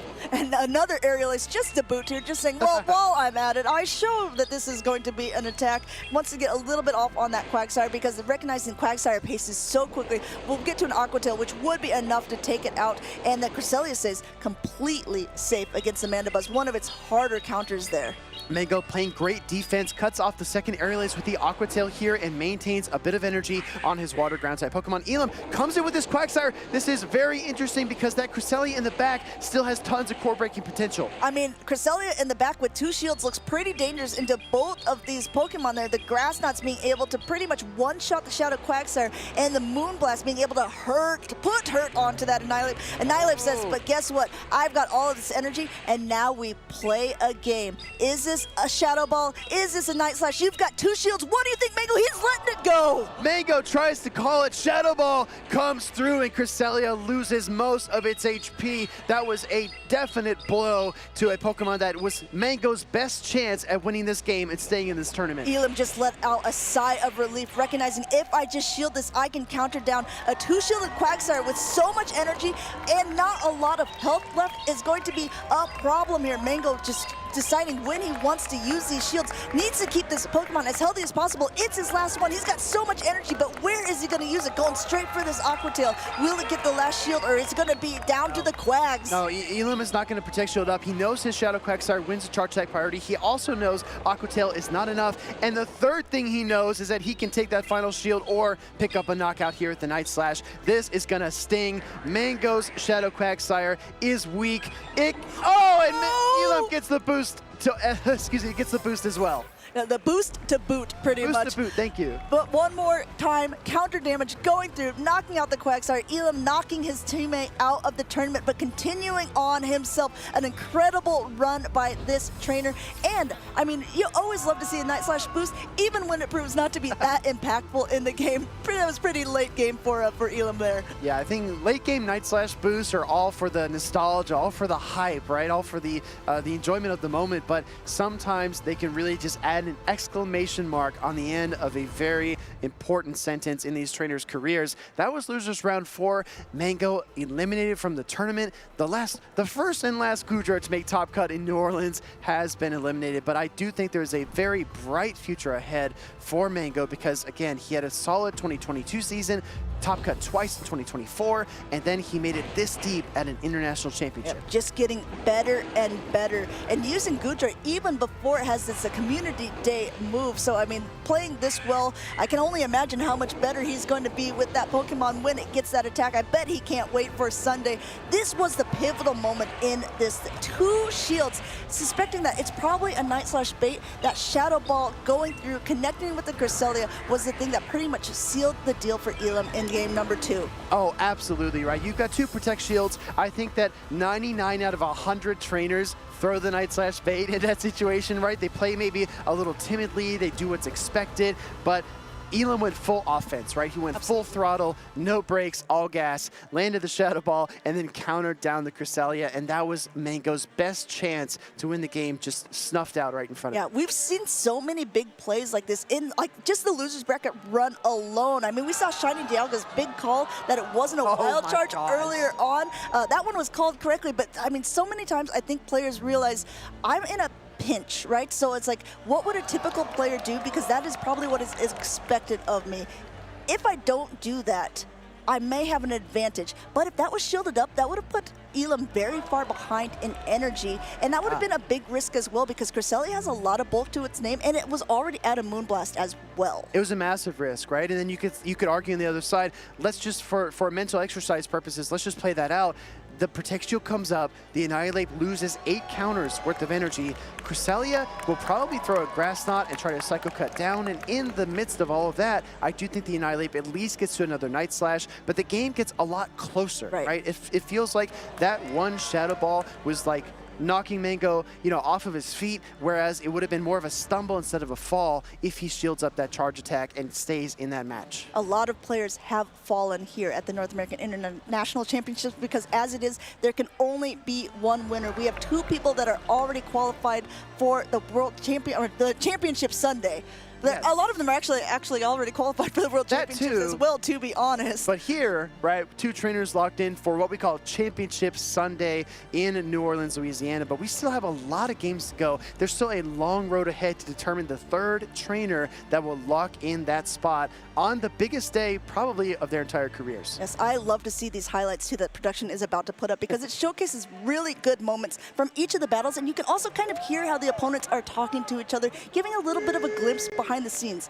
Take it away, guys.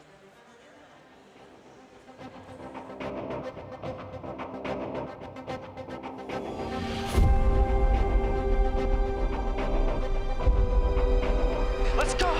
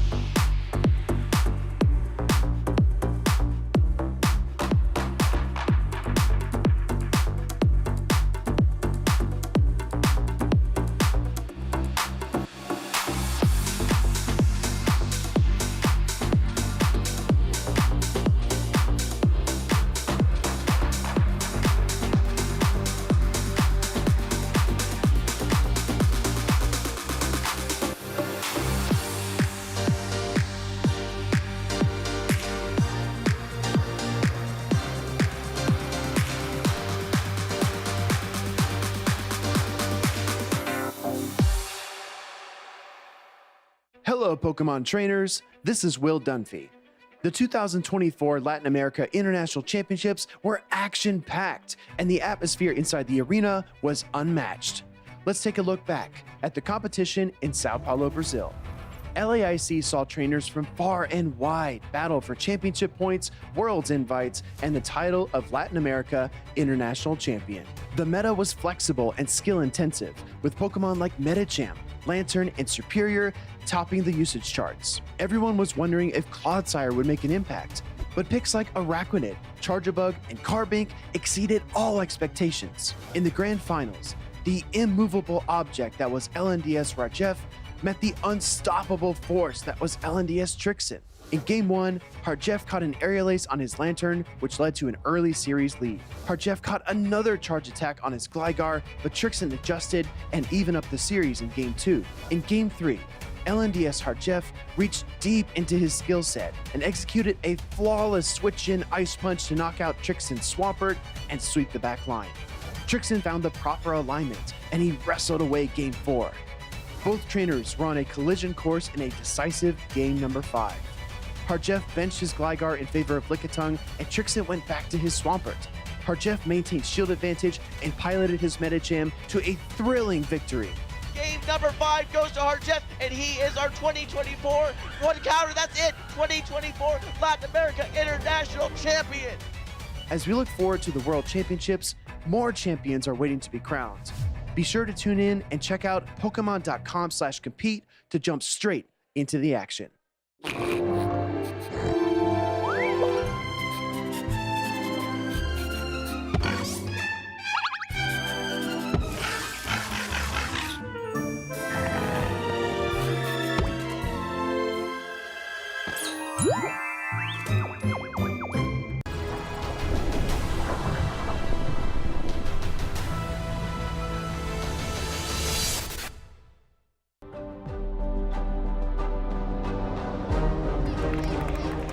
How fitting to see the run at LAIC of LNDS Rajef to take victory in Grand Finals 3-2 against his good friend LNDS Trixen. We are here in New Orleans for NAIC, the final international competition of the season, and LNDS Rajef has another obstacle ahead of him. I am Alpha Phoebe, joined by Stephanie Christine. And my partner Nick here is excellent at counting. We have 7 trainers left in the loser side of the bracket, and we are narrowing it down to only 1 trainer remaining. Both of these trainers we are about to see want that coveted spot in the losers finals. Will it be Spartan, or will it be the LAIC champion Rajef? Who has what it takes to claim that final spot?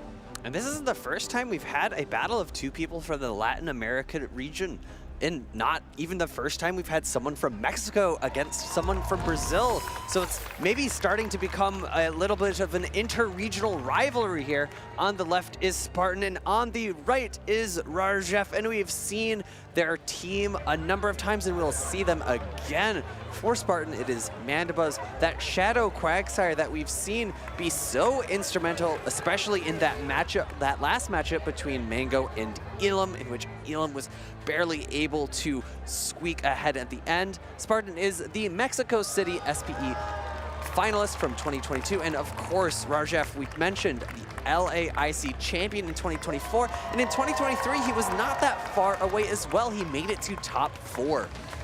These 2 trainers have very different teams. Spartan bringing that Feraligatr, the Bastiodon, where Rajef instead opting for a very safe team, but bringing that Vigoroth and the Azumarill being kind of standout picks on his team. We've casted for Rajef time and time again. We know Vigoroth is kind of a key Pokemon for him. It's one that he really tends to rely on and bring often. And you can't bring it often up if you're going up against someone who has an Annihilate on their team. Here we go, losers round 4 for Spartan and LNDS Rajef. It is an incredible lead for Rajef. This Vigoroth into Bastiodon, such an incredible risky lead for Rajef. but the risk pays off. Big risk, big reward here in New Orleans for Rarjev. Going to stick it out in this matchup for a little while longer. Rarjev also having the Azumarill and the Mandibuzz back there. Definitely wants to maintain an alignment advantage. Mandibuzz does not want to see that Bastiodon later on. Absolutely. In addition, something to call out is that the Cresselia, so safe with that moveset of Grass Knot and Moonblast, won't be completely walled off by the Mandibuzz. In comes the Azumarill, easily taking the Stone Edge, likely going for a full Bubble Down. But the energy here, Ice Beam and Play Rough, does not do that much damage into the Bastiodon. Bastiodon is the wall-faced Pokemon. I know that's not the actual term, but it's our term here in the Pokemon Go community. And it's going to completely wall off all of this energy. So we are going to see the timer run out for Spartan, and there it is, rumbling onto the field. Bastiodon here, like you mentioned, to wall off Azumarill's energy. Azumarill not running that attack of Hydro Pump, instead having Play Rough and Ice Beam. So we're going to see as much bubble damage as possible. That's the one super effective way to deal with a Bastiodon, is that fast attack pressure, which Bubble doesn't really provide a lot of. Smackdown, smackdown. Why don't you smack on down that Azumarill loaded with energy? This Bastiodon will likely throw a Stone Edge into the Vigoroth. The one thing that Vigoroth is now lacking in terms of this matchup is charge attack pressure with Body Slam and Rock Slide. Both of those charge attacks are going to be resisted. Honestly, I think Rock Slide is going to be preferred because Body Slam is double resisted both by the Steel and that Rock typing, but instead we see actually Body Slam, a bait here from Rarjev. And the Body Slam will not quite be enough to knock out. Does even less, I think, than a singular counter to that Bastiodon. We see Rarjev using a Protect Shield. We see the Cresselia swap in. Vigoroth is going to soften up this Cresselia a little bit with a Body Slam before the Mandibuzz comes in. We're going to see, we might see that switch in soon, but no, actually expending the Body Slams here. I like this play as well, because the Body Slams aren't going to KO the Bastiodon either. There is the Mandibuzz. But Spartan has 2 Protect Shields, and Cresselia does have access to this super effective Moonblast. Cresselia, not exactly a Pokemon known for its attack stat, but still can throw a Moonblast here. That was in, I didn't hear it, but I saw it, the attack drop. That 10% chance from Moonblast means that this Mandibuzz is going to be doing even less damage with these Snarls, and with its charge attacks, a great bait there from Rarjev. But there is still another shield on the side of Spartan. Shields up another potential Dark Pulse. Will the Mandibuzz be able to hold on to the damage, incoming damage from this Moonblast, and potentially the Bastiodon in the back? We gotta watch for that swap, that combo play. The Mandibuzz is low. Was that another attack drop? There is the Bastiodon. Rarjev has to throw some energy here to knock the Bastiodon out. 1 in 10 times 1 in 10, that is a 1 in 100 chance for 2 attack drops. The Psycho Cut Down not coming in, Grass Knot going into the Mandibuzz, and it's luck is not on the side of Rarjev here in game number 1. No, because this Vigoroth, even if it gets to a Body Slam isn't going to be enough to knock out. So the Body Slam's going to come through, or it might actually. Let's go ahead and see. It's going to be honestly close. Body Slam comes through. Is it? It's enough! As the timer comes go, I was convinced that Cresselia was going to survive on 1 HP. That Vigoroth is built differently. And the key difference to Rarjev winning that game is over farming, doing 1 more counter. That counter damage being the difference from that Body Slam knocking out and not. The additional counter before throwing registers the damage. Had he done the opposite order, had he thrown the Body Slam, then go for the counter would have gone at the same time as the charge attack from Spartan, and that counter damage would not have applied. There is that 1 HP Quagsire. We're going to see the Bastiodon, which is really the reason I think the timer came into play at the end, was that Bastiodon ate up a lot of time in the early game. Here is that end game. I thought the Cresselia was going to go on 1 HP. I think Spartan did as well, was expecting a 1 HP survival from that Cresselia. I think maybe Spartan was thinking like, it could happen, it could, but that Vigoroth built a little bit differently. And I have to say, those Moonblast debuffs also were incredibly critical because it prevented Rarjef from getting the Snarl down, being forced to throw the Aerial Ace into the Bastiodon in order to pick up the knockout. He was taking so much super effective damage from those smackdowns. Whew, that was a nail biter, Stephanie, and I'm running out of nails.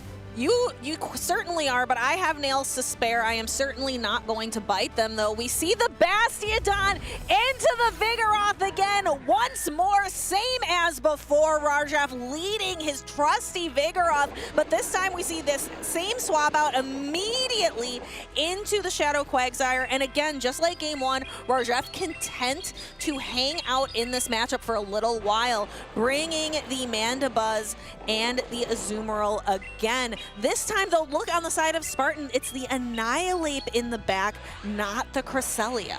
Going to be able to wall any energy that this Vigoroth comes out with in the future. Shadow Quagsire, an incredible safe swap here. Stone Edge coming through, not going to threaten the Azumarill as we saw in the previous game. 2 Stone Edges, even from a Shadow Quagsire, do not knock out. A third charged attack is necessary. Play Rough coming through, 1 shield already been used by Spartan. This is going to threaten a lot of neutral damage. 2 shields used by Spartan and a 2 shield advantage for LNDS Rarjef. Spartan goes ahead with that Stone Edge. It is going to do a lot of neutral damage to the Azumarill, knocking it down into the red, but the Azumarill can hang on. Quagsire waiting until just before Rarjef is going to be able to fire an attack before throwing this Aqua Tail. It would be enough to knock out, but Rarjef choosing to preserve the Azumarill. This was a charge attack tie, so Azumarill is going to fire off the move immediately, and with no Protect Shields remaining, the Quagsire is knocked out. And unfortunately, in the back is that Annihilate, but Annihilate typically running Night Slash and Shadow Ball. The energy is walled by Mandibuzz, and Rarjef still has that Mandibuzz in the back. There's no way he's bringing in Vigoroth into this matchup. Absolutely not. We're taking his time. There is the Mandibuzz. Here is the Bastiodon. Here is the Vigoroth. It is out there swinging its arms, trying to get as much damage done as possible. Bastiodon really relying on that fast attack pressure. Vigoroth can't handle too many more smackdowns. Interesting to see the body slam again here. Not going to really do all that much damage, and a full smackdown coming through, or a full smack on down coming through here. Second body slam being thrown into this Bastiodon, still not going to threaten a knockout. No, and now Bastiodon has a lot of energy. This body slam is going to get get us again very, very close to a knockout. The energy from that smackdown, the damage registered. Vigoroth is now down. Mandibuzz is going to have to utilize this Protect Shield on the Stone Edge. Bastiodon cannot stack 2 Stone Edges. So right before Spartan gets to the second Stone Edge, Rarjef uses the energy on the Mandibuzz to fire off a Dark Pulse, knocking the Bastiodon out of play. Now Annihilate is going to do everything it can, but all of its charge attacks are resisted, and to the Umbreon in the sky, Night Slash and Shadow Ball, where Mandibuzz can throw a super effective Aerial Ace. It's going to be 1 and 2 to knock out. Spartan already conceding. I saw a little bit of like, good game, good job, you've done it. There's that Aerial Ace for the knockout. You can see Rarjef counting the counters on his hand, making sure he's tracking that energy perfectly. Aerial Ace knocking out that Annihilate, and that secures Rarjef victory over Spartan. Brazil knocking out the man from Mexico. Yes, Rajef proud to represent Brazil here in New Orleans and going to continue on in this tournament. I love that these two games, Rajef brought the exact same team both times. He led the Vigoroth both times. Spartan brought the Sebastian both times in the lead both times, but these games played out so incredibly differently. That first one was still kept me on the edge of my seat. That was a wild match. Definitely a contender for kind of the top match of day 2. And it's really interesting to see just how close the matchup ended up being, because Vigoroth does not have same type attack bonus on its counter. Its charged attacks aren't very effective in that matchup. You know, something like Annihilate at least can throw a neutral Night Slash, even though it's not like heavy hitting. Of course, you also have Shadow Ball, but like if you don't want to, you know, if your opponent has shields, you don't want to throw that Shadow Ball. Night Slash still adds up.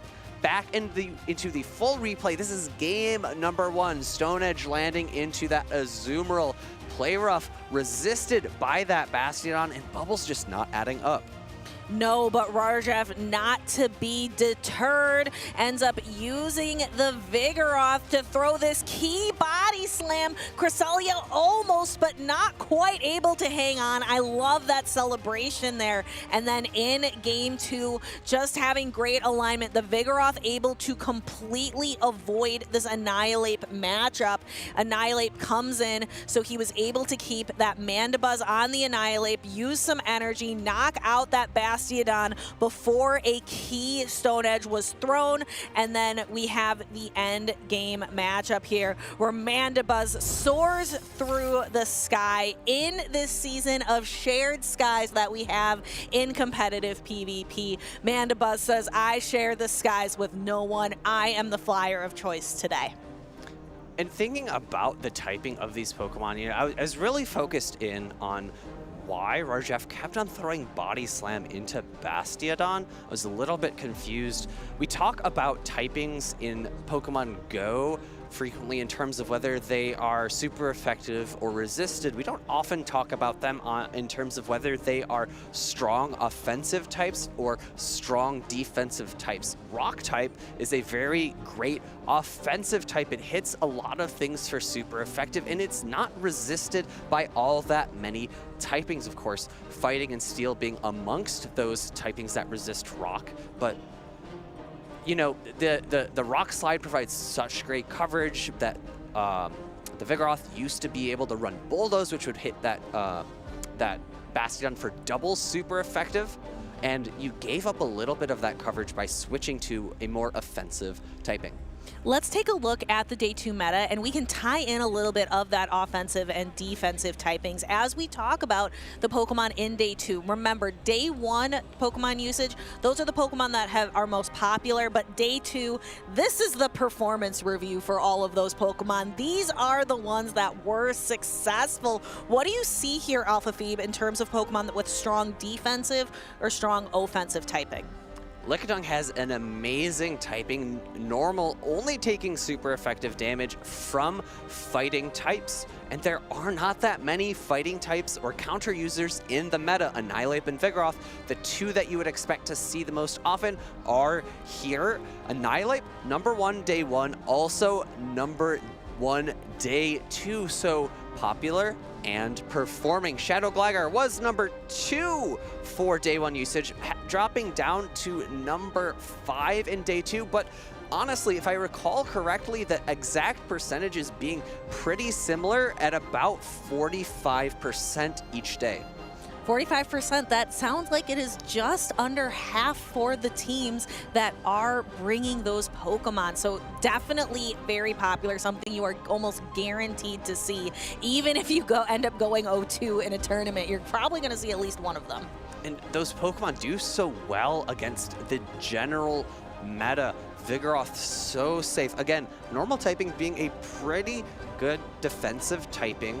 In addition to only being weak to 1 typing, it also happens to resist ghost types, which is another great offensive type in Pokemon Go. Shadow Claw being one of the most dominant fast attacks means that if you're able to resist that fast attack, you're going to be a really strong Pokemon. what I have some strong feelings about are some of these posts on social media. Let's go ahead and take a quick peek over and see what we are seeing. And there is a new hashtag new profile pic. Hello, Sosaflow. Being very happy. This was in Los Angeles, and he had an on-stream performance there and was very, very excited to be on stage. Yeah, we love to see he's also been a member of the grassroots community for a long time, so getting that opportunity up on the big stage at a regional event is always great to see. Here we have my friend Marto Galde up on stream here at NAIC. I'm sorry, I can't actually read Spanish, so I'll let you take this one. Oh, so he's taking the stage, and he's saying represent. He's saying let's support our representation in this group final. And again, promoting this is coming from 7-Eleven Gaming. So again, like taking the stage by storm really is what we have here. And then we have this from 8 the Great. I love that pose, really hamming it up for the camera. I love when trainers do this. As well as next to his team of 6, really capturing the essence of a trainer. 1, the style, 2, the grit and determination, and 3, all 6 Pokemon that allowed 8 the Great to get to tied for 5th within his group.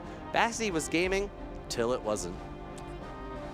Basti was certainly gaming until it wasn't. Here we have something from Lou the Pikachu, who is a fantastic caster across multiple games over in the European region. Looks like the Pokemon Unite casters have really upped their Sparkly Wardrobe games for NAIC. I don't think this was one of the Unite casters. I think this was the man who was on stilts in the parade, but certainly looks like something that maybe Spraggles or Kirk or or Zoinks. I think one of them would certainly wear that outfit, no doubt about it.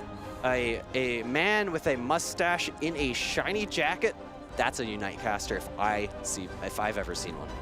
Certainly. They definitely have their style on point. And I know today is the last day for them. They do not have any games on Championship Sunday, so they have been out there celebrating. I think their games are just wrapping up now, or if they have not wrapped up already. And it is always just infectious energy over by the Unite stage. Pokemon Go has the highlight of being one of the loudest crowds, especially at a tournament like LAIC, but when Unite is in the arena as well, they definitely give us a run for our money. So much hype and excitement when 2 teams of 5 clash and test their wits and skills against each other. What we are going to be able to play together coming up soon is we have to talk about Community Day. Talking about teams of 5, we're going to see teams of even more than that going out there and playing this game together. Tomorrow, this is coming up so soon, Sunday, June 9th, less than 24 hours from now, 2 to 5 p.m. local time. And we can go ahead and see Goomy. You can evolve a Goomy up to get a Goodra with Thunder Punch. Don't forget about all those other event bonuses. 3-time catch Stardust. Even if for some reason you don't like Goomy, and if you don't like Goomy, I don't understand you, but even if you don't, triple catch Stardust. I personally think it's the best event bonus that Pokemon Go gives out. It is so worth it. And if you don't like Goomy, it's okay. You can be wrong. Everyone can be wrong at some point in time. We have another event going on right now. That would be the Slumbering Sands event. We have Vigoroth, Slackoth, as well as Slacking with those visors. Komala with its shiny debut as well. I know a lot of people are going to be hunting for that. Oranguru doesn't do any damage, but it does have a shiny variant available as well. Yes, and I'm very excited for the debut of Shiny Komala. I'm out there looking. I haven't found one yet. I'm trying to do some field research encounters. We will see how it goes. We also have this Scorching Steps. Steps referring to the steps you need to walk. This is an event that is really around hatching eggs. We are going to see that shiny Larvesta make a debut. And remember, you can find Larvesta in all the eggs, in 2 kilometer, in 5 kilometer, in 10 kilometer. Also, of course, I will be looking for that shiny Turtonator. Personally, I know it's been out in the game for some time. I believe over a year, because I think I was looking for it at NAIC in Columbus last year, and I still don't have one. So that is something I'm going to be looking to hatch out of 10-kilometer eggs. Get your remote passes ready and your incubators ready. I know you'll be ready. I'll shoot you a DM on Discord so that I know you're ready as well. And, you know, we are still moving our way through this losers bracket. We have some great players up on stage who are getting settled in with their teams of 6 for some more action here in New Orleans.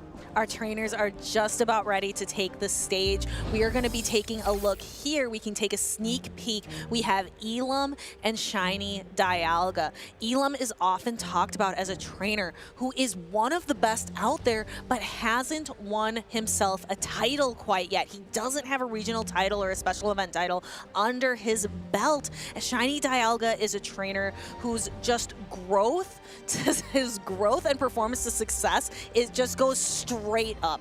Just started very recently, just really just picking up a ton of momentum at these tournaments. He's made a few top cups before, but this is an international competition and the top cut action is incredibly fierce. Each and every opponent that you face is more fierce than the last, but if you're already at like 99% fierceness, you can't go much higher. No, you can't. And these trainers, again, we are getting towards the end of the day. So this has been a long road. After a long road yesterday, by the end of today, we can take a look back and see how far we've come, but we are not there yet. Again, now there are 6 trainers left. Before it was 7, so 6 minus 1, or 7 minus 1 is 6. And we're slowly working our way down to 1 trainer remaining that is going to wait in the losers finals for Championship Sunday. Stephanie, why was 6 afraid of 7?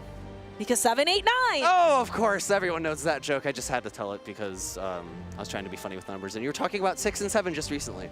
And now we're talking about 8 and 9 as well. And we can go ahead and talk about these trainers, their accomplishments, and their teams as we set the stage for this battle. We are in losers round 5 in this double elimination tournament where we win or go home. Take a look at this on the side of Elam on the left. Los Angeles Regional Top 16, Charlotte Regional Top 8, Indianapolis Regional Top 16, San Antonio Regional Top 8, and there's even more that don't fit on the graphic. He has been to so many tournaments, made so many top cuts, but just has not claimed that #1 spot.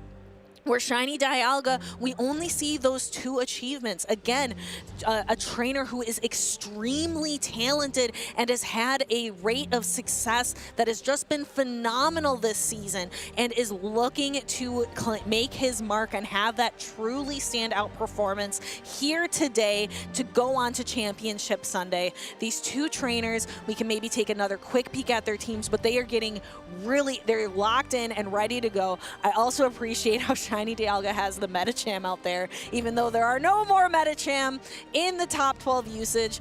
We're likely not going to see any more for quite some time, but there is a singular Metacham out there, and it is the one on the side of Shiny Dialga. It'd actually be a bit curious to see if there were any Metacham registered at all over the entire course of NAIC. Of course, Annihilate being significantly better in the meta, but you know, Metacham is still halfway decent.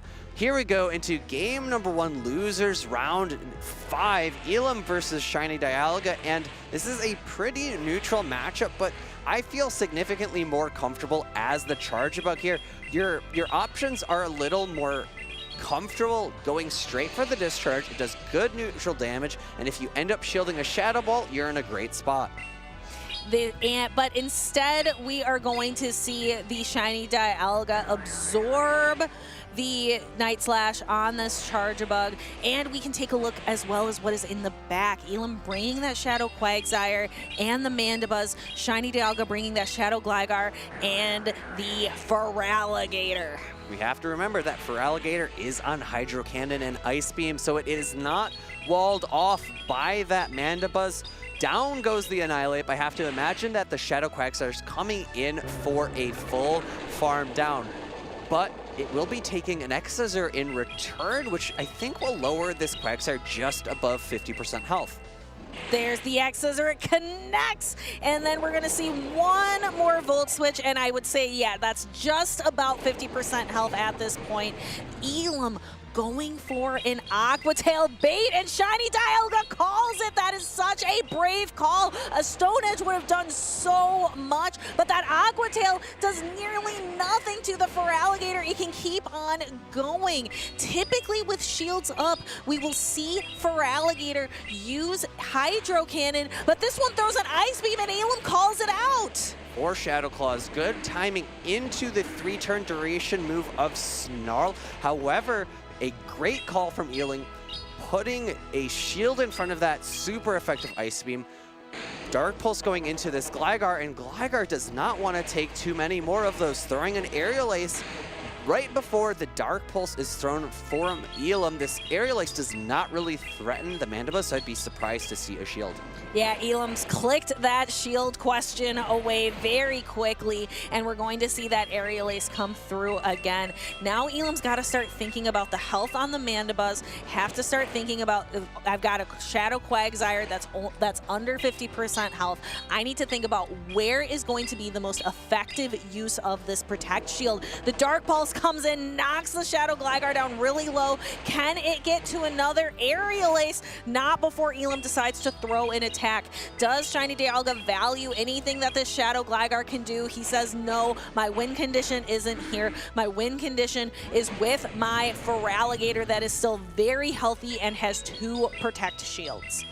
2 Shadow Claws for the Feraligatr. Oh my gosh, another no shield from Shiny Dialga, recognizing that that could only have been an Aerial Ace. Dark Pulse was not possible with the energy that Elam was at.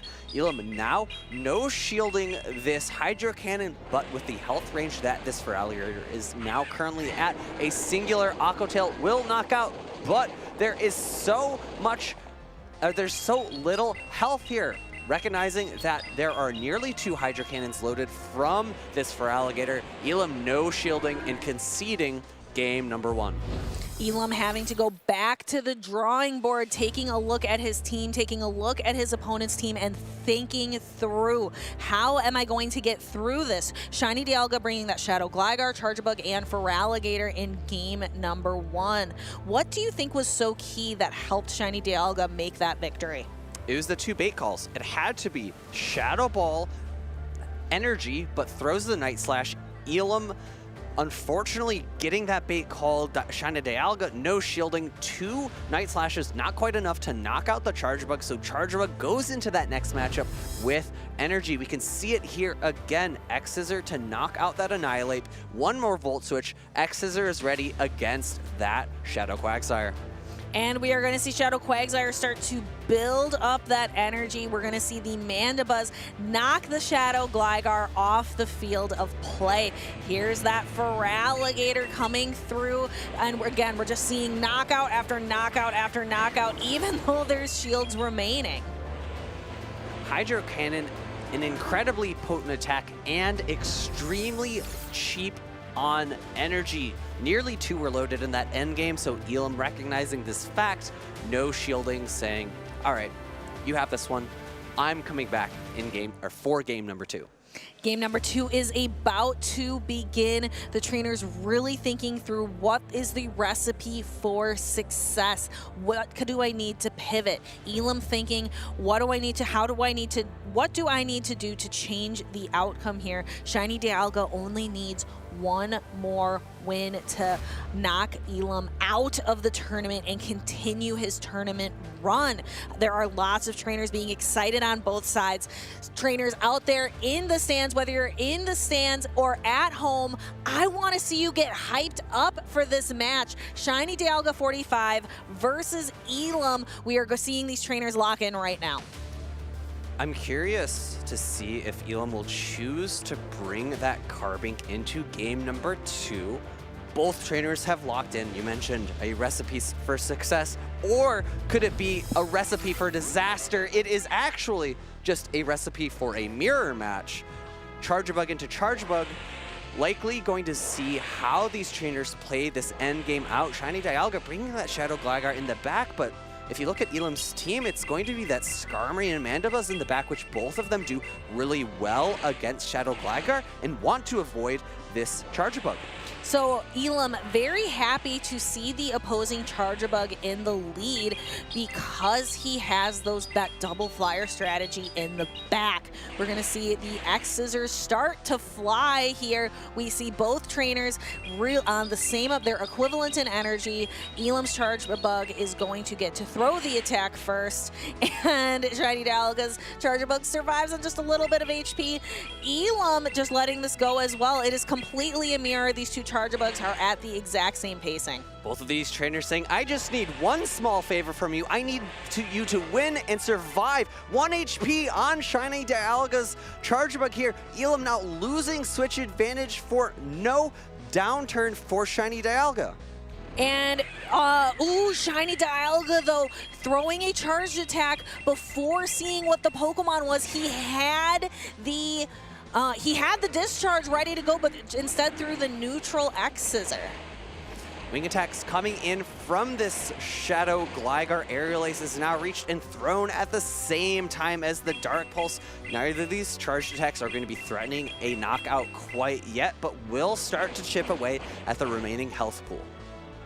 The Mandibuzz going ahead and throwing a Dark Pulse here. Shiny Dialga's got to make a decision. We are getting into the middle matches, the middle moments of these matches. These two Protect Shields need to get used at some point. We see Elam make the swap. He's revealed both of his Pokemon and has caught this Aerial Ace onto his Skarmory, so that energy kind of going to waste here. It's only going to chip away. And then the Feraligatr comes out. The Crocodile out of the Bayou is going to have to see if it can tank a move from this Skarmory.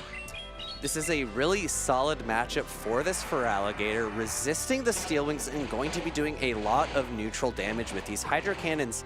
Feraligatr also severely outpaces this Skarmory. It's only 5 Shadow Claws to these charge attacks, whereas Skarmory usually has to do 8 or 7 Steel Wings, depending on which cycle it's at. A charge attack tie. Brave Bird loaded for Elam, and this second Hydro Cannon coming through for Shiny Dialga.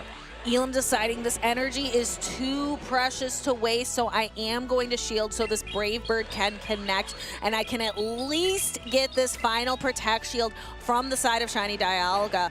And we are going to see now a actual switch out. Skarmory surviving in the back, but Mandibuzz comes in and is going to throw an Aerial Ace. Because this is a Feraligatr, it can handle a regular Feraligatr and not a Shadow. It can tank some charge attacks more comfortably, but it's not going to be able to tank this one. Aerial Ace coming through. The Feraligatr's deep into the red and gets knocked out. In comes the Shadow Gligar, and it's going to be able to launch another Aerial Ace back at the Mandibuzz, but the Mandibuzz has a shield. It does, and that Aerial Ace is going to knock against the shield. Mandibuzz needs one more Snarl, is going to throw the Dark Pulse, and the Gligar, I can imagine, is going to be knocked out here. Now, I have a question, Alpha Phoebe. If Shiny Dialga had instead waited a half second to see which Pokemon Elam was bringing out in that earlier in the game, and instead of throwing the X-Scissor kind of blindly, thrown the Discharge instead, do you think this would have turned out any differently? I think that's a possibility because X-Scissor is only neutral into that Mandibuzz as opposed to super effective compared to that Discharge.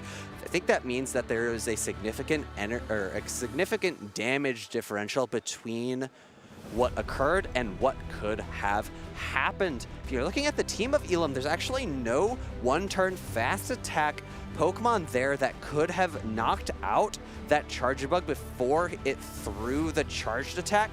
We see a discussion happening up on stage, and I believe this will be a match under review. We'll let our judges take a moment to review that footage and see if any game errors occurred that might have affected the outcome of this match.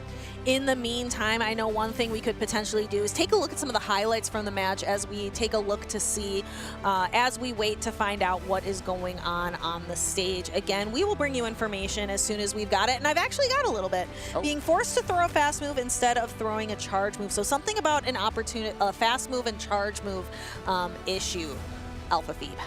All right, well, we'll have to see if the judges believe that that was enough to change the outcome of the match. Maybe we'll be able to get a review of that footage for ourselves. Of course, we'll leave the decision making to these tried and tested judges. They've been through a whole tournament so far, so we know that we can trust them to make the right call every single time.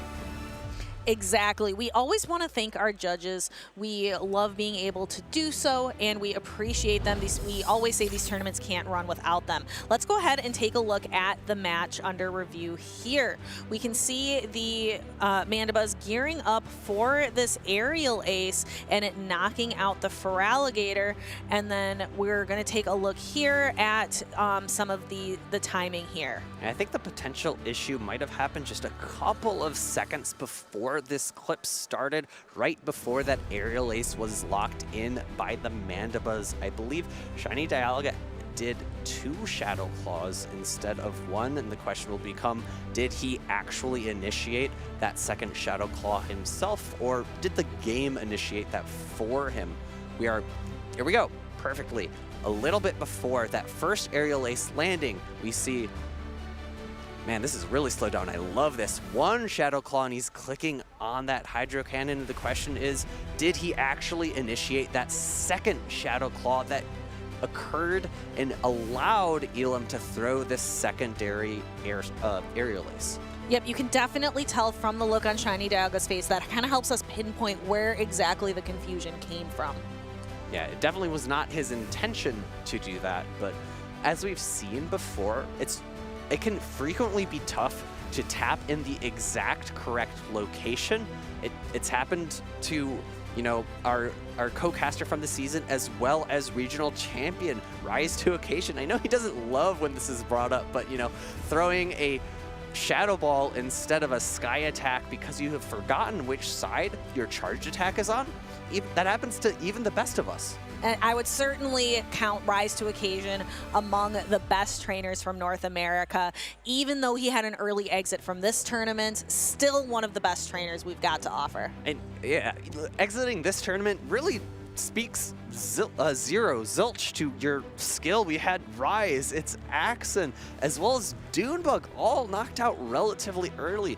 And no one's going to guess if those trainers are good or bad. They know they're all extremely talented.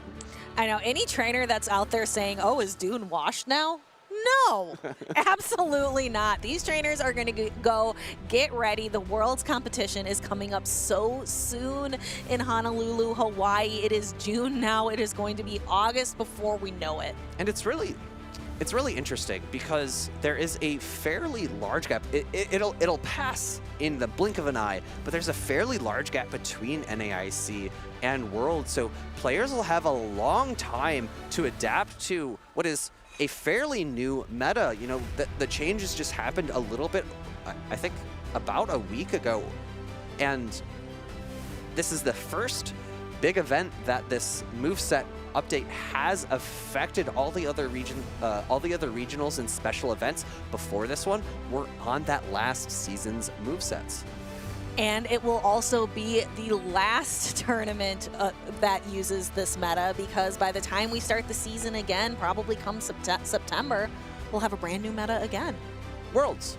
Well, after Worlds. Worlds is the last one. Gotcha. So Worlds is the next one and the last one. Fair. What sort of developments do you think might occur between now and then in terms of how Lantern's removal from the meta will shape future impacts? I really think we're seeing a big one already in this tournament because we're seeing all of that Quagsire. So I think the dominance of Quagsire, I think, is going to adjust the meta slightly. I often say the Shared Skies update was not a massive list of changes. They were small changes. However, those small changes were, I think, are going to be very impactful. We've already seen some Pokemon just completely disappear off of the top 12 usage charts. And I think we're also going to see when Gumi Community Day happens tomorrow, again, came up so soon, it's tomorrow at 2 o'clock p.m. local time. I think we're also going to see Goodra make more of an appearance, more than just on Pokemango's team. You know, it's funny you mentioned that because technically, I'm going to correct myself here. Technically, because of that change, Worlds is a slightly different meta than we have here at NAIC. The introduction of a new Pokemon can drastically change how people make teams and what Pokemon people bring. If you think not that far back to the introduction of Annihilate, just one Pokemon coming into the meta, as well as, you know, Psychic being lowered in damage a little bit, completely removed the most dominant Pokemon from the meta. It's gone, nowhere to be seen. There's got to be like posters on the wall is, have you found my Metacham? I'll give you $50 if you find it. It's nowhere around. I see it. It's on the screen of Shiny Dialga in the form of that plush. Oh, I don't have $50 on me. I'm so sorry. This is awkward. Yeah, you don't really carry cash, do you? Who does? I don't know. Not but me. It's not me. You know, this is a very strange segue, but do you know I would expect nothing less from you. Nothing less from Alpha Phoebe here. Do you know one thing that differentiates millennials from people in Gen Z? It's whether or not you carry a wallet. Do you carry a wallet? I do carry a wallet. I am a millennial. I also carry a wallet, and therefore I am too a millennial. Showing our ages here. That's okay. I'm also a big fan of Gen Z. Gen Z is a great They're generation. great, for sure. Best slang in the world. I love the slang that Gen Z uses. I cannot keep up. That's okay. I stay young for the both of us. All right, we have both trainers going. It looks like that we are going to see a rematch, and this is being explained to the players right now. I think it's likely, again, to do with the exact interaction there between that Feraligatr and the Mandibuzz. The overtap into not being able to throw that Hydro Cannon as he expected. So again, if this is going to be a rematch like we are anticipating that I'm seeing from the judges, then we will eliminate that last match from our minds, and we will go ahead and move forward with game number 2. And I see the scoreboards on our side of the screen are going to reflect that that second game, it's gone. Forget about it. And this is a great place to be in if you are Shiny Dialga up 1-0 in the set. Elam's going to have to create another opportunity for himself to find a win condition in those end games. All right, this is a really good opportunity to explain something really quick that we can see here. The match is still under review because Elam is appealing. We are seeing an appeal here to the head judge. So we talk often about that every trainer, whether you are on the floor or you are on the stage, you can ask a judge to review your match. That is something, and Nick, you mentioned it before, especially if you are not sure about something, that is your right to be able to ask a judge.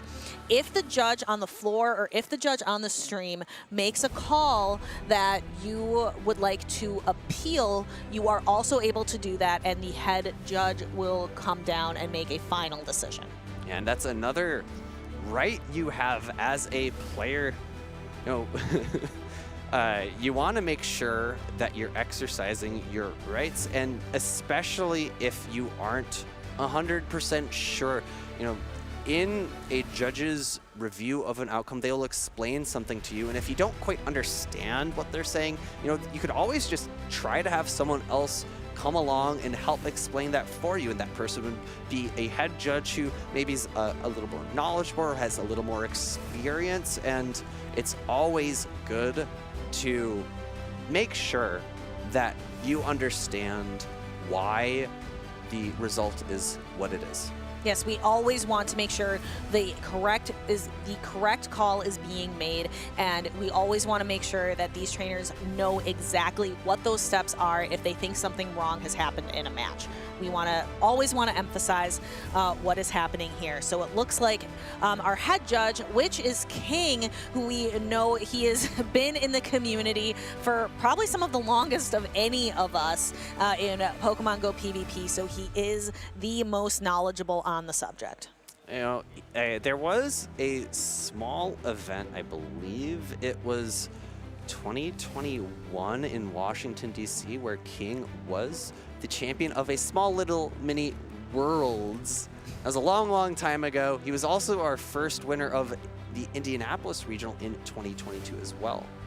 And the rematch will no longer be granted after the appeal. So again, that is why trainers have that option available to them.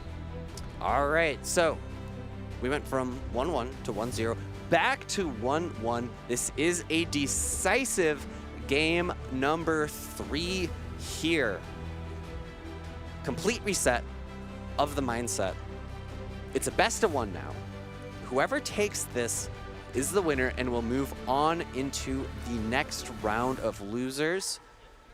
Both of these trainers have made it so far through this tournament and should honestly be proud of the play up until this point and into the future. They're extremely talented battlers. And there are lots of people in the crowd very excited to see how this is going to turn out.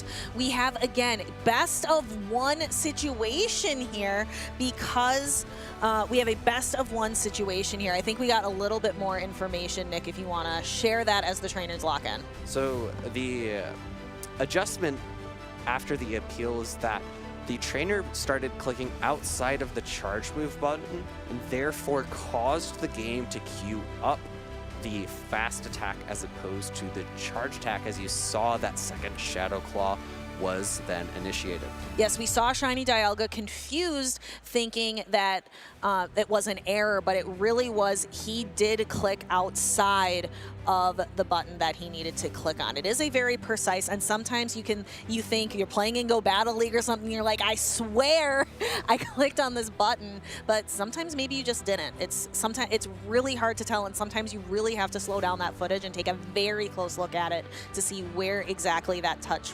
happened. We are almost entering game number 3 here. Everything on the line for these 2 trainers. It's going to be Feraligatr into Shadow Quagsire.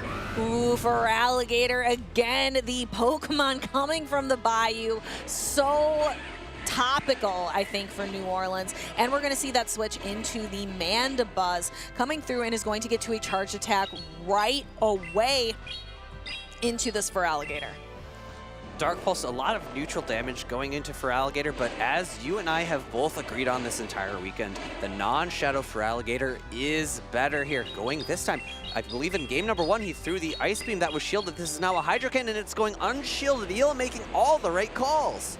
And we go ahead and we see the Shadow Gligar come into the field of battle, is going to absorb all of this energy from the Dark Pulse of the Mandibuzz, taking a good healthy chunk of this Gligar's health. It's going to be at half health before we know it. The Shadow Gligar, doing everything it can, is going to register this Aerial Ace. It is not going to be enough to knock out Elam's Mandibuzz. It is still going to get to throw another attack. The Gligar throws one more Aerial Ace, maybe not. That Aerial Ace is going to come through, but Elam uses a Protect Shield. There is just too much energy on the Mandibuzz to let it go to waste. I think Shiny Dialga is making a bit of a team read here by bringing in this Shadow Glider. I think he's maybe expecting a Skarmory in the back, but instead it's actually Charjabug. In comes the Shadow Quagsire. This Aqua Tail is going to be enough damage to pick up the knockout, and I believe the Quagsire is going to have a little bit of energy. No, actually completely energy dry going into the next matchup. And the Shadow Quagsire comes in. It's got an Aqua Tail loaded, but the Feraligatr is going to be throwing this Hydro Cannon first, and boom, it goes down to the red. There's one more Shadow Claw thrown, and then that Aqua Tail is going to come through. Shiny Dialga wanting to preserve this Feraligatr on the field a little while longer. It can comfortably farm up a bunch of energy, and we see a catch onto the Charjabug is going to more easily absorb this energy from the Aqua Tail, leaving the Feraligatr in the back with a bunch of energy. Shiny Dialga not wanting to throw that Hydro Cannon into an extremely low health Shadow Quagsire. I think it's a great call to switch out and take that Aqua Tail onto that Charjabug, even though it would have been resisted onto that Feraligatr. X-Scissor coming through would have been neutral damage into Shiny Dialga's own Charjabug. X-Scissor coming back towards Charjabug. Neutral damage, knocking that Charjabug right above the yellow. Are you sure that you want to say neutral and not natural? I am incredibly sure that I want to say that because this is not grade A organic, all natural energy. It's just standard energy. And we are going to see this energy applied in an X-Scissor onto Elam's Charjabug. It is a Charjabug mirror. These Charjabugs are incredibly similar in energy and in health at this point. The Feraligatr comes in, the Mandibuzz comes in, throws the Aerial Ace, and is going to be able to knock out this Feraligatr and all of its energy and all of its potential damage. Mandibuzz throwing the Aerial Ace, the Volt Switch coming through, but it is not going to be enough. Charjabug cleared off the field, and Elam goes on to move through to lose the next round of losers, winning losers round 5. You might have been asking, why didn't Shiny Dialga throw any of those charged attacks in the end? It's because Elam still had a shield left, so if a Hydro Cannon comes out, it gets blocked, and Elam still reaches that final knockout blow with that Mandibuzz. That was all very exciting. I'm excited to see some of this back on the replay. Again, these trainers have been fighting all day. Let's go ahead and take a look again at match number 3, coming down Shiny Dialga with that Feraligatr. And a great catch onto the Charjabug in order to preserve some of that energy for that Feraligatr. But in the end game, a immediate switch and throw by the Mandibuzz, able to cut off all that built-up energy on that Feraligatr. And the Charjabug goes down, and Elam comes away victorious, having yet another deep run in a tournament that he can add to his list of accomplishments. But he is not done. He is going to continue that walk through the loser side of the bracket. He is so close to making it to that losers finals. There are so few trainers left in the losers bracket that he has to face. And we already have our next set of trainers getting ready up on stage. I don't think they're quite ready yet, but man, every time I see the next set of battlers, I just get more and more excited. We've got Rarjef, the man from LAIC, getting first place there against the Dream Eater, Magic Mason. And Magic Mason being my trainer of choice with that Guzzlord play. I have been so excited to see that. Guzzlord does great, except when it's up against an Azumarill, then it doesn't really do so great. Rarjef has an Azumarill on his team. Now, those fairy types aren't that frequent in the meta, but Azumarill being so bulky and so hard-hitting with its great coverage, Play Rough, and Ice Beam, able to hit so many targets for neutral or super effective damage. We see them up on stage. Cyndaquil versus Mimikyu is a bit of an interesting matchup, but I don't think we can see that in Pokemon Go just yet. Not quite yet, but I am excited for the day that Mimikyu makes its appearance. It is a Ghost and Fairy type Pokemon, which is a very unique typing, not one that is often shared, and very much looking forward to see what it does to the Pokemon Go meta when it is eventually introduced. There are so many Pokemon in the Pokeverse that are lying in wait, ready to make their mark on the meta. I know we've talked about a handful of them so far. What's one that you are waiting for, Stephanie? Oh, there are so many, but I would have to say, we talked about a couple. I'm trying to think this. Let's see if you can guess it. It's a Pokemon from the Kalos region, and it's a Ghost-type Pokemon. Is it also a Steel-type Pokemon? It is also a Steel-type Pokemon. I think we're both thinking about Aegislash, which is going to slash through the meta whenever it is allowed into the Go scene. Yes, and it always depends because you can have a Pokemon with great stats, it looks great, but if it's released and doesn't have quite the right moveset, it doesn't have quite the right attacks available to it, then it's not going to be as impressive. So I'm very much looking to see upon release what that attacks, what its attack selection is going to be, because it really has some impressive ones. We've been talking about the future, but let's come to the present. We have Rarjeff up on stage, and let's take a look at his team. Mandibuzz, Shadow Gligar, Vigoroth, Lickitung, Azumarill, and Charjabug. A very tried and true team. So safe, as I've said every single time he's been on stage, which I feel like has been maybe 5 times today. Double normal Lickitung and Vigoroth covering each other quite well, surprisingly, even though they share the same typing. I, again, am so excited to see this team from Magic Mason with that Guzzlord. It has a lot of play. I'm looking at that Mandibuzz. It can do pretty okay against the Gligar. The Lickitung especially. However, there are just so many things on Rarjeff's teams that Guzzlord doesn't want to see. It doesn't want to see the Charjabug to take all those super effective X-Scissors. It doesn't want to see that Azumarill. It doesn't want to take the counter damage from Vigoroth. I'm not so sure I'm going to see that MVP pick from Magic Mason in this one. I remember the last time Magic Mason was up on stage, he often ran that Guzzlord, and it was into a team that wanted to run Azumarill into him. It'll be curious to see if he's learned from that matchup and has altered his play style. We see the lead. It is Charjabug into Shadow Gligar. A solid lead for LNDS Rarjeff. Yes, this could be exactly what Rarjeff needs, kind of forcing Magic Mason to bring in the Dugong. What's nice about Dugong in the swap into a Lickitung is it outpaces to an Icy Wind before Lickitung can get to a Power Whip. So now every Power Whip that is going to be thrown is going to be slightly less effective. Rarjeff being very patient and waiting until just before Dugong gets to a second Icy Wind before throwing this next Power Whip. And Magic Mason recognizing, I'm going to be throwing another Icy Wind after this. This is going to be the strongest Power Whip that's thrown. I'm going to use my Protect Shield here.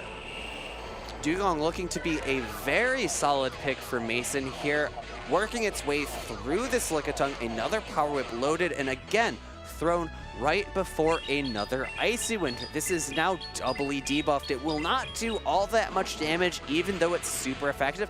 Will Magic Mason go for a full farm down? No. Throwing this Icy Wind, trying to preserve the Dugong, and actually pulling a shield from Rarjeff. Yeah, Magic Mason looked a little confused that shield came up. We are now at shield parity. Both trainers have a Protect Shield remaining. Magic Mason opting to use the Protect Shield here. I'm not sure that that Icy Wind is going to knock out. I think it's going to need one more fast attack. There it is with a whip of its tail. Dugong knocks the Lickitung out of the match and has energy available in order to throw this Drill Run into Azumarill, which I can see now that the Guzzlord is here. So Magic Mason probably really needing some kind of advantage because that Guzzlord just doesn't want to be matched up against the Azumarill. Second drill run landing into the Azumarill, bringing it down basically into the yellow, and the bubble down is so tough, but Rarjev sticks to his wits and goes play rough into Guzzlord. Did he mean to bring the Guzzlord in? I don't think so. I'm taking a look at his face. Play rough almost knocks out. I'm taking a look at Magic Mason's face. I'm seeing that disappointment. I think he clicked on the wrong Pokemon. Charge Bug going to be walled off by the Shadow Gligar. 2 aerial aces reached by Rarjev, and I wish I could listen to what Magic Mason is saying right now because I am so curious as to what happened in that moment for him. I am also curious, but we talk about it. We mentioned, you just brought it up, and I know, I'm sorry, Rise, we're bringing it up again. We'll have to think of another really good example. But even top trainers can make mistakes like that, where you think you're clicking on the right Pokemon, you've practiced, you've played these games a million times, and sometimes things start to really happen in muscle memory, and sometimes your muscle memory makes a bit of a mistake. I know Magic Mason and Rise are close friends, so, maybe Magic Mason was just messing around a little bit, trying to take the story away from Rise to occasion, because he's like, Rise, I got your back. I'll click on the wrong side of the screen and help you out here so that you don't have to continually listen to these casters bring up that mistake. Here we are, the really crucial mid-game. Magic Mason landing drill run after drill run into this Azumarill, but Rarjev sticking to it, sticking to the bubble down, all the way down, and unfortunately unable to see it. The play rough landing doing, let's say, about 99% of the health of that Guzzlord. Yeah, what I would want to see again is the moment right before where he clicked. So right when the Dugong faints and Magic Mason has to make that decision of what Pokemon to bring in, I'm really thinking he just slightly tapped in the wrong area of the screen. Like he thought he was tapping, like he tapped maybe right in between the 2 Pokemon on the side. That could have been potential. Again, I would have to see the replay to know for sure. I remember a long time ago when the Go Championship Series wasn't a thing. If you were spam tapping the center of your phone, you could sometimes accidentally send in a Pokemon immediately after faint. Because they've changed the positioning of the Pokemon, that's not as easy to do now. We're going into game number 2 here. This is a fairly neutral matchup. Magic Mason's Charge Bug into the Vigoroth of LNDS Rarjev. Yes, and we can see the Charge Bug is going to throw this X-Scissor, and I am noticing there is a specific Pokemon that is staying on the bench, and that is Guzzlord, just because it made an appearance when it wasn't supposed to. So Magic Mason says, bad Guzzlord, go over there. I'm not using you this time. Putting the Guzzlord into the timeout zone. However, Dugong and Azumarill, 2 additional safe picks for Mason here. Pulling a shield from Rarjev, going to be outpacing if this Vigoroth's going straight Rock Slide. The next Rock Slide is loaded, but I expect Rarjev to only throw a Body Slam here because it's going to be really close to picking up a knockout. And that Body Slam is going to connect right now. Does it knock out the Charge Bug? It does! Knocks it out right there. The Azumarill comes in, perhaps going to be looking for an aggressive bubble down, but Rarjev not going to let that happen. It brings in his own Azumarill. Pretty sure Rarjev left that matchup with a Rock Slide loaded, which will be crucial if that ever lands into the Dugong in the back. This is a mirror matchup. Azumarill into the Azumarill, and I see Rarjev shaking his head, hoping likely for Mason to switch out of this matchup. Another play rough going into the Azumarill of Rarjev is going to lower that into the yellow, but I think even one more play rough won't quite pick the knockout yet. Not quite yet. Play rough is that same type attack bonus, but this Azumarill still very healthy. You can see just how little damage that does relatively because Azumarill is just so bulky. Magic Mason building up, getting very close to another play rough. Rarjev is really just waiting until Magic Mason gets just before the attack before throwing. It's a really interesting thing here that Mason is saving both of his shields for this Dugong. Play rough coming through, no shielded. this is likely going to be one of the few charge attacks that do the most damage. Switching into the Vigoroth. Now Vigoroth, because of that no shield, is going to be going for Rock Slide instead, or excuse me, Body Slam instead of Rock Slide. And that is going to get shielded. There is the Rock Slide. Magic Mason has to decide, is it the Rock Slide? Is it the Body Slam? He lets it through. This is going to be super effective damage. The Dugong down into the red. He's got two very unhealthy Pokemon, but you can see what Rarjef has in the back, and it is a very healthy Lickitung. Magic Mason disappointed, probably disappointed from that game one and disappointed now. And the thing for Rarjef is that he saved that Azumarill in the back, allowing him to reset these attack drops from the Icy Winds, and unfortunately Lick picking up the knockout. You can see it in his face, you can see it in his eyes. He recognizes that he has found his win conditions here. No shielding the play rough, but this Azumarill is going to be very close to Body Slam range, but basically a Power Whip already loaded, and even though there's a shield on the side of Magic Mason, no shielding, recognizing that is GG's. GG's, good games, game over.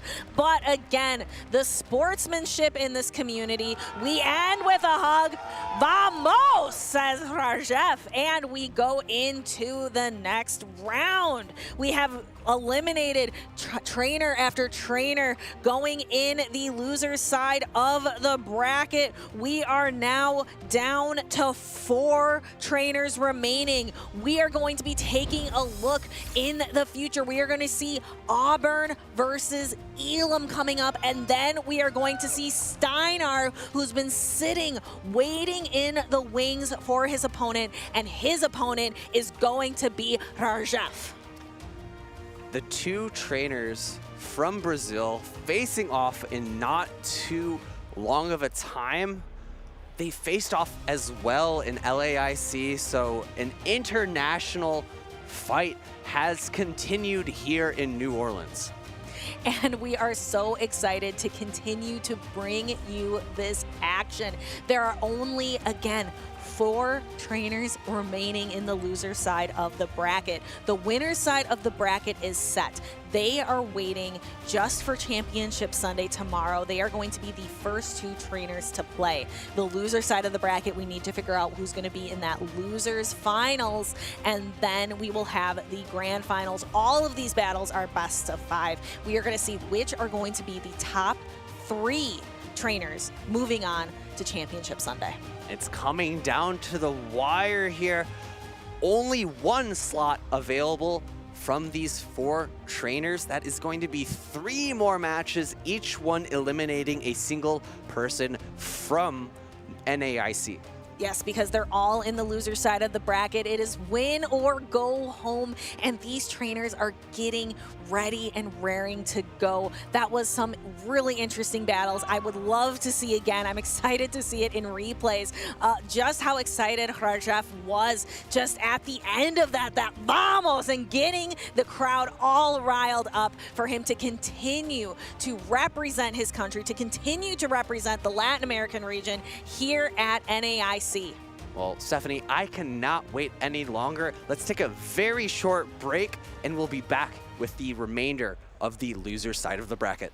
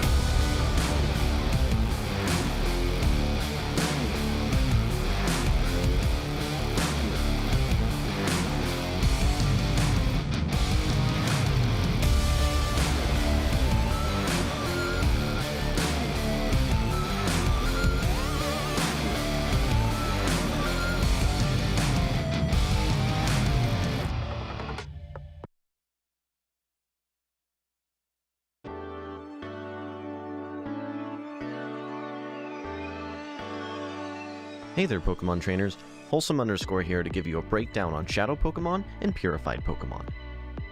Shadow Pokemon are special Pokemon who can be easily distinguished by their distinct purple auras, red glowing eyes, as well as their menacing expressions. Shadow Pokemon have several unique characteristics that differentiate them from regular Pokemon. Shadow Pokemon have a special bonus that increases the damage of their fast attacks and charged attacks by 20%. Taking a look, you can see the Shadow bonus next to the Pokemon's attacks on their summary page. While the damage increase can often come in handy, Shadow Pokemon also receive 20% more damage from opponents' attacks, meaning they can faint more easily as well. Shadow Pokemon also take more Stardust to both power up and add a second charged attack. Additionally, Shadows also learn the exclusive charged attack Frustration, a high-energy, low-damage normal-type attack that can only be removed by a charged TM during Team Go Rocket Takeover events. To obtain Shadow Pokemon, trainers have to defeat members of Team Go Rocket, including Rocket Grunts, Rocket Leaders, as well as the Rocket Boss, Giovanni. These Team Go Rocket members have powerful Shadow Pokemon with extremely high combat power, so trainers need to be sure to bring strong Pokemon with typing advantages when it's time for battle. After defeating the Team Go Rocket member, trainers can get the opportunity to rescue or catch the Shadow Pokemon that's left behind. Be careful though, Shadow Pokemon are difficult to catch, so consider using a Nanab Berry or Raspberry when you're in the catch encounter. But let's move on to Purified Pokemon. Purified Pokemon are former Shadow Pokemon who have gone through the purification process, freeing them from the grasp of Team Go Rocket. Purified Pokemon have a distinct glowing white aura around them, but otherwise, they look like regular Pokemon. The purification process not only changes the Pokemon visually, but it also grants the Pokemon a stat increase, reduces the cost of adding a second charged attack, reduces the cost of power-ups, and grants the Pokemon the exclusive charged attack Return. Return is a high-energy, hard-hitting normal-type charged attack that can really come in handy in trainer battles. Speaking of battling, let's see how trainers use their Shadow and Purified Pokemon in the Bring 6 Pick 3 Play Pokemon format. The most common Shadow Pokemon in Pokemon tournaments so far are Shadow Swampert and Shadow Alolan Ninetales. You can see their usage rates here. Shadow Swampert especially benefits from the Shadow bonus applied to its hard-hitting, fast-generating charged attack Hydro Cannon. Swampert of course will be the premier anti-steel, anti-poison, and anti-ground type Pokemon, but in some scenarios, the Shadow variant of Swampert can win tough matchups with common meta Pokemon that the non-Shadow variant cannot. In fact, Shadow Swampert can knock out both Trevenant and Noctowl with 2 Hydro Cannons, whereas the non-Shadow Swampert needs 3 Hydro Cannons to secure the knockout. Shadow Alolan Ninetales is another benefactor of the Shadow bonus. Already a top pick as an anti-flyer, anti-fighting, and anti-dark type Pokemon, Shadow Alolan Ninetales becomes a huge threat in many neutral matchups as well. With the Shadow bonus applied to the charged attacks Weather Ball and Dazzling Gleam, Shadow Alolan Ninetales becomes even more threatening. One quick tip: Shadow Alolan Ninetales and Shadow Swampert form a great core and complement each other's strengths and weaknesses quite well, as seen in many recent regional tournaments. Purified Pokemon are less common in the Bring 6 Pick 3 format, however one Purified Pokemon in particular stands out among the rest: Purified Sableye. Sableye is well known as one of the best safe swaps or pivots in the play Pokemon meta due to its unique Dark Ghost typing, only weak to Fairy types. But it's the charged attack Return that gives Purified Sableye the power to flip otherwise unwinnable matchups. It can even take down the Fairy type Azumarill in some shielding scenarios. Despite a slight decrease in usage compared to Season 1, Purified Sableye is still a staple of the Bring 6 Pick 3 Play Pokemon meta. Keep an eye out though, Shadow Sableye is creeping its way into the meta, with stronger play versus common flying and ice-type Pokemon. Overall, Shadow Pokemon have become a force in the Bring 6 Pick 3 Play Pokemon meta. They're expensive investments, but the Shadow bonus damage boost usually outweighs the extra damage they take. Keep an eye out for the likes of Shadow Swampert, Shadow Alolan Ninetales, and even Shadow Charizard. Be sure to get out there exploring to find some Team Go Rocket stops, and don't forget to check the skies for Team Go Rocket balloons. Until next time.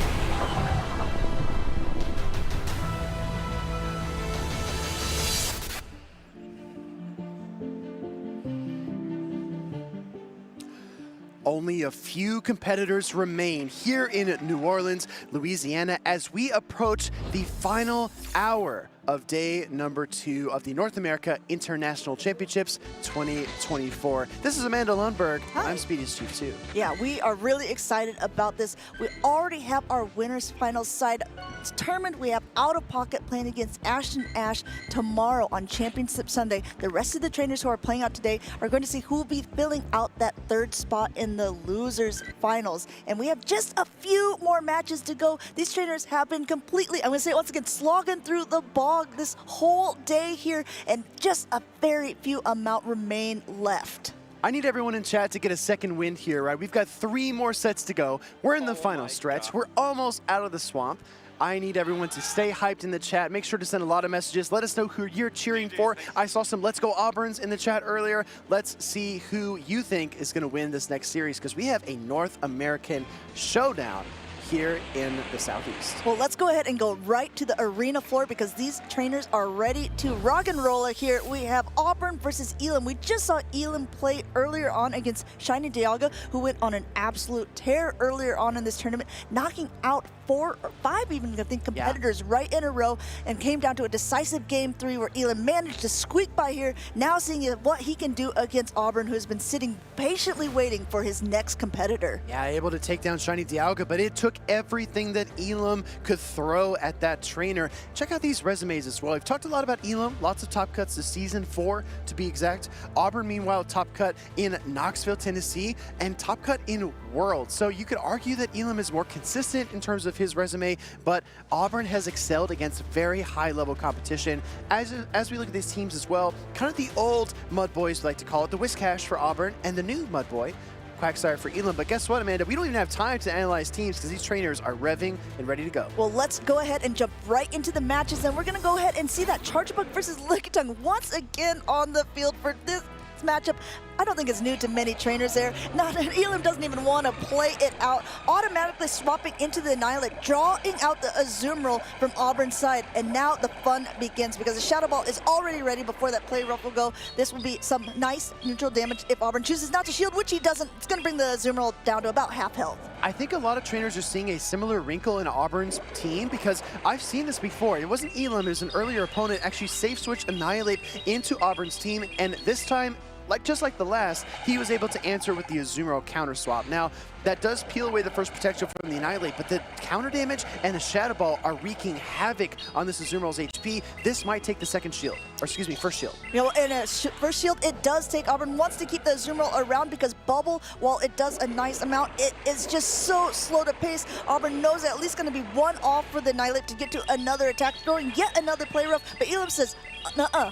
If I'm going to go ahead and take both shields here, because I'm trying to win this mid-game matchup, have all of this energy on Annihilate, and Annihilate just continues to punch away at this range. My goodness, catching now an Ice Beam on the Skarmory, but I don't know. If you're Elam here, this could prove to be very dangerous, and I know you won't be able to see it on Auburn's face, but this is where I think he would be smirking on the inside, as this Charjabug is just going to get a ton of energy against this Steel Flying type. Here's the question, right? A healthy Skarmory can tank the discharge and still get to the Brave Bird, but after the Ice Beam chip damage, it cannot. It gets KO'd there by the Charjabug, and now Elam is at a crossroads. He can either send in his own Charjabug, revealing his 3rd Pokemon, or come in with the Annihilate with all of that stored energy. He chooses the latter, firing up the Shadow Ball just as quickly as he can. I think Annihilate can pace to 3 more counters, but will those 3 counters allow him to get to another potential Shadow Ball? We're going to have to find out. And how low is Auburn willing to let this Charjabug go? As you see, able to reach his Night Slash. Is he going to be able to let it go? No, wants to preserve this here. Probably going to go ahead and see if he can Bolt switch down, come out with a lot of energy,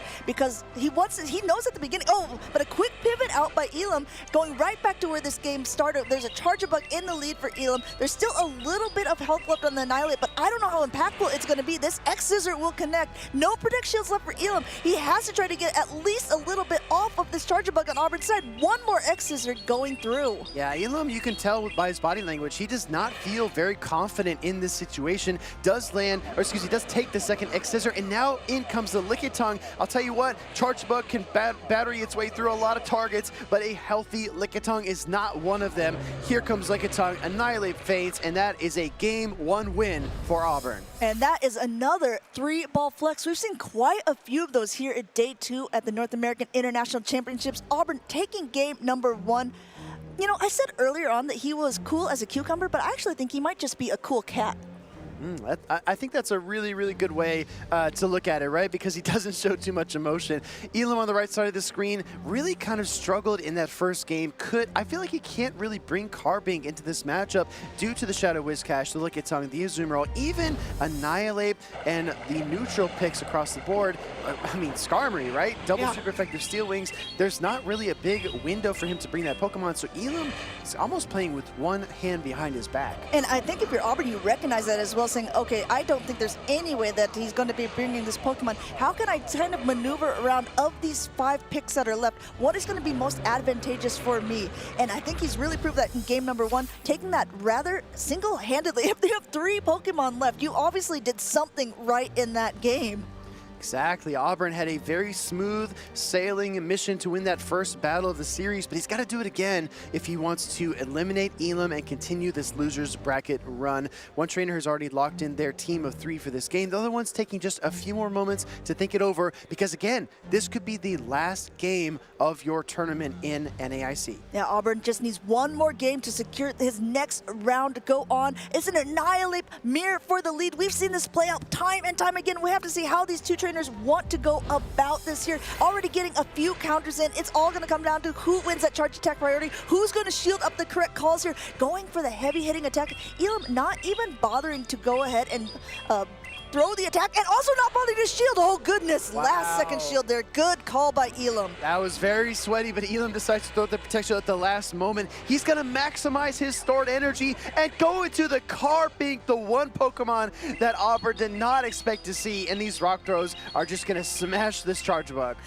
I think Elam's Carbink said, you didn't think you'd see me here? Well, eat rocks, Charger Bug, because this is doing so much damage to this Bug-type Pokemon, and even though these dischargers are going to slowly start chunking away, it's not going to be enough.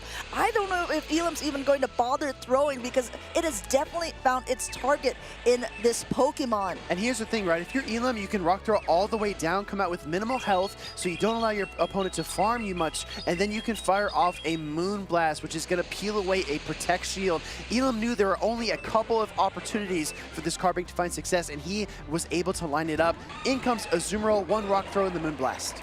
Going ahead, throwing the Moonblast, it is a heavier hitting attack, but this was well played by Auburn, recognizing that since that Carbink had so much energy, didn't want to go ahead and put it onto the Annihilate right away, but now that it has a little bit less, coming in with his own Annihilate, Elam now negating all of that energy, throwing his own attack, and it's Auburn's turn to shield. He doesn't shield this Shadow Ball. It will knock out the Annihilate. Elam has pretty much taken full control of this game. That wasn't a jab, that wasn't an uppercut, that was a haymaker, and Elam connects into the Annihilate for Auburn. Azumarill comes out to the field. This is the last Pokemon that Auburn has in play, and it's forced to shield a Shadow Ball as well. This Annihilate is applying tremendous pressure in this matchup. Going ahead and now throwing a Night Slash, it's definitely not going to be enough. Auburn doesn't even bother shielding. I think at this point he's already kind of recognized writing on the wall, but this is not going to be enough to do it. And I think that at this point Auburn's going to be like, okay, well, I gave you a chance to throw that Shadow Ball. You're not going to do it. I'm going to go ahead and knock this Annihilate out. Get it out of the field. Auburn hasn't even seen the third Pokemon for Elam, hoping for the Mandibuzz. He does not get his wish. It's the Skarmory, and we know based on the typings, based on the pacing,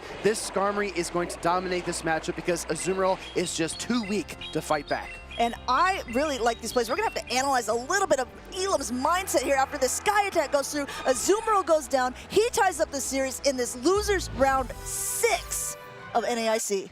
Just when you think you're safe to safe switch your Charge Bug, out comes Carbink. What a call by Elam, a Pokemon that has so many counters on the opposing side. He brings it anyway. He trusts in that signature Pokemon, and he knows what it's capable of. Elam found a window of opportunity, but can he turn that into a losers round 6 victory. I mean, I think even up until that mid-game, Auburn still had plenty of opportunities to be able to play around it. It's just so difficult when there's so many Annihilate mirrors, when there's so much energy. If you have 2 shields, a lot of times we've seen trainers bait, and you also now see the reason why people always shield up those baits, because if you don't, it's going to prove so costly. Exactly. I mean, that was just devastating. We saw the Shadow Ball go through earlier in a set where the Shadow Ball connected into Cresselia. I believe it was the Mango matchup. That was really deflating. It has a similar effect here because as soon as Auburn's Annihilate fainted, I think he mouthed the words, "Good game," on stage. He knew it was pretty much over. Yeah, Auburn's still playing it out, recognizing that, sure, there are still possible win conditions, but as the time dwindled down, when he realized Azumarill was the only Pokemon left,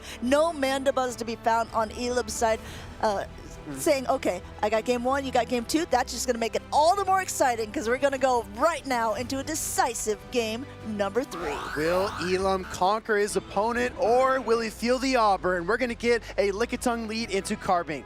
And it looks like an automatic pivot out into the Whiscash. This is not, I mean, this is a rather neutral matchup overall, and going for this Mud Bomb bait, it's going off at the same time. Elam recognizes not even get the Shadow Ball, even if it's a Scald debuff, he doesn't want that either, so just going ahead, getting a nice amount of chip damage off before an attack goes through. This is a little precarious for Auburn, right? I mean, he didn't have the best lead, it was relatively neutral, but he's got double water types in the back because he wants to pin that Carbink. He just needs to get alignment. That's going to be really tough because Annihilate is shielding this. Yeah, he did shield the first one, but the Scald damage would be so much from this Shadow Whiscash. Elam already used one Protect Shield. He's going to go ahead and use both. We've seen this happen in game number 1, but will it prove better for him now that he's got the alignment that he's looking for and all of this energy on the Annihilate? In comes the Lickitung, and now it's going to be Night Slash after Night Slash, and I think if you're Elam, you're also hoping for that boost. So risky for Elam to go down 0 to 2 shields against an opposing Annihilate team. He's seen Annihilate in 2 out of the first 2 games, and he still gives up those Protect Shields because he thinks he has his opponent pinned, throws a Night Slash. Great catch by Auburn,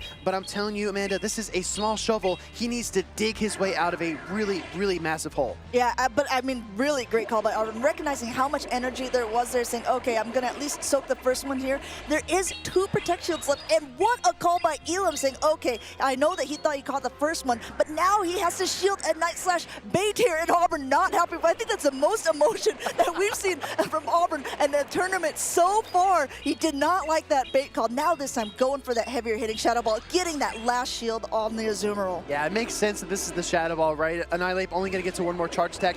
Here comes Carbink, and this is where that Hydro Pump tech would have really helped, but now Auburn is stuck using just his bubbles and these play roughs, which, as you can tell, barely do anything. Yeah, it's the bubbles that are going to be doing that super effective damage, but it's just the fast attack. None of these charge attacks are going to be doing that much overall. Play rough, another one coming through. Azumarill just hanging on, saying, okay, we got to get this. This is going to be a tag team effort here, Pokemon here. We got to get this Carbink out of the way. Moonblast now coming through as it is fully loaded on Elam's side. Would not be surprised at all to see Auburn stay in this matchup, bank a charge attack on the Azumarill, and then switch. But instead, he reaches right for the Lickitung. As soon as that Carbink is out of energy, he seizes that opportunity, sends out the Lickitung, farms up to the Power Whip. Gonna throw it here, like you said, Amanda, the tag team gonna pay off. Lickitung gets the knockout, but where does that leave Auburn in the scheme of the entire game? I love this play by Auburn, recognizing that since that Carbink just threw, it would take so long for it to get to another charge attack. So just charging as much energy as possible. But will he be able to time it? Really great timing there by Auburn, recognizing how much energy was on that Skarmory, throwing right before a Sky Attack was available because the lick damage was going to be the thing that's doing a lot more than his body slams.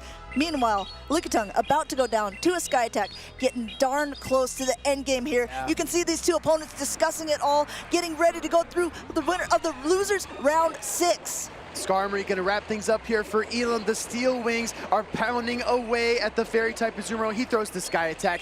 Elam making it farther than he's ever made it in his professional career, out of losers round 6 into losers round 7, and he is feeling it. Elam, you can hear the crowd cheering for him as well. Congratulations to Auburn. Just want to point this out. He played fantastic. He's been waiting for an opponent to play for quite a while, because when you come from a winner side, when you come from, you know, a little bit of a higher amount, you get placed farther down in the bracket. You're getting closer to what, like a final boss type standing in a video game setting. Auburn's been patiently waiting to play. He's made it so far in this tournament. He's going home with a ton of championship points, but unfortunately not a championship title. I honestly think of Auburn as like a sleeping giant, right? This is a trainer that doesn't go to a lot of regional championships, but is always grinding Go Battle League, always excelling at a very high level there. And you know he's got the skills, you know he knows the mechanics, he's got all of the matchups memorized. So when he does make an appearance, you have to circle that name on the list and say, this is a trainer I need to watch out for. Auburn making an incredibly deep run here at NAIC has got a lot to be proud of.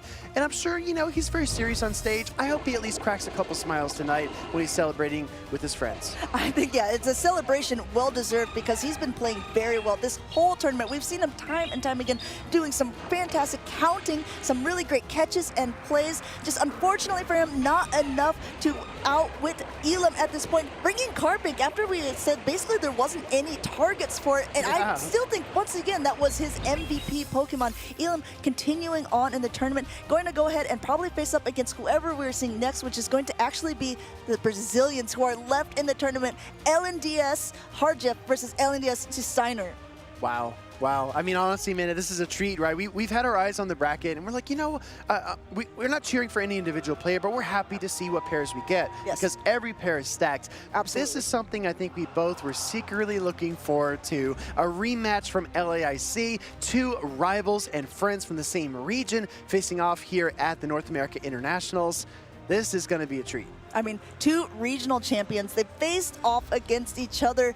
Not only that, I mean, if you're Steiner, I think you're looking for a little bit of redemption as well, because he knows that, okay, Harjeff beat me earlier on, but I've been really on a roll lately. Meanwhile, Harjeff said, you know what, this season, I know that Dunebug won 3 regionals in one season. I'm looking to win 2 international championships. I really just reflect on what Harjeff said back at LAIC. He said, last year, I watched someone else win, and I thought that could be me. Let's make it happen. And I think that Steiner probably was watching Harjeff and said, next year, that could be me. So now he's here at NAIC because he wanted another shot at an international championship. I gotta tell you, you travel so far, so many thousands of kilometers to a tournament here in New Orleans, and you face off against your friends. There's something kind of like serendipitous, something poetic about that, about coming all this way and seeing your peers across the stage from you. It tells you that you and your friends are at a high level and you can succeed no matter where you go. And not only that, because this is an international championship, people have been coming from all over. It's sort of like, you know, a sampling of what it could be like as both of these trainers are qualified for Worlds in Honolulu this August. And I think that they're looking to see, okay, how does my team composition, how does my playstyle fare against all of these different regions? How funny is it now that they actually are lined up against each other, 2 friends and teammates who have probably been scrimmaging against each other, building teams together and everything. But at this point, I mean, it's going to be friendly fire, but it's still going to be fire because there can only be one of them that remains out of this losers round 6. Here's the thing, right? If you talk to Harjeff, he doesn't say teammates, he says family. Family, that's, yes. He says family, right? So these two trainers, you can see a little smirk on Steiner's face. This is a very intense moment, but I think that no matter what, as soon as one of these trainers loses, they'll be cheering for the other one. They are going to support each other all the way, but they still want to win, right? These are competitors. They want to throw down here at the highest level at the North America International Championships, and we're going to get fireworks on stage. Absolutely. And one thing I want to point out, it's like just like a family, there are certain things that you notice about the different personalities. You know, every personality has every family has a different personality. Harjeff is very emotional. You see it all on his screen. You see every time he pumps his fist. You see all the emotion on his team when he's playing. Steiner, on the other hand, very calm and collected. A lot of times it's like you can sense, like you said, you just see this small smirk from him, but not necessarily like a big thing overall. He kind of keeps all of his emotions a little closer to the vest. I'm actually looking here. Let's take a look at these accomplishments, and then we'll get to the point that I'm thinking of. We've got Harjeff on the right side, LAIC champion in 2024. Also, the Goiânia regional champion. He was the only trainer to go perfectly through the gauntlet in Curitiba, the only champion to have a 100% game win rate. I don't mean sets. I don't mean going 8-0 in sets. I mean going, what is it, 23-0 in games played. That is absolutely inhuman. He has made history already. He's going to look to write the next chapter here on stage against his friend. Why do these teams look so familiar? Will, are we seeing double of these Pokemon? This is an absolutely identical team from these two Brazilian trainers. Exactly identical teams. Going to be exciting to see how they square off, because when you're in a mirror matchup like this, you know your team inside and out, but it's kind of like facing off your greatest rival, which a lot of people will say like is yourself, right? If you can master yourself, you can master any outside obstacle. So this is going to be fascinating to watch. So this is like Steiner versus Shadow Steiner, or Harjev versus Shadow Harjev. Do you think I'm not sure. Look, like these trainers are both locked in. They're ready to go. You can see them. They're smiling at each other, but in between that smiles, they know that it's all business here as they are going into losers round 6. Game number 1. We have not only an identical team here, but we have a literal identical team all the way through, starting with the leads. No shot. Exactly the same mirror teams. A lot of this is going to come down to who wins the charge attack priority ties. Firing off the aerial ace here first, LNDS Harjev trying to make headway in this matchup against his friend turned foe. And you know what? I think the fact that Steiner didn't go ahead and throw on charge attack priority also probably indicates he recognizes which one of them would win this, because again, friends and teammates, family if you will, I think that they probably played against each other a lot of times. Catching now this aerial ace onto the Vigoroth, great catch, but Vigoroth has a nice counter. We'll have to see what Steiner will do to respond, if he's going to stay in. No way. No, he's pivoting in his own. He's like, I see you, I mirror you here as I come in, and the body slams are now reached. Once again, going 1 over, not going on the actual time that the charge attack is ready, and once again, tanking that charge attack before making any other decisions. Exactly. I think he saw the health advantage, and Steiner wanted to pounce on that opportunity. Gets the full counter down. He's got 2 body slams worth of energy. He knows he can withstand 1 fast attack from just about any Pokemon on Harjev's team, which means he can get both of those body slams. He throws the first one immediately into the Azumarill. That bubble did go through, but a bubble is not enough to knock out the Vigoroth at this health. He will be able to get that next one off, and he's doing that right away, but now another bubble has gone through. Vigoroth has gone down on Harjev's side, and it's about to go down on Steiner's as well. And you know what? I have a feeling they're about to see the 3rd Pokemon come in. They got the Azumarill here, and I mean, I think you see it on Steiner's face. He's chuckling a little bit, recognizing, okay, we just played an exact mirror team, and it's like he's almost like mimicking Harjev, right? Like Harjev throws, he doesn't shield, and then he saves up a little bit more and throws onto Harjev's lower health Pokemon. It's almost like an after image, right? Or a shadow. We're kind of seeing like the future just a couple of steps behind what's actually happening, which is which has been really, really kind of tough to keep up with mentally. Looks like Azumarill going to throw off another charge attack any second here, but Harjev might be going for the play rough of his own. I think after that initial switch, Harjev took 1 step back, and he has not been able to catch up to Steiner's sense. Yeah, the big problem is if you're running an exactly mirror team, but you're coming into it with lower health, it's a big problem. His Azumarill is already so low. There are 2 shields remaining. Steiner even opting to go for the not very effective, but less energy attack, getting that first shield off of Harjev. Harjev, waiting a turn patiently, because this is where it might come actually back around. Harjev has all of this energy of his own, but only 1 shield left, choosing to use it now because there's all of this energy on his own Gligar. You can see him not sure if that's the correct move. This is going from fresh to spoiled here for Harjev, because now a single bubble coming through is probably going to KO his Gligar. I don't think he's going to get to the back-to-back air laces that he really wants. He finally peels away that first Protect Shield from Steiner, but you can see Steiner nodding. Yeah, since he says, I know how this matchup's going to end. And it's not going to end well for Harjev. Absolutely true. You can see Harjev already giving him a little nod. No Protect Shields remaining. Player Buff is loaded. That is going to connect with Harjev's Azumarill, and this mirror team goes down. Steiner taking game number 1.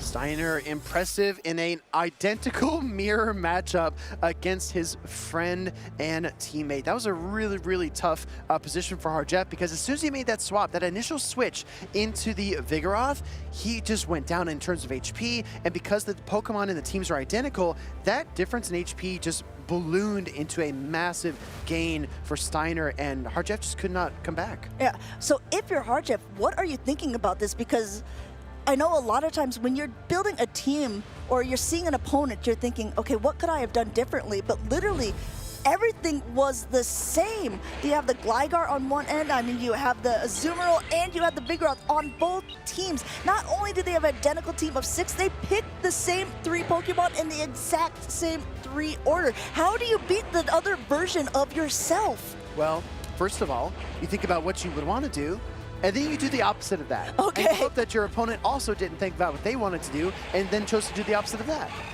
Well, we'll have to see. I have to admit, if they choose the same Pokemon again for game number 2, that will be incredibly funny, but also, in a way, also predictable because, again, these trainers know the ins and outs of this specific team. They know how the other person plays. They want to make sure that they're doing everything that they can. This is literally the very go big or go home moment. Steiner needs to win this game to continue on to make it into the losers round 7. Yeah. Hardjeff just wants it desperately to a reverse sweep here, and it looks like he's got a good lead with the Lickitung into the Azumarill. Same Pokemon being used on Steiner's team. However, on Hardjeff's, we got that Lickitung now doing some big damage. I mean, at least it's not the mirror matchup in the lead, right? At least we get a little bit of a refresher there. But at the same time, this is very, very important. This could be Hardjeff's last game at the North America International Championships. He needs to win this matchup right now in the next 3 minutes in order to stay in the tournament and give himself a chance to win it all. We see the Vigoroth safe switch trying to catch the Lickitung by surprise, and the counter swap by Hardjeff sending in the Azumarill. Seeing Gligar in game number 1,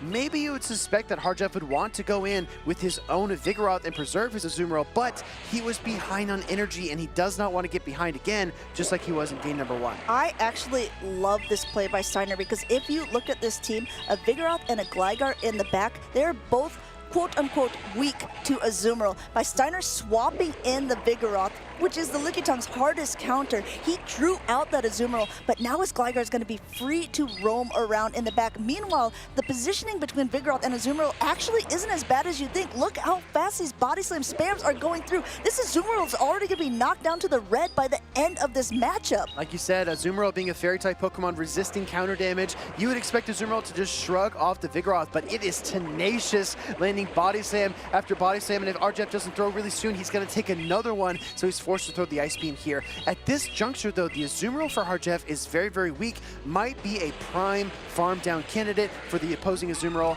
and that's what we get. Azumarill on the other side, on Steiner's side, has so much health left. Even though this play rough will go through, it will connect. I still think we're going to see a very aggressive bubble down. Hardjeff not happy about the situation that he's in here, and it looks like he wants to do something about it, but he doesn't want to lose that timing advantage either because he doesn't want a switch timer to be locked one more time. Look at this, basically 100 energy on this Azumarill, and it's going to be deployed at whatever comes in, going for that heavier hitting play rough. Hardjeff has 2 shields left remaining, and he wants Azumarill out of the way too, protecting up that Lickitung. I think that Hardjeff's nightmare scenario is something like Charge Bug in the back, but now that he's seen the Shadow Gligar, I think there is a window here, an opportunity for him to win this game. Body Slam coming through from the Lickitung, going to chip down the Gligar. We see the swap into the Vigoroth.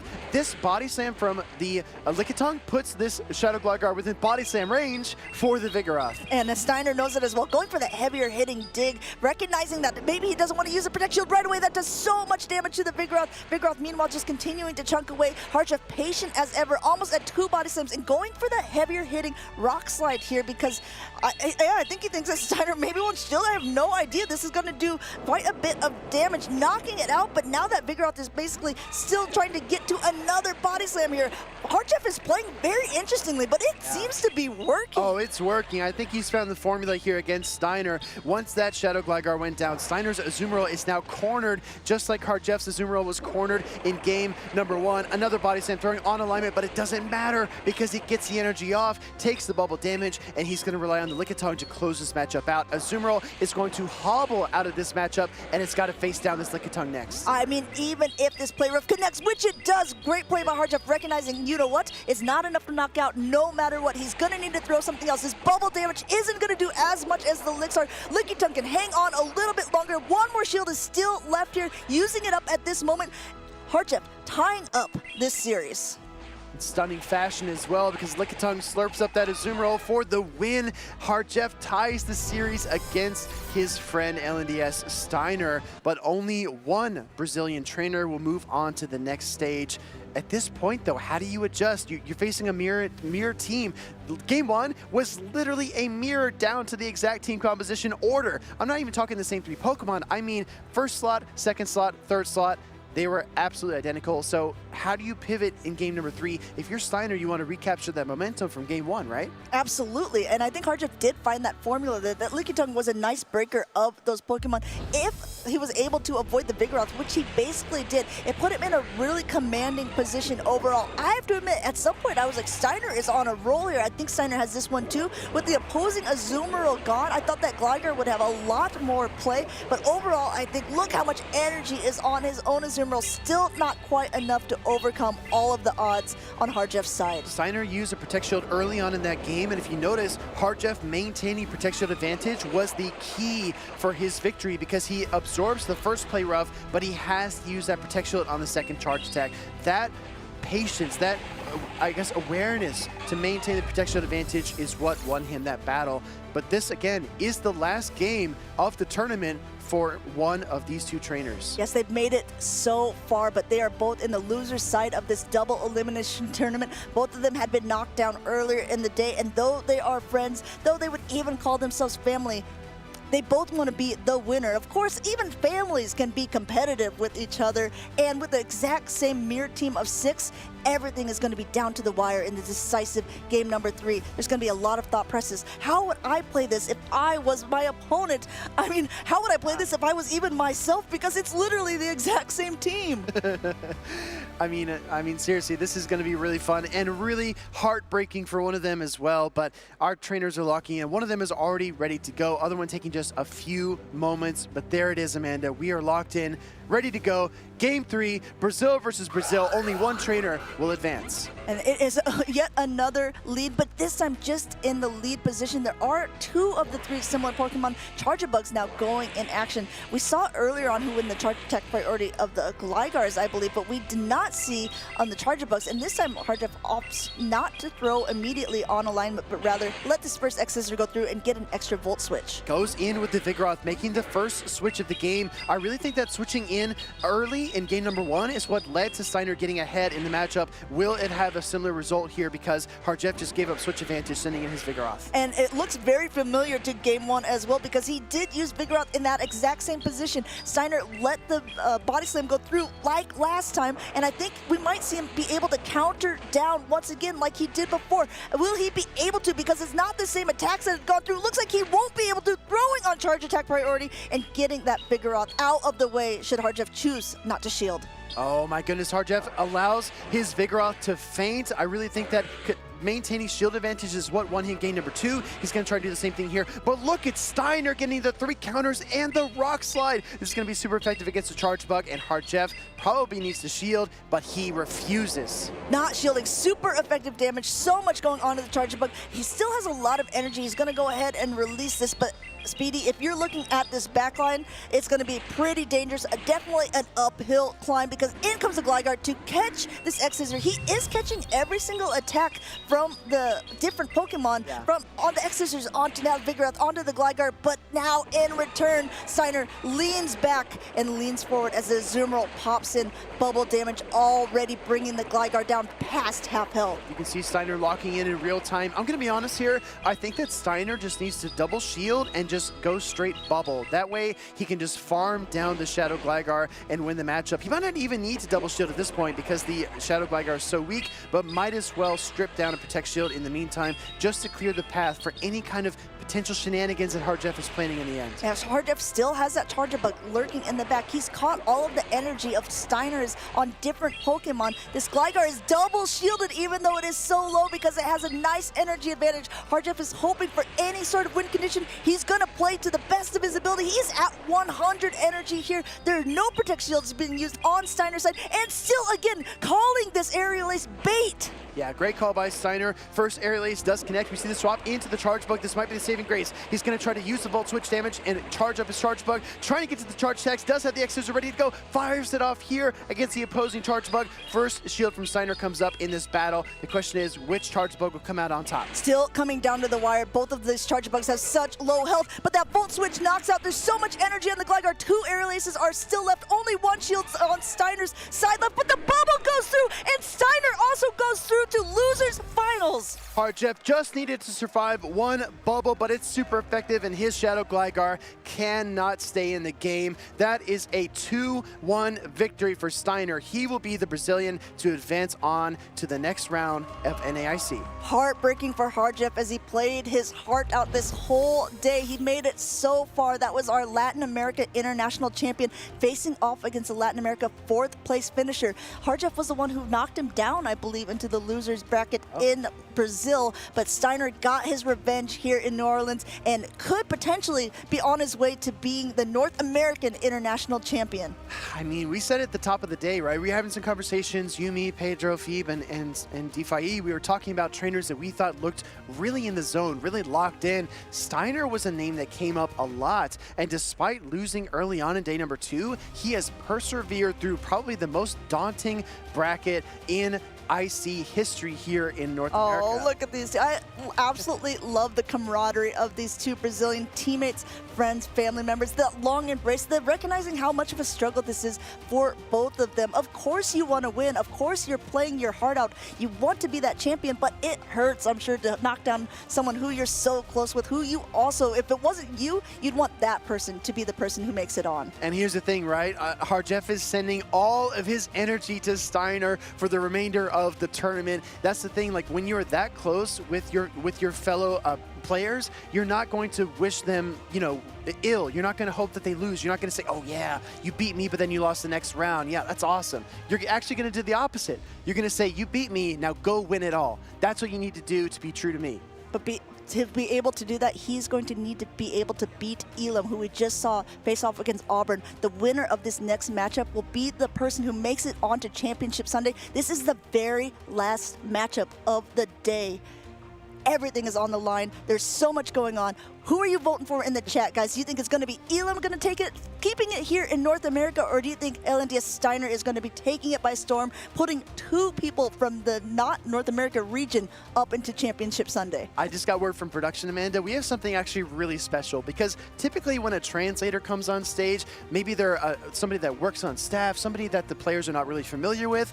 We have competitor, foe, family, teammate. Let's add translator to that list, because this is Pedro with Steiner and Hard Jeff on stage. Wow.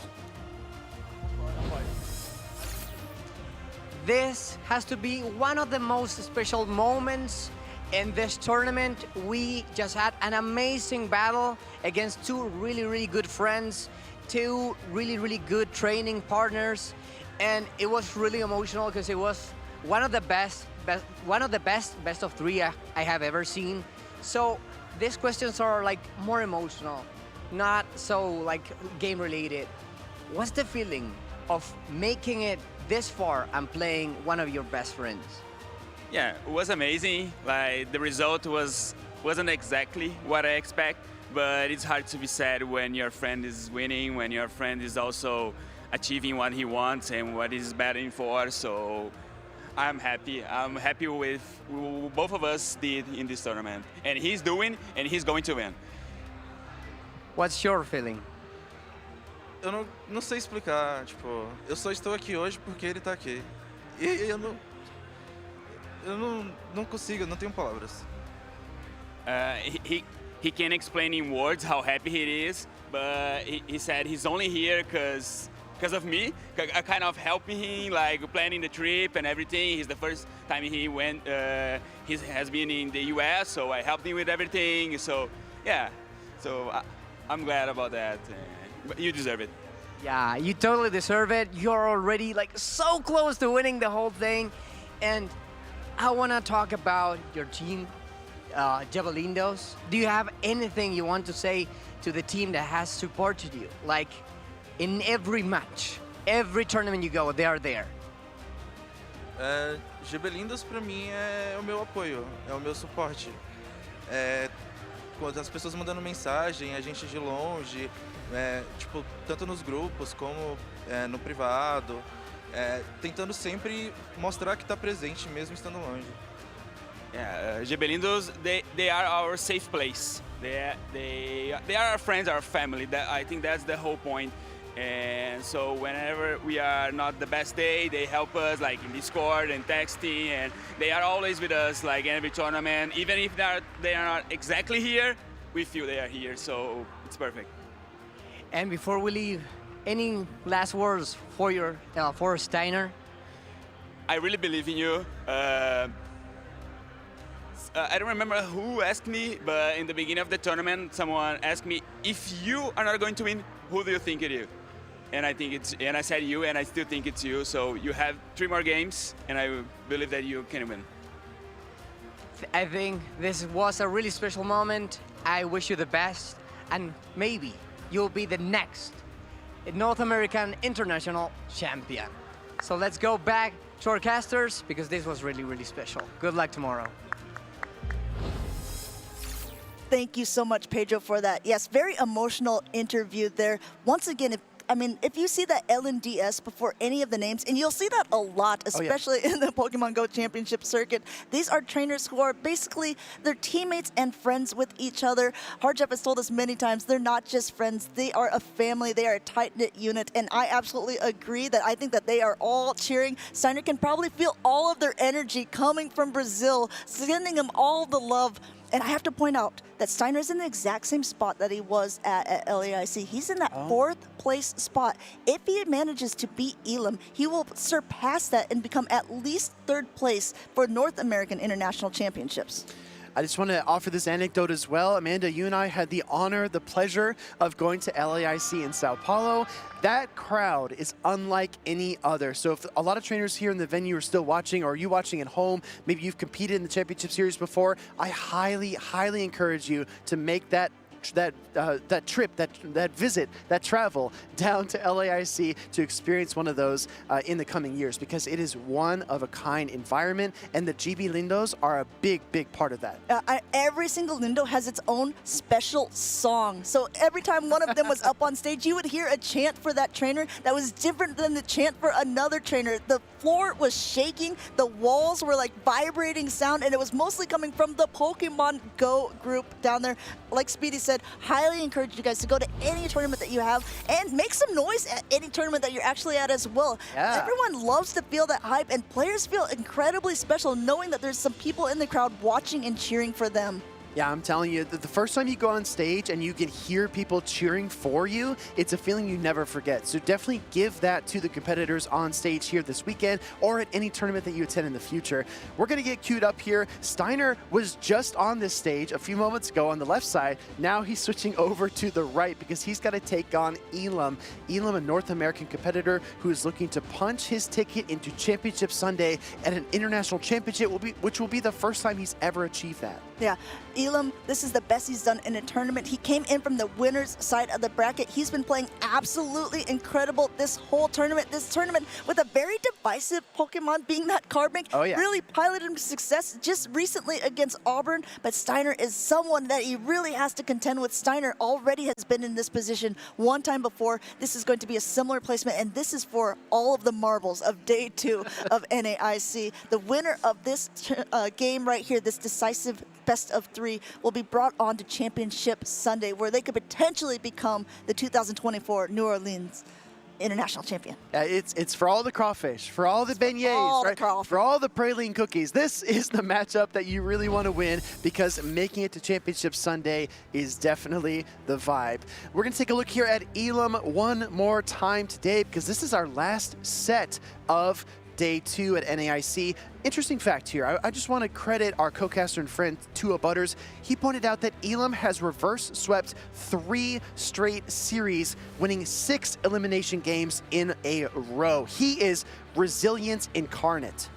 When I was talking with S. James P., the Indianapolis winner, he was telling me that even though he was the person who knocked Elam down to the loser's bracket in that day, he also felt that Elam was the toughest opponent that he had to face. So many trainers know this name, though he hasn't had his breakout moment. His breakout moment could be this last competition before Worlds in this 2024 season. He has a very interesting team composition that not many people have been able to handle, but we've just seen Steiner so patient, so resilient, using a team that he knows so well. well. And I mean, at this point, I think everyone is wondering at the edge of their seats, who is going to win this matchup?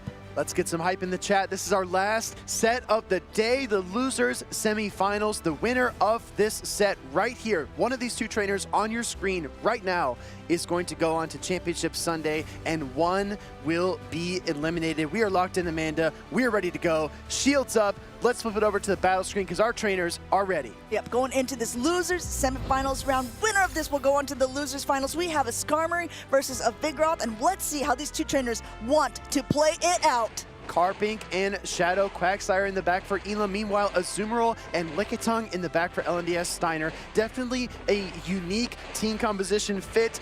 I think this battle could go either way. Yeah, going for that heavier hitting attack with that Rock Slide here and not getting a shield from Elam's side. This will connect and do a nice chunk of damage to the Skarmory, but Skarmory has so much energy of his own. Now saying, you just threw a charge attack, my turn. The Sky Attack coming through, getting that first shield off of Steiner. Returning fire, right? Skarmory wants to take that protection away from the Vigoroth. Meanwhile, Vigoroth's Rock Slide, such a utility charge attack. Gonna go ahead and pressure the Skarmory. Probably gonna get a protection from Elam here because he has that Sky Attack loaded. Actually going to opt not to shield it, losing Skarmory in the process. Coming in with Carbink, a rock type into a counter user. What's going on, Amanda? The bulk of Carbink might pull through here. This is the difference between a Carbink and a Bastiodon. None of those charge attacks are going to be doing that much. It was just that counter damage. Lickitung coming in just to try to make a little bit of a difference, but already Moonblast loaded on Elam's side. That Skarmory is down, but Carbink is in action, healthy as a horse or a diamond, I guess, and now coming into the Quagsire. A very interesting play by Elam because I think Lickitung has actually a lot of play into this Quagsire,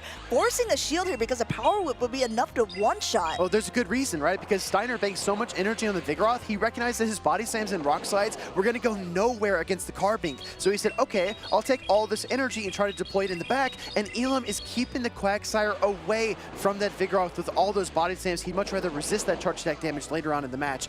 Meanwhile, Aqua Tails are just pouring out of this Shadow Quagsire. This is going to KO the Lickitung, and Shadow Quagsire claims its first knockout of this series. Shadow Quagsire saying, stay hydrated as the next Aqua Tail goes through. This first body slam going through on Steiner's side. Like you said, so much energy here, but no protect shields. Elam has to be wondering what is in the back. Will it be able to handle the Carbink as the next attack goes through? No protect shield. Carbink coming right back in to handle whatever is in the back. Steiner hasn't shown it yet. It's going to be one of the best things. We're about to see it now simultaneously as this Azumarill comes in to the Carbink. These bubbles just continuing to do a little bit of damage, but there's still a shield left on Elam's side. Look at this team composition from Steiner. He's got Mandibuzz, Chargebug, and Shadow Gligar on the bench.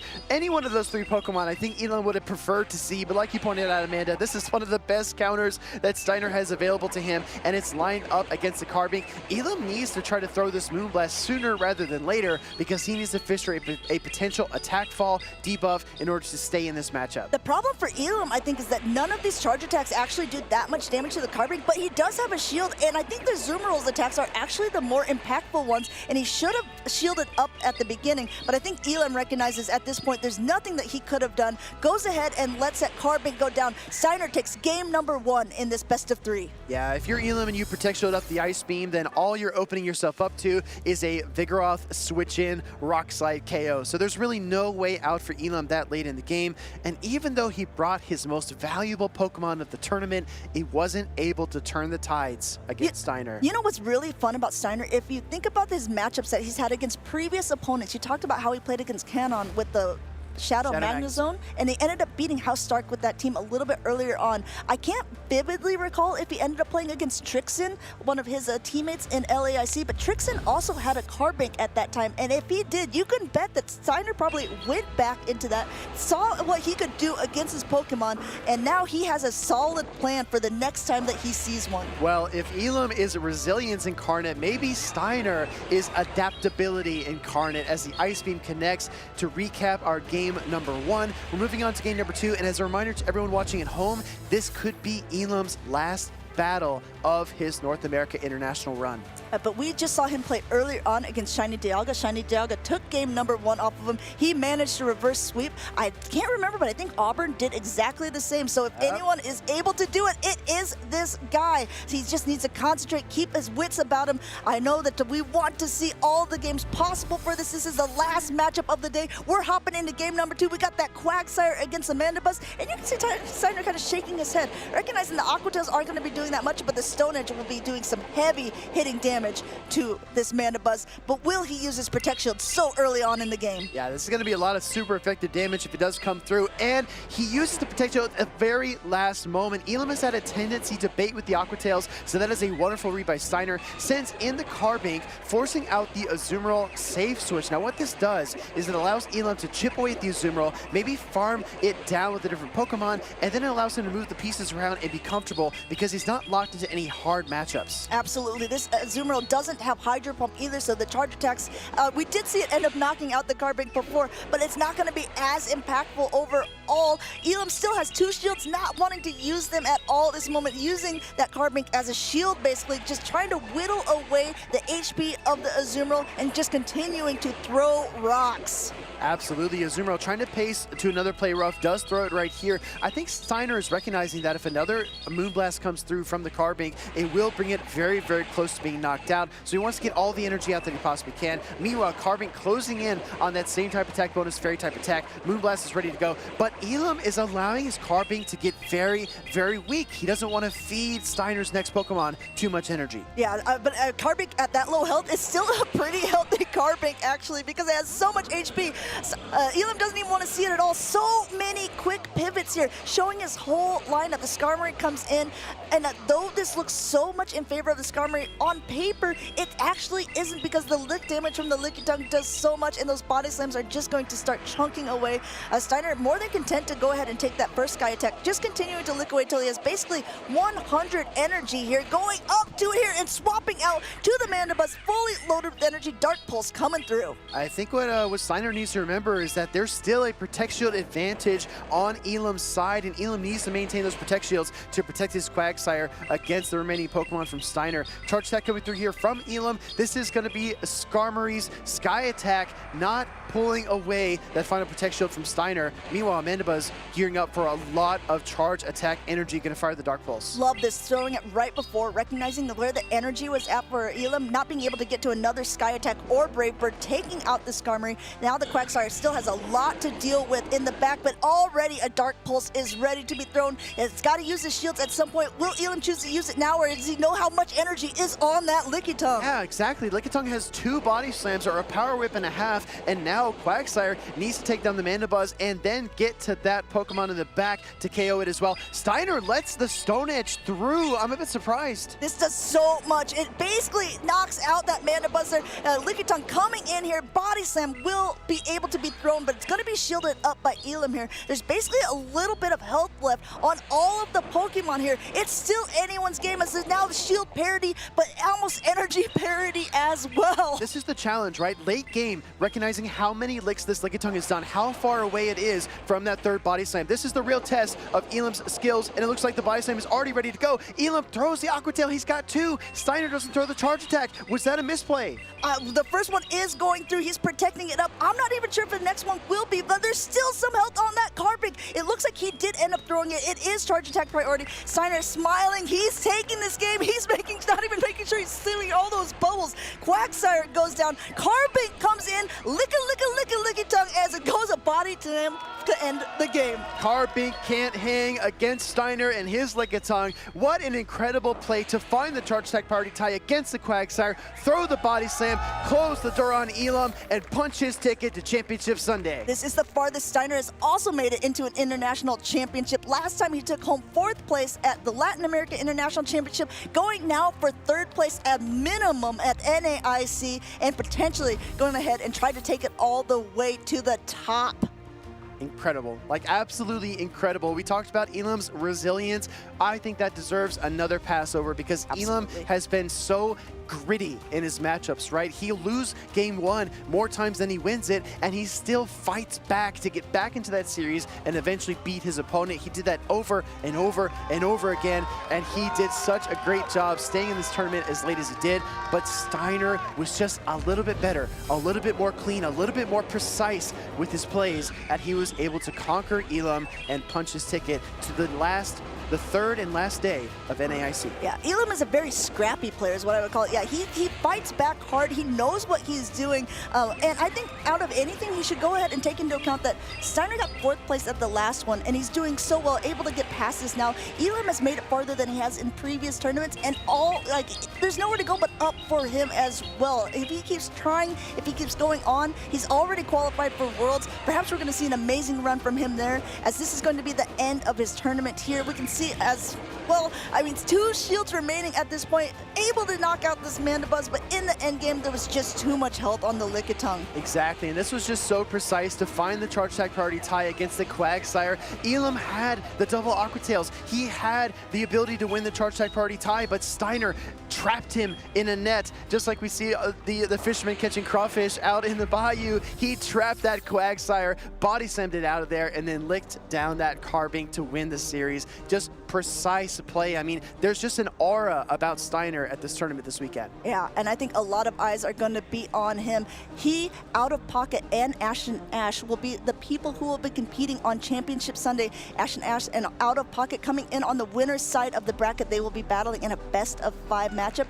And a fun fact about this NAIC is 2 of the competitors who have made it into the top 3 are a part of the Latin America community. So there is a high chance that, I mean, maybe that title is going to be taken out of the region. Out of Pocket has to continue to play out of his mind to be able to keep this on American soil. Exactly. I would be really just overjoyed to see all of our North America competitors unite behind the candidate they think is going to win. Maybe it's Out of Pocket, or maybe you want to cheer for one of those out-of-region competitors, and I'd love to see all of our Latin America trainers just cheering and hyping up Steiner and Ashton Ash and trying to propel them to victory as well. We need to really get energized for Championship Sunday tomorrow. Amanda, any final thoughts? One thing I wanted to ask you is, who do you think has the most momentum coming in to Championship Sunday? I mean, I think Hard Jeff said it well when he was translating and talking to his friend. He said, people have been asking me, if it's not you, who do you think it's going to win? And he said, I think it's going to be Steiner. I think Steiner has a lot of momentum behind him.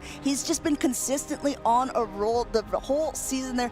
4th at LAIC, runner-up in one of the special events down in Brazil, and then becoming a first-place champion. He's got what it takes. He has a lot of things on the line for him, a lot of things that he still feels like he wants to prove. And everyone loves an underdog story, right? He's coming in from the loser side of the bracket. I think that's interesting. How about you? Any final thoughts on your end? I just have to say, I've not seen a trainer more crafty, more engineering more win conditions than Ashton Ash. I think Ashton Ash has been a spectacular surprise, a very pleasant arrival onto the stage here at NAIC. I think Ashton Ash, if he plays the way he did today, he's going to find the 1% likelihood win condition. He's going to find that sliver of hope, and he's going to turn that into a victory. But you know what? Those are our opinions. Let's hear from our friends in the lounge. This is DeFi, Alpha Phi, and Pedro. Take it away. Yes. That was so exciting. We're talking about some of the best trainers out there. I am Stephanie Christine, and I am enthralled by the battles that we have seen today. Elam is out of the tournament, and Steiner is going to be our representative from the losers side of the bracket. Let's go ahead and take a look at the run that Steiner has made. Really stayed in the winner side of the bracket for a long time. Really had to get through Kharjev, and then had to get through Elam just in the loser side of the bracket, and will be awaiting his opponent in the losers finals. Nick, tell me a little bit about the winners bracket that we saw. So on the winners side, it was almost as long of a day. We have Out of Pocket and Ashton Ash. Ashton Ash making his way through Mango, Spartan, and Auburn. 3 talented and tested trainers. Pocket making his way through Triptando. Elam himself as well as knocking down Steiner. So maybe if Ashton Ash is able to win that winners finals, there's going to be a bit of a grudge match in the losers finals. And we are so excited to take a look. Again, tomorrow it is going to be the winners finals, the losers finals, and the grand finals. Pedro, when should people tune in? Tomorrow at 9 a.m., right? It's gonna be amazing. It's gonna be the most action-packed tournament until now. It has been something incredible right now. We're witnessing something. For me, it's very special. It's my first NAIC, so like getting the energy from the NA people, from the US and from all over the world, because we have 2 Latin players so close to maybe stealing, you know, the title. That'd be cool. But tune in at 9 a.m. because you don't want to miss this kind of action. And in order to not miss it, you need to be following the channel. Who is going to take it? Is it going to be our representative from the United States in Hot Pocket? Is it going to be Ashton Ash from Mexico? Or will it be Steinar from Brazil? Nick, where should people follow so they are sure not to miss this historic event? Make sure you're following on Twitch as well as YouTube. I think we have streams up on TikTok as well. Follow those channels. 9 a.m. Central Time, that is 10 a.m. Eastern, as well as 7 a.m. for those of you in the Pacific Coast. And while you are watching, let's say you've got the channels all followed, you are ready to go, and you are watching, you can be earning. So let's go ahead and talk about, you can watch, you can earn. Pedro, tell us a little bit about what the Go players can take a look for. We can get special research celebrating Emmy Whittle's victory at the EUIC, the Europe International Championships. He won with one of his most characteristical Pokemon is Altaria, so you get a special research with Altaria and some cool items to prepare for future tournaments, or why not, Worlds.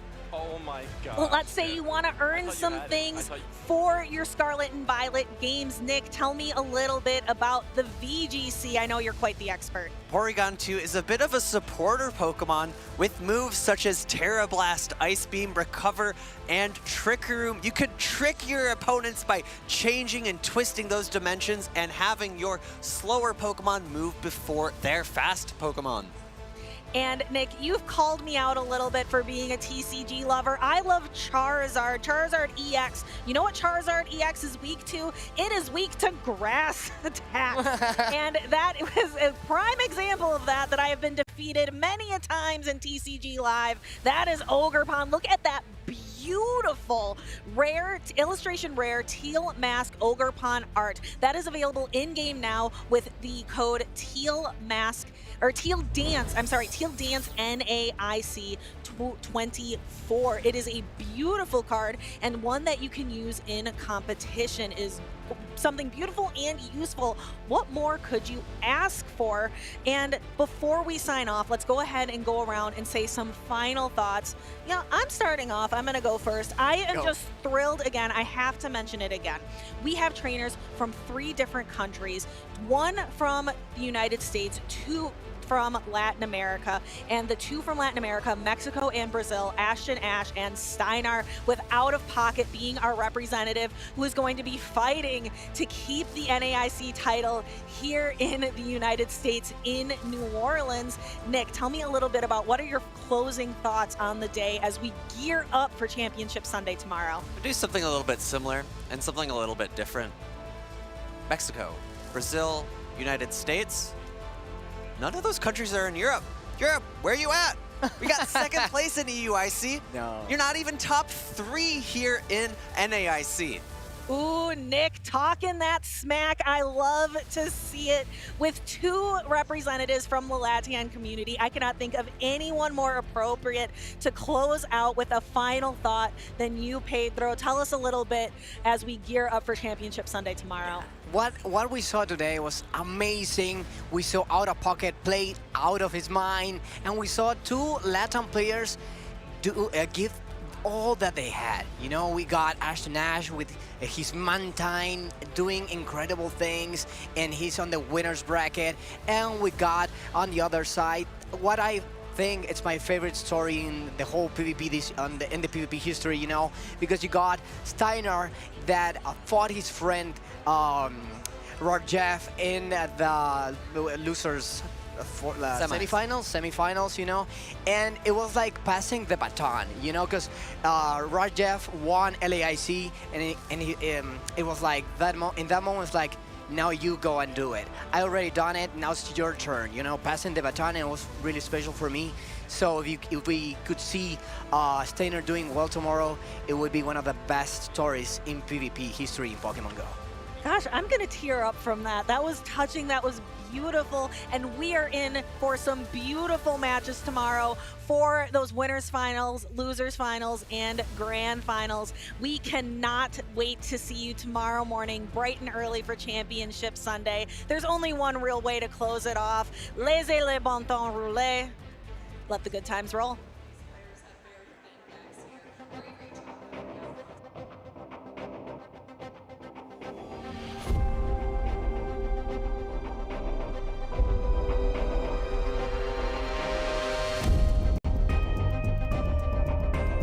Oh my gosh, dude. I thought you had it. I thought you had it.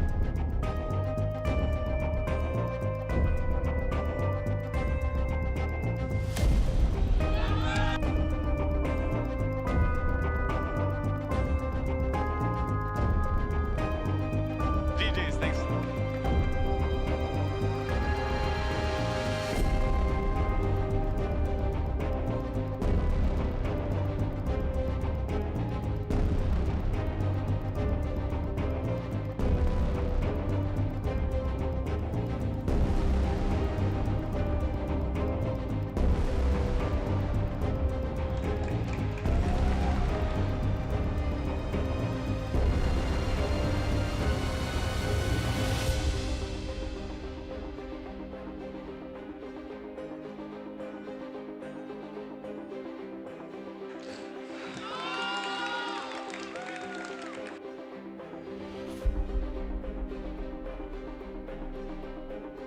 God, that was tough.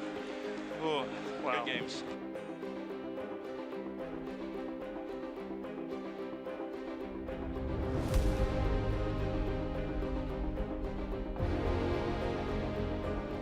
Good game. Good game, man.